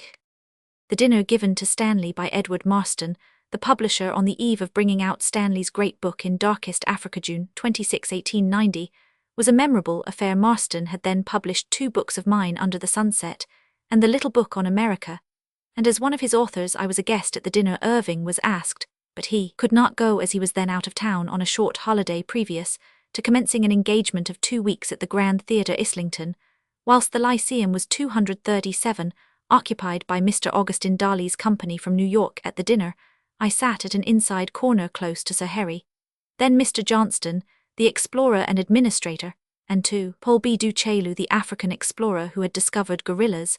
I had met both these gentlemen before, the first in London, several times, the latter in New York in December 1884, in the house of Mr. and Mrs. Taylor, who that night were entertaining Irving and Ellen Terry. There we had sat together at supper, and he had told me much of his African experience and of his adventures with gorillas. I had, of course, read his books, but it was interesting to hear the stories under the magic of the adventurer's own voice, and in his characteristic semi-French intonation. In the course of conversation, He had said to me something which I never have forgotten. It spoke volumes. When I was young, nothing would keep me about Africa, now nothing would make me go there. In reply to the toast of his health, Stanley spoke well, and said some very interesting things. In my book that is coming out, I have said as little as possible about Emin Pasha. He was to me a study of character. I never met the same kind of character again. I have not gone into details of the forest march, and return to the sea. It was too dreary and too horrible. It will require years of time to be able to think of its picturesque side. At that time Stanley looked dreadfully worn, and much older than when I had seen him last. The 6 years had more than their tally of wear for him, and had multiplied themselves. He was darker of skin than ever, and this was emphasized by the whitening of his hair. He was then under 50 years of age, but he looked nearer to 80 than 50. His face had become more set, and drawn, had more of that look of slight distortion, which comes with suffering and over-long anxiety. There were times when he looked more like a dead man than a living one. Truly, the wilderness had revenged upon him the exposal of its mysteries. Roman 42. Arminius Vambury. Amongst the interesting visitors to the Lyceum and the beefsteak room was Arminius Vambury, professor at the University of Budapest, on April 30, 1890. He came to see the play The Dead Heart, and remained to supper. He was most interesting, and Irving was delighted with him. He had been to Central Asia, following after centuries the track of Marco Polo, and was full of experiences fascinating to hear.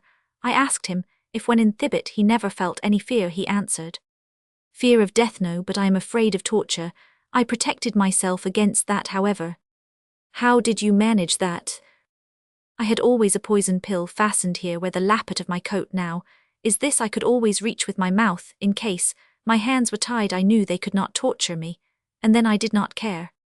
He is a wonderful linguist, writes 12 languages, speaks freely 16, and knows over 20. He told us once that, when the Empress Eugenie remarked to him that it was odd that he who was lame should have walked so much, he replied, "Ah, madam, in Central Asia, we travel not on the feet but on the tongue." We saw him again 2 years later, when he was being given a degree at the tercentenary of Dublin University, on the day on which the delegates from the various universities of the world spoke. He shone out as a star. He soared above all the speakers, making one of the finest speeches I have ever heard. Be sure that he spoke loudly against Russian aggression, a subject to which he had largely devoted himself. Roman 43.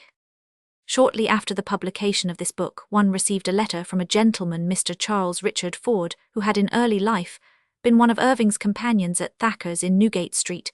We met, and a few days afterwards he sent me the following memorandum which he had written. I give it in extenso, as it bears on a period of his life but little known, this reminiscence of one who was a close friend, and who had kept and valued for more than 50 years every little souvenir of their companionship, to his visiting cardies, to my mind a valuable enlightenment as to his life and nature in early days. By Mr. Ford's kind permission, I am able to reproduce the photograph alluded to in the monograph. An early reminiscence of Sir Henry Irving, by Mr. Roman 100 R. Ford. It seems evident that the numerous memoirs of the late Sir Henry Irving that have appeared in the newspapers have been intended to cover only that part of his life since he became famous. It may therefore be interesting to the many friends who have known and admired him during that period to hear something of his earlier years in London, while engaged in what he himself described as a musty city office. He began life at the early age of 15, and in 1853 was to be met most days walking down Cheapside, tall, thin, and striking-looking, with that firm long stride, since so well known, on his way to the bank to pay in the firm's cash. The thoroughness and carefulness so consistently displayed in all his future life were eminently apparent in his short city career. He was always punctual and regular in his attendance at 87 Newgate Street, and the whole day saw him hard at work at the books committed to his keeping. These ledgers were put away among other disused books, and remained unthought of for years. 240 some time after he became famous they were sought for, but have never been found. One of his memoirs speaks of his giving us boys a halfpenny for mispronouncing words. The fact of which this is a perversion really showed his keenness in helping others. The staff at Messrs. Thacker's was a mixed one, and contained, in addition to well-educated gentlemen, some who had never grasped the true pronunciation of their own language. To help the latter, the following paper was drawn up by Irving. It is still in existence in his handwriting, and signed by most of the clerks. List of fines. Fine for not aspirating hs whether in the beginning or in the middle of words, such as house and behavior. Exceptions honor honest our hostler and their derivatives. Fine for misplacing the h such as heart for art. Fine for not giving the pure sound to the u as duty for duty, tune for tune, and the like. Exception blue. Fine for omitting the g at the end of words, as shillin' for shilling. Fine for saying gist for jest, for just instead for instead, and such like cockneyisms. Fine for using the singular number instead of the plural and all ungrammatical expressions. We the undersigned agree to pay the fine of 1 halfpenny for each breach of the foregoing rules, and to appoint Mr. J. H. Brodrib as treasurer. Signed John Henry Brodrib, and 5 others. March 20th, 1856. Only 2 of the other 5 are known to be living.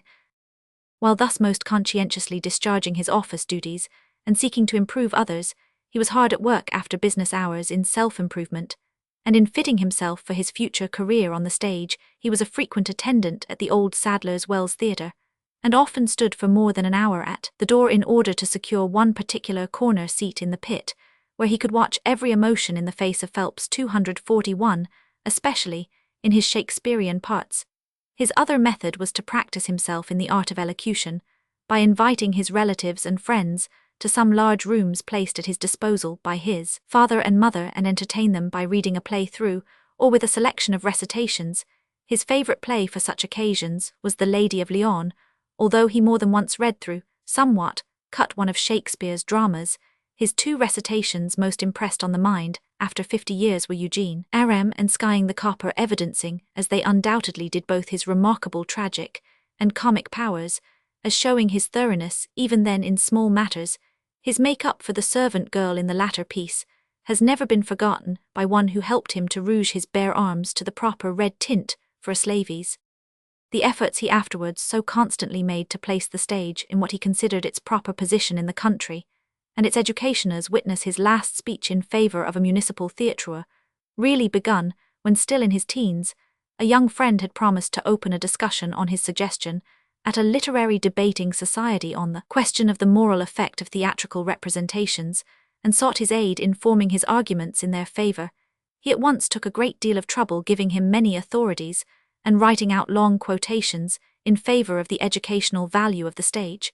When properly conducted, in fact composing a good half of the paper subsequently read. In 1856, he could no longer endure the privation of being kept away from the profession, for which his inner consciousness told him he was fitted as an illustration of the errors of judgment. Clever men may make. His old employer went to see him at Manchester some time after he left Newgate Street, and wrote to his son, "We went to see Brodrib, and did not think much of him. He would have done much better to keep to his stool in Newgate Street."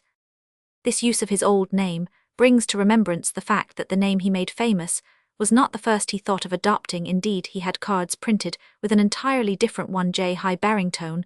The decision for Irving was a sudden one, and was made known to a friend in a short note, saying, "I have decided that the name shall be Irving 242.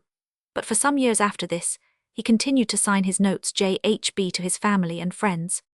Nothing he enjoyed more than studying human nature in its various phases of excitement. He was found one day on the hustings of a contested election, and much enjoyed pointing out how the passions of those in front of his viewpoint were delineated in their actions and faces. At another time, he happened to be present at a provincial cricket dinner, which ended in a fiasco, and it is not easy to forget how eagerly he watched the physiognomies of those who unhappily contended around him. It was on this occasion, after he had previously electrified the company with one of his powerful recitations, he was still a city clerk, that upon being asked to give a toast, he gave one typical of his own feelings on such occasions, the pleasure of pleasing. The time came when he left the city July 1856, and entered upon his new and loved profession. He was most careful in the selection of articles that would be useful to him in his future career, and the wonderful forethought and adaptation which were afterwards so successful at the Lyceum were foreshadowed in the purchases for his first small wardrobe. Although he did not look back with much pleasure to his days in the city, he always welcomed most heartily and kindly any of his former companions who called on him at the Lyceum, and in one instance gave employment to one needing it. One object of these reminiscences is to show his numerous friends that as a youth he developed the same kindly, thoughtful and clever characteristics, which they recognized and admired in his later life. The very early portrait of him in the possession of the writer gives clear evidence to those who knew his father in the early 50s, how closely he inherited his remarkable physiognomy, while much of his mental power was undoubtedly derived from the mother who doted on him, of whom she always spoke as my boy. One later reminiscence may be added. He was met on June 21, 1887, walking up and down opposite the Horse Guards, studying the holiday crowd, and waiting for the return of the Queen's Jubilee procession. As his salutation, his friend asked him, "How is it you are not in the Abbey?" The reply was, "Oh, they have given me a seat, but I don't think I shall go in the service," was then about half over, but his well-known face appears in the plate 243, published to commemorate the Jubilee in the place assigned to him. This is only one out of many illustrations that might be given of his delight in quiet enjoyment, rather than in any desire for public notoriety. We know that the laurel pall used over his coffin in Westminster Abbey covered the ashes not only of a dominating personality, but also of a true gentleman. Roman 100 rf. Roman 44. Irving's philosophy of his art. Irving and I were alone together one hot afternoon in August 1889, crossing in the steamer from Southsea to the Isle of Wight, and were talking of that phase of stage art which deals with the conception and development of character. In the course of our conversation, whilst he was explaining to me the absolute necessity of an actor's understanding the prime qualities of a character, in order that he may make it throughout consistent, he said these words: "If you do not pass a character through your own mind, it can never be sincere." I was much struck with the phrase, coming as it did, as the crown of an argument, the explanation of a great artist's method of working out a conceived idea. To me, it was the embodiment of an artistic philosophy, even in the midst of an interesting conversation during which we touched upon many subjects of inner mental working. The phrase presented itself as one of endless possibilities, and hung as such in my mind, lest I should forget the exact words. I wrote them then, and there in my pocketbook I entered them later in my diary. I think that if I had interrupted the conversation at the above words, and asked my friend to expound his philosophy and elaborate it, he would have been for an instant amused, and on the impulse of the moment would have deprecated the use of such an important word. Men untrained to mental science and unfamiliar with its terminology are apt to place too much importance on abstract word-embracing terms, and to find the natural flow of their true thought interrupted by disconcerting fears.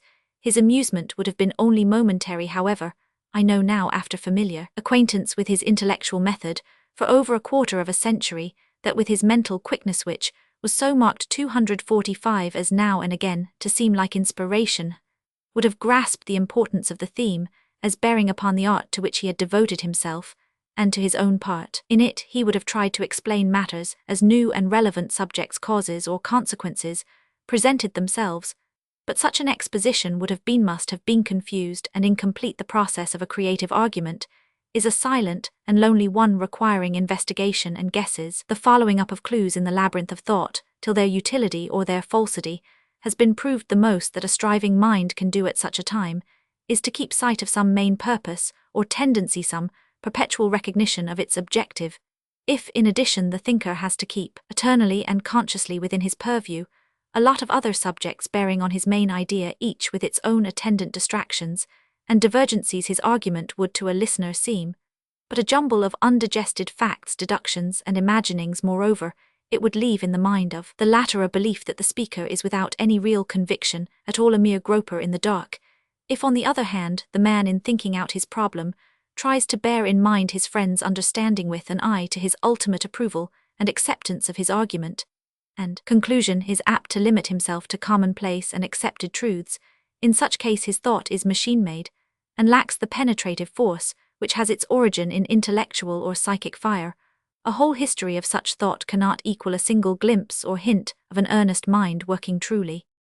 As Irving on that pleasant voyage spoke the words which seemed to explain his whole intellectual method, I grasped instinctively the importance of the utterance, though the argument did not then present itself in its entirety.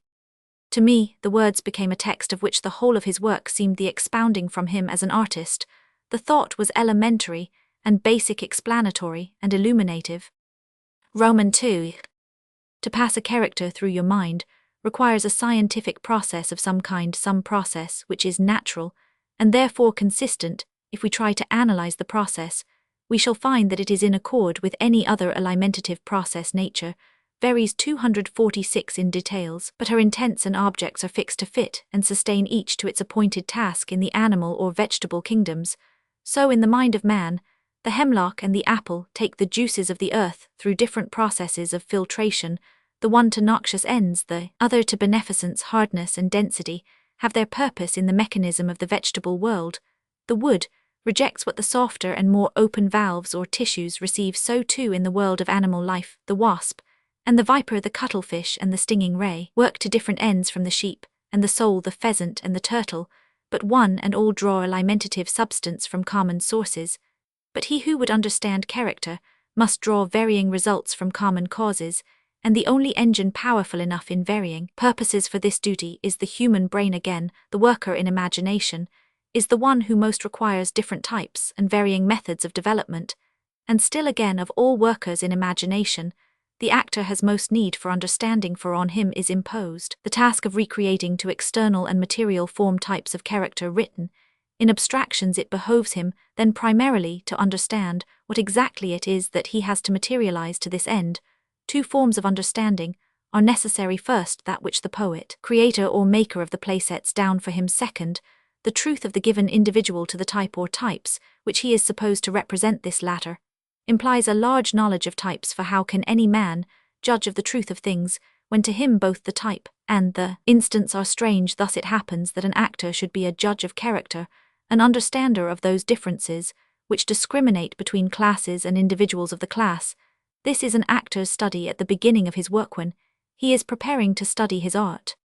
Let me say at the outset of this branch of my subject that I am trying to put into words, and the words into some sort of ordered sequence, that knowledge of his craft, which in a long course of years, Irving conveyed to me. Sometimes the conveyance was made consciously, sometimes unconsciously, by words, by inferences, by acting, by what he added to seemingly completed work, or by what he omitted after fuller thought or experience, one by one or group by group. These things were interesting, though often of seeming unimportance, but taken all together, they go to make up a philosophy. In trying to formulate this, I am not speaking for myself, I am but following so well as I can the manifested wisdom 247 of the master of his craft. Here and there I shall be able to quote Irving's exact words, spoken or written after mature thought, and with manifest and deliberate purpose. For the rest, I can only illustrate by his acting, or at worst, by the record of the impression conveyed to my own mind. Roman 3. We may, I think, divide the subject thus. Character A. Its essence. Roman 10. The dramatist's setting out of it. Y. Its truth to accepted type. Z. The player's method of studying these two. B. Reticence. Roman 100. Art and truths. The play. Stage perspective. Dual consciousness. Individuality and the knowledge of it. Roman 4. Character A. Its essence. We think in abstractions, but we live in concretions in real life. An individual who is not in any way distinguishable from his fellows is but a poor creature after all, and is not held of much account by anybody. That law of nature which makes the leaves of a tree or the units of any genus, any species, any variety all different, which in the animal or the vegetable world alike makes each unit or class distinguishable, whilst adhering to the types of paramount importance to man. Tennyson has hammered all this out, and to a wonderful conclusion, in those splendid stanzas of In Memoriam Live to LVI beginning O. Yet we trust that somehow good to behind the veil, let it be sufficient for us to know and accept that there can be endless individual idiosyncrasies without violation of type. To understand these is the study of character. The differentia of each individual is an endless and absorbing study, not given to all to master. Some at least of this mastery is a necessary part of the equipment of an actor. Now, 248. There is a common saying that the eyebrow is the actor's feature. This is largely true, but there is a double purpose in its truth. In the first place, the eyebrow is movable, at will a certain amount of exercise can give mobility and control. It can, therefore, heighten expression to a very marked degree. But in addition, it, when in a marked degree, is the accompaniment of large frontal sinuses, those bony ridges above the eyebrows which in the terminology of physiognomy imply the power to distinguish minute differences and so are credited with knowledge of character difference between one and another divergences within a common type, with this natural equipment, and the study which inevitably follows for powers are not given to men in vain. The actor can by experience know types and endless variants and combinations of the same, so can any man who has the quality, but the actor alone has to work out the ideas given to him by this study in recognizable material types and differentiated individual instances of the same type. X. The dramatist, having whether by instinct or reason selected his type, has in the play to give him situations which can allow opportunity for the expression of his qualities, words, in which he can expound the thoughts material to him in the given situations, and such hints as to personal appearance, voice, and bearing, as can assist the imagination of a reader. All these things must be consistent.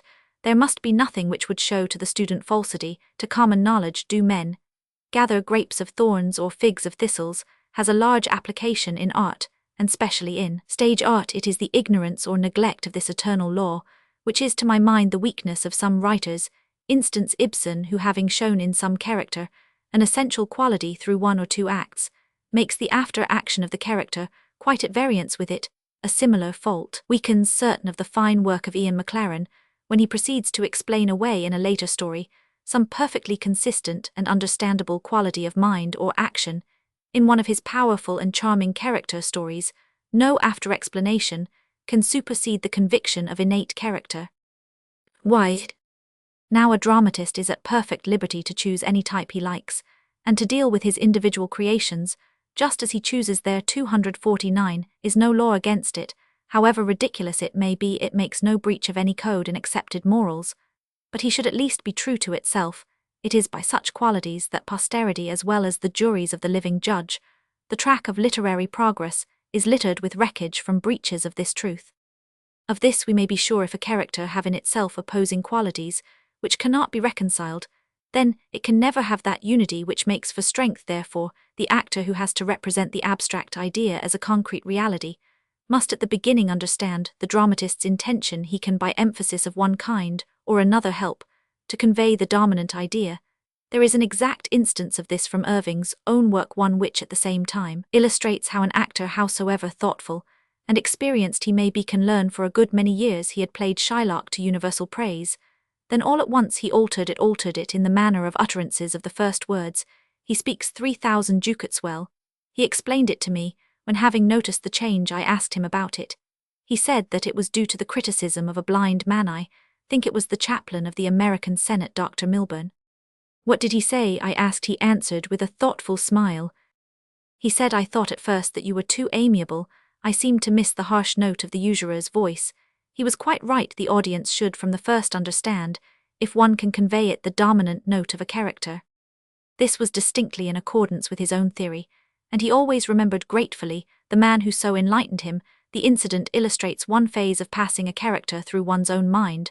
When it has gone through this process, it takes a place as an actual thinger, sort of clothing of the player's own identity with the attributes of another. This new seeming identity must have at first its own limitations. The clothing does not fit somewhere too tight, elsewhere too loose. But at last things become easier. The individuality within, being of plastic nature, adapts itself by degrees to its surroundings, and then for purposes of external expression, the mastery is complete. Experience adds much to this power of mastery. When an actor has played many parts, he learns to express the dominant ideas of various characters in simple form, so that each, through a sort of artistic metonymy, becomes a type. In fact, as he goes on studying 250 fresh characters, he gets a greater easiness of expression. He is not creating every time, but is largely combining things already created. This is true art. The etymology of the word shows that its purpose is rather to join than to create. Were it not that each mind must create the units which have to be joined, histrionic art would not be primarily a creative art.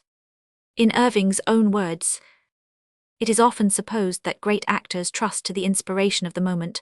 Nothing can be more erroneous. There will of course be such moments when an actor at a white heat illumines some passages with a flood of imagination, and this mental condition, by the way, is impossible to the student sitting in his armchair.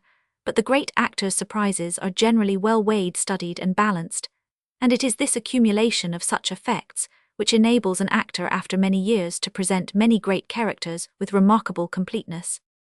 And again, when he insists upon the intention of effect, it is necessary that the actor should learn to think before he speaks. Let him remember first that every sentence expresses a new thought, and therefore frequently demands a change of intonation. Secondly, that the thought precedes the word. Of course, there are passages in which thought and language are borne along by the streams of emotion and completely intermingled, but more often it will be found that the most natural, the most seemingly accidental effects are obtained when the working of the mind is seen before the tongue gives it words.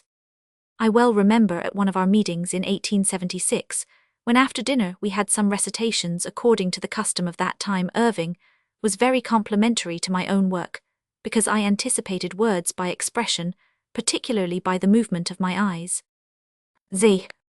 So far the study of natural types and the acceptance of the dramatist's ideas, but next the actor has to learn how to show best the development of character.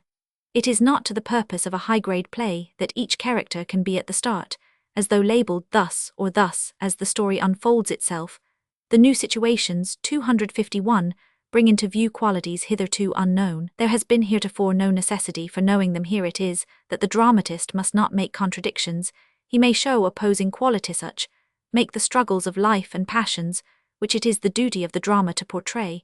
But the opposing forces, though they may clash, must not deny each other's very existence. Honor and baseness do not synchronously coexist. Neither do patriotism and treachery, nor truth and falsehood, nor cruelty and compassion, if it be necessary in the struggles of good and badney of the common phases of human nature.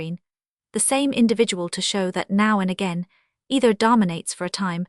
The circumstances must be so arranged as to show preponderating cause. If the dramatist keeps up to this standard, all can go well, but if his work be crude and not in itself illuminative, the actor's work becomes more complex and more difficult. He has in the manifold ways of his own craft to show from the first the possibilities of character, which later on will have to be dealt with. He will have to suggest the faintest beginnings of things, which later are to be of perhaps paramount importance.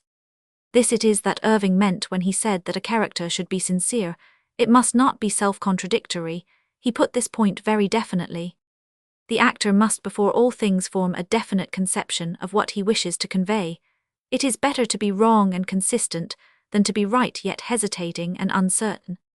And thus it is that the actor's skill can so largely supplement that of the dramatist.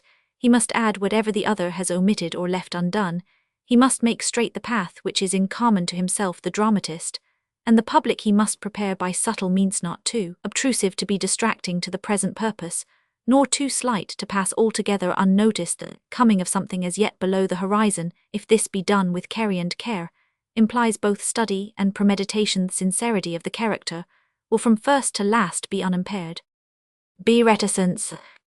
On the other side of this phase of the art of acting is that fine undefinable quality of all art which is known as reticence. Restraint is almost as rare as passion. The reticence of the 252 actor is perhaps its most difficult phase, for he has to express that which has in the others to be concealed.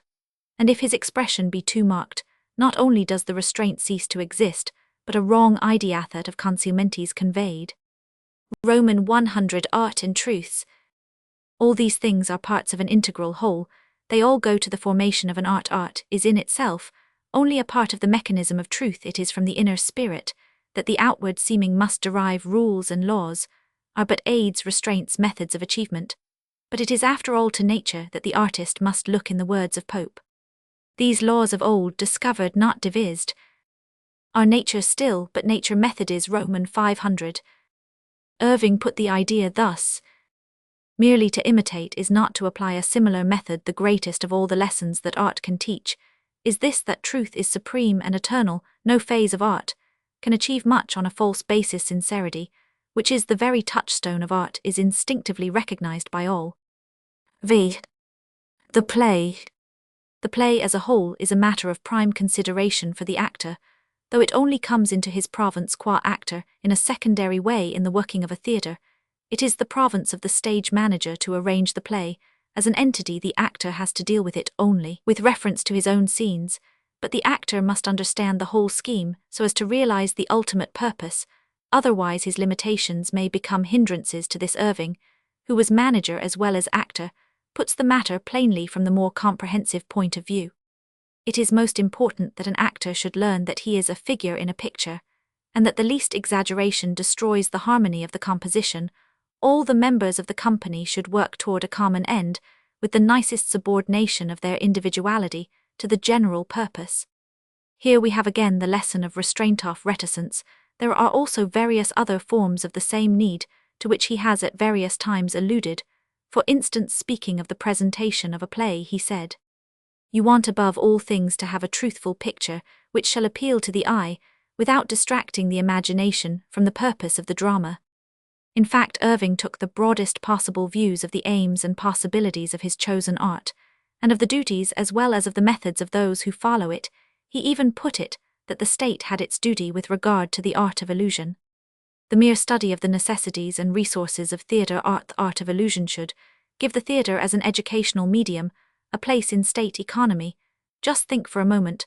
A comprehensive art effort which consolidates into one entity, which has an end and object and purpose of its own, all the elements of which any or all of the arts and industries take: cognizance, thought, speech, passion, humor, pathos, emotion, distance, substance, form, size, color, time, force, light, illusion to each or all of the senses, sound, tone, rhythm, music, motion. Can such a work be undertaken lightly, or with inadequate preparation? Why, the mere patience necessary for the production of a play might take a high place in the marvels of human effort. Romans 6. Stage perspective.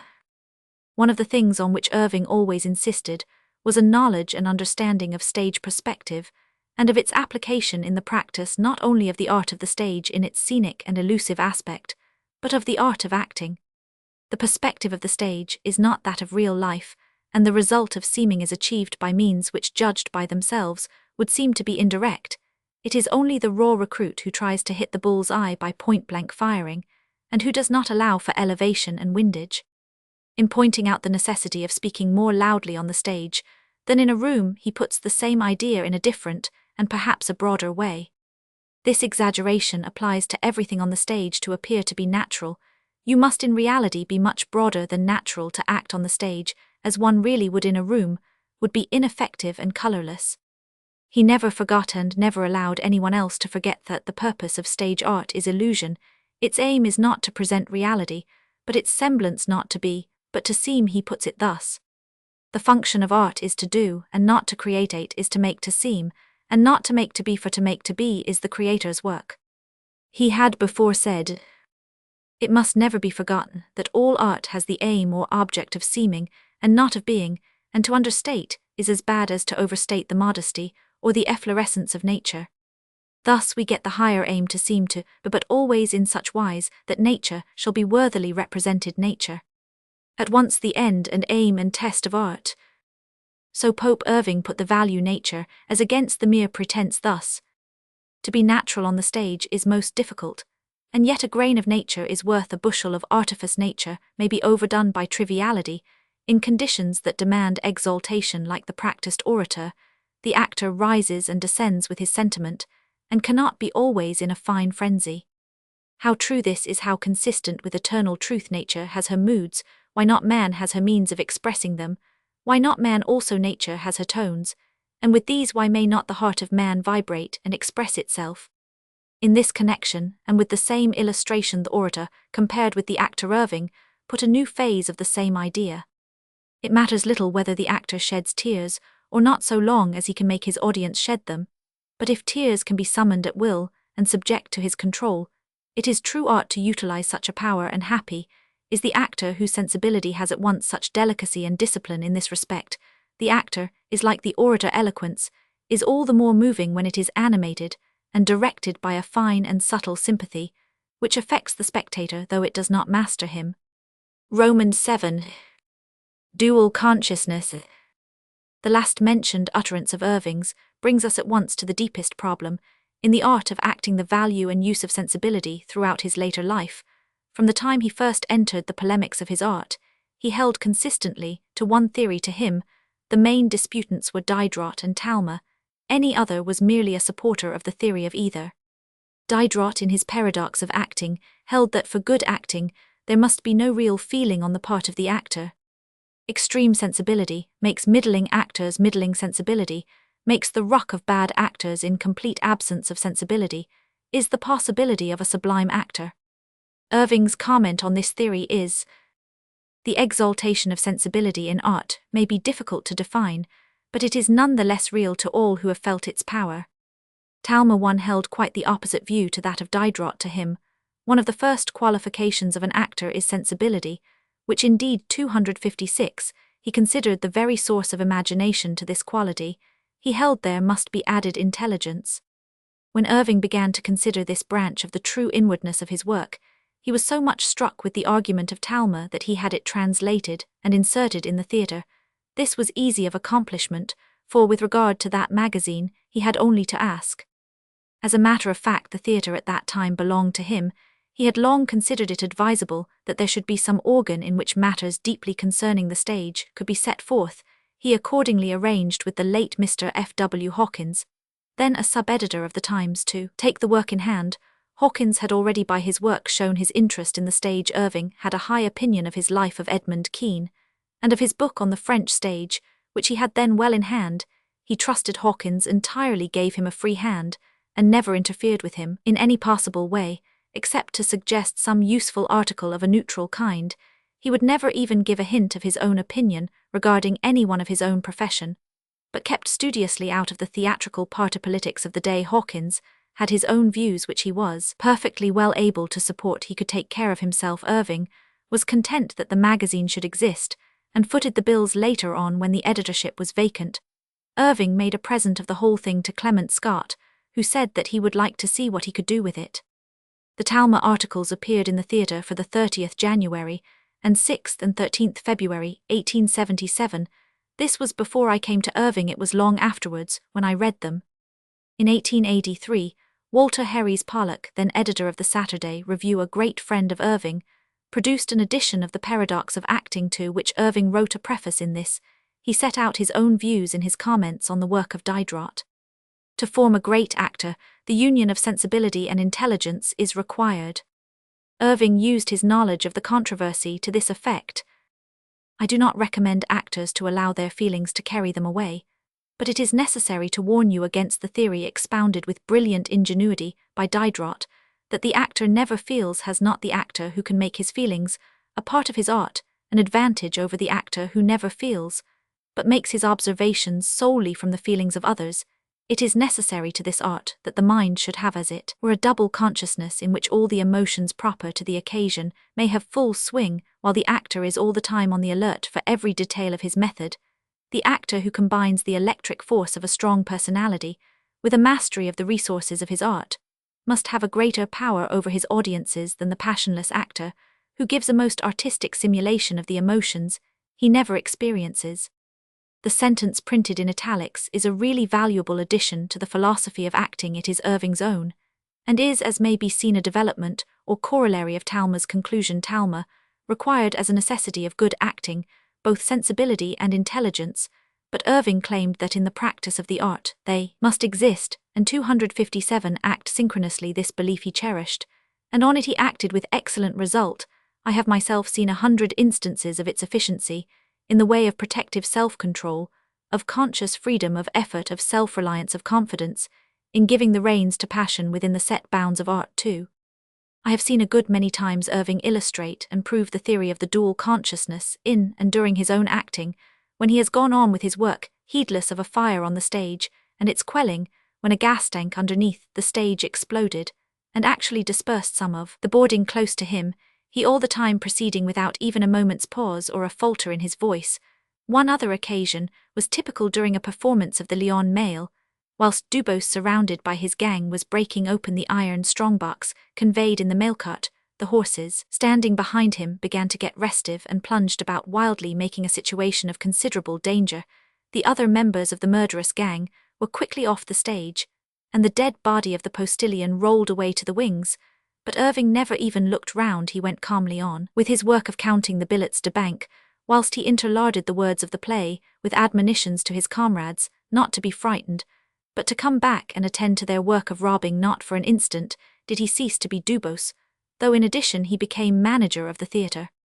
In speaking of other branches of the subject, Irving said, An actor must either think for himself or imitate someone else. And again, for the purely monkey arts of life, there is no futurethy stand only in the crude glare of the present, and there is no softness for them in the twilight of either hope or memory.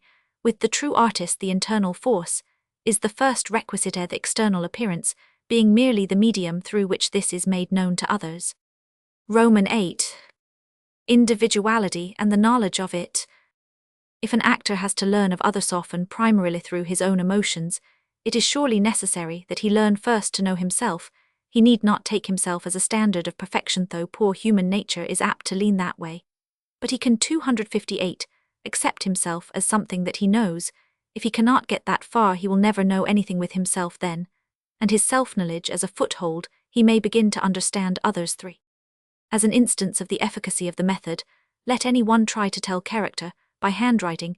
It is very simple after all. Let him take the strange writing, and after making himself familiar with it, measure it by himself, asking himself under stress of what emotion would my own writing most nearly resemble. That let him repeat this with each sign of divergence from his own calligraphy, and in a short time he will be astonished with the result.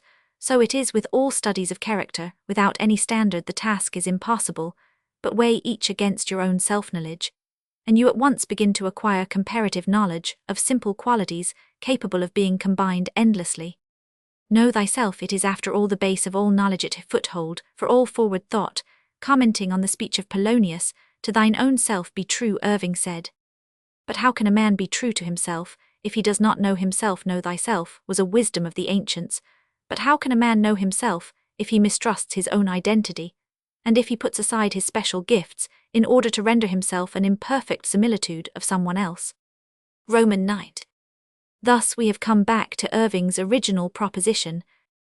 If you do not pass a character through your own mind, it can never be sincere. The logical wheel has gone its full round, and is back at the starting place. Begin with the argument where you will, it must come sooner or later to the same end. To know others, know yourself. Your own identity is that which you must for histrionic purposes clothe with attributes not your own. You must have before your mind some definite image of what you would portray, and your own feeling must be ultimately its quickening force. So far the resolution of the poet's thought into a moving, breathing, visible, tangible character. But that is not the completion of the endeavor in the philosophy of histrionic art. Are rarer heights than mere embodiment, mere vitality, mere illusion. The stage is a world of its own, and has its own ambitions, its own duties. Truth, either to natural types, or to the arbitrary creations, 259 of the dramatist, is not sufficient for the altitude. Something else is required. Irving set it forth thus. Finally, in the consideration of the art of acting, it must never be forgotten that its ultimate aim is beauty. Truth itself is only an element of beauty, and to merely reproduce things vile and squalid and mean is a debasement of art. Here he supports the theory of Taine that art, like nature, has its own selective power, and that in the wisdom of its choosing is its power for good. Does it not march with that sublime apothegm of Burke? Vice itself lost half its evil by losing all its grossness. Finally, Irving summed up the whole philosophy of his art and of its place amongst the sister arts in a few sentences. In painting and in the drama, the methods of the workers are so entirely opposed, and the materials with which they work are so different, that a mutual study of the other work cannot but be of service to each. Your painter works in moldable materials, inanimate, not sensitive, but yielding to the lightest touch. His creation is the embodiment of the phantasm of his imagination, for in art the purpose is to glorify, and not merely to reproduce. He uses forms and facts of nature that he may not err against nature's laws, but such natural facts as he assimilates are reproduced in his work, deified by the strength of his own imagination. Actors, on the other hand, have to work with materials which are all natural, and not all plastic, but are all sensitive with some of the strength and all the weakness of flesh and blood. The actor has first to receive in his own mind the phantasmal image which is conveyed to him by the words of the poet, and this he has to reproduce as well as he can with the faulty material which nature has given to him. Thus the painter and the poet begin from different ends of the gamut of natural possibilities. One starts from nature to reach imagination, the other from imagination to reach at reality, and if the means be not inadequate, and if the effort be sincere, both can reach that veritable ground where reality and imagination join. This is the true realism towards which all should aim, the holy ground whereon is reared the pantheon of all the arts. Roman 45. The Right Hon William Ewart Gladstone. For 14 years from 1881 to 1895, Mr. Gladstone was a visitor at the Lyceum. The first occasion was on the first night of the Cup, January 3, 1880, one of which I have already written. He had known Irving before, but this was the first time he had been behind the Lyceum scenes.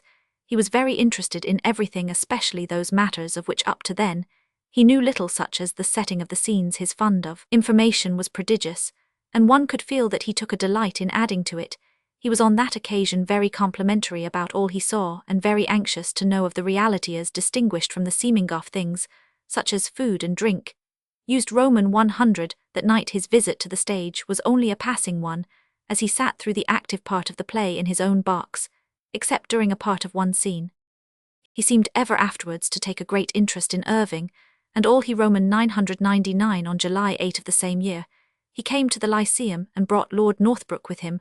Whenever he visited the theatre after 1881, he always came and went by the private door in Burleigh Street, and he always managed to visit Irving on the stage or in his dressing-room, or both. The public seemed to take a delight in seeing him at the theatre, and he appeared to take a delight in coming. I honestly believe that he found in it now and again an intellectual stimulant, either an excitement or a passing time before some great effort, or a relief of change from fact to fancy after it. For instance, on April 8, 1886, Thursday, he made his great speech in the House of Commons introducing the Home Rule Bill amid a time of great excitement. 2 nights after, Saturday night, he came to the Lyceum and received an immense ovation again, in the time of bitter regret and anxiety, when Parnell made the violent attack on him in his manifesto. November 29, 1890, Saturday. He took his earliest opportunity, Tuesday, December 2, of coming to the Lyceum. Photo Window Grove. Ellen Terry as Imogen, 1896. This visit was a somewhat special one, for it was the first time that Mr. Gladstone came to sit behind the scenes in the Art 4 proscenium corner, which then became known as Mr. Gladstone's seat. The occasion of it was thus: I had the year previously written an Irish novel, The Snake's Pass, which, after running as a serial through the London People and several provincial papers, had now been published in book form. I had done myself the pleasure of sending an early copy to Mr. Gladstone, whose magnificent power and ability and character I had all my life so much admired. Having met and conversed with him several times, I felt in a way justified in so doing. He had at once written. I received his letter the same day that of publication, November 18, 1890. I give his letter, which was in the postcard form, then usual to him. I think it is a good example of his method of correspondence, kind and thoughtful and courteous, a model of style. I had, as may be gathered, written with some diffidence or delicacy of feeling. Opposite prompt. Dear Mr. Bram Stoker, my social memory is indeed a bad one, yet not so bad as to prevent my recollection of our various meetings. I thank you much for your work, and for your sympathy, and I hope to have perused all your pages before we meet again. When that will be I know not, but I am so fond a lover of the Bride of Lammermoor that I may take the desperate step of asking Mr.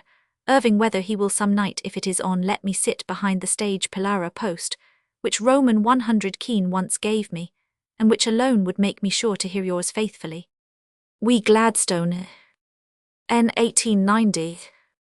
Some days later, after a most cordial invitation from Irving, it was arranged that he should choose exactly what date he wished, and that all should be ready for him.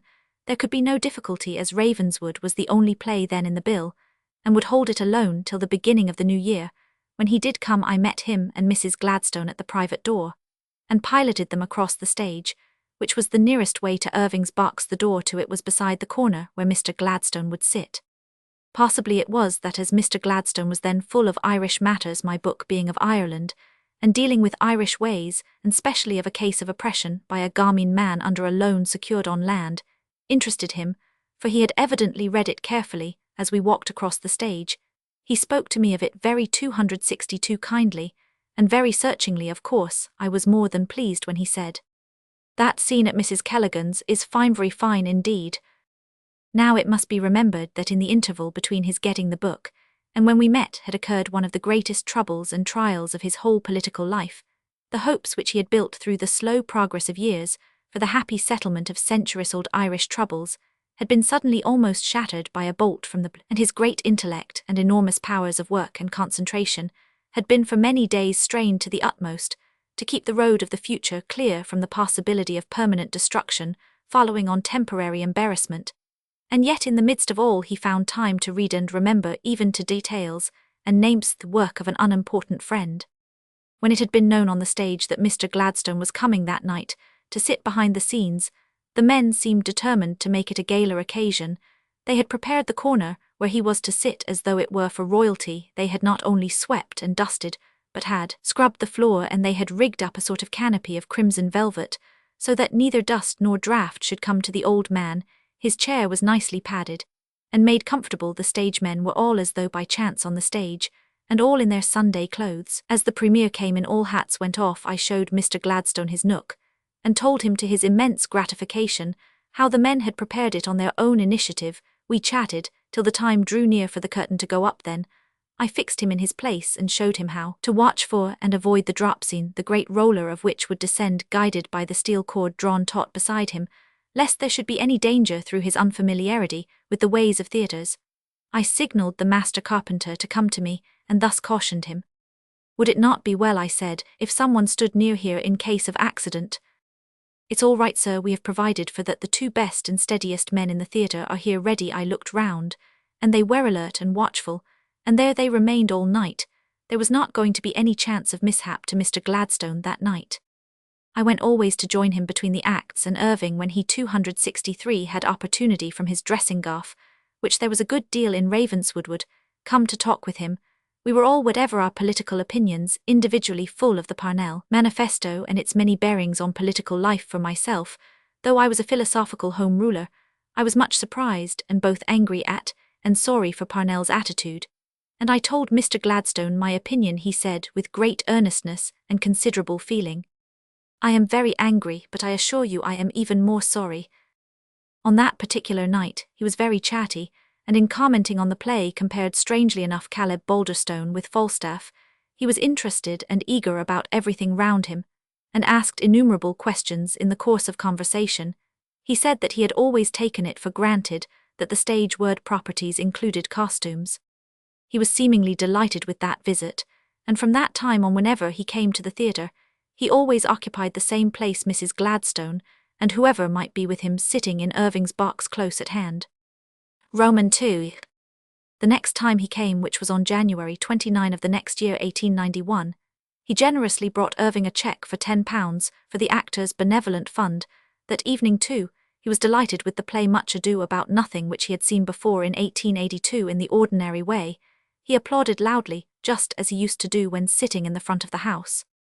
Roman 3. He came again in 1892, May 7, when we were playing Henry Roman 8, and in the course of conversation commented on Froude's estimate of the population of England in the 16th century, which according to his ideas had been stated much below the mark. He also spoke of Dante being in Oxford, a subject about which he wrote in the 19th century in the next month. Another instance of Mr. Gladstone's visit to the Lyceum on the evening of February 25, 1893. He came to see Becket. He had introduced his second Home Rule Bill on the 13th of the month, and as it was being discussed, he was naturally full of it. So were we all. By the way, the bill was carried in the Commons 264 at the end of August of that year. That night, when speaking of his new bill, he said to me, I will venture to say that in 4 or 5 years those who oppose it will wonder what it was that they opposed. He was delighted with Becket, and seemed specially to rejoice in the success of Tennyson's work. Roman 4.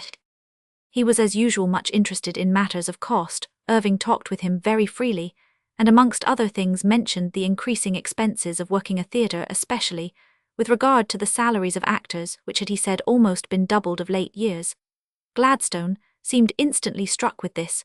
When Irving had gone to change his dress, Gladstone said to me suddenly, You told me, I think, that you are Chancellor of the Exchequer here. Yes, I said, as in your own case, Mr. Gladstone, that is one of my functions. Then would you mind answering me a few questions? On my giving a hearty acquiescence, he began to inquire exhaustively with regard to different classes of actors and others, and seemed to be weighing in his mind the relative advances. In fact, his queries covered the whole ground, for now and again he asked as to the quality of materials used. I knew he was omnivorous with regard to finance, but tonight I was something surprised at the magnitude and persistence of his interests. The reason came shortly 3 days after the visit, 28th February, Sir Henry Macy Thompson Roman 1000p, for Handsworth voiced in the House, the wishes then floating of the bimetallists for an international monetary conference. Mr. Gladstone replied to him in a great speech, the immediate effect of which was to relegate the matter to the Greek kalends. In this speech, he began with the standard of value, and by figures arrived at gold, as the least variable standard. Then he went on to the values and change of various commodities, leading him to what he called the greatest commodity of the world, human labor.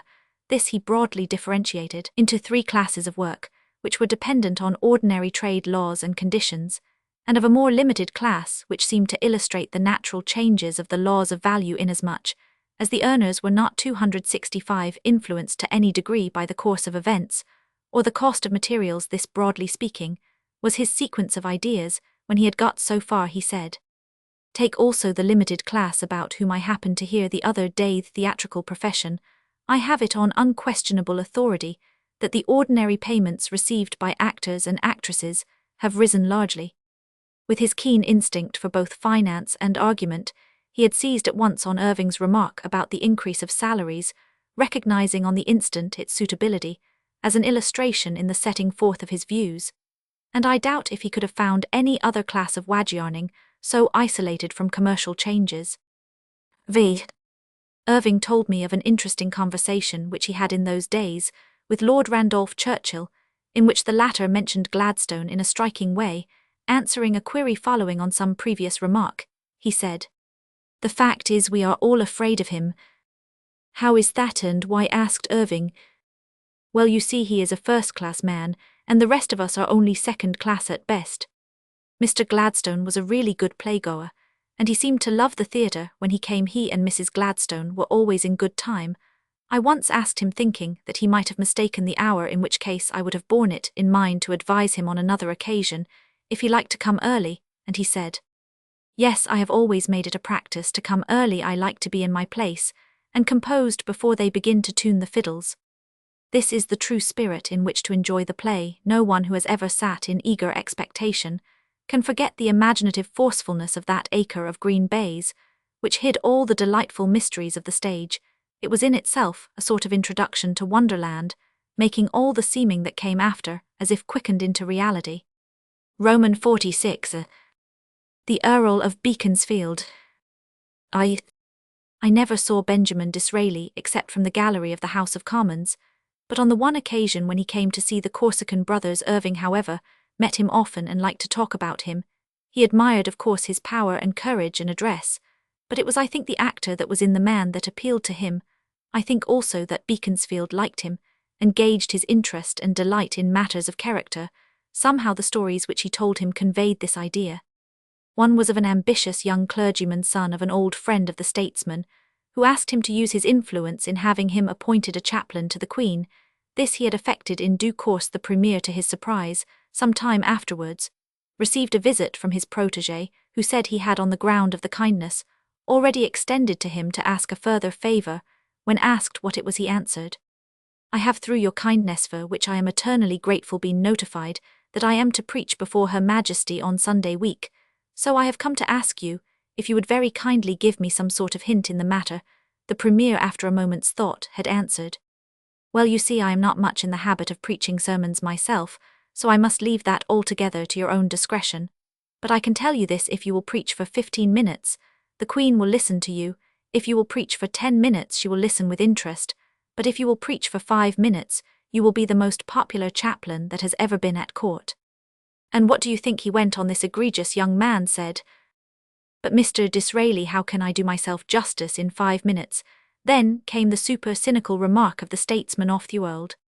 "Fancy wanting to do himself justice and before the Queen." Roman 2. Sir George Eliot bought Roman 1000p.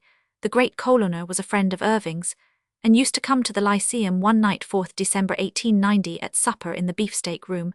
He told us of a visit he paid to Lord Beaconsfield at Hughenden Manor. Disraeli had taken a fancy to the old gentleman, who was, I believe, a self-made man, all honour to him.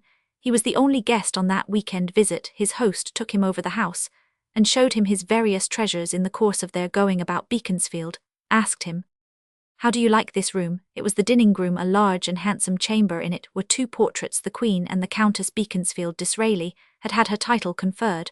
Whilst he was still in the Commons at the time of Sir George's visit, he was a widower.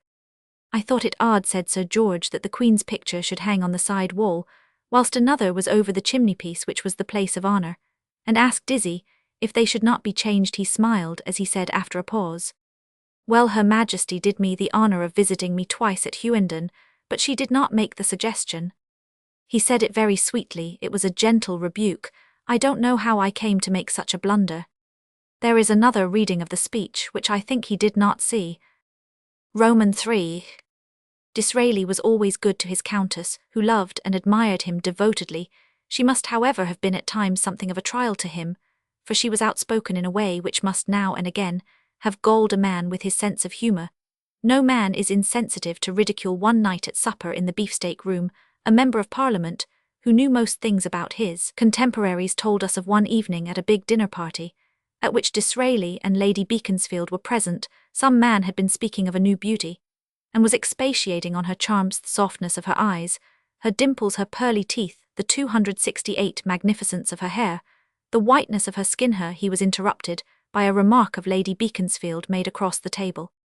"Ah, you should see my Dizzy in his bath." Roman 4. James McHenry told me an anecdote of Disraeli, which illustrates his astuteness in getting out of difficulties. The matter happened to a lady of his acquaintance. This lady was very anxious that her husband should get an appointment for which he was a candidate. One of those good things that distinctly goes by favour. One evening, to her great joy, she found that she was to sit at dinner next the Premier. She was a very attractive woman, whom most men liked to serve. The opportunity was too good to lose, and as her neighbour took to her at once, she began to have great hopes. Having ground-baited the locality with personal charm, she began to get her hooks and tackle ready. She led the conversation to the subject in her mind, Disraeli talking quite freely. Then, despite her efforts, the conversation drifted away to something else. She tried again, but when just close to her objective, it drifted again. Thus attack and repulse kept on during dinner. Do what she would, she could not get on the subject by gentle means.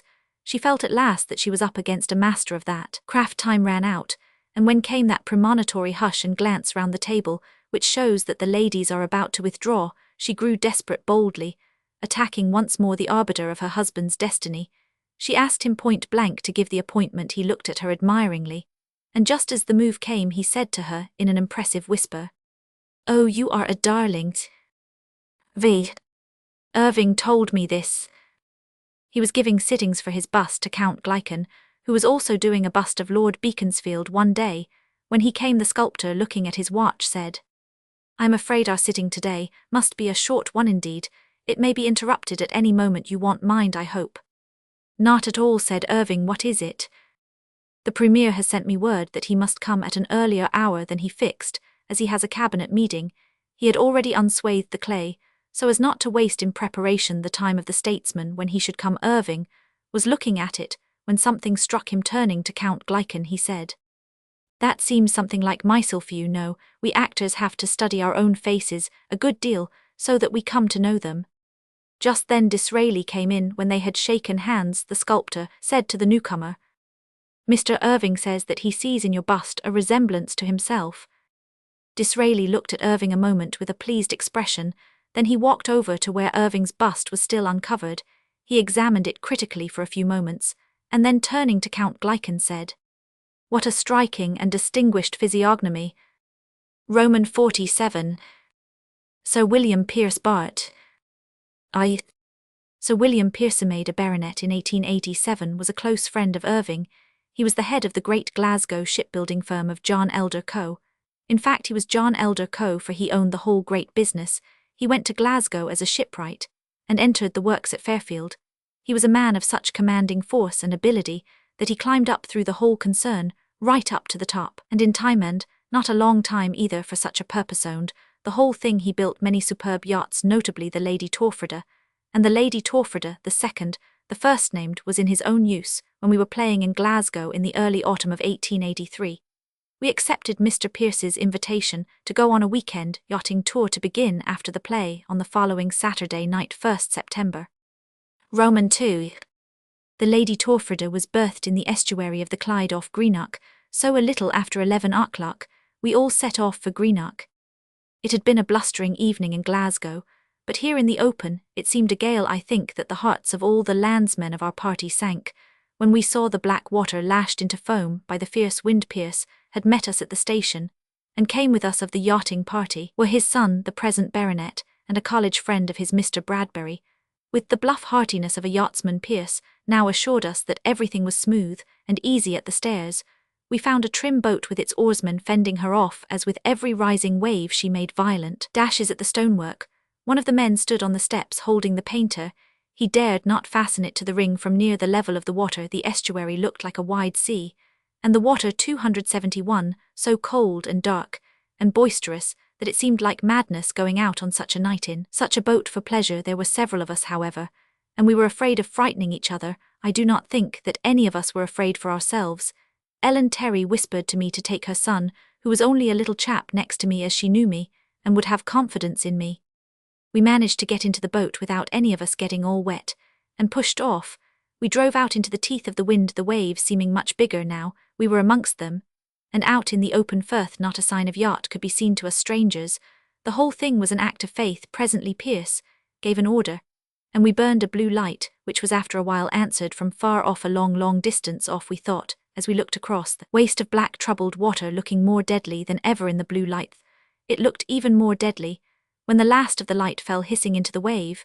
By this time, matters were getting really serious. Someone had to keep bailing all the time, and on the weather side we had to sit shoulder to shoulder as close as we could so that the waves might break on our backs, and not over the gunwale. It was just about as unpleasant an experience as one could have. I drew the lad next to me as close as I could, partly to comfort him, and more particularly lest he should get frightened and try to leave his place. And yet all the time we were a merry party. Ellen Terry, with the strong motherhood in her all-awakia lesson, and a hallowed memory, was making cheery remarks, and pointing out to her boy the many natural beauties with which we were surrounded, the distant lights, the dim line of light above the shore line, the lurid light of Greenock on the sky. She thought of only one thing, her little boy, and that he might not suffer the pain of fear. The place seemed to become beautiful in the glow of her maternity. He did not say much in answer, not in any enthusiastic way, but he was not much frightened. Cold waves of exceeding violence driven up your back by a fierce wind, which beats the spray into your neck, hardly make a cheerful help to the enjoyment of the aesthetic.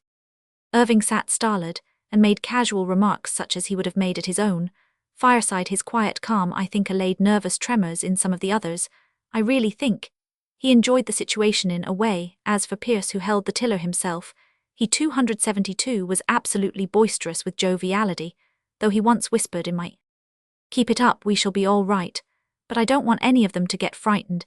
It is pretty serious." I think we settled in time into a sort of that calm acceptance of fact which is so real a tribute to belief. It certainly startled us a little when we heard a voice hailing us with a speaking trumpet, a voice which seemed close to us. Then a light flashed out, and we saw the Lady Torfrida rising high from the water, whereon she floated gracefully, just swaying with wave and wind. She was a big yacht with 600 HP engines, after the model of those of the Alaska, one of Pierce's building, then known as the Greyhound of the Ocean. I think we were all rejoiced, even Pierce, who told me before we went to our cabins in the early morning that all through that miserable voyage in the dark, the sense of his responsibility was heavy upon him. Just fancy, he said, if anything had happened to Irving or Ellen Terry, and it might have easily, we had no right to come out in such a small boat on such a night. We were absolutely in danger at times. We were not long in getting aboard. The whole yacht seemed, by comparison with the darkness we emerged from, to be blazing with light, and filled with alert, powerful men. We were pulled, jerked, or thrown on board, I hardly knew which, and found ourselves hurried down to our luxurious cabins, where everything was ready for our dressing. Our things had fortunately been sent on board during the day. Anything coming in the boat would have had a poor chance of arriving dry. Roman 3. In a very short time, we were sitting in the saloon, light and warm, and doing ample justice to one of the most perfect meals I ever sat down to. It was now after 1 o'clock, and we were all hungry. After supper, we sat and talked, and after the ladies had retired, we sat on still till the September sun began to look in through the silk curtains that veiled the ports. Pierce was a man full of interesting memories and experiences, and that night he seemed to lay the treasures of them at the feet of his guests. But of all that he told, we, listening eagerly on, was so fascinating as his account of the building and trial trip of the Levadia. This was the great yacht which the Tsar Alexander Roman II had built from the designs of Admiral Popov of his own navy. It was of an entirely new pattern of naval construction, a turtle with a house on its back. The work of building had been entrusted to the Fairfield Yard, with carte blanche. In the doing of it, no expense was to be spared in having everything of the best under the circumstances. It could not be contracted, for the builder was paid by a fixed percentage of the prime cost. The only thing that the builder had to guarantee was the speed, but that was so arranged that beyond a certain point, there was to be a rising bonus. The shipbuilder made an extra 20,000 on this alone. Pierce told us that it was the hope of the Tsar to be able to evade the Nihilists, who were then very active, and had attempted his life several times. The Levadia was really a palace of the sea whereon he could live in comfort and luxury for long periods, and in which, by keeping his own counsel, he could go about the world without the knowledge of his enemies. It was known that the Nihilists regarded very jealously the building of the ship, and careful watch was kept in the yard. One day when the ship was finished, and was partly cold, there came a wire from the Russian embassy that it was reported that there were 2 Nihilists in the shipyard. When the men were coming back from dinner, tally was kept at the gate where the Russian detectives were on watch. I have seen that return from dinner through the great gates. 7,000 men poured in like a huge living stream on this occasion. The check showed that 2 men were missing. The Nihilists also had their own embassy and secret police. It then became necessary to examine the ship in every part. Those were the days of the Thomasin infernal machine, which was suspected of having been the means by which many ships had been sent to the bottom. These machines were exploded by clockwork, set for a certain time, and were made in such fashion as would not excite suspicion. Some were in the form of irregularly shaped lumps of coal. The first thing to be done was therefore to take out all the coal which had already been put in when the bunkers were empty, and all the searchable portions of the ship had been carefully examined inch by inch. A picked staff of men opened and examined the watertight compartments. This was in itself a job, for there were, so well as I remember, something like 150 of them. However, as each was done, Pierce himself set his own seal upon it. At last he was able to assure the Grand 274 Duke, who was in command, and who had arrived to take the boat in charge, that she was so far safe from attack from concealed explosives. When she was starting, the Grand Duke told Pierce that the Tsar expected that he would go on the trial trip. In his own words, "It is not any part of a shipbuilder's business to go on trial trips unless he so wishes, but in this case I could not have thought of refusing. The Tsar's relations with me and his kindness to me were such that I could not do anything but what would please him." So the Levadia started from the Clyde with sealed orders. Her first call was at Holyhead. There they met with a dispatch which ordered an immediate journey to Plymouth. At Plymouth she was again directed with secret orders to go to Brest, whither she set out at once. At Brest there was an easy, and certain of the officers and men were allowed shore leave. The easy should have been for several days, but suddenly word was received to leave Brest at once. It was said that some suspected Nihilists were in the way. The men on shore were peremptorily recalled, and in haste preparations were made for an immediate start for the south. Pierce's own words explain the situation. "I went at once to the Grand Duke Nicholas and remonstrated with him. I can answer for the workmanship of the Levadia," I said, "but the design is not mine, and so far as I know the principle on which she has been constructed has never been tested. There is no possibility of knowing what a ship of the pattern will do in bad weather, and that we have ahead of us. It is dirty now in the bay, and a storm is reported coming up. Does your Highness really think it wise to attempt the Bay of Biscay under the conditions?" To my astonishment, not only the Grand Duke, but some of his officers who were present, who had not hitherto shown any disposition to despise danger, spoke loudly in favor of going on at once. Of course, I said no more. I had built the ship, and though I was not responsible for her, I felt that if necessary I should go down in her. We had a terrible experience in the bay, but got through safely to Ferrol. There she was laid up in a landlocked bay, round the shores of which guards were posted night and day. For months it was necessary that she should lie up somewhere, as the dock at Sebastopol, only dock in the world large enough to hold her, was not ready. And whilst she lay there the Tsar was assassinated. This was on 13th March 1881. Roman 4. Then he went on to tell us how once already the Levadia had been the means of saving the Tsar's life.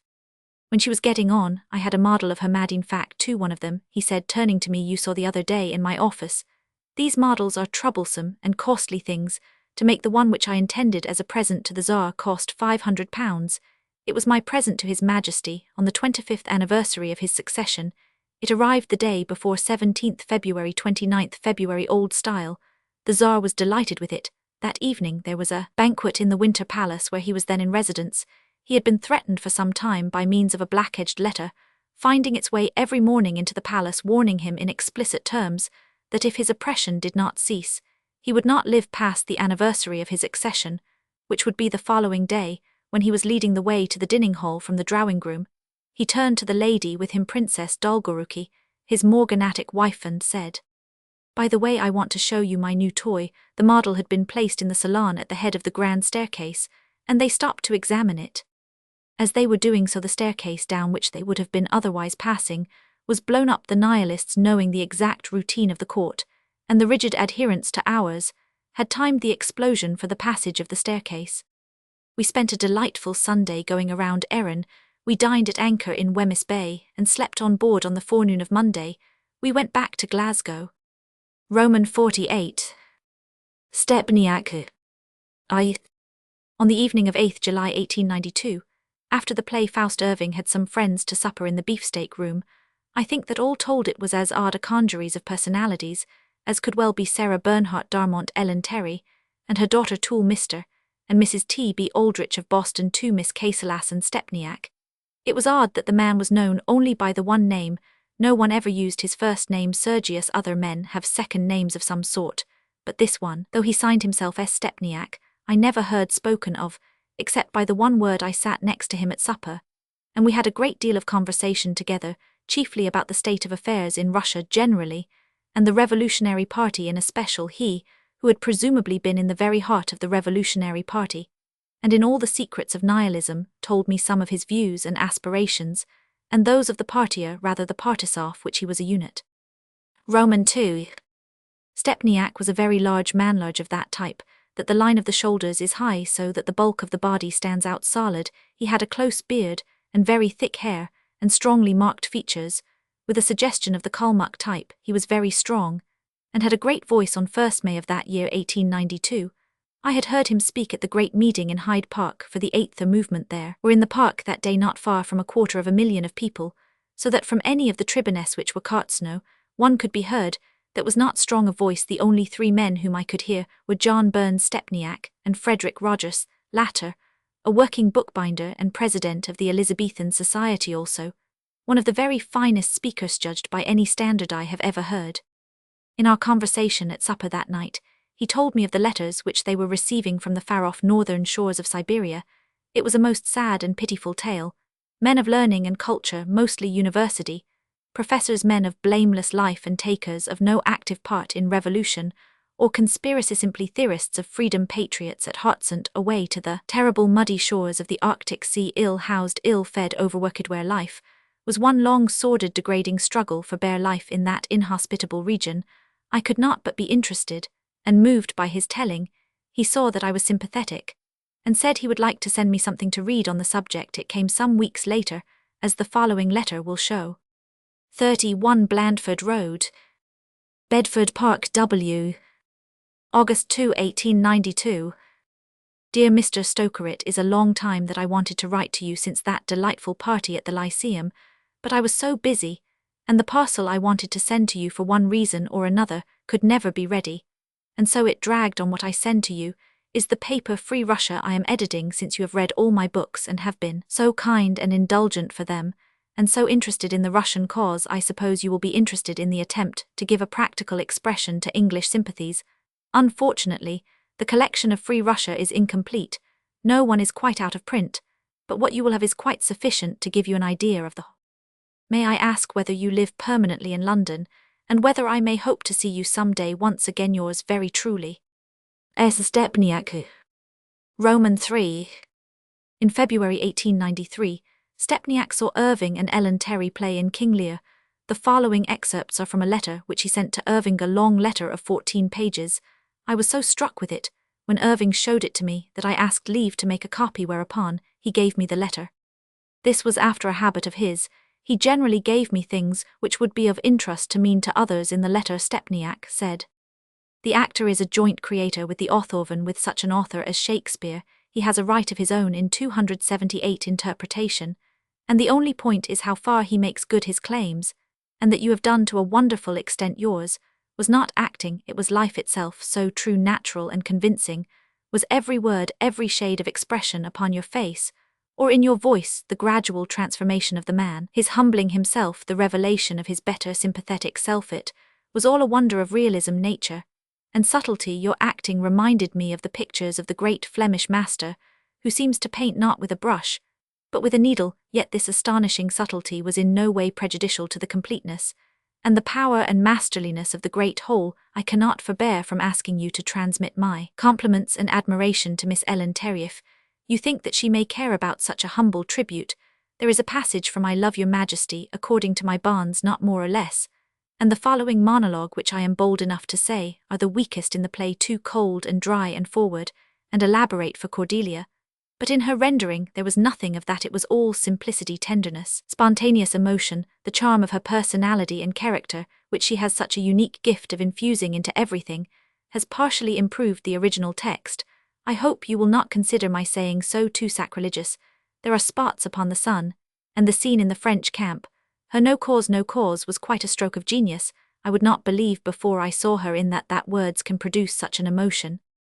And this was the man who stood for wiping tyrants from the face of the earth, who aided in the task if underground Russia be even based on truth, this gentle, appreciative, keenly critical, sympathetic man.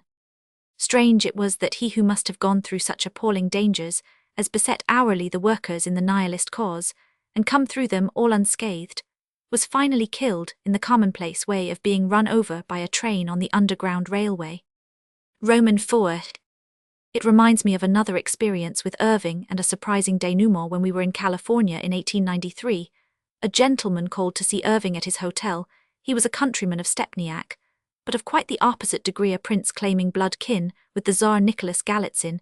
He supped with Irving, and some others, 4 to 5 in all, at the Café Rich 13th September, when 279, he gave Irving a very charming souvenir in the shape of a gold matchbox set with gems several times after we met at supper, and came to be quite friends.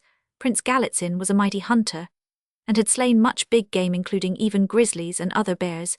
He told us many interesting hunting adventures. He had lost one arm. He had not mentioned any adventure bearing on this, and Irving asked him if it was by a mischance in a hunting adventure that he had suffered the loss. He said with a laugh, No, nothing of the kind. It was a damn stupid fellow who let a Saratoga trunk fall on me over the staircase of a hotel.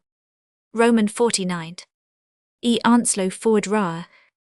One morning, it was 12th January 1880, I got a note from Irving sent down by cab from his rooms. In it, he said, There is a certain Mr. Onslow Ford coming to the theatre this morning. Please see him for me, and give him some fatherly or brotherly advice. I left word with the hallkeeper to send for me whenever the gentleman came. I did not know who he was or what he wanted, but I did know what fatherly or brotherly advice meant at that period of his life. The demands made on Irving's time were fearful. There was no end to them, no limit to the range of their wants, and I was the fatherly adviser in such cases. A little after noon I was sent for. The expected stranger had arrived in those days. The stage door in Exeter Street was very small and absolutely inconvenient. There was comfortable room for Sergeant Barry, the hallkeeper, who was a fine big bulky man, 2 in the room. Crowded it. Barry waited outside, and I went in. The stranger was a young man of medium height, thin, dark-haired. His hair rose back from his forehead, without parting of any kind in the way which we in those days associated in our minds with French artists. His face was pale, a little sallow, fine in profile, and moulding a nose of distinction with sensitive nostrils. He had a small beard and moustache. His eyes were dark and concentrate, distinctly seeing eyes. My heart warmed to him. At once he was young and earnest and fine. I knew at a glance that he was an artist, and with a future. Still, I had to be on guard. One of my functions at the theatre, as I had come to know after a year of exceedingly arduous work, was to act as a barrier. I was the spirit that denies. In fact, I had to be. No one likes to say no. A very few are constitutionally able to. I had set myself to help Irving in his work, and this was one of the best ways I could help him. He recognized gratefully the utility of the service, and as he trusted absolutely in my discretion, 281, I gradually fell into the habit of using my own decision in the great majority of cases.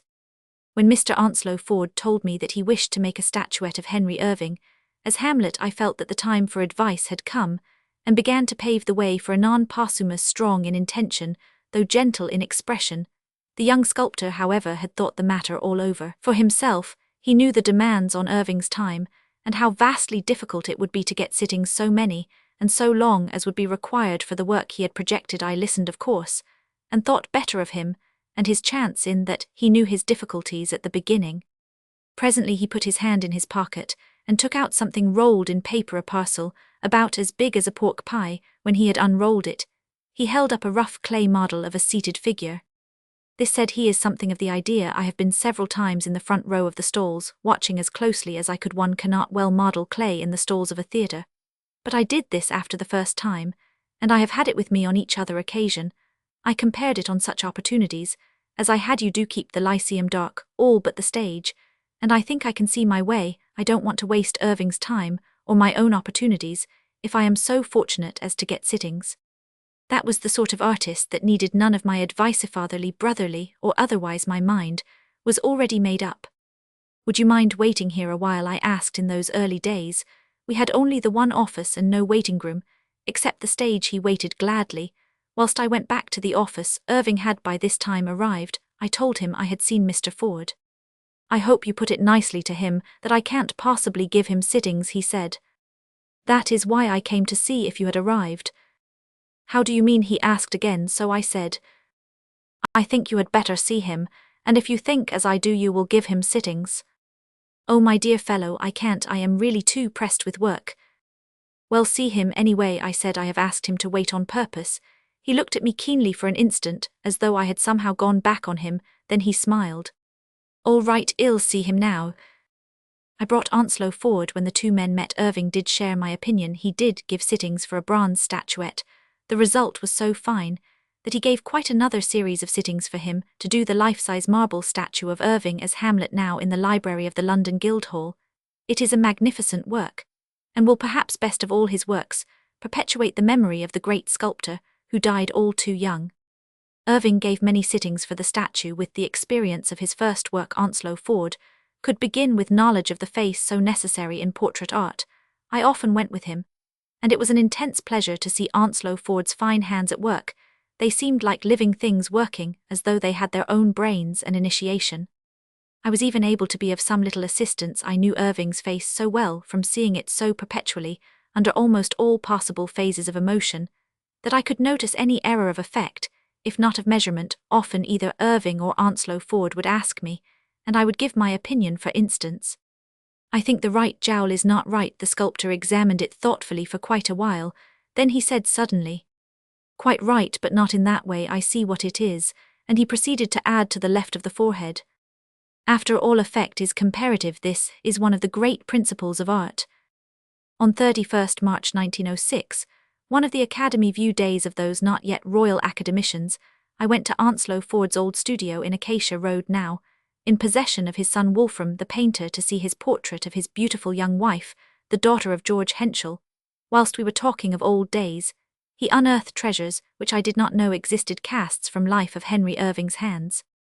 No other such relics of the actor exist, and these are of supreme interest. Irving had the finest man's hands I have ever seen. Later on, he sent me a cast of one of them in bronze, a rare and beautiful thing, which I shall always value. Size and shape, proportion and articulation were all alike beautiful and distinguished and distinctive. It would be hard to mistake them for those of any other man. With them he could speak. It was not possible to doubt the meaning which he intended to convey. With such models to work on, a few lines of pencil or brush made, for the 283 actor, an enlightening identity of character, the weakness of Charles Roman I, which not all the skill of Van Dyck could hide, the vulture grip of Shylock, the fossilized age of Gregory Brewster, the asceticism of Beckett. What after the face can compare with the hand for character or intention or illustration? It can be an index to the working of the mind. Sir Lawrence Olmsted Marat. In his speech at the close of the second season, at the Lyceum 25th July 1879, Irving announced amongst the old plays, which he intended to do, Coriolanus. He never announced any play then or thereafter, without having thought it well over, and come to some conclusion as to its practicability. In this instance, he had already made up his mind to ask Lawrence Olmsted to make designs for the play, and to superintend its production. The experience of having a free hand in such matters, now that he was his own master in regard to stage productions had shown to him the great possibilities of effect to be produced by the great masters of technique.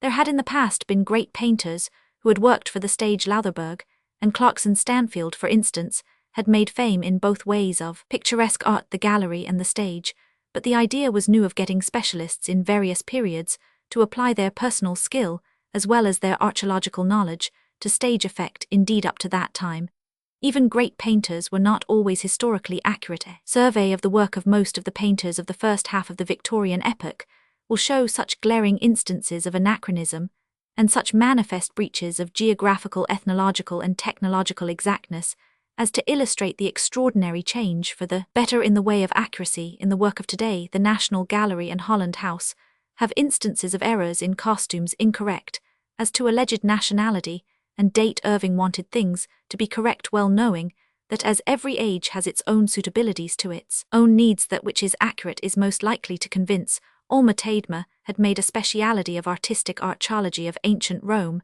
In working from his knowledge, he had reformed the whole artistic ideas of the time. He had so studied the life of old Rome that he had, for his own purposes, reconstructed it up to his time. For instance, the toga was in art depicted as a thin linen robe of somewhat scanty proportions, look 285, at the picture of Kemble as Cato by Lawrence, or indeed of any ancient Roman by any one. Irving had become possessed of the toga of Macready, and anything more absurd one could hardly imagine. It was something like a voluminous nightshirt. Of course, the audience also were ignorant of the real thing, and so it did not matter. The great actor's powers were unlessened by the common ignorance. In his studying for his art, Alma Tadema had taken from many statues and fragments the folds, as well as the texture of the toga.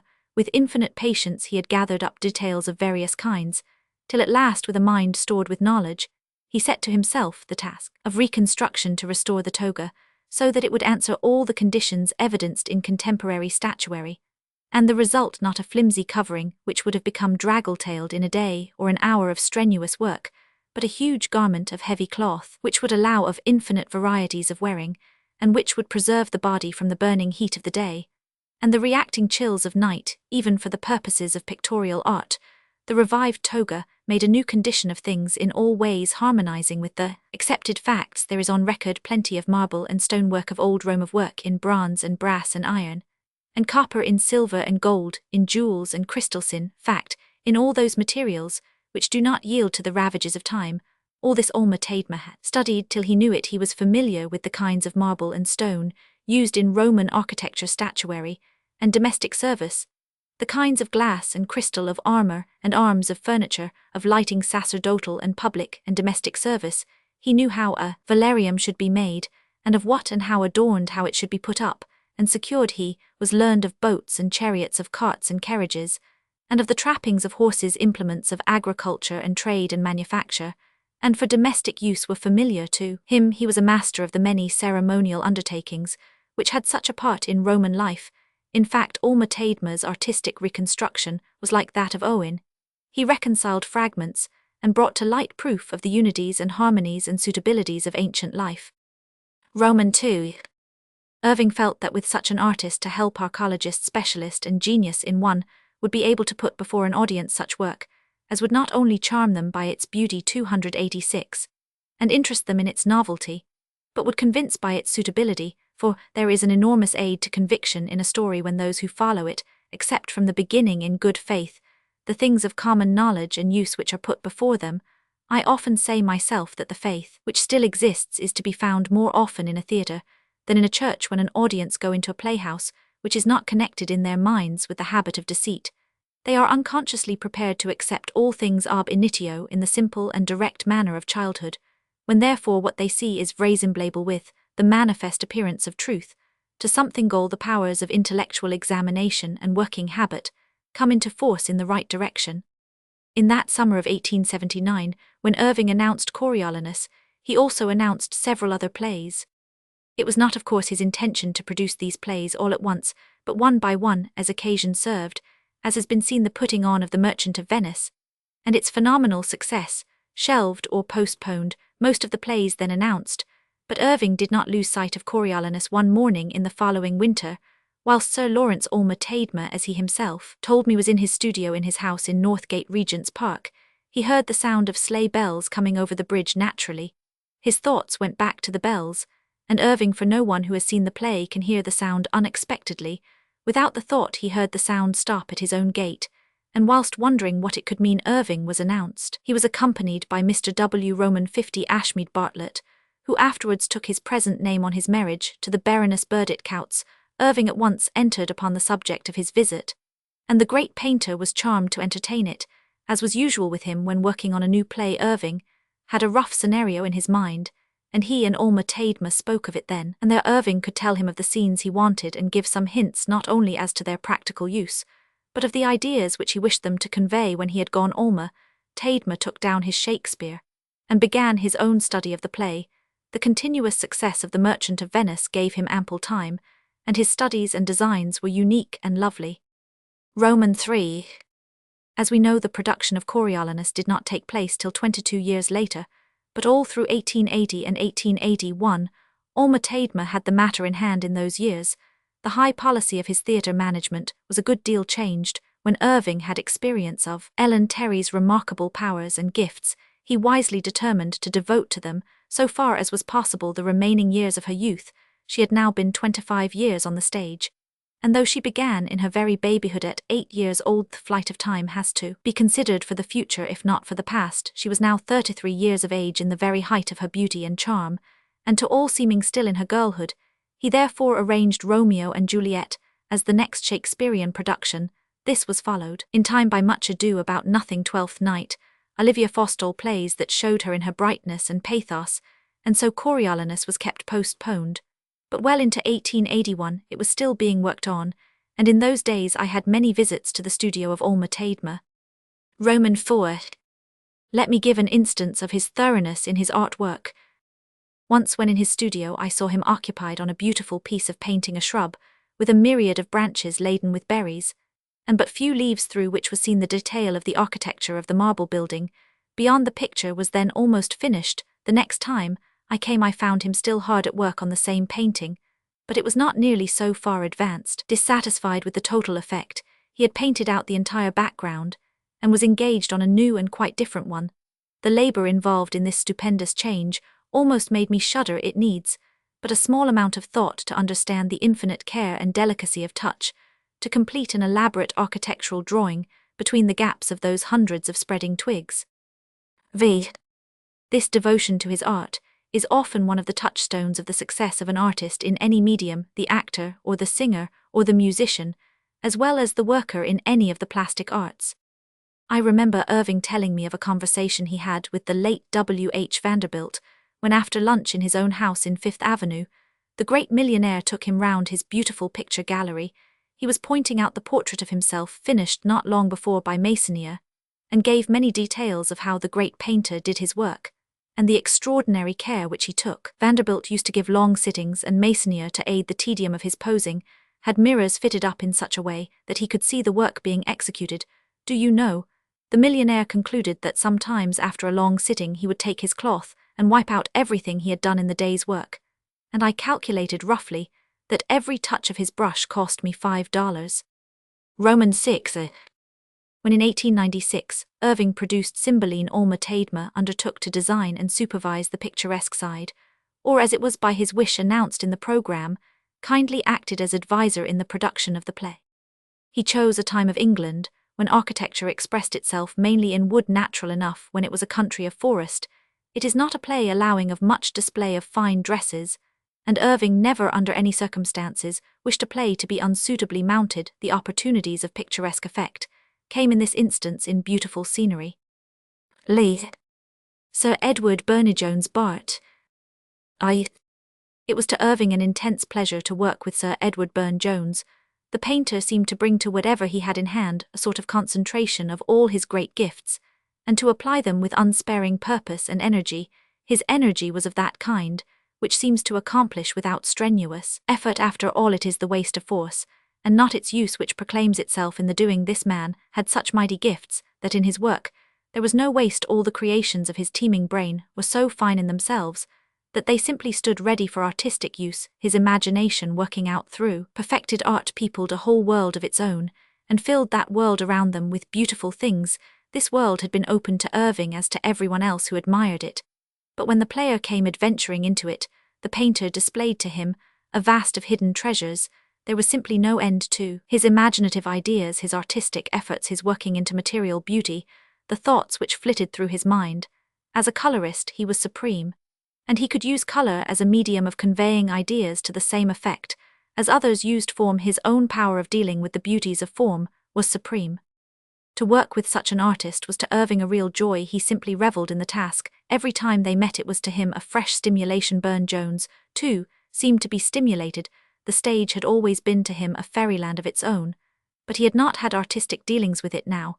He entered it with full power to let himself run free. The play which he undertook for Irving, King Arthur, was of the period which he had made his own, that mystic time when life had single purposes, and the noblest prevailed the most, when beauty was a symbol of inner worth, when love in some dainty, as well as some holy form, showed that even flesh which was God's handiwork was not base. In the working out of the play, each day saw some new evidence of the painter's thought. The roughest sketch given as a direction, or a light to scene, a painter or property maker or costumer, was in itself a thing of beauty. I veritably believe that Irving was sorry when the production of the play was complete. He so enjoyed the creative process that the completion was a lesser good. Regarding human nature, which was Irving's own especial study, Burne-Jones had a mind tuned to the same key as his own to them. Both the things which were basic and typal were closest. The varieties of mankind were of lesser importance than the species. The individual was the particular method and opportunity of conveyance of an idea, and as such was of original importance to each of the two great artists. Such individual grew in his mind, and ever grew, till in the end on canvas, or before the footlights, the being lived. Roman 2. It would be hard to better illustrate the mental attitude of both to men and type, and individual, than by some of the stories which Burne-Jones loved to tell, and Irving to hear. The painter had an endless collection of stories of all sorts, but those relating to children seemed closest to his heart. In our meetings on the stage, or at supper in the beefsteak room, or on those delightful Sunday afternoons, when he allowed a friend to stroll with him round his studio, there was always some little tale breathing the very essence of human nature. I remember once when he told us an incident in the life of his daughter, who was then a most beautiful girl, and is now a most beautiful woman, Mrs. J.W. Mackhill. When she was quite a little girl, she came home from school one day, and with thoughtful eyes and puckered brows asked her mother, "Mother, can you tell me why it is that whenever I see a little boy crying in the street, I always want to kiss him, and when I see a little girl crying I want to slap her?" Roman 3. Another story was of a little boy, one of a large family. This little chap on one occasion asked to be allowed to go to bed at the children's tea time, a circumstance so unique as to puzzle the domestic authorities. The mother refused, but the child whimpered and persevered and succeeded. The father was presently in his 291 study at the back of the house, looking out on the garden, when he saw the child in his little nightshirt come secretly down the steps and steal to a corner of the garden behind some shrubs. He had a garden fork in his hand. After a lapse of some minutes he came out again, and stole quietly upstairs. The father's curiosity was aroused, and he too went behind the shrubs to see what had happened. He found some freshly turned earth, and began to investigate. Some few inches down was a closed envelope, which the child had buried. On opening it, he found a lucifer match, and a slip of paper on which was written in pencil in a sprawling hand, "Dear devil, please take away Aunt Julia." Roman 4. Another story related to a little baby child, the first in the household. There was a dinner party, and the child, curious as to what was going on, lay awake with torturing thoughts. At last, when a favorable opportunity came through the nurse's absence, she got quietly from her cot and stole downstairs, just as she was. The dining-room door was ajar, and, before the agonized nurse could effect a capture, she had slipped into the room. There she was, of course, made much of. She was taken in turn on each one's knees and kissed. Mother frowned, of course, but father gave her a grape and a wee drop of wine and water. Then she was kissed again, and taken to the waiting nurse. Safe in the nursery, her guardian berated her. "Oh, Miss Angie, this is very dreadful, going down to the dining-room, and in your nighty, and before strangers, before gentlemen. You must never let any gentleman see you in your nighty, never, never, never, that is wicked awful," and so on. A few nights afterwards the father, when going from his dressing-room for dinner, went into the nursery to say another good night to baby. When he went in, she was saying her prayers at nurse's knees in long nightrobe, and with folded hands like the picture of the infant Samuel. Hearing the footstep, she turned her head round, and on catching sight of her father, jumped up crying, "Naughty, naughty, naughty," and ran behind a screen. The father looked at the nurse, puzzled. "What is it, nurse?" "I don't know, sir, I haven't the faintest idea," she answered, equally puzzled. "I'll wait a few minutes and see," he said, as he sat down. Half a minute later, the little tot ran from behind the screen quite naked, and running over to him threw herself on his knee. She snuggled in close to him with her arms round his neck, and putting her little rosebud of a mouth close to his ear, whispered wooingly, "Papa me dude girl now. Lea. Edwin at Abbeyro. I." When Irving was having the enforced rest consequent to the accident to his knee in December 1896, he made up his mind that his next Shakespearean production should be Richard Roman II. For a long time he had had it in view, and already formed his opinion as to what the leading features of such a production as was necessary should be. He knew that it could not in any case be made into a strong play, for the indeterminate character of Richard would not allow of such. The strong thing that is in the play is of course his suffering, but such when the outcome of one's own nature is not the same as when it is affected by fate or external oppression. He knew therefore that the play would want all the help he could give it. Now he set himself to work out the text to acting shape, as he considered it would be best, despite what anyone may say to the contrary, and it is only faddists that say it. There is not a play of Shakespeare's which does not need arranging or cutting for the stage. So much can now be expressed by pictorial effect, by costume, by lighting and properties and music, which, in Shakespeare's time, had to be expressed in words. That compression is at least advisable. Then again, the existence of varied scenery and dresses requires time for changes which can sometimes be effected only by the transposition of parts of the play. In his spare time, therefore, of 1897, he began the arrangement with a definite idea of production. In 1899, when he had the general scheme prepared for later on, there are always changes in readings and minor details, approached the man who in his mind would be the best to design and advise concerning the artistic side, Edwin A. Abbey. Roman II. Irving and Abbey were close friends, and I am proud to say I can say the same of myself and Abbey. For the last 25 years, 294, Irving had a great admiration for his work, especially with regard to Shakespeare's plays, many of which he illustrated for Harper's Magazine.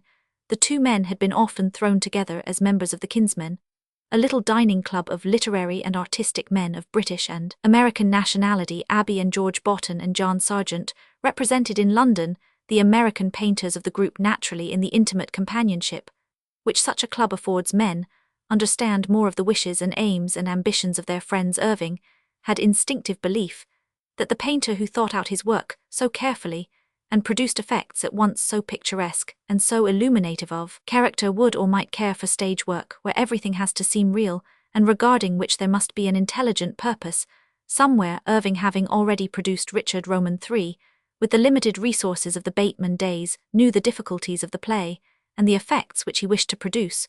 When afterwards Abbey painted his great picture of the funeral of Henry Roman VI, Irving recognized a masterhand of scenic purpose. Years afterwards, when he reproduced the play, he availed himself to the best of his own ability and the possibilities of the stage of the painter's original work.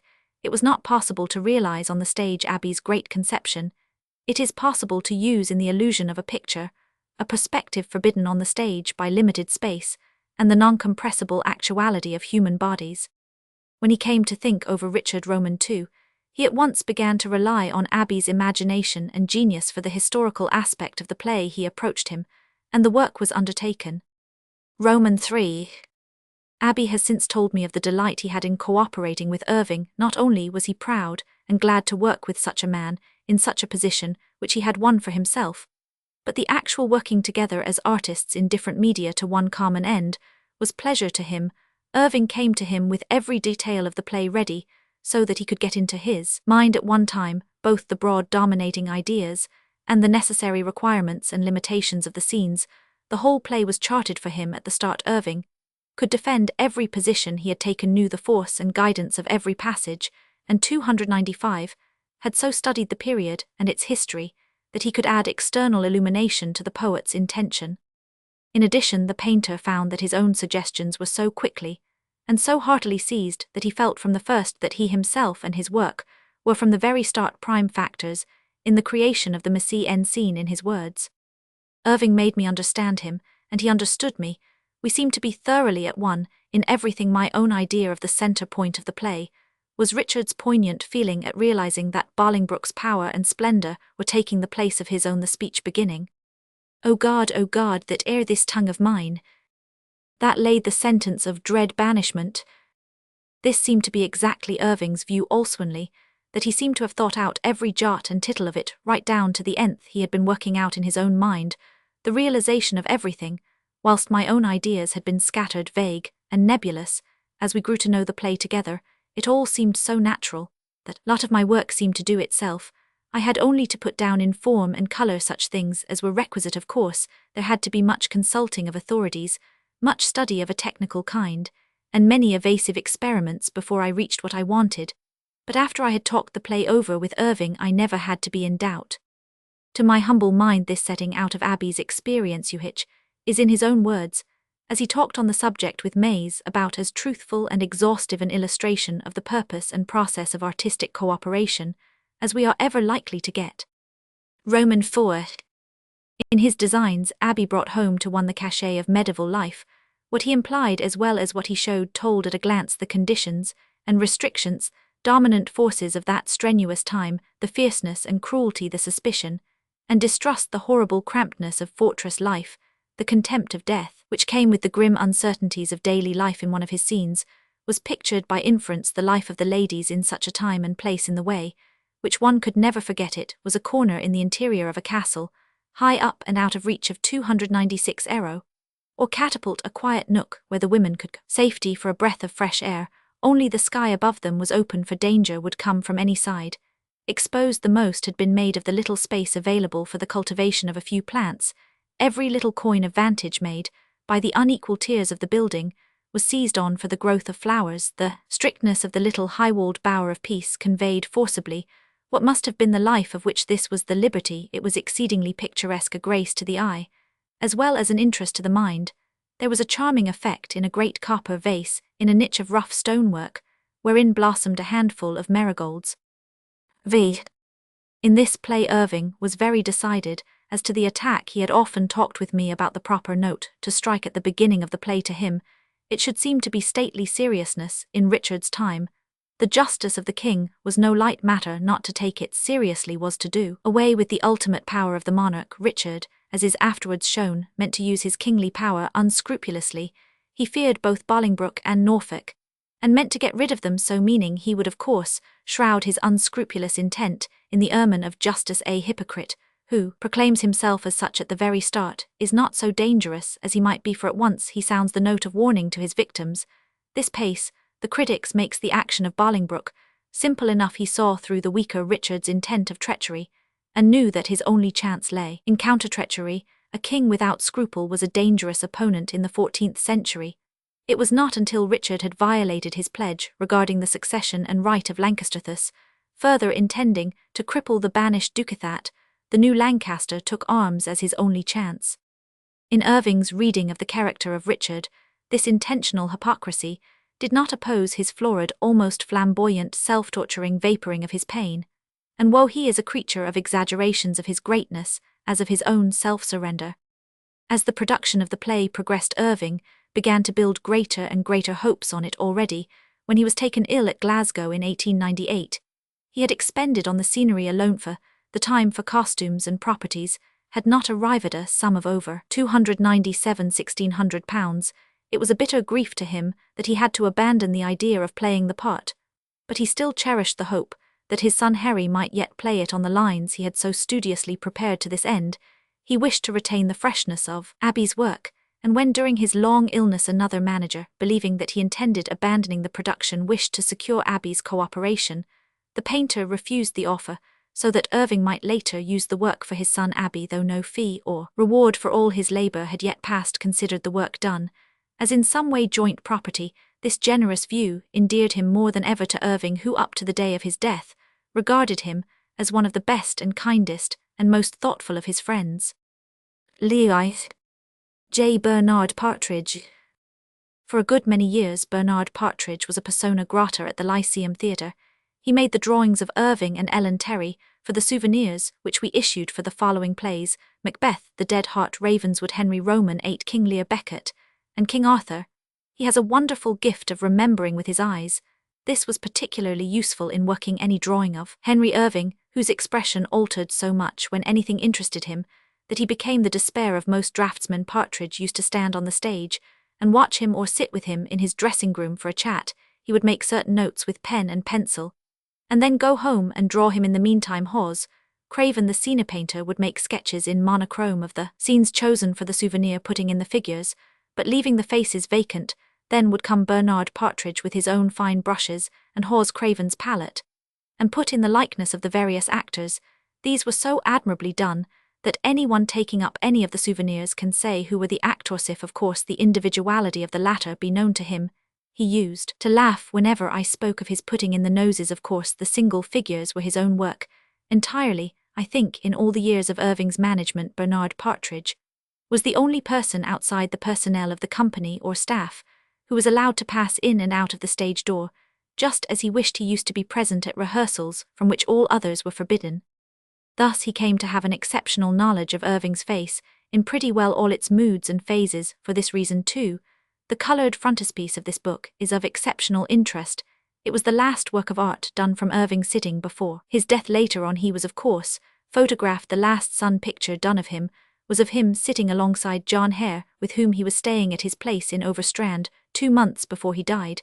But 299 Partridge's pastel was the last art study from life. On the evening of 17th July 1905, he was dining with Mr. and Mrs. Partridge in their pretty house in Church Street, Chelsea. Sir Francis and Lady Burnand were there, and Anstey Guthrie and Mr. Plowden the magistrate. Irving enjoyed the evening much. One can see it by the happy look in his face. Partridge, in the fashion customary to him, made his eye notes as Irving sat back in his armchair, with the front of his shirt bulging out, after the manner usual to such a pose. Early next morning Partridge did the pastel. To me it is of priceless worth, not only from its pictorial excellence, but because it is the last artistic record of my dear friend, and because it shows him in one of the happy moods which alas grew rarer with his failing health. It gives of course a true impression of his age. Was then in his 68th year, but all the beauty and intelligence and sweetness of his face is there. Live. Robert Browning. It was quite a treat to hear Irving and Robert Browning talking. Their conversation, no matter how it began, usually swerved round to Shakespeare, as they were both excellent scholars of the subject. The talk was on a high plane. It was not of doublendings or rhyming lines, or of any of the points or objects of that intellectual dissection which forms the work of a certain order of scholars who seem to always want to prove to themselves that Shakespeare was Shakespeare and no one else, and that he was the same man at the end of his life that he had been at the beginning. These two men took large views. Their ideas were of the loftiness and truth of his thought, of the magic music of his verse, of the light which his work threw on human nature. Each could quote passages to support whatever view he was sustaining, and whenever those two men talked a quiet little group grew round them. All were content to listen when they spoke. We used to meet Browning at the houses of George Botton, the Royal Academician, and of Arthur Lewis, the husband of Kate, the eldest sister of Ellen Terry. Both lived on Campden Hill, and the houses of both were famous for hospitality, amongst a large circle of friends radiating out from the artistic classes.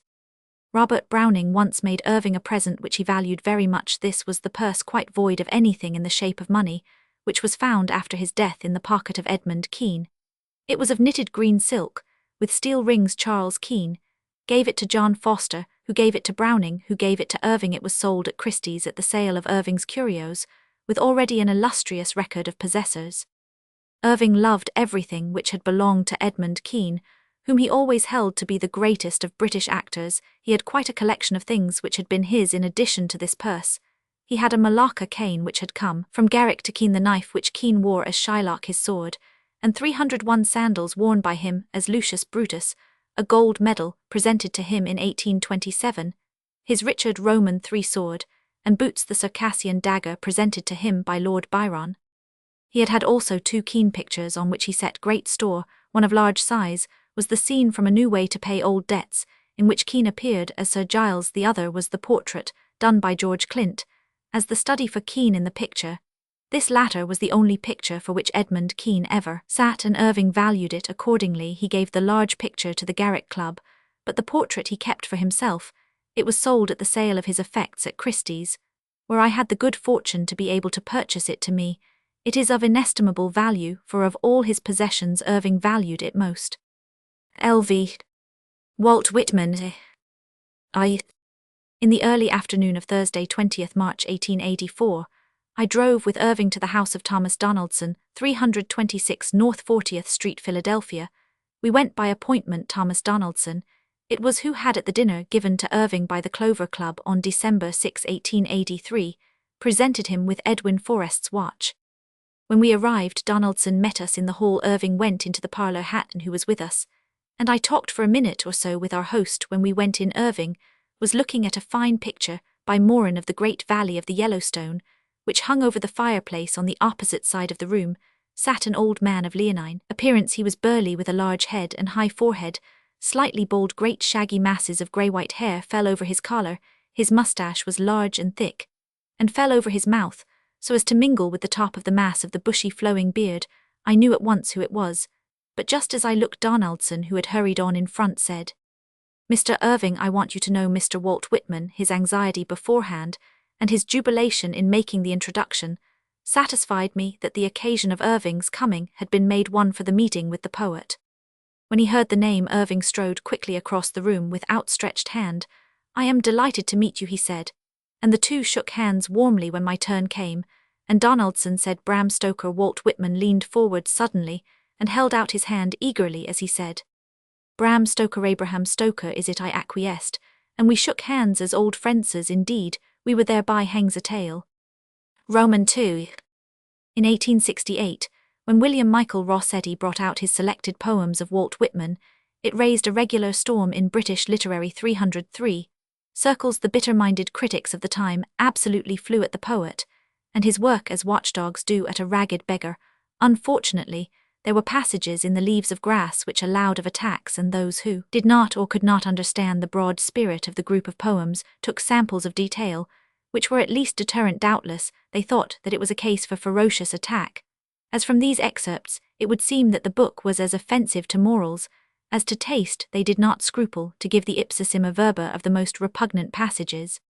In my own university, the book was received with cynical laughter, and more than a few of the students sent over to Trubner's for copies of the complete Leaves of Grass, that being the only place where they could then be had. Needless to say that amongst young men the objectionable passages were searched for and more noxious ones expected. For days we all talked of Walt Whitman and the new poetry with scorn, especially those of us who had not seen the book. One day I met a man in the quad who had a copy, and I asked him to let me look at it. He acquiesced readily.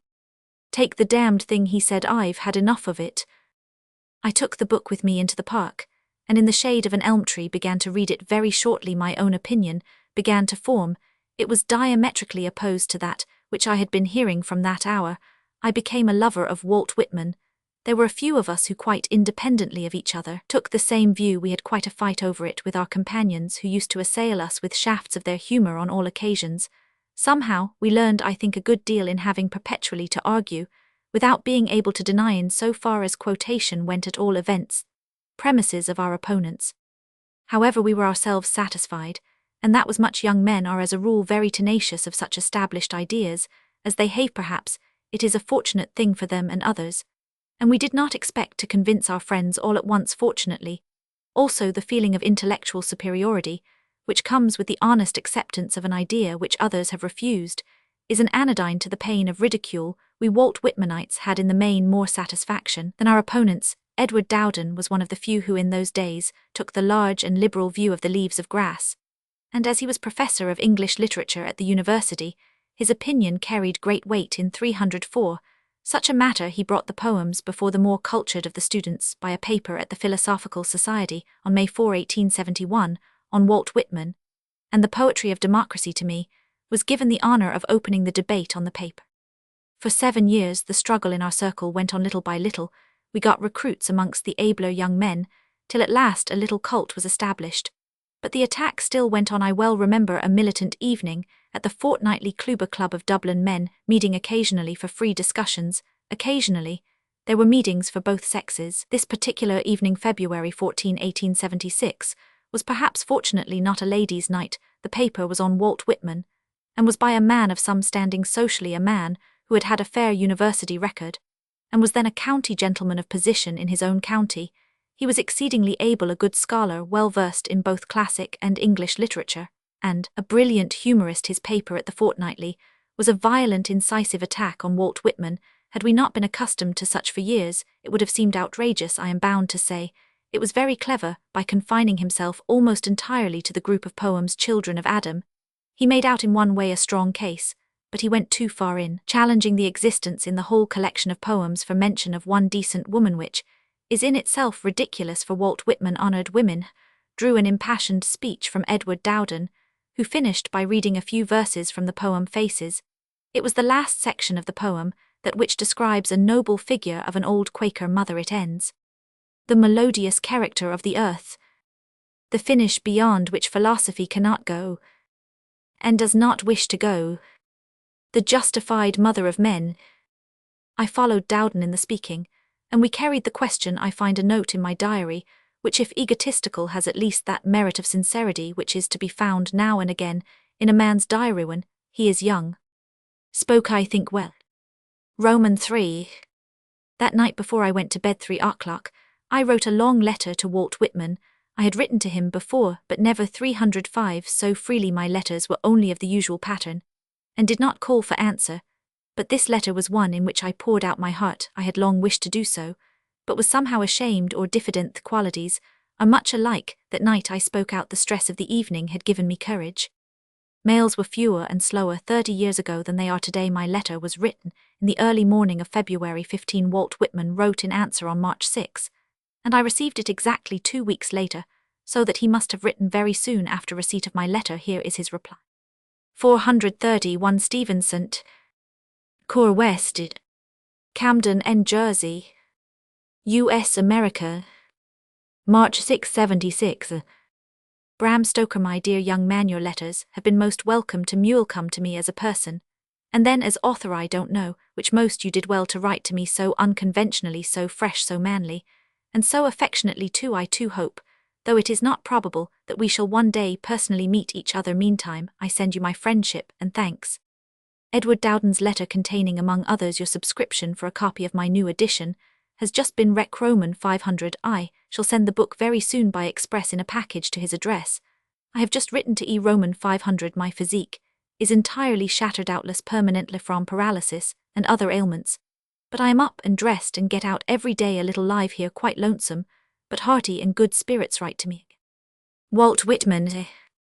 In 1871, a correspondence had begun between Walt Whitman and Tennyson, which lasted for some years. In the first of Tennyson's letters, July 12, 1871, he had said, "I trust that if you visit England, you will grant me the pleasure of receiving and entertaining you under my own roof." This kind invitation took root in Walt Whitman's mind, and blossomed into intention. He was arranging to come to England, and Edward Dowden asked him to prolong his stay and come to Ireland. Also, this was provisionally arranged with him when he should have paid his visit to Tennyson. He was to come on to Dublin, where his visit was to have been shared between Dowden and myself.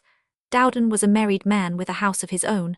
I was a bachelor living in the top rooms of a house which I had 306 furnished myself. We knew that Walt Whitman lived a peculiarly isolated life, and the opportunity which either one or other of us could afford him would fairly suit his taste. He could then repeat his visit to either, and prolong it, as he wished. We had also made provisional arrangements for his giving a lecture whilst in Dublin, and as the friends whom we asked were eager to take tickets, he would be assured of a sum of at least £100, a large sum to him in those days.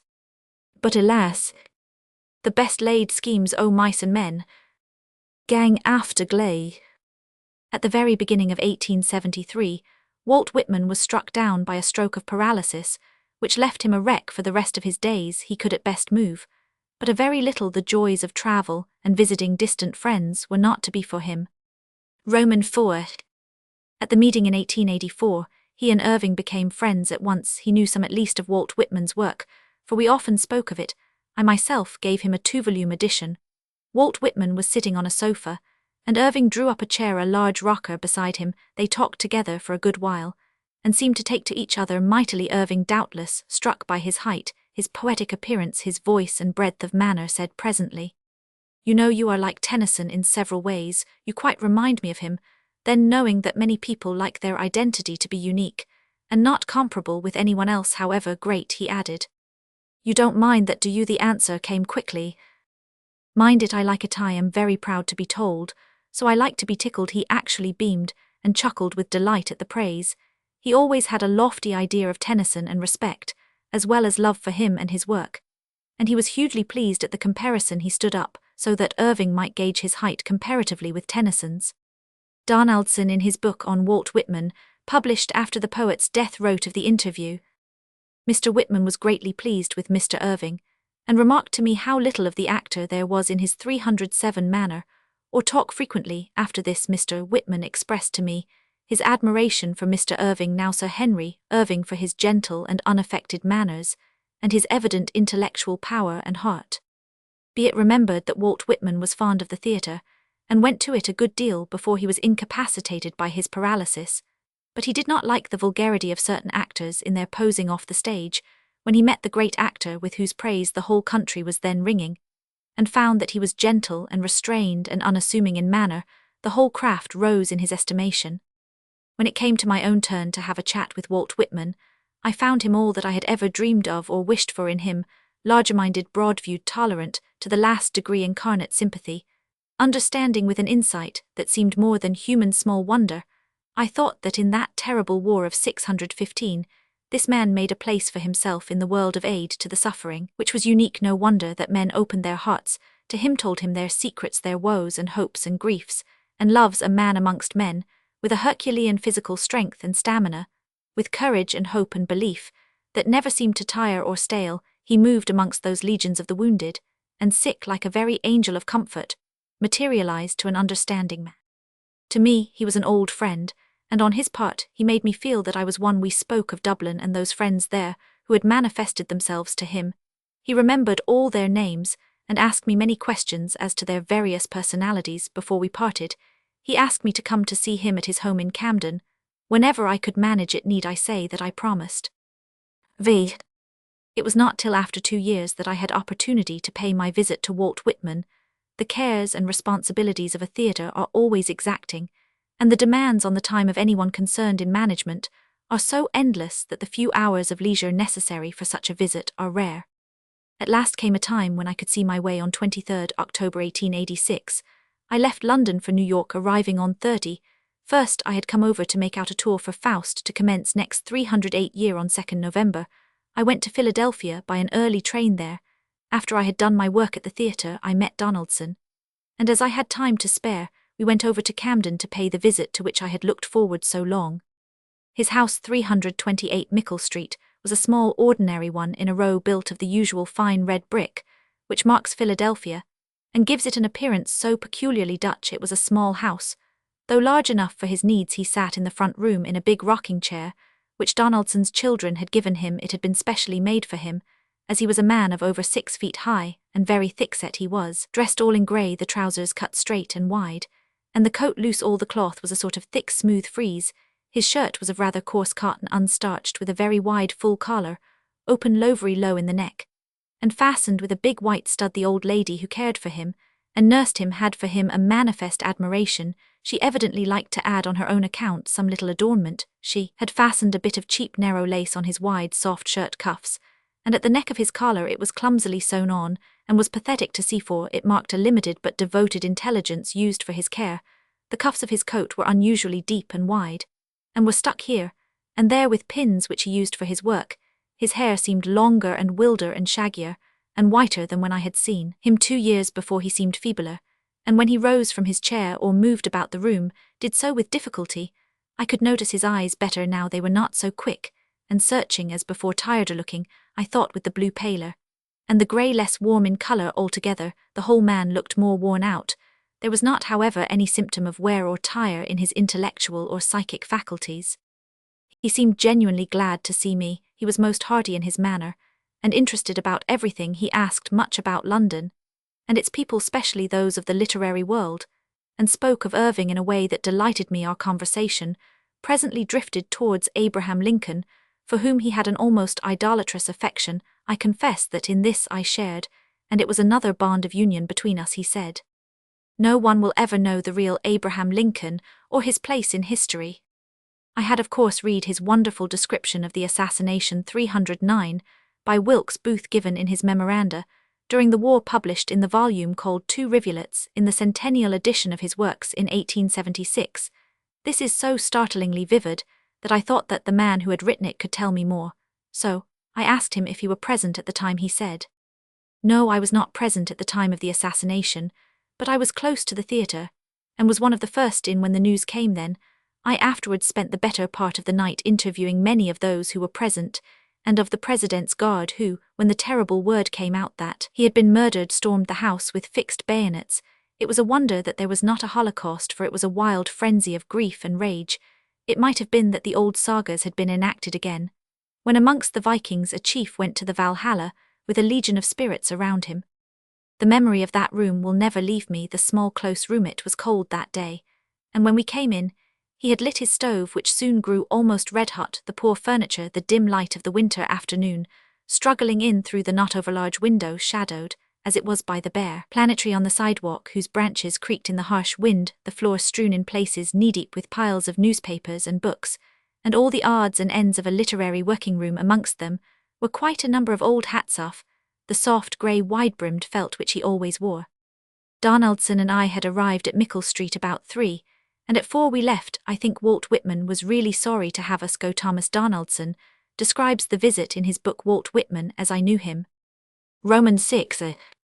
The opportunity for my next visit to Walt Whitman came in the winter of 1887, when we were playing in Philadelphia on the 22nd December. Donaldson and I again found our way over to Mickle Street. In the meantime, I had had much conversation about Walt Whitman with many of his friends the week after my last interview.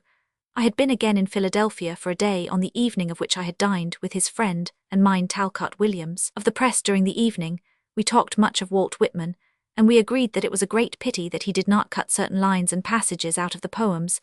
Talcott Williams said he 310 would do it if permitted, and I said I would speak to Walt Whitman about it whenever we should meet again the following year, 1887. I breakfasted with Talcott Williams 19th December, and in much intimate conversation we spoke of the subject again. We found Walt Whitman hale, and while his hair was more snowy white than ever and more picturesque, he looked like King Lear in Ford Madox Brown's picture. He seemed very glad to see me, and greeted me quite affectionately. He said he was in good heart, and looked bright, though his body had distinctly grown feebler. I ventured to speak to him what was in my mind as to certain excisions in his work. I said, "If you will only allow your friends to do this, thee will only want to cut about 100 lines in Alayer books, will go into every house in America. Is not that worth the sacrifice?" He answered at once, as though his mind had long ago been made up, and he did not want any special thinking. "It would not be any sacrifice so far as I am concerned. They might cut 1,000. It is not that. It is quite another matter." Both face and voice grew rather solemn. When I wrote as I did, I thought I was doing right, and right makes for good. I think so. Still I think that all that God made is for good, that the work of his hands is clean in all ways if used as he intended. If I was wrong, I have done harm, and for that I deserve to be punished by being forgotten. It has been, and cannot not be. No, I shall never cut a line so long as I live. One had to respect a decision so made, and on such grounds I said no more.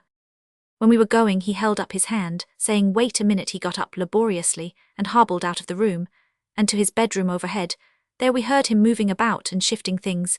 It was nearly a quarter of an hour when he came down, holding in his hand a thin green-covered volume, and a printed picture of himself. He wrote on the picture with his indelible blue pencil. Then he handed to me both book and picture, saying, "Take these and keep them from me, and goodbye." The book was the 1872 edition of The Leaves of Grass, as a strong bird on pinions free, and contained his autograph in 311 ink. The portrait was a photograph by Gutenberg of Philadelphia. On it, he had written, "To Bram Stoker, Walt Whitman, Deck 2287. That was the last time I ever saw the man who for nearly 20 years had held my heart as a dear friend." Romans 7. When I had come to New York after my visit to Walt Whitman in 1886, I made it my business to see Augustus St. Gaudens the sculptor regarding a project which had occurred to me, that was to have him do a bust of Walt Whitman. He jumped at the idea, and said it would be a delight to him that there ought to be such a record of the great poet, and that he would be proud to do it, I arranged that I should ask if he could have the necessary facilities from Walt Whitman. We thought that I could do it best as I knew him and those of his friends who were closest to him. I made inquiries at once through Donaldson, and when business took me again to Philadelphia on 8th and 9th November, we arranged the matter. Walt Whitman acquiesced, and was very pleased at the idea. I wrote the necessary letters and left addresses, and so forth with St. Gaudens. He was at that time very busy with his great statue of Abraham Lincoln for Chicago. Incidentally, I saw in his studio the life mask and hands of Lincoln made by the sculptor Volk before he went to Washington for his first presidency. The mold had just been found by the sculptor's son, 25 years after their making. 20 men joined to purchase the models and present them to the nation. St. Gaudens made casts in bronze of the face and hands, with a set for each of the 20 subscribers with his name in each case cast in the bronze. Henry Irving, and I had the honor of being 2 of the 20. The bronze mask and hands, together with the original plaster molds, rest in the Smithsonian Institute in Washington, with a bronze plate recording the history and the names of the donors. I felt proud when some years later I saw by chance my own name in such a place, in such company, and for such a cause. Unhappily, for want of time, for he was overwhelmed with work and other causes, St. Gaudens could not get to Philadelphia for 312 a long time. Then Walt Whitman got another stroke of paralysis early in 1888, before the combination of possibilities came when he could sit to the sculptor, and the latter could give the time to the work. He died. Roman 8. I was not in America between the spring of 1888 and the early fall of 1893, at which time Irving opened the tour in San Francisco. We did not reach Philadelphia till towards the end of January 1894. In the meantime, Walt Whitman had died March 26, 1892, on 4th February. I spent the afternoon with Donaldson in his home. Shortly after I came in, he went away for a minute, and came back with a large envelope which he handed to me. "That is for you from Walt Whitman. I have been keeping it till I should see you." The envelope contained in a rough card folio, pasted down on thick paper, the original notes, from which he delivered his lecture on Abraham Lincoln at the Chestnut Street Opera House on April 15, 1886. With it was a letter to Donaldson in which he said, "Enclosed I send a full report of my Lincoln lecture for our friend Bram Stoker. This was my message from the dead. Lvi. James Whitcomb Riley." Irving, like all who have ever known him, loved the Hoosier poet. We saw a great deal of him when he was in London, and whenever we were in Indianapolis to meet him was one of the expected pleasures. Riley is one of the most dramatic reciters that live, and when he gives one of his own poems it is an intellectual delight. I remember 2 specially delightful occasions in which he was a participant. Once in Indianapolis, when he came and supped on the car with us. Whilst we were waiting after the play for the luggage to be loaded, he was in great form, and Irving sat all the time with an expectant smile, whilst Riley told us of some of his experiences amongst the hill folk of Indiana, where conditions of life are almost primitive. One tale gave Irving intense pleasure, that in which he told of how he had asked a mountaineer who was going down to the nearest town to bring him back some tobacco. This the man had done gladly, but when Riley went to pay him the cost of it, he drew his gun on him when the other asked the cause of offence, which he did not intend, or even understand. The mountaineer answered, "Didn't I do what ye asked me then? Why do you go for to insult me? I ain't a tobacco dealer. I bought it for ye and I give it to ye free, and glad I ain't sellin' it." The other occasion was a dinner at the Savoy Hotel, July 29, 1891, to which Irving had asked some friends to meet him. Jamesifer, so his friends call him, recited several of his poems, most exquisitely his rendering of the powerful little poem Goodbye Jim, made every one of the other 8 men at the table weep. Lvi. Ernest Renan. On April 3, 1880, when we were playing The Merchant of Venice, Ernest Renan came to the Lyceum.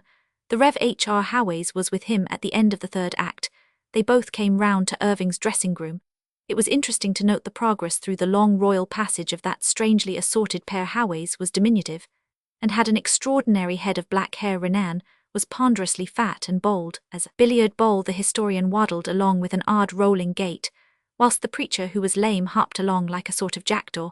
The conversation between Irving and Renan was a strange one to listen to. Neither knew the other's language, but each kept talking his own, with strange to say the result that they really understood something of what was said. When I was alone with Irving and remarked on it, he said, "If you don't know the other person's language, keep on speaking your own. Do not get hurried or flustered, but keep as natural as you can. Your intonation, being natural, will convey something. You have a far better chance of being understood than if you try to talk a language you don't know. LVI. Hall Caine's. The early relations between Irving and Hall Caine are especially interesting considering the positions which both men afterwards attained. They began in 1874, on the 16th of October in that year. Irving wrote to him a very kindly and friendly letter in answer to Hall Caine's request that he should allow his portrait to be inserted in a monthly magazine which he was projecting. A fortnight later, Hall Caine, as critic of the Liverpool Town Crier, attended the first night of Hamlet at the Lyceum, 31st October 1874. His criticism was by many friends thought so excellent that he was asked to reprint it. This was done in the shape of a broadsheet pamphlet. The critique is throughout keen and appreciative. The last two paragraphs are worthy of preservation. To conclude, throughout this work, which is not confined to the language of terror and pity, the language of impassioned intellect, but includes also the words of everyday life, every passage has its proper pulse and receives from the actor its characteristic mode of expression. Every speech is good and weighty, correct and dignified, and treated with feeling. The variety, strength and splendor of the whole conception have left impressions which neither time nor circumstance can ever efface. They are happy indeed who hear Hamlet first from Mr. Irving. They may see other actors essay the part, a very improbable circumstance, whilst Mr. Irving holds his claim to it, but the memory of the noble embodiment of the character will never leave them. We will not say that Mr. Irving is the Betterton Garrick or Kemble of his age.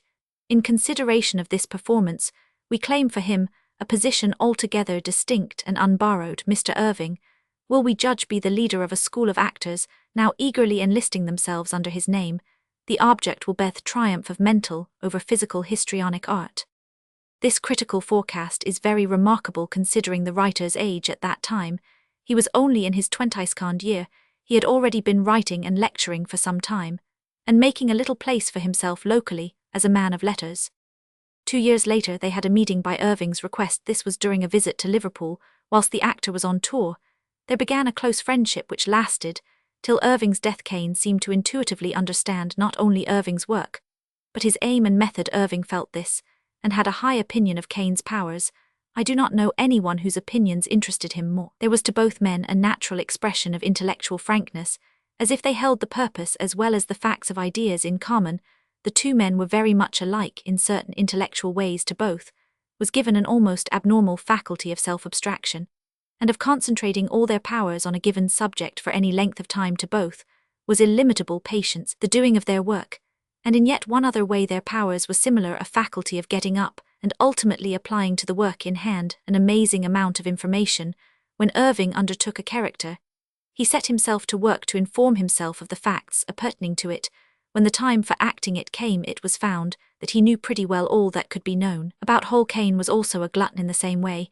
He absorbed facts and ideas almost by an instinct, and assimilated them with natural ease. For instance, when he went to Morocco to get local colour, before writing The Scapegoat he so steeped himself in the knowledge of Jewish life and ideas and ritual that those who read his book almost accepted him as an authority on the subject. Roman II. When Hall Caine published The Deemster in 1887, Irving was one of its most appreciative admirers. We were then on tour in America, and he naturally got hold of the book a little later than its great and sudden English success. Still, he read it unprejudiced by its success, and thought it would make a fine play. When we got back to England early, in April 1888, he took his earliest opportunity of approaching the author, but only to find that he had already entered into an arrangement with Wilson Barrett with regard to dramatization of the novel. Irving's view of this was different to that of both Caine and 317 Barrett. To him, the dramatic centre and pivotal point of the play that would be most effective was the bishop. Had the novel been available, he would, Caine being willing to dramatize it, or to allow it to be dramatized by someone else, have played it on those lines. I think it was a great pity that this could not be, for Irving and Hall Caine would have made a wonderful team. The latter was compact of imagination and an undeveloped dramatic force. With Irving to learn from in the way of acting needs and development, he would surely have done some dramatic work of wonderful introspection and intensity, as he will do yet, though his road has been a rough one. From that time on, Irving had a strong desire that Cain should write some play that he could act time after time. He suggested subjects theories, that he could deal with characters good to act. But there seemed to be always some impasse, set by fate for instance. Irving had had for a long time a desire to act the part of Mahomet, and after the publication in France of the play on the subject by de Bornier, it seemed to be feasible. Herein too came the memory of the promptings and urging of Sir Richard Burton of some 3 years before as to the production of an Eastern play. De Bornier's play he found would not suit his purpose, so he suggested to Hall Caine that he should write one on the subject. Caine jumped at the idea too, had a desire to deal with an Eastern theme. He thought the matter out, and had before long evolved a scenario. Well do I remember the time he put it before me. At that time he was staying with me, and on the afternoon of Sunday, January 26, 1890, he said he would like to give his idea of the play. He had already had a somewhat trying morning, for he had made an appointment with an interviewer, and had had a long meeting with him. Work, however, was always a stimulant to Hall Caine. The use of his brain seems to and stimulate it, as if increase of appetite had grown by what it fed on. Now in the dim twilight of the late January afternoon, sitting in front of a good fire of blazing billets of old ship timber, the oak, so impregnated with salt and saltpeter that the flames leaped in rainbow colors, he told the story as he saw it. Hall Caine always knows his work so well, and has such a fine memory that he never needs to look at a note. That evening he was all on fire. His image rises now before me. He sits on a low chair in front of the fire, his face is pale, something waxen-looking. 318, in the changing blues of the flame. His red hair, fine and long and pushed back from his high forehead, is so thin that through it as the flames leap, we can see the white line of the head, so like to Shakespeare's. He is himself all aflame. His hands have a natural eloquence, something like Irving's. They foretell and emphasize the coming thoughts. His large eyes shine like jewels as the firelight flashes. Only my wife and I are present, sitting like Darby and Joan at either side of the fireplace. As he goes on he gets more and more afire, till at last he is like a living flame. We sit quite still, we fear to interrupt him. The end of his story leaves us fired, and exalted too. He was quite done up. The man exhausts himself in narrative as I have never seen with anyone else. Indeed, when he had finished a novel, he used to seem as exhausted as a woman after childbirth. At such times, he would be in a terrible state of nervous trembling, and sleepless at that very time. He had not quite got through the nervous crisis after the completion of The Bondman. At such times, everything seemed to worry him. Things that he would shortly after laugh at. This is part of the penalty that genius pays to great effort. Roman 3.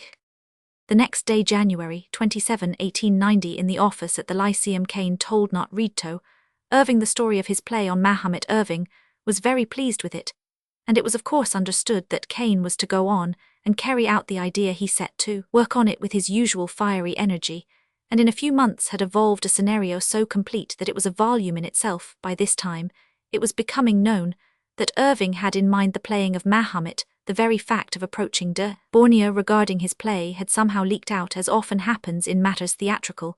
There came a bolt from the blue. None of us had the slightest idea that there could be any objection in a professedly Christian nation to a play on the subject.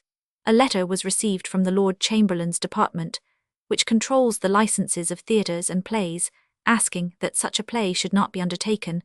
The reason given was that protest had been made by a large number of our Mahometan fellow subjects. The Mahometan faith holds it sacrilege to represent in any form the image of the Prophet.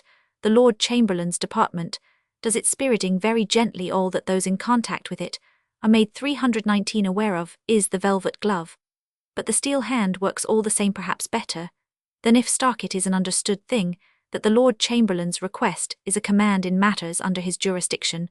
Britain, with her 70 millions of Mahometan subjects, does not wish and cannot afford to offend their sensibilities for the sake of a stage play. Irving submitted gracefully.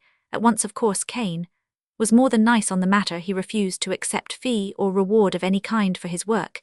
He simply preserved his work by privately printing 3 years later the scenario as a story in dramatic form. He altered it sufficiently to change the personnel of the time and place of Mahomet, laying the story of the Mahdi in modern Morocco.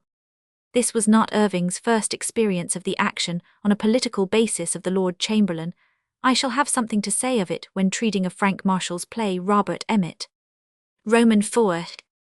During Caine's visit to me in Edinburgh in 1891, he and Irving saw much of one another. On the 18th, we took supper with Dr. Andrew Wilson, an old friend of us all, at the Northern Club. that night both Irving and Cain were in great form, and the conversation was decidedly interesting. It began with a sort of discussion about Shakespeare as a dramatist and the working side his practical execution of his own imaginative intention. Cain held that Shakespeare would not have put in his plays certain descriptions if he had had modern stage advantages to explain without his telling. Irving said that it would be good for moderns if they would but take Shakespeare's lesson in this matter. Later on, the conversation tended towards weird subjects. Cain told of seeing in a mirror a reflection not his own. Irving followed by telling us of his noticing an accidental effect in a mirror which he afterwards used in the Macbeth Ghost. That of holding the head up the evening was altogether a fascinating one. It was 4 o'clock when we broke up.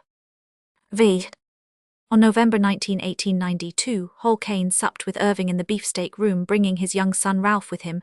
The only other guest was Sir then Mr. Alexander Mackenzie. It was a delightful evening, a long, pleasant, homelike. Chet Irving was 320 very quiet, and listened attentively to all Cain said. The latter told us the story of the novel he had just then projected. The scene was to be laid in Krakow, to which he was shortly to make his way. Irving was hugely interested. Any form of oppression was noxious to him, and certainly the Jewish exodus that was just then going on came under that heading.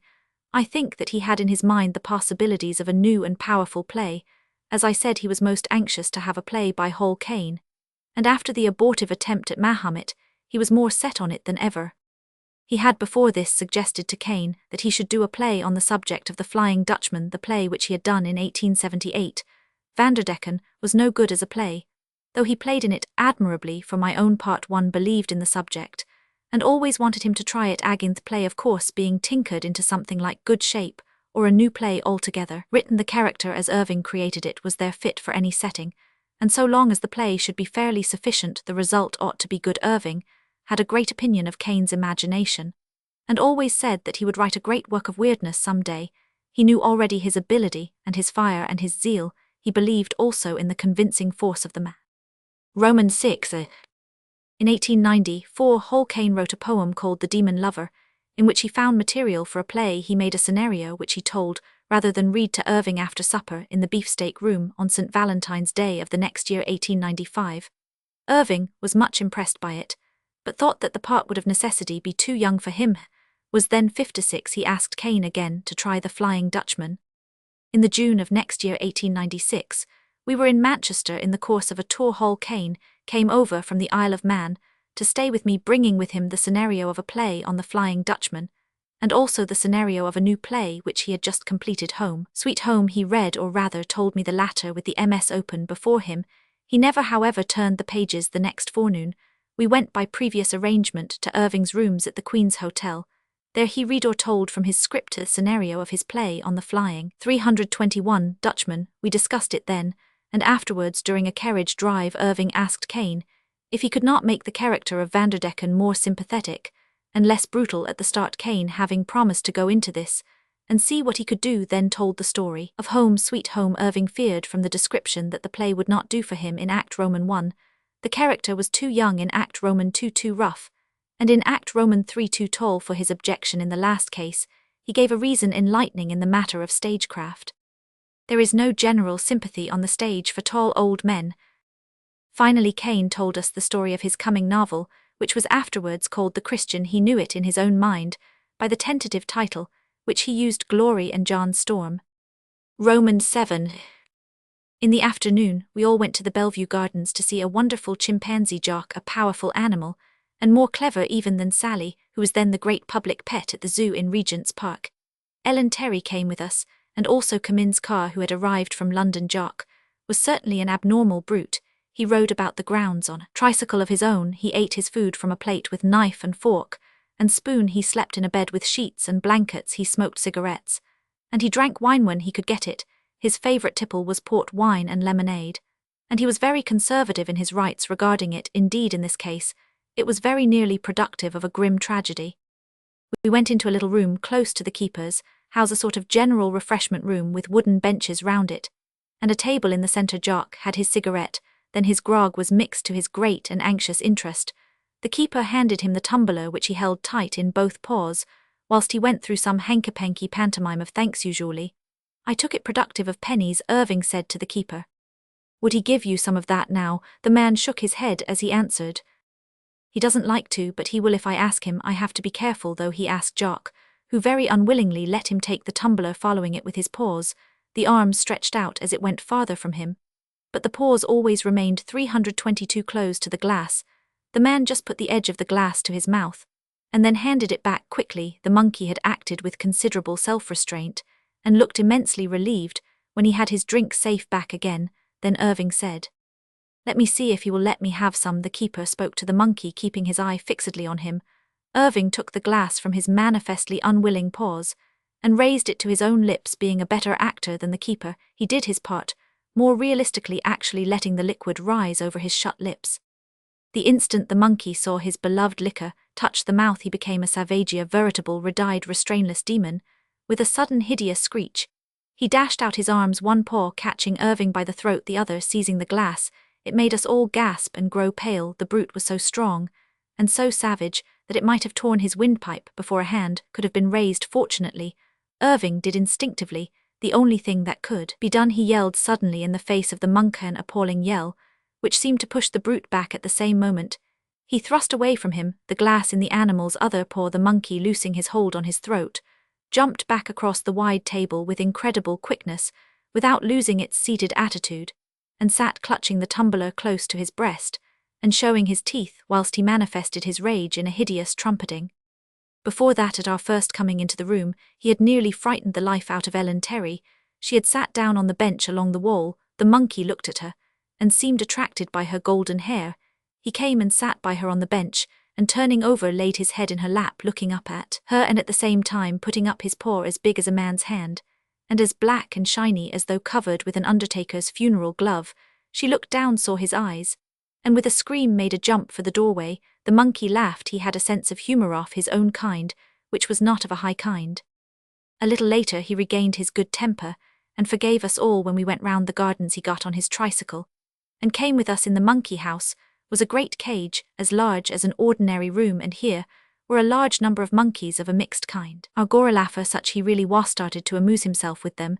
He got a great stick, and standing close to the 323 cage, hammered furiously at the bars, all the while trumpeting horribly. In the midst of it, he would look at us with a grin, as much as to say, "See how I am frightening these inferior creatures." They were in an agony of fear, crouching in the farthest corners of the great cage, moaning and shivering.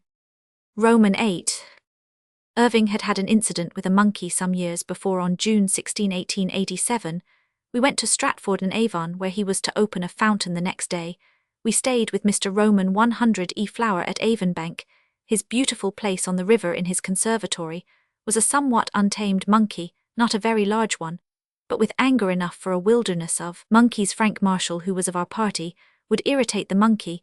When we went to smoke in there after dinner, it got so angry with his puffing his smoke at it, that it shook the cage to such an extent that we thought it would topple over. We persuaded Marshall to come away, and then Irving, who loved animals, went over to pacify the monkey.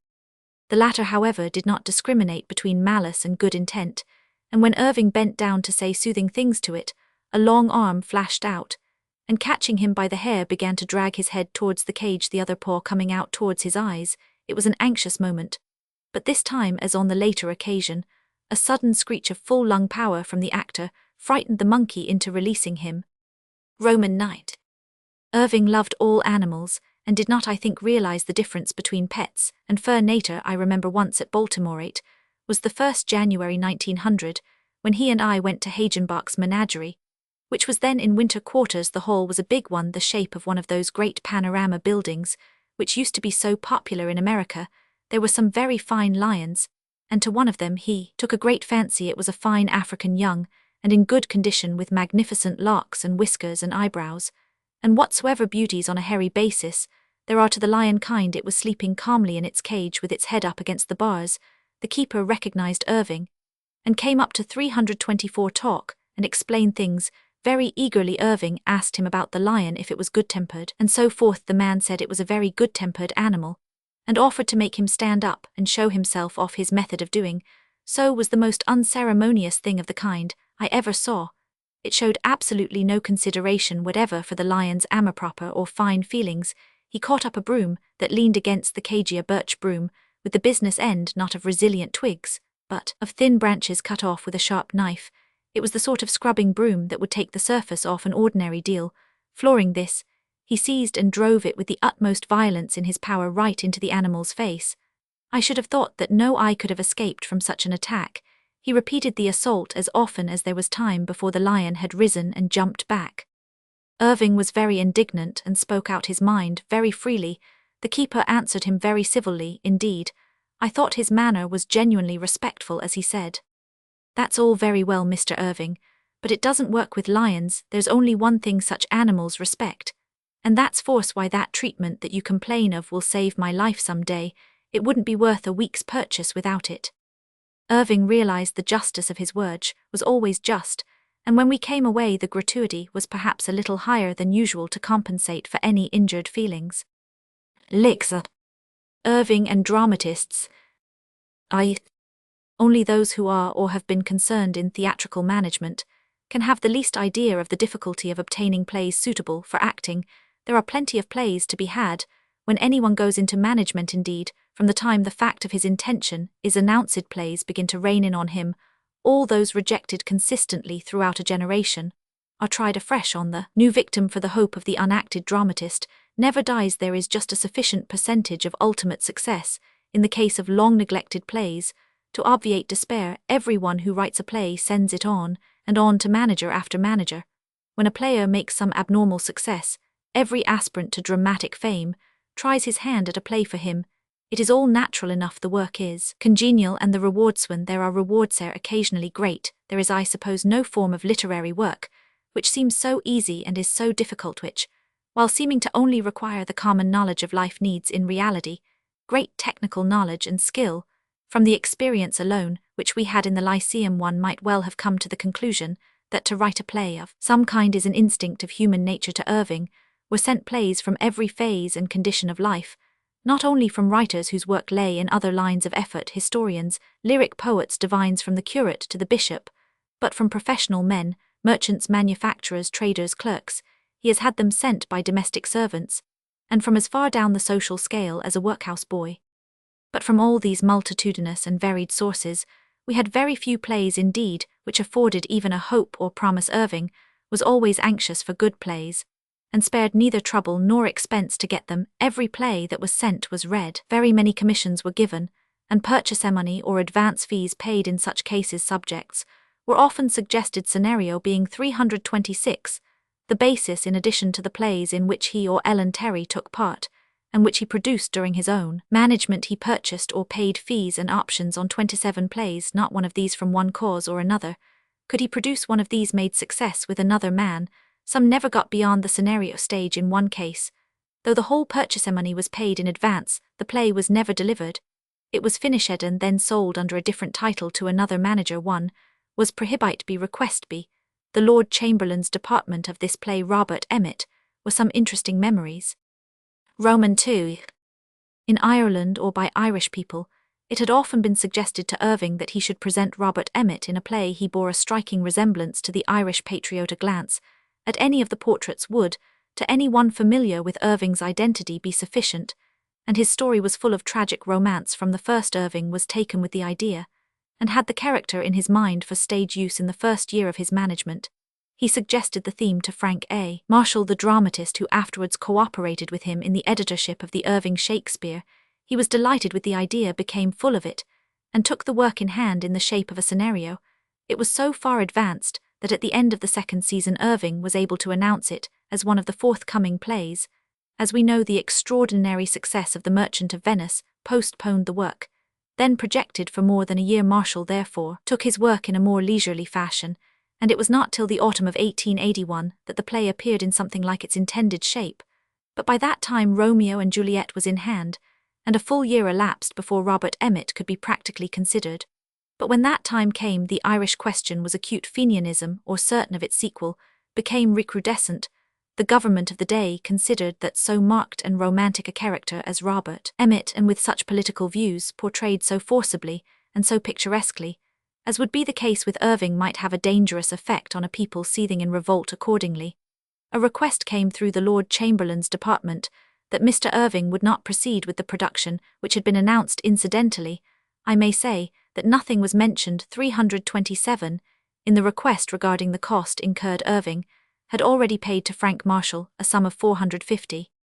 In the early stages of the building up of the play, there was an interesting occurrence which illustrates the influence of the actor on the author, especially when the former is a good stage manager. Marshall came to supper in the room which antedated the beefsteak room. For that purpose the occasion was to discuss the scenario, which had by then been enlarged to proportions comprehensive of detail, not merely the situations, but the working of them out. Only the three of us were present. We were all familiar with the work, so far as it was done, for not only used Marshall to send Irving a copy of each act and scene of the scenario as he did it, but he used very often to run in and see me and consult about it. I would then tell Irving at a convenient opportunity, and when next the author came I would go over with him Irving's comments and suggestions. This night we all felt to be a crucial one. The play had gone on well through its earlier parts. Indeed, it promised to be a very fine play. But at the point it had then reached, it halted a little. The scene was in Dublin during a phase or wave of discontent, even with the patriotic party as accepted in the play. Something was necessary to focus in the minds of certain of the characters the fact and cause of discontent, and to emphasize it in a dramatic way. After supper, we discussed it for a long time. All at once, Irving got hold of an idea. I could see it in his face, and he could see that I saw he had something. He glanced at me in a way which I knew well to be to back him up. He deftly changed the conversation and began to speak of another matter in which Marshall was interested. I knew my cue and joined in, and so we drifted away from the play. Presently Irving asked Marshall to look at a playbill which he had framed and hung on the wall. It was one in which Macready was starred along with an elephant called Rajathes, used in later years to hang in Irving's dressing room.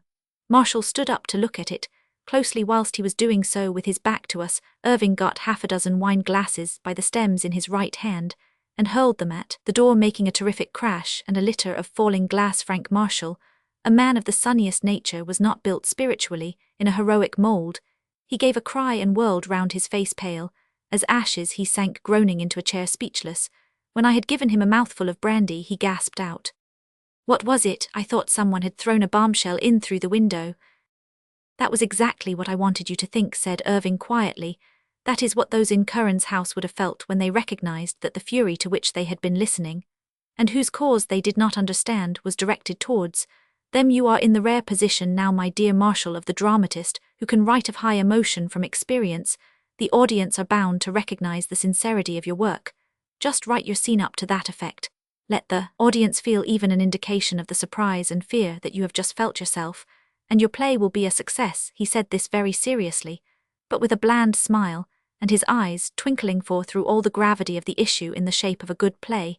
He enjoyed the humor of the situation. Frank Marshall recovered his nerves and his buoyancy after a while, and when we broke up in the early morning, he took his way home, eager to get to work afresh and full of ideas. As Irving was for the time debarred from playing the piece when completed, he let Boucicault have it to see what he could do with it. He did not, I think, improve it. Boucicault played it himself in America, but without much success. The following list, not by any means complete, will show something of the wide range which Irving covered in his search for suitable plays. I give it because certain writers, who do not know much of the man whom they criticize so flippantly, or so superciliously, have been in the habit of saying that Irving did not encourage British dramatists to those who were on the inside track. Their utterances often meant that he did not accept, pay for and produce their worthless plays or those of their friends, and he did not talk about his business to chance comers. Moreover, he held that it was not good for anyone to produce an inferior play. The greatest of all needs of a theatre manager is a sufficiency of plays, and it is sheer ignorant folly for anyone to assert that a manager does not accept good plays out of some crass obstinacy or lack of ability on his own part. Author play: W. G. Wells Rienzi, Mephisto, King Arthur, Don Quixote, Frank Marshall, Robert Emmet, Richard Voss Schuldig, J. Roman 1 Roman 100 Clark George Washington, Don Quixote, Fergus Hume the Vestal, Penrhyn Stanlaw's The End of the Hunting, H. T. Johnson the Jester King, Egerton Castle and Walter Pollock Savile, O. Booth and J. Dixon Jekyll and Hyde from Stevenson, J. Roman 1000 Barry, The Professor's Love Story.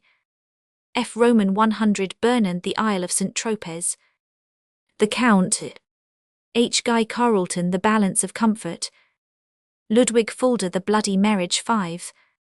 This was dramatized for Irving by W. Roman 50 Courtney, but the opportunity for its production had not come at the time of his last illness.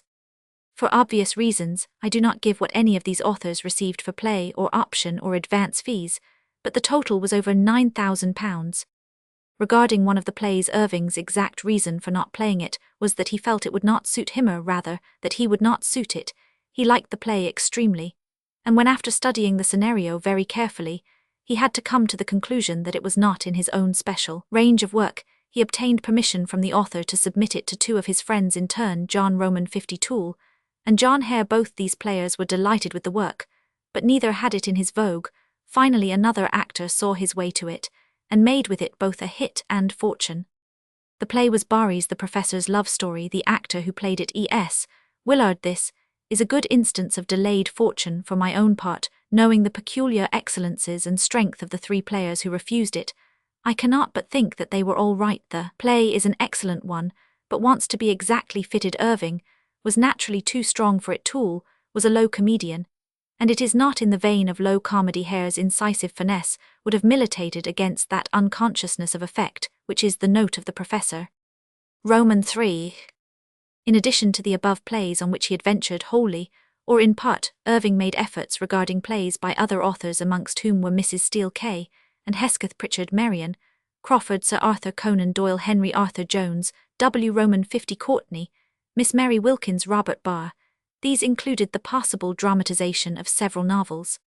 A W. Pinero was always regarded by Irving as a great intellectual force, and to the last he was in hopes that some day he would have the opportunity of playing in a piece by him. He often expressed his wish to Pinero, and more than once have Pinero, and I talked and corresponded on the subject. Pinero, however, would not think of giving Irving a play that would not have suited him. He had for Irving a very profound regard, and a deep personal affection. They were always the best of friends, and Pinero was loyalty itself. I do not think that any man understood Irving's power and the excellence of his method better than he. Roman 999. I fear, however, that that very affection and regard stood in the way of a play. Pinero, I think, wanted to surpass himself on Irving's behalf. LX. Musicians. Musicians always took a deep interest in Irving's work, both as actor and manager. They seemed to understand in a peculiarly subtle way the significance of everything. He. Roman 999. Boito came to the Lyceum on June 13, 1893. When we were playing Beckett, I talked with him in his box, and in the little drawing-room of the Royal Box. He afterwards came round on the stage to see Irving. He was wonderfully impressed with Beckett. He said to me that Irving was the greatest artist he had ever seen. 2 nights later, 15th June, he came to supper in the beefsteak room. Irving had got some musicians and others to meet him. The following were of the party: a Roman 100 Mackenzie Villiers, Stanford Damrosch, Jules Clarity, Renaud Brisson, Leclerc, Alfred Gilbert Toole, Herr Sir Charles Ewan Smith, Bancroft, Coquelin, Cadet. An extraordinary group of names in so small a gathering. Roman 3. Paderewski was greatly taken with Irving's playing, and with the man himself. He came to supper one night in the beefsteak room. Irving met him several times, and was an immense admirer of his work. He offered to write for Irving music for some play that he might be doing. I remember one very peculiar incident in which Paderewski had a part, whilst we were playing in New York. Hall Caine, who had been up in Canada, trying to arrange the copyright trouble 332, there came to New York also one Sunday, in November 1895. He and I took a walk in the afternoon. Destination took us down Fifth Avenue, which in those days was a great Sunday promenade. Hall Caine was soon recognized. Is, as someone said, very like his portraits, and as he has an enormous vogue in America, certain of the crowd began to follow him at a little distance. It is of the nature of a crowd to increase if merely because it is a crowd, and in a short time I saw, when by some chance I looked back, a whole streetful of people close behind us, and the crowd momentarily swelling, we increased our pace a little, wishing to get away, but the crowd kept equal pace between 42nd and 40th Street. We met another crowd coming up the avenue following Paderewski, who was walking with a friend. We stopped to talk, whereupon both crowds pressed in on. Use it was too interesting an opportunity to be missed to see two such men, and each so remarkable in appearance together. It was with some difficulty, and by going into a hotel on one side, and leaving it by another, that we managed to escape. Roman 4. Georg Henschel. Georg Henschel was from the very first a great admirer of Irving away back from 1879, and so he used to come to the Lyceum and sometimes stay to supper in the beefsteak room, or in the room we used before it. I shall never forget one night when he sang to us. There were very few others present, all friends, and all lovers of music. Two items linger in my memory, unfailingly, one a lullaby of Handel, and the other the Elder's song from Handel's Susanna. We had all become great friends before he went to Boston, where, I think succeeding Jericho, took over the conductorship of the Boston Symphony Orchestra. He had wished to study practically orchestral music one forenoon, February 28, 1884, by previous arrangement Irving, and I went to the music hall to hear his orchestra play Schumann's Manfred. It was quite a private performance given entirely for Irving, the gentleman of the orchestra. All fine musicians were delighted to play for him. He was entranced with the music, and the rendering of it, when we were driving back to the Vendome Hotel in 333 Commonwealth Avenue, where we were both staying. He talked all the time about the possibilities of producing Byron's play. He had had it in his mind for a long time as a work to be undertaken. Indeed, the repetition which we had just heard was the outcome of his having mentioned the matter to Henschel on a previous occasion. He was nearer to making up his mind to a definite production that morning than he had ever been or ever was afterwards. It was agreed between them that later on, if he should undertake to do Julius Caesar, for which he had already arranged the book, Henschel was to compose the music for it. V. Hans Richter.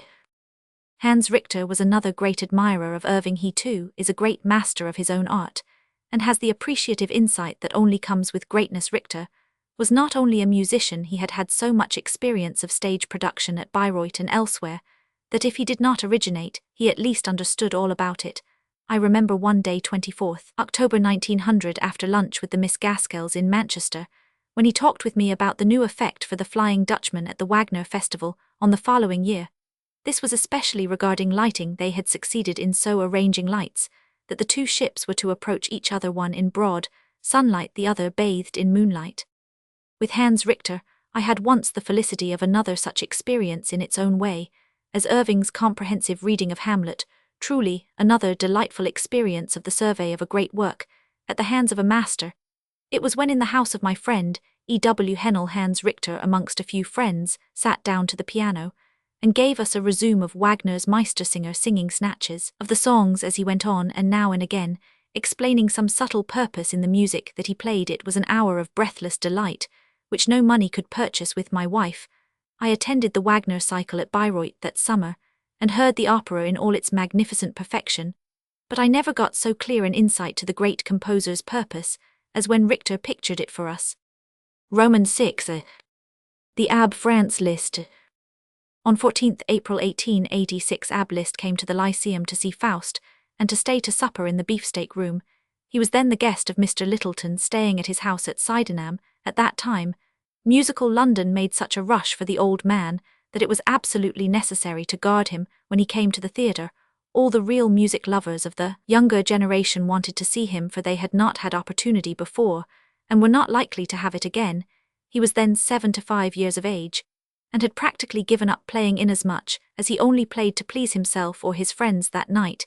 He was accompanied by Mr. and Mrs. Littleton, together with the sons and daughters-in-law of the latter, and by Stavenhagen, his pupil, and Madame Munkacsy, as it was necessary to keep away all who might intrude upon him, enthusiasts, interviewers, cranks, autograph-fiends, notoriety seekers, who would like to be seen in his box. We arranged a sort of fortress for him. Next to the royal box on the grand tier up was another box, separated only by partition, part of which could be taken down. This box was on the outside from the proscenium. We had the door of this box screwed up, so that entrance to it could only be had through the royal box. Liszt sat here, with some of the others unassailable, as one of the Mr. Littletons kept the key of the other box, and none could obtain entrance without permission.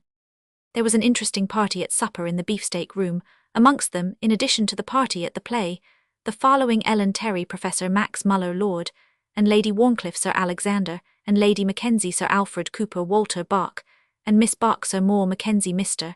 and Mrs. Alfred Littleton, Mr. and Mrs. Augustus Littleton Mr., and Mrs. William B.D. Kingston, and the Mrs. Case.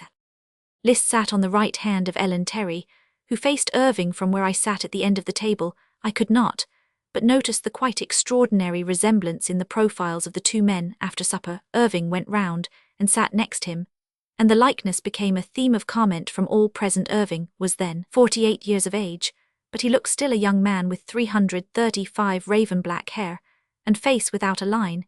His neck was then without a line or mark of age. Liszt, on the other hand, looked older than his age. His stooping shoulders and long white hair made him seem of patriarchal age.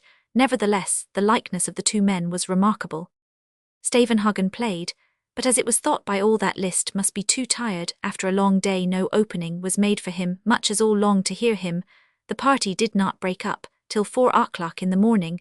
The note in my diary runs: Liszt fine face leonine several large pimples prominent chin of old man long, white hair down on shoulder sole call him. Master must have had great strength in youth, very sweet and simple in manner. H. Roman 1.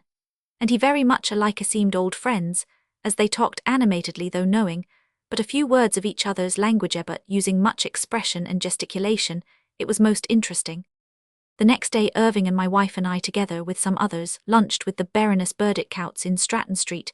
To meet Liszt after lunch, there was a considerable gathering of friends asked to meet him. Lady Burdick-Coutts, very thoughtfully, had the pianos removed from the drawing-rooms lest their presence might seem as though he were expected to play. After a while, he noticed the absence, and said to his hostess, "I see you have no pianos in these rooms." She answered frankly that she had them removed, so that he would not be tempted to play unless he wished to do so.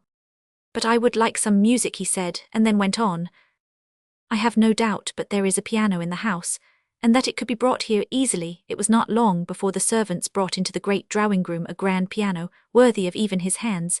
Then Antoinette Sterling sang some ballads in her own delightful way. The contralto tones went straight to one's heart. "Now I will play," said Liszt, and he Roman 999. It was magnificent and never to be forgotten. Roman 7. Gounod.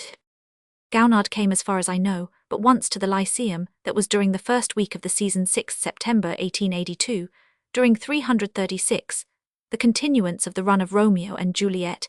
He came round to Irving's dressing-room at the end of the third act, and sat all the time of the wait chatting. Gounod was a man who seemed to speak fully formed thoughts. It was not in any way that there was about his speech any appearance of formality or premeditation. He seemed to speak right out of his heart, but his habit or method was such that his words had a power of exact conveyance of the thoughts. One might have stenographed every sentence he spoke, and when reproduced it would require no alteration. Form and structure and choice of words were all complete. After chatting a while, Irving was loth to let him go when the Colby announced the beginning of Act Roman 4, in which act Irving had no part, asked Gounod to stay on with him, so also at the beginning of Act Roman 5, when he had to go on the stage for the apothecary scene. He asked me to stay with Gounod till he came back. I had been in the dressing-room all the time whilst Irving was away. Gounod and I chatted. Several things he said have always remained with me. He was saying something about some great man when he suddenly stopped, and after a slight pause said, "But after all there is no really great man, there are men through whom great things are spoken." I asked him what in his estimation were the best words to which he had composed music. He answered almost at once without hesitation, "Oh, that we two were maying. I can never think of those words. Without emotion how can one help it?" He spoke the last verse of the poem from the Saint's Tragedy. "Oh, that we two lay sleeping in our nest in the churchyard sod, with our limbs at rest on the quiet earth's breast, and our souls at home with God." As he spoke, the emotion seemed to master him more and more at the last line. The tears were running down his cheeks. He spoke with an extraordinary concentration and emphasis. It was hard to believe that he was not singing, for the effect of his speaking the words of Charles Kingsley's song was the same his speech seemed like was music. Later on I asked him who in his opinion was the best composer. 337 present company of course accepted, I added, whereat he smiled. After a moment's thought he answered, Mendelssohn. Mendelssohn is the best. Then after another but shorter pause, "But there is only one Mozart." Roman 8.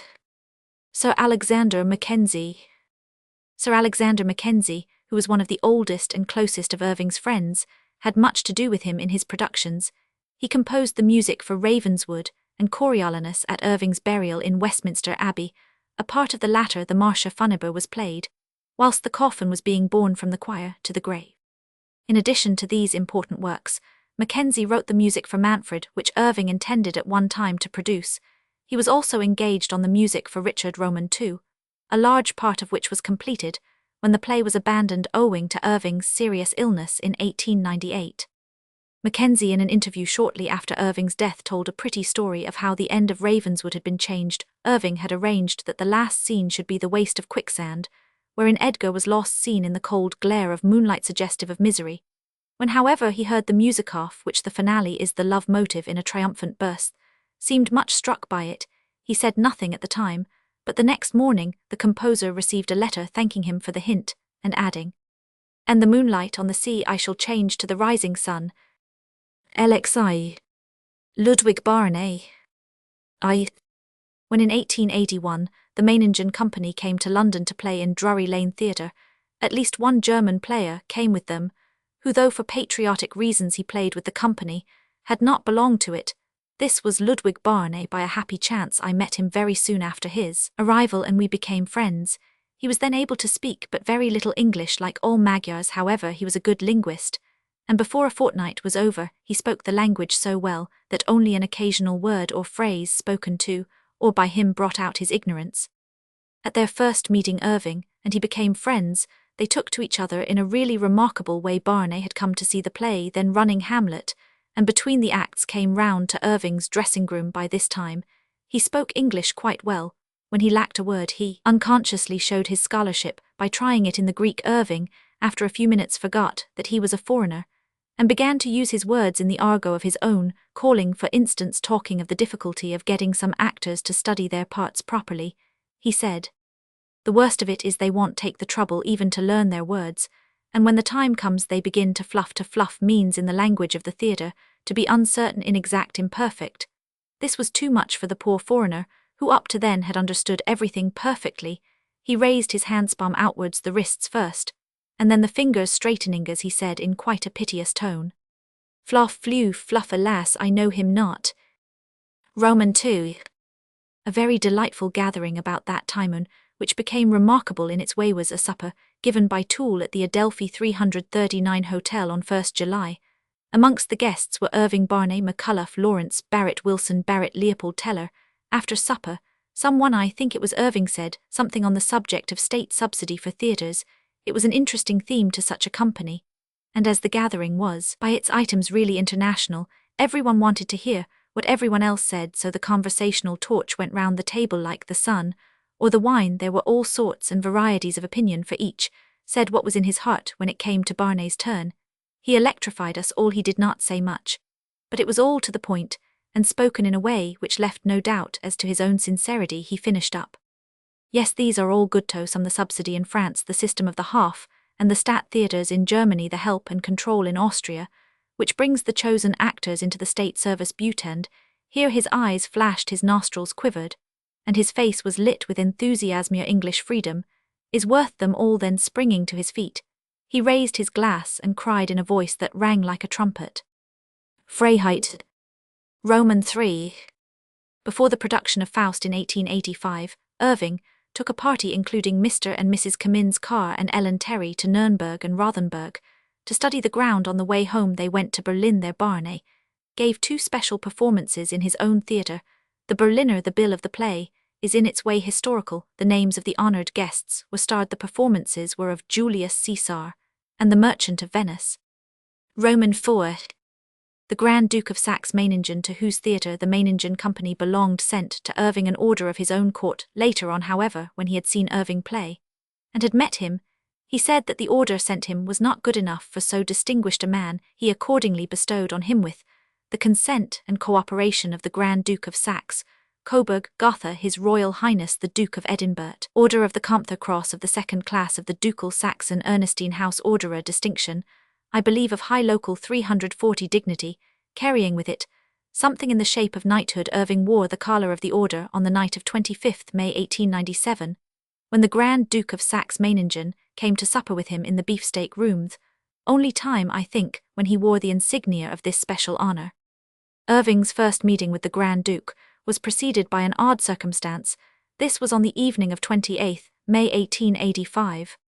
I was passing across the stage between the acts when I saw a stranger, a tall, distinguished-looking old gentleman. I bowed, and told him that no one was allowed on the stage without special permission. He bowed in return and said, "I thought that permission would have been accorded to me." "The rule," said I, "is inviolable. I fear I must ask you to come with me to the auditorium. This will put us right, and then I can take any message you wish to Mr. Irving." "May I tell you who I am?" he asked. "I am sorry," I said, "but I fear I cannot ask you till we are outside. You see, I am the person responsible for carrying out the rules of the theatre, and no matter who it may be, I have to do the duty which I have undertaken." "You are quite right. I shall come with pleasure," he said with very grave and sweet politeness, when we had passed through the iron door which had chanced to be open, and so he had found his way in. I said as nicely as I could, for his fine manner, and his diction, and his willingness to obey orders charmed me. "I trust you will pardon me, sir, in case my request to leave the stage may have seemed too imperative or in any way wanting in courtesy. But duty is duty. Now will you kindly give me your name, and I will go at once and ask Mr. Irving's permission to bring you on the stage, and to see him if you—" "I thank you, sir," he said. "I am the Grand Duke of Saxe-Meiningen. I am very pleased with your courtesy, and to see that you carry out orders so firmly, and so urbanely. You are quite right. It is what I like to see. I wish my people would always do the same." Elegy. Constant Coquelin Ain. Irving and Coquelin first met on the night of April 19, 1888. The occasion was a supper given for the purpose by Roman 50, Mayor the impresario of French artists in London, at his house in Berners Street. Previous to this, there had been a certain amount of friction between the two men. Coquelin had written an article in Harper's Magazine for May 1897 on acting and actors. In his article, he made certain comments on Irving which were, using the word in its etymological meaning, not impertinent, but were most decidedly wanting in delicacy of feeling towards a fellow artist. Irving replied to the article in an actor's note in the 19th century for June of the same year. His article was rather a caustic one, and in it he did not spare the player-turned-critic of his fellow players. To the not impertinent comments on his own method, he merely alluded in a phrase of deprecation of such comments being made by one player on another, but of the theory advanced by Coquelin, in which he supported the views of Diderot, he offered a direct negative, commenting freely himself on such old-fashioned heresies. It is but right to mention that, when some 2 years later Coquelin republished his article with some changes and embellishments in the Revue Illustrée December 1889, under the title L'Art du Comédien, he left out entirely the part relating to Irving. When the two men met at Mayer's, they at once became friends. The very fact of having crossed swords brought to each a measure of respect to the other. At first the conversation was distinctly on the militant side, the batteries being masked, the others who were present including Toole, Coquelin, Filse, and Sir Squire.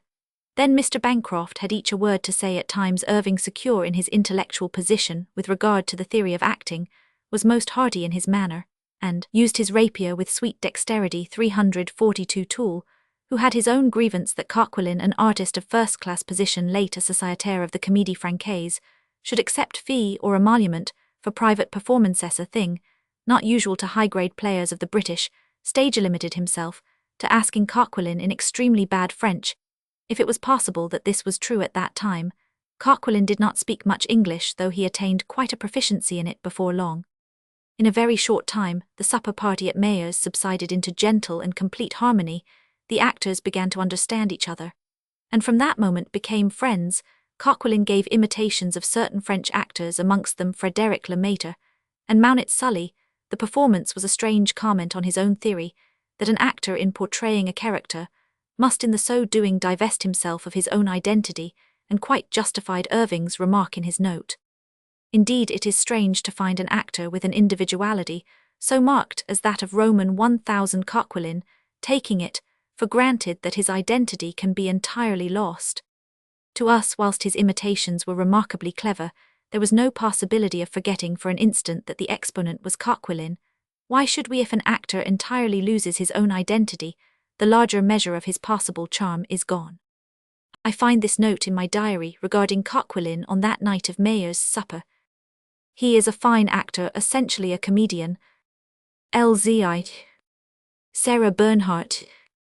When Irving and Sarah Bernhardt met, there already was that predisposition towards friendship, which true artists must feel towards those who work greatly in their own craft.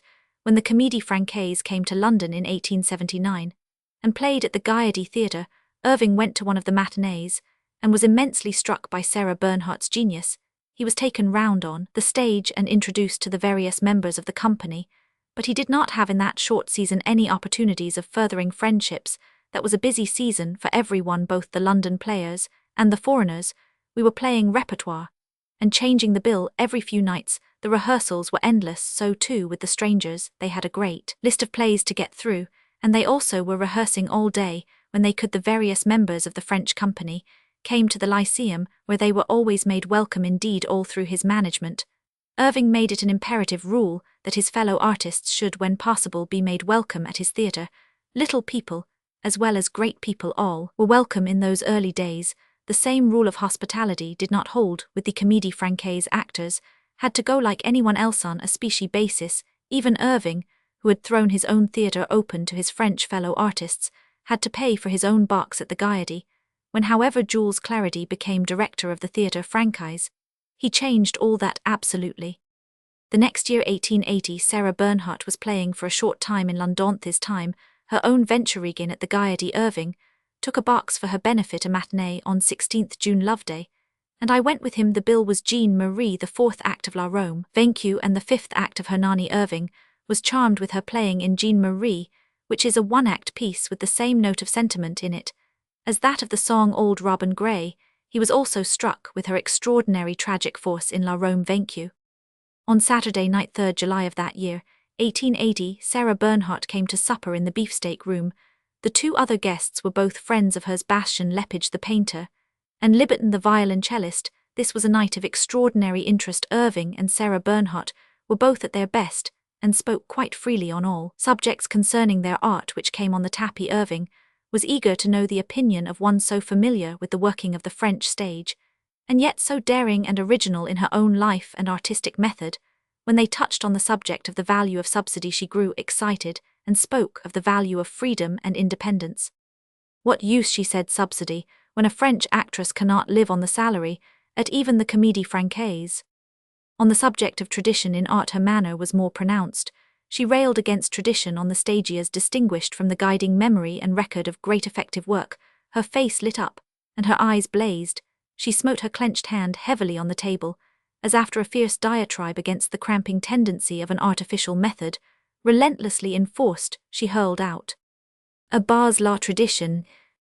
Then the change to her softer moods was remarkable.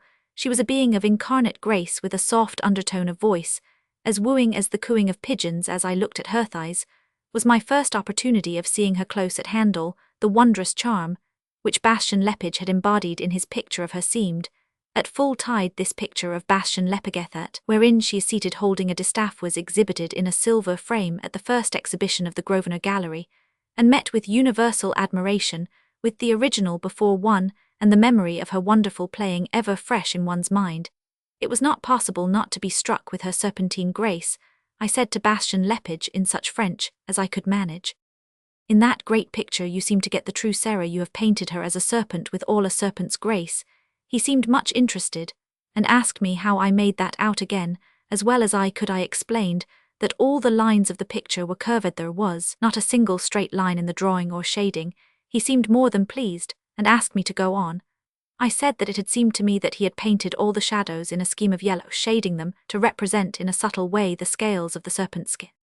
He suddenly took me by both hands and shook them hard. I thought for a moment that he was going to kiss me. Then he patted me on the shoulder, and suddenly shot out the big wide cuff then in vogue in Parisian dress, and taking a pencil from his pocket drew the picture in little, showing every line a serpentine, and suggesting the shadows with little curved and shaded lines.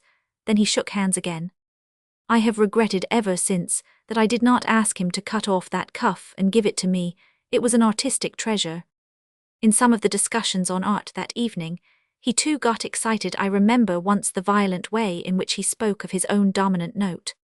G. Sway's unrealist. As he spoke, his voice rose and quivered with that brawl that marks strong emotion. The short hair of his bald head actually seemed to bristle like the hair of an excited cat. He rose and brought down his raised, clenched fist on the table, With a mighty thump one could realize him at that moment. As a possible leader of an immute one seemed to see him amid a whirl of drifting powder smoke, waving a red flag over the top of a barricade. Another thing which Bastian Lepage said that night has always remained in my memory. It is so comprehensive that its meaning may be widely applied.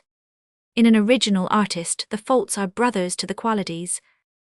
We sat late that night. It was 5 o'clock when we broke up, and the high sun was streaming into our eyes.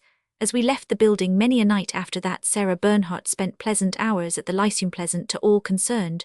She grew to love the acting of Irving and of Ellen Terry, and whenever she had an opportunity she would hurry in by the stage door, and take a seat in the wings. Several times when she arrived in London from Paris, she would hurry straight from the station to the theatre, and see all that was possible of the play. It was a delight and a pride to both Irving and Miss Terry when she came, and whenever she could do so, she would stop to supper. Those nights were delightful. Sometimes some of her comrades would come with her, Marius Garnier d'Armont or Damala the last time.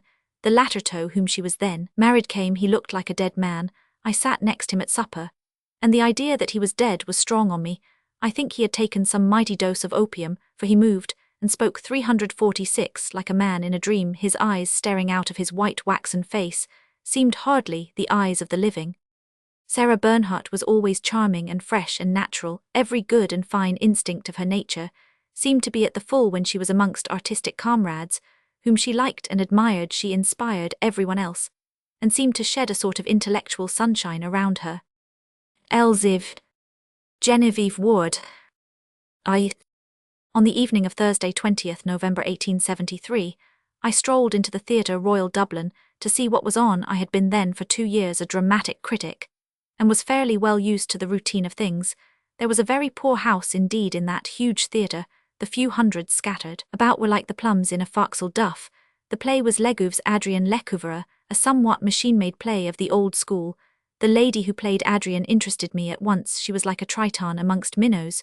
She was very handsome, of a rich dark beauty, with clear-cut classical features, black hair and great eyes that now and again flashed fire. I sat in growing admiration of her powers, though there was a trace here and there of something which I thought amateurish. She was so masterful, so dominating in other ways, that I could not understand it. At the end of the second act, I went into the lobby to ask the attendants if they could tell me anything about her, as the name on the bill was entirely new to me. None of them, however, could enlighten me on any point, except that she had appeared on Monday in Lucrezia Borgia, and that the business was very bad. When the grand scene of the play cometh at between the actress and her rival, the Princess de Bouillon, the audience was all afire. Their enthusiasm, and the sound of it, recalled the description of Edmund Kean's appearance at Drury Lane. I went round on the stage, and saw John Harris, the manager. I asked him who was the woman who was playing, and where did she come from. She has no right to be playing to an audience like that, I said, pointing at the curtain which lay between us and the auditorium. I quite agree with you, he answered. She is fine, isn't she? I saw her play in Manchester, and at once offered her the date here, 348, which was vacant. Just then she came upon the stage, and he introduced me to her. When the play was over, I went home and wrote my criticism, which duly appeared in the Irish Echo next evening. That engagement of 9 days was a series of debuts. In addition to Adrienne Lecouvreur, she appeared in Medea, Lucrezia Borgia, the actress of Padua, the sleepwalking scene of Macbeth, the honeymoon in one. And all she showed great power and greater promise. It is a satisfactory memory to me to find, after her career has been made, and her retirement too soon effected, after more than 30 years of stage success, in my diary of 29th November 1873, the last night of her engagement. Mem will be a great actress. I was reintroduced to Herthai's time by a personal friend, and then began a close friendship, which has never faltered, which has been one of the delights of my life, and which will, I trust, remain as warm as it is now, till the death of either of us shall cut it short. Roman II. Genevieve Ward, both in the choice of her plays, and in her manner of playing, followed at that time the old school. I had a good opportunity of judging the excellence of her method, for that very year 1873, after an absence of 15 years, Madame Ristori had visited Dublin. She was then in her very prime, an actress of amazing power and finish. She had played Medea, Mary Stuart, Queen Elizabeth and Marie Antoinette. Her method was of course the Italian, of which she was the finest living exponent, probably the finest that ever had been. Her speech was a series of cadences. The voice rose and fell in waves, sometimes ripples, sometimes billows but always modified with such exquisite precision as not to attract special attention to the rhythmic quality. Its effect was entirely unconscious. Indeed, it was a method which in time could and did become of itself mechanical like breathing, so that it did not in the least degree interfere, even with the volcanic expression of passion the study was of youth, and at the beginning of art. But when the method was once formed, nature could express herself in it as unfettered as in any other medium. Years afterwards, Miss Ward showed me one of Ristorius' prompt books, and I could not but be struck with the accentuation 349. Indeed, the marking above the syllables ran in such unbroken line as to look like musical scoring. Miss Ward was a friend of the great Italian, and had learned most of her art from her. She was a fine linguist, speaking French, Italian, and Spanish as easily as her own tongue at that time. Ristori, who was in private life, La Comtessa Campramican del Grillo, lived in her husband's ancestral home in Rome, and Miss Ward often stayed with her. Miss Ward in her private life was also a countess, having, whilst a very young girl, married a Russian Count de Gerbil of Nikolaev. The marriage was a romance as marked as anything that could appear on the stage. In 1855 at Nice, Count de Gerbil had met and fallen in love with her, and proposed marriage. She was willing, and they were duly married at the consulate at Nice. The marriage in the Russian church was to follow in Paris, but the Count was not of chivalrous nature. In time his fancy veered round to some other quarter, and he declared that by a trick of Russian law which does not acknowledge the marriage of a Russian until the ceremony in the Russian church has been performed, the marriage which had taken place was not legal. His wife and her father and mother, however, were not those to pass such a despicable act. With her mother she appealed to the Tsar, who, having heard the story, was furiously indignant. Being an autocrat, he took his own course. He summoned his vassal Count de Gerbil to go to Warsaw, where he was to carry out the orders which would be declared to him there in due time. He appeared. The altar was set for marriage, and before it stood the injured lady, her father Colonel Ward, and her mother. Her father was armed for the occasion, was to them one of grim import. De Gerbil yielded to the mandate of his Tsar, and the marriage, with all needful safeguards, this time was duly effected. Then the injured countess bowed to him, and moved away with her own kin. At the church door husband and wife parted, never to meet again. Roman 3. In her first youth Miss Ward was a singer, and had great success in grand opera, but overwork in Cuba strained her voice. It was thought that this might militate against great and final success, so bowing to the inevitable she, with her usual courage, forsook the lyric for the dramatic stage. It was when she had 350 prepared herself for the latter, and was ready to make her new venture, that I first saw her. Roman 4. During the holiday season of 1879, whilst Irving was yachting in the Mediterranean, Miss Ward rented the Lyceum for a short season commencing 2nd August. By the contract Irving had agreed to find, in addition to the theatre, the heads of departments, box office, and the usual working staff at an inclusive rent, as he wished to keep all his people together, so I had to remain in London to look after these matters. Miss Ward asked me to be manager for her also, but I said I could not do so as a matter of business, as it might be possible that her interests and Irving's might clash, but that I would do all I could. She opened in a play called Zillah, written by her friend Palgrave Simpson, and another it was put in preparation some time before, and was carefully rehearsed. My own work kept me so busy that I did not have any time to see the rehearsals till the night before the performance, when the dress rehearsal was held. That rehearsal was one which I shall never forget. It was too late to say anything. There was no time then to make any radical change, and so I held my peace. The play was of the oldest fashioned and worst type of Adelphi drama. It was machine-made, and heartless and tiresome to the last degree, and in addition the language was turgid beyond belief. It was an absolute failure, and was taken off after a few nights. Lucrezia Borgia was put up whilst a new play should be got ready. She had not made arrangements for a second new play, so we all undertook to do what we could to find a suitable play, a new one. Miss Ward gave me a great parcel of plays sent to her at various times. I came on one play which at once arrested my attention, as I shortly afterwards learned. It was one which had been hawked about unsuccessfully. So soon as I had read it, I sent word to Miss Ward that I thought with a little alteration in the first act it would make great success. Miss Ward's judgment agreed with my own. She knew the author Herman Merivale, and wrote to him to see her. He came to the Lyceum that night. He came in a hurry, passing through London. She saw him a few minutes after, and the agreement was verbally made. The play was produced on August 21, within a fortnight of the time of its discovery. It was an enormous success, and ran the whole time of her tenancy, indeed a week longer than had been decided on, as Irving was loath to disturb the successful run. The play was Forget-Me-Not by Herman Merivale, and F. Roman 100 Grove. Miss Ward played it continuously for 10 years, and made a fortune with it. V. Miss Genevieve Ward played in 4 of Irving's great productions, of course, always as a special engagement.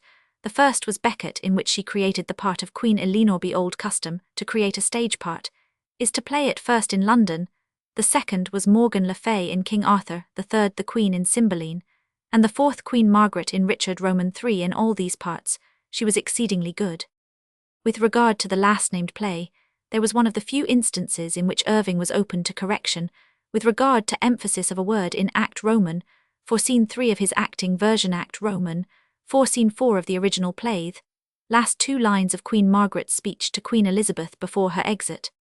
Bettering thy loss makes the bad courser worse.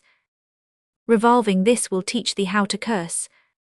When Miss Ward spoke the last line, she emphasized the word this. Revolving this will teach thee how to curse. Irving said the emphasized word should be teach. Revolving this will teach thee how to curse. They each stuck to their own opinion, but at the last rehearsal he came to her and said, "You're quite right, Miss Ward, your reading is quite correct, I dare say." He had not considered the reading when arranging the play. As a matter of fact, in his original arrangement of the play, at his first production of it under Mrs. Bateman, in 1877, Queen Margaret was not in the scene at all. In the new version he had restored her to the scene, as he wished to fatten Miss Ward's part, and so add to the strength of the play. Miss Ward was always a particularly strong actress, good at invective, and as the play had no part for Ellen Terry, he wished to give it all the other help he could. Roman 6. Miss Ward has one great stage gift, which is not given to many. Her eyes can blaze. I can only recall 2 other actresses who had the same quality in good degree. M. Diehl Schneider, who 40 years ago played the Grand Duchess of Gerolstein in Offenbach's opera, and Christine Nilsson. The latter I saw in London in 1867, and from where I sat up in the seat, just in front of the gallery, I could note the starry splendour of her blue eyes. 10 years later, Lohengrin at Her Majesty's Opera House, I noticed the Sameth's time from the stalls, and yet once again, when I sat opposite her at supper on the night of her retirement, June 2018, 88. The supper party was a small one given by Mr. and Mrs. Bridges Williams at 9 Upper Brook Street. Irving was there, and Ellen Terry, Lord Burnham, and Miss Matilda Leverbrother, and sister of our hostess Count Miranda, to whom Nilsson was afterwards married, and his daughter, my wife, and myself. Nilsson came in from her triumph at the Albert Hall, blazing with jewels. She wore that night only those that had been given to her by kings, and queens and other varieties of monarchs. LXV. John Lawrence Toole. The friendship between Henry Irving and John Lawrence Toole began in Edinburgh in 1857. Toole was the elder, and had already won for himself the position of a local semistar. The chances of distinction come to the low comedian quicker than to the exponent of tragedy or high comedy, and Toole had commenced his stage experience at almost as early an age as Irving. 18 on 20th June 1894, during a benefit at the Lyceum for the Southwark Eye Hospital, at which he did the wonderfully droll character sketch, Trying a Magistrate. He told me that 4 to 5 years before Charles Dickens had heard him do the sketch, and advised him to go on the stage wisely. He had taken the advice from the very start. He had an exceptionally prosperous career. He, the kindliest and most genial soul on earth, became a fast friend with the proud, shy, ambitious young beginner 8 years his junior. From the first, he seemed to believe in Irving, and predicted for him a great career to this end. He contributed all through his life.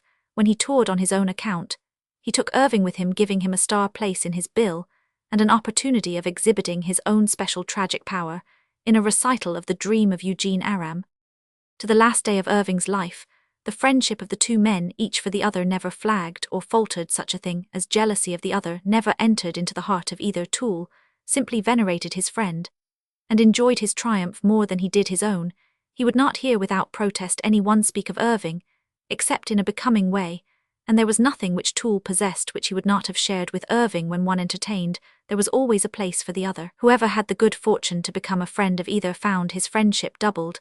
At once the 2 men seemed to 354 supplement each other's natures. Each had in his own way, and of its own kind, a great sense of humour. Toole's genial, ebullient, pronounced, Irving's saturnine, keen, and suggestive, both Haydech again in his own way a very remarkable seriousness. Those who only saw Toole in his inimitable pranks knew little how keenly the man felt emotion, how unwavering he was in his sense of duty, how earnest in his work. With Irving the humor was a fixed quantity, which all through his life kept its relative proportion to his seriousness, but Toole being a low comedian, and perhaps because of it seemed at times vastly different in his hours of work and relaxation, for it is a strange thing that the conditions of emotion are such that what is work in one case is rest in another, and vice versa. The serious man finds ease in relaxation, the humorous man seeks in quietude his rest from the stress of laughter. In their younger days and up to middle life, the two men had indulged in harmless pranks. They both loved a joke, and would take any pains to compass it. The tricks they played together would fill a volume, of course, from their protean powers of expressing themselves, and in merging their identities. Actors have rare opportunities of consummating jokes. Moreover, they are in the habit of working together, and 2 or 3 men who understand each other's methods can go far to sway the unwary how they will. Roman 2. One of the practical jokes of Toole and Irving is almost classical. One Sunday, when they both happened to be playing at Liverpool at the same time, they went to dine at an old inn at Wavertree.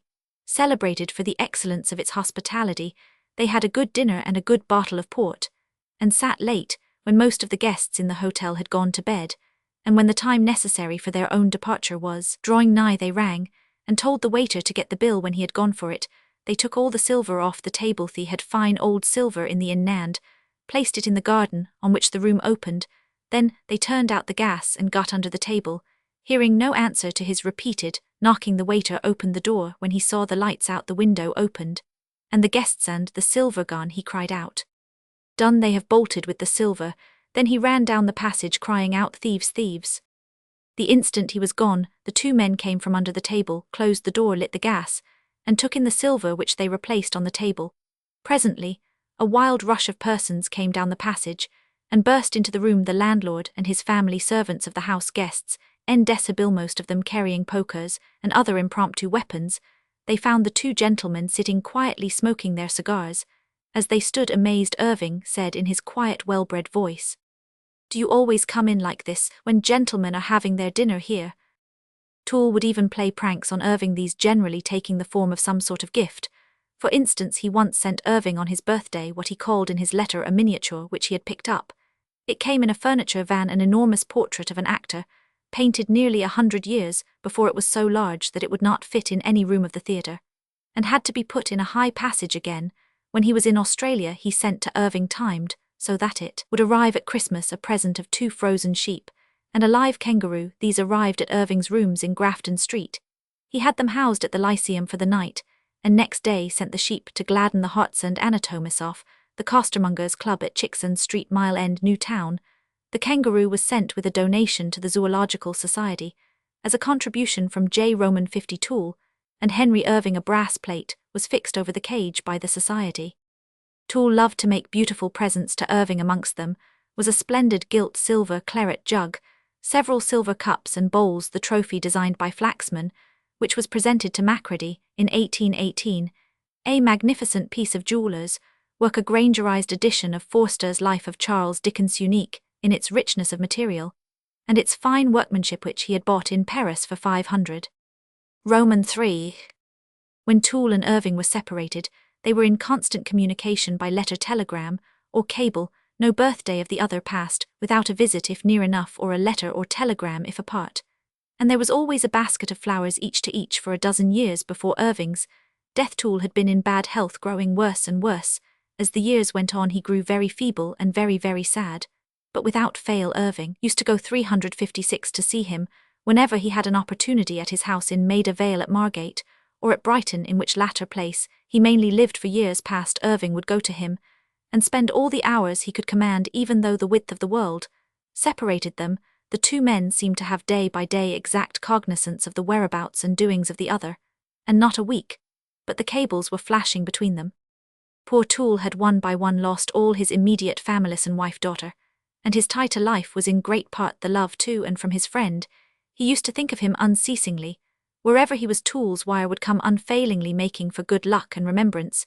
He would keep the flowers that Irving sent to him till they faded and dropped away. Even then the baskets and bare stalks were kept in his room. No one appreciated more than Toole the finest of Irving's work. For instance, when he saw him play King Lear, he was touched to his heart's core. and his artistic admiration was boundless. I supped with him that night after the play, and he said to me, "King Lear is the finest thing of Irving's life or of anyone else's.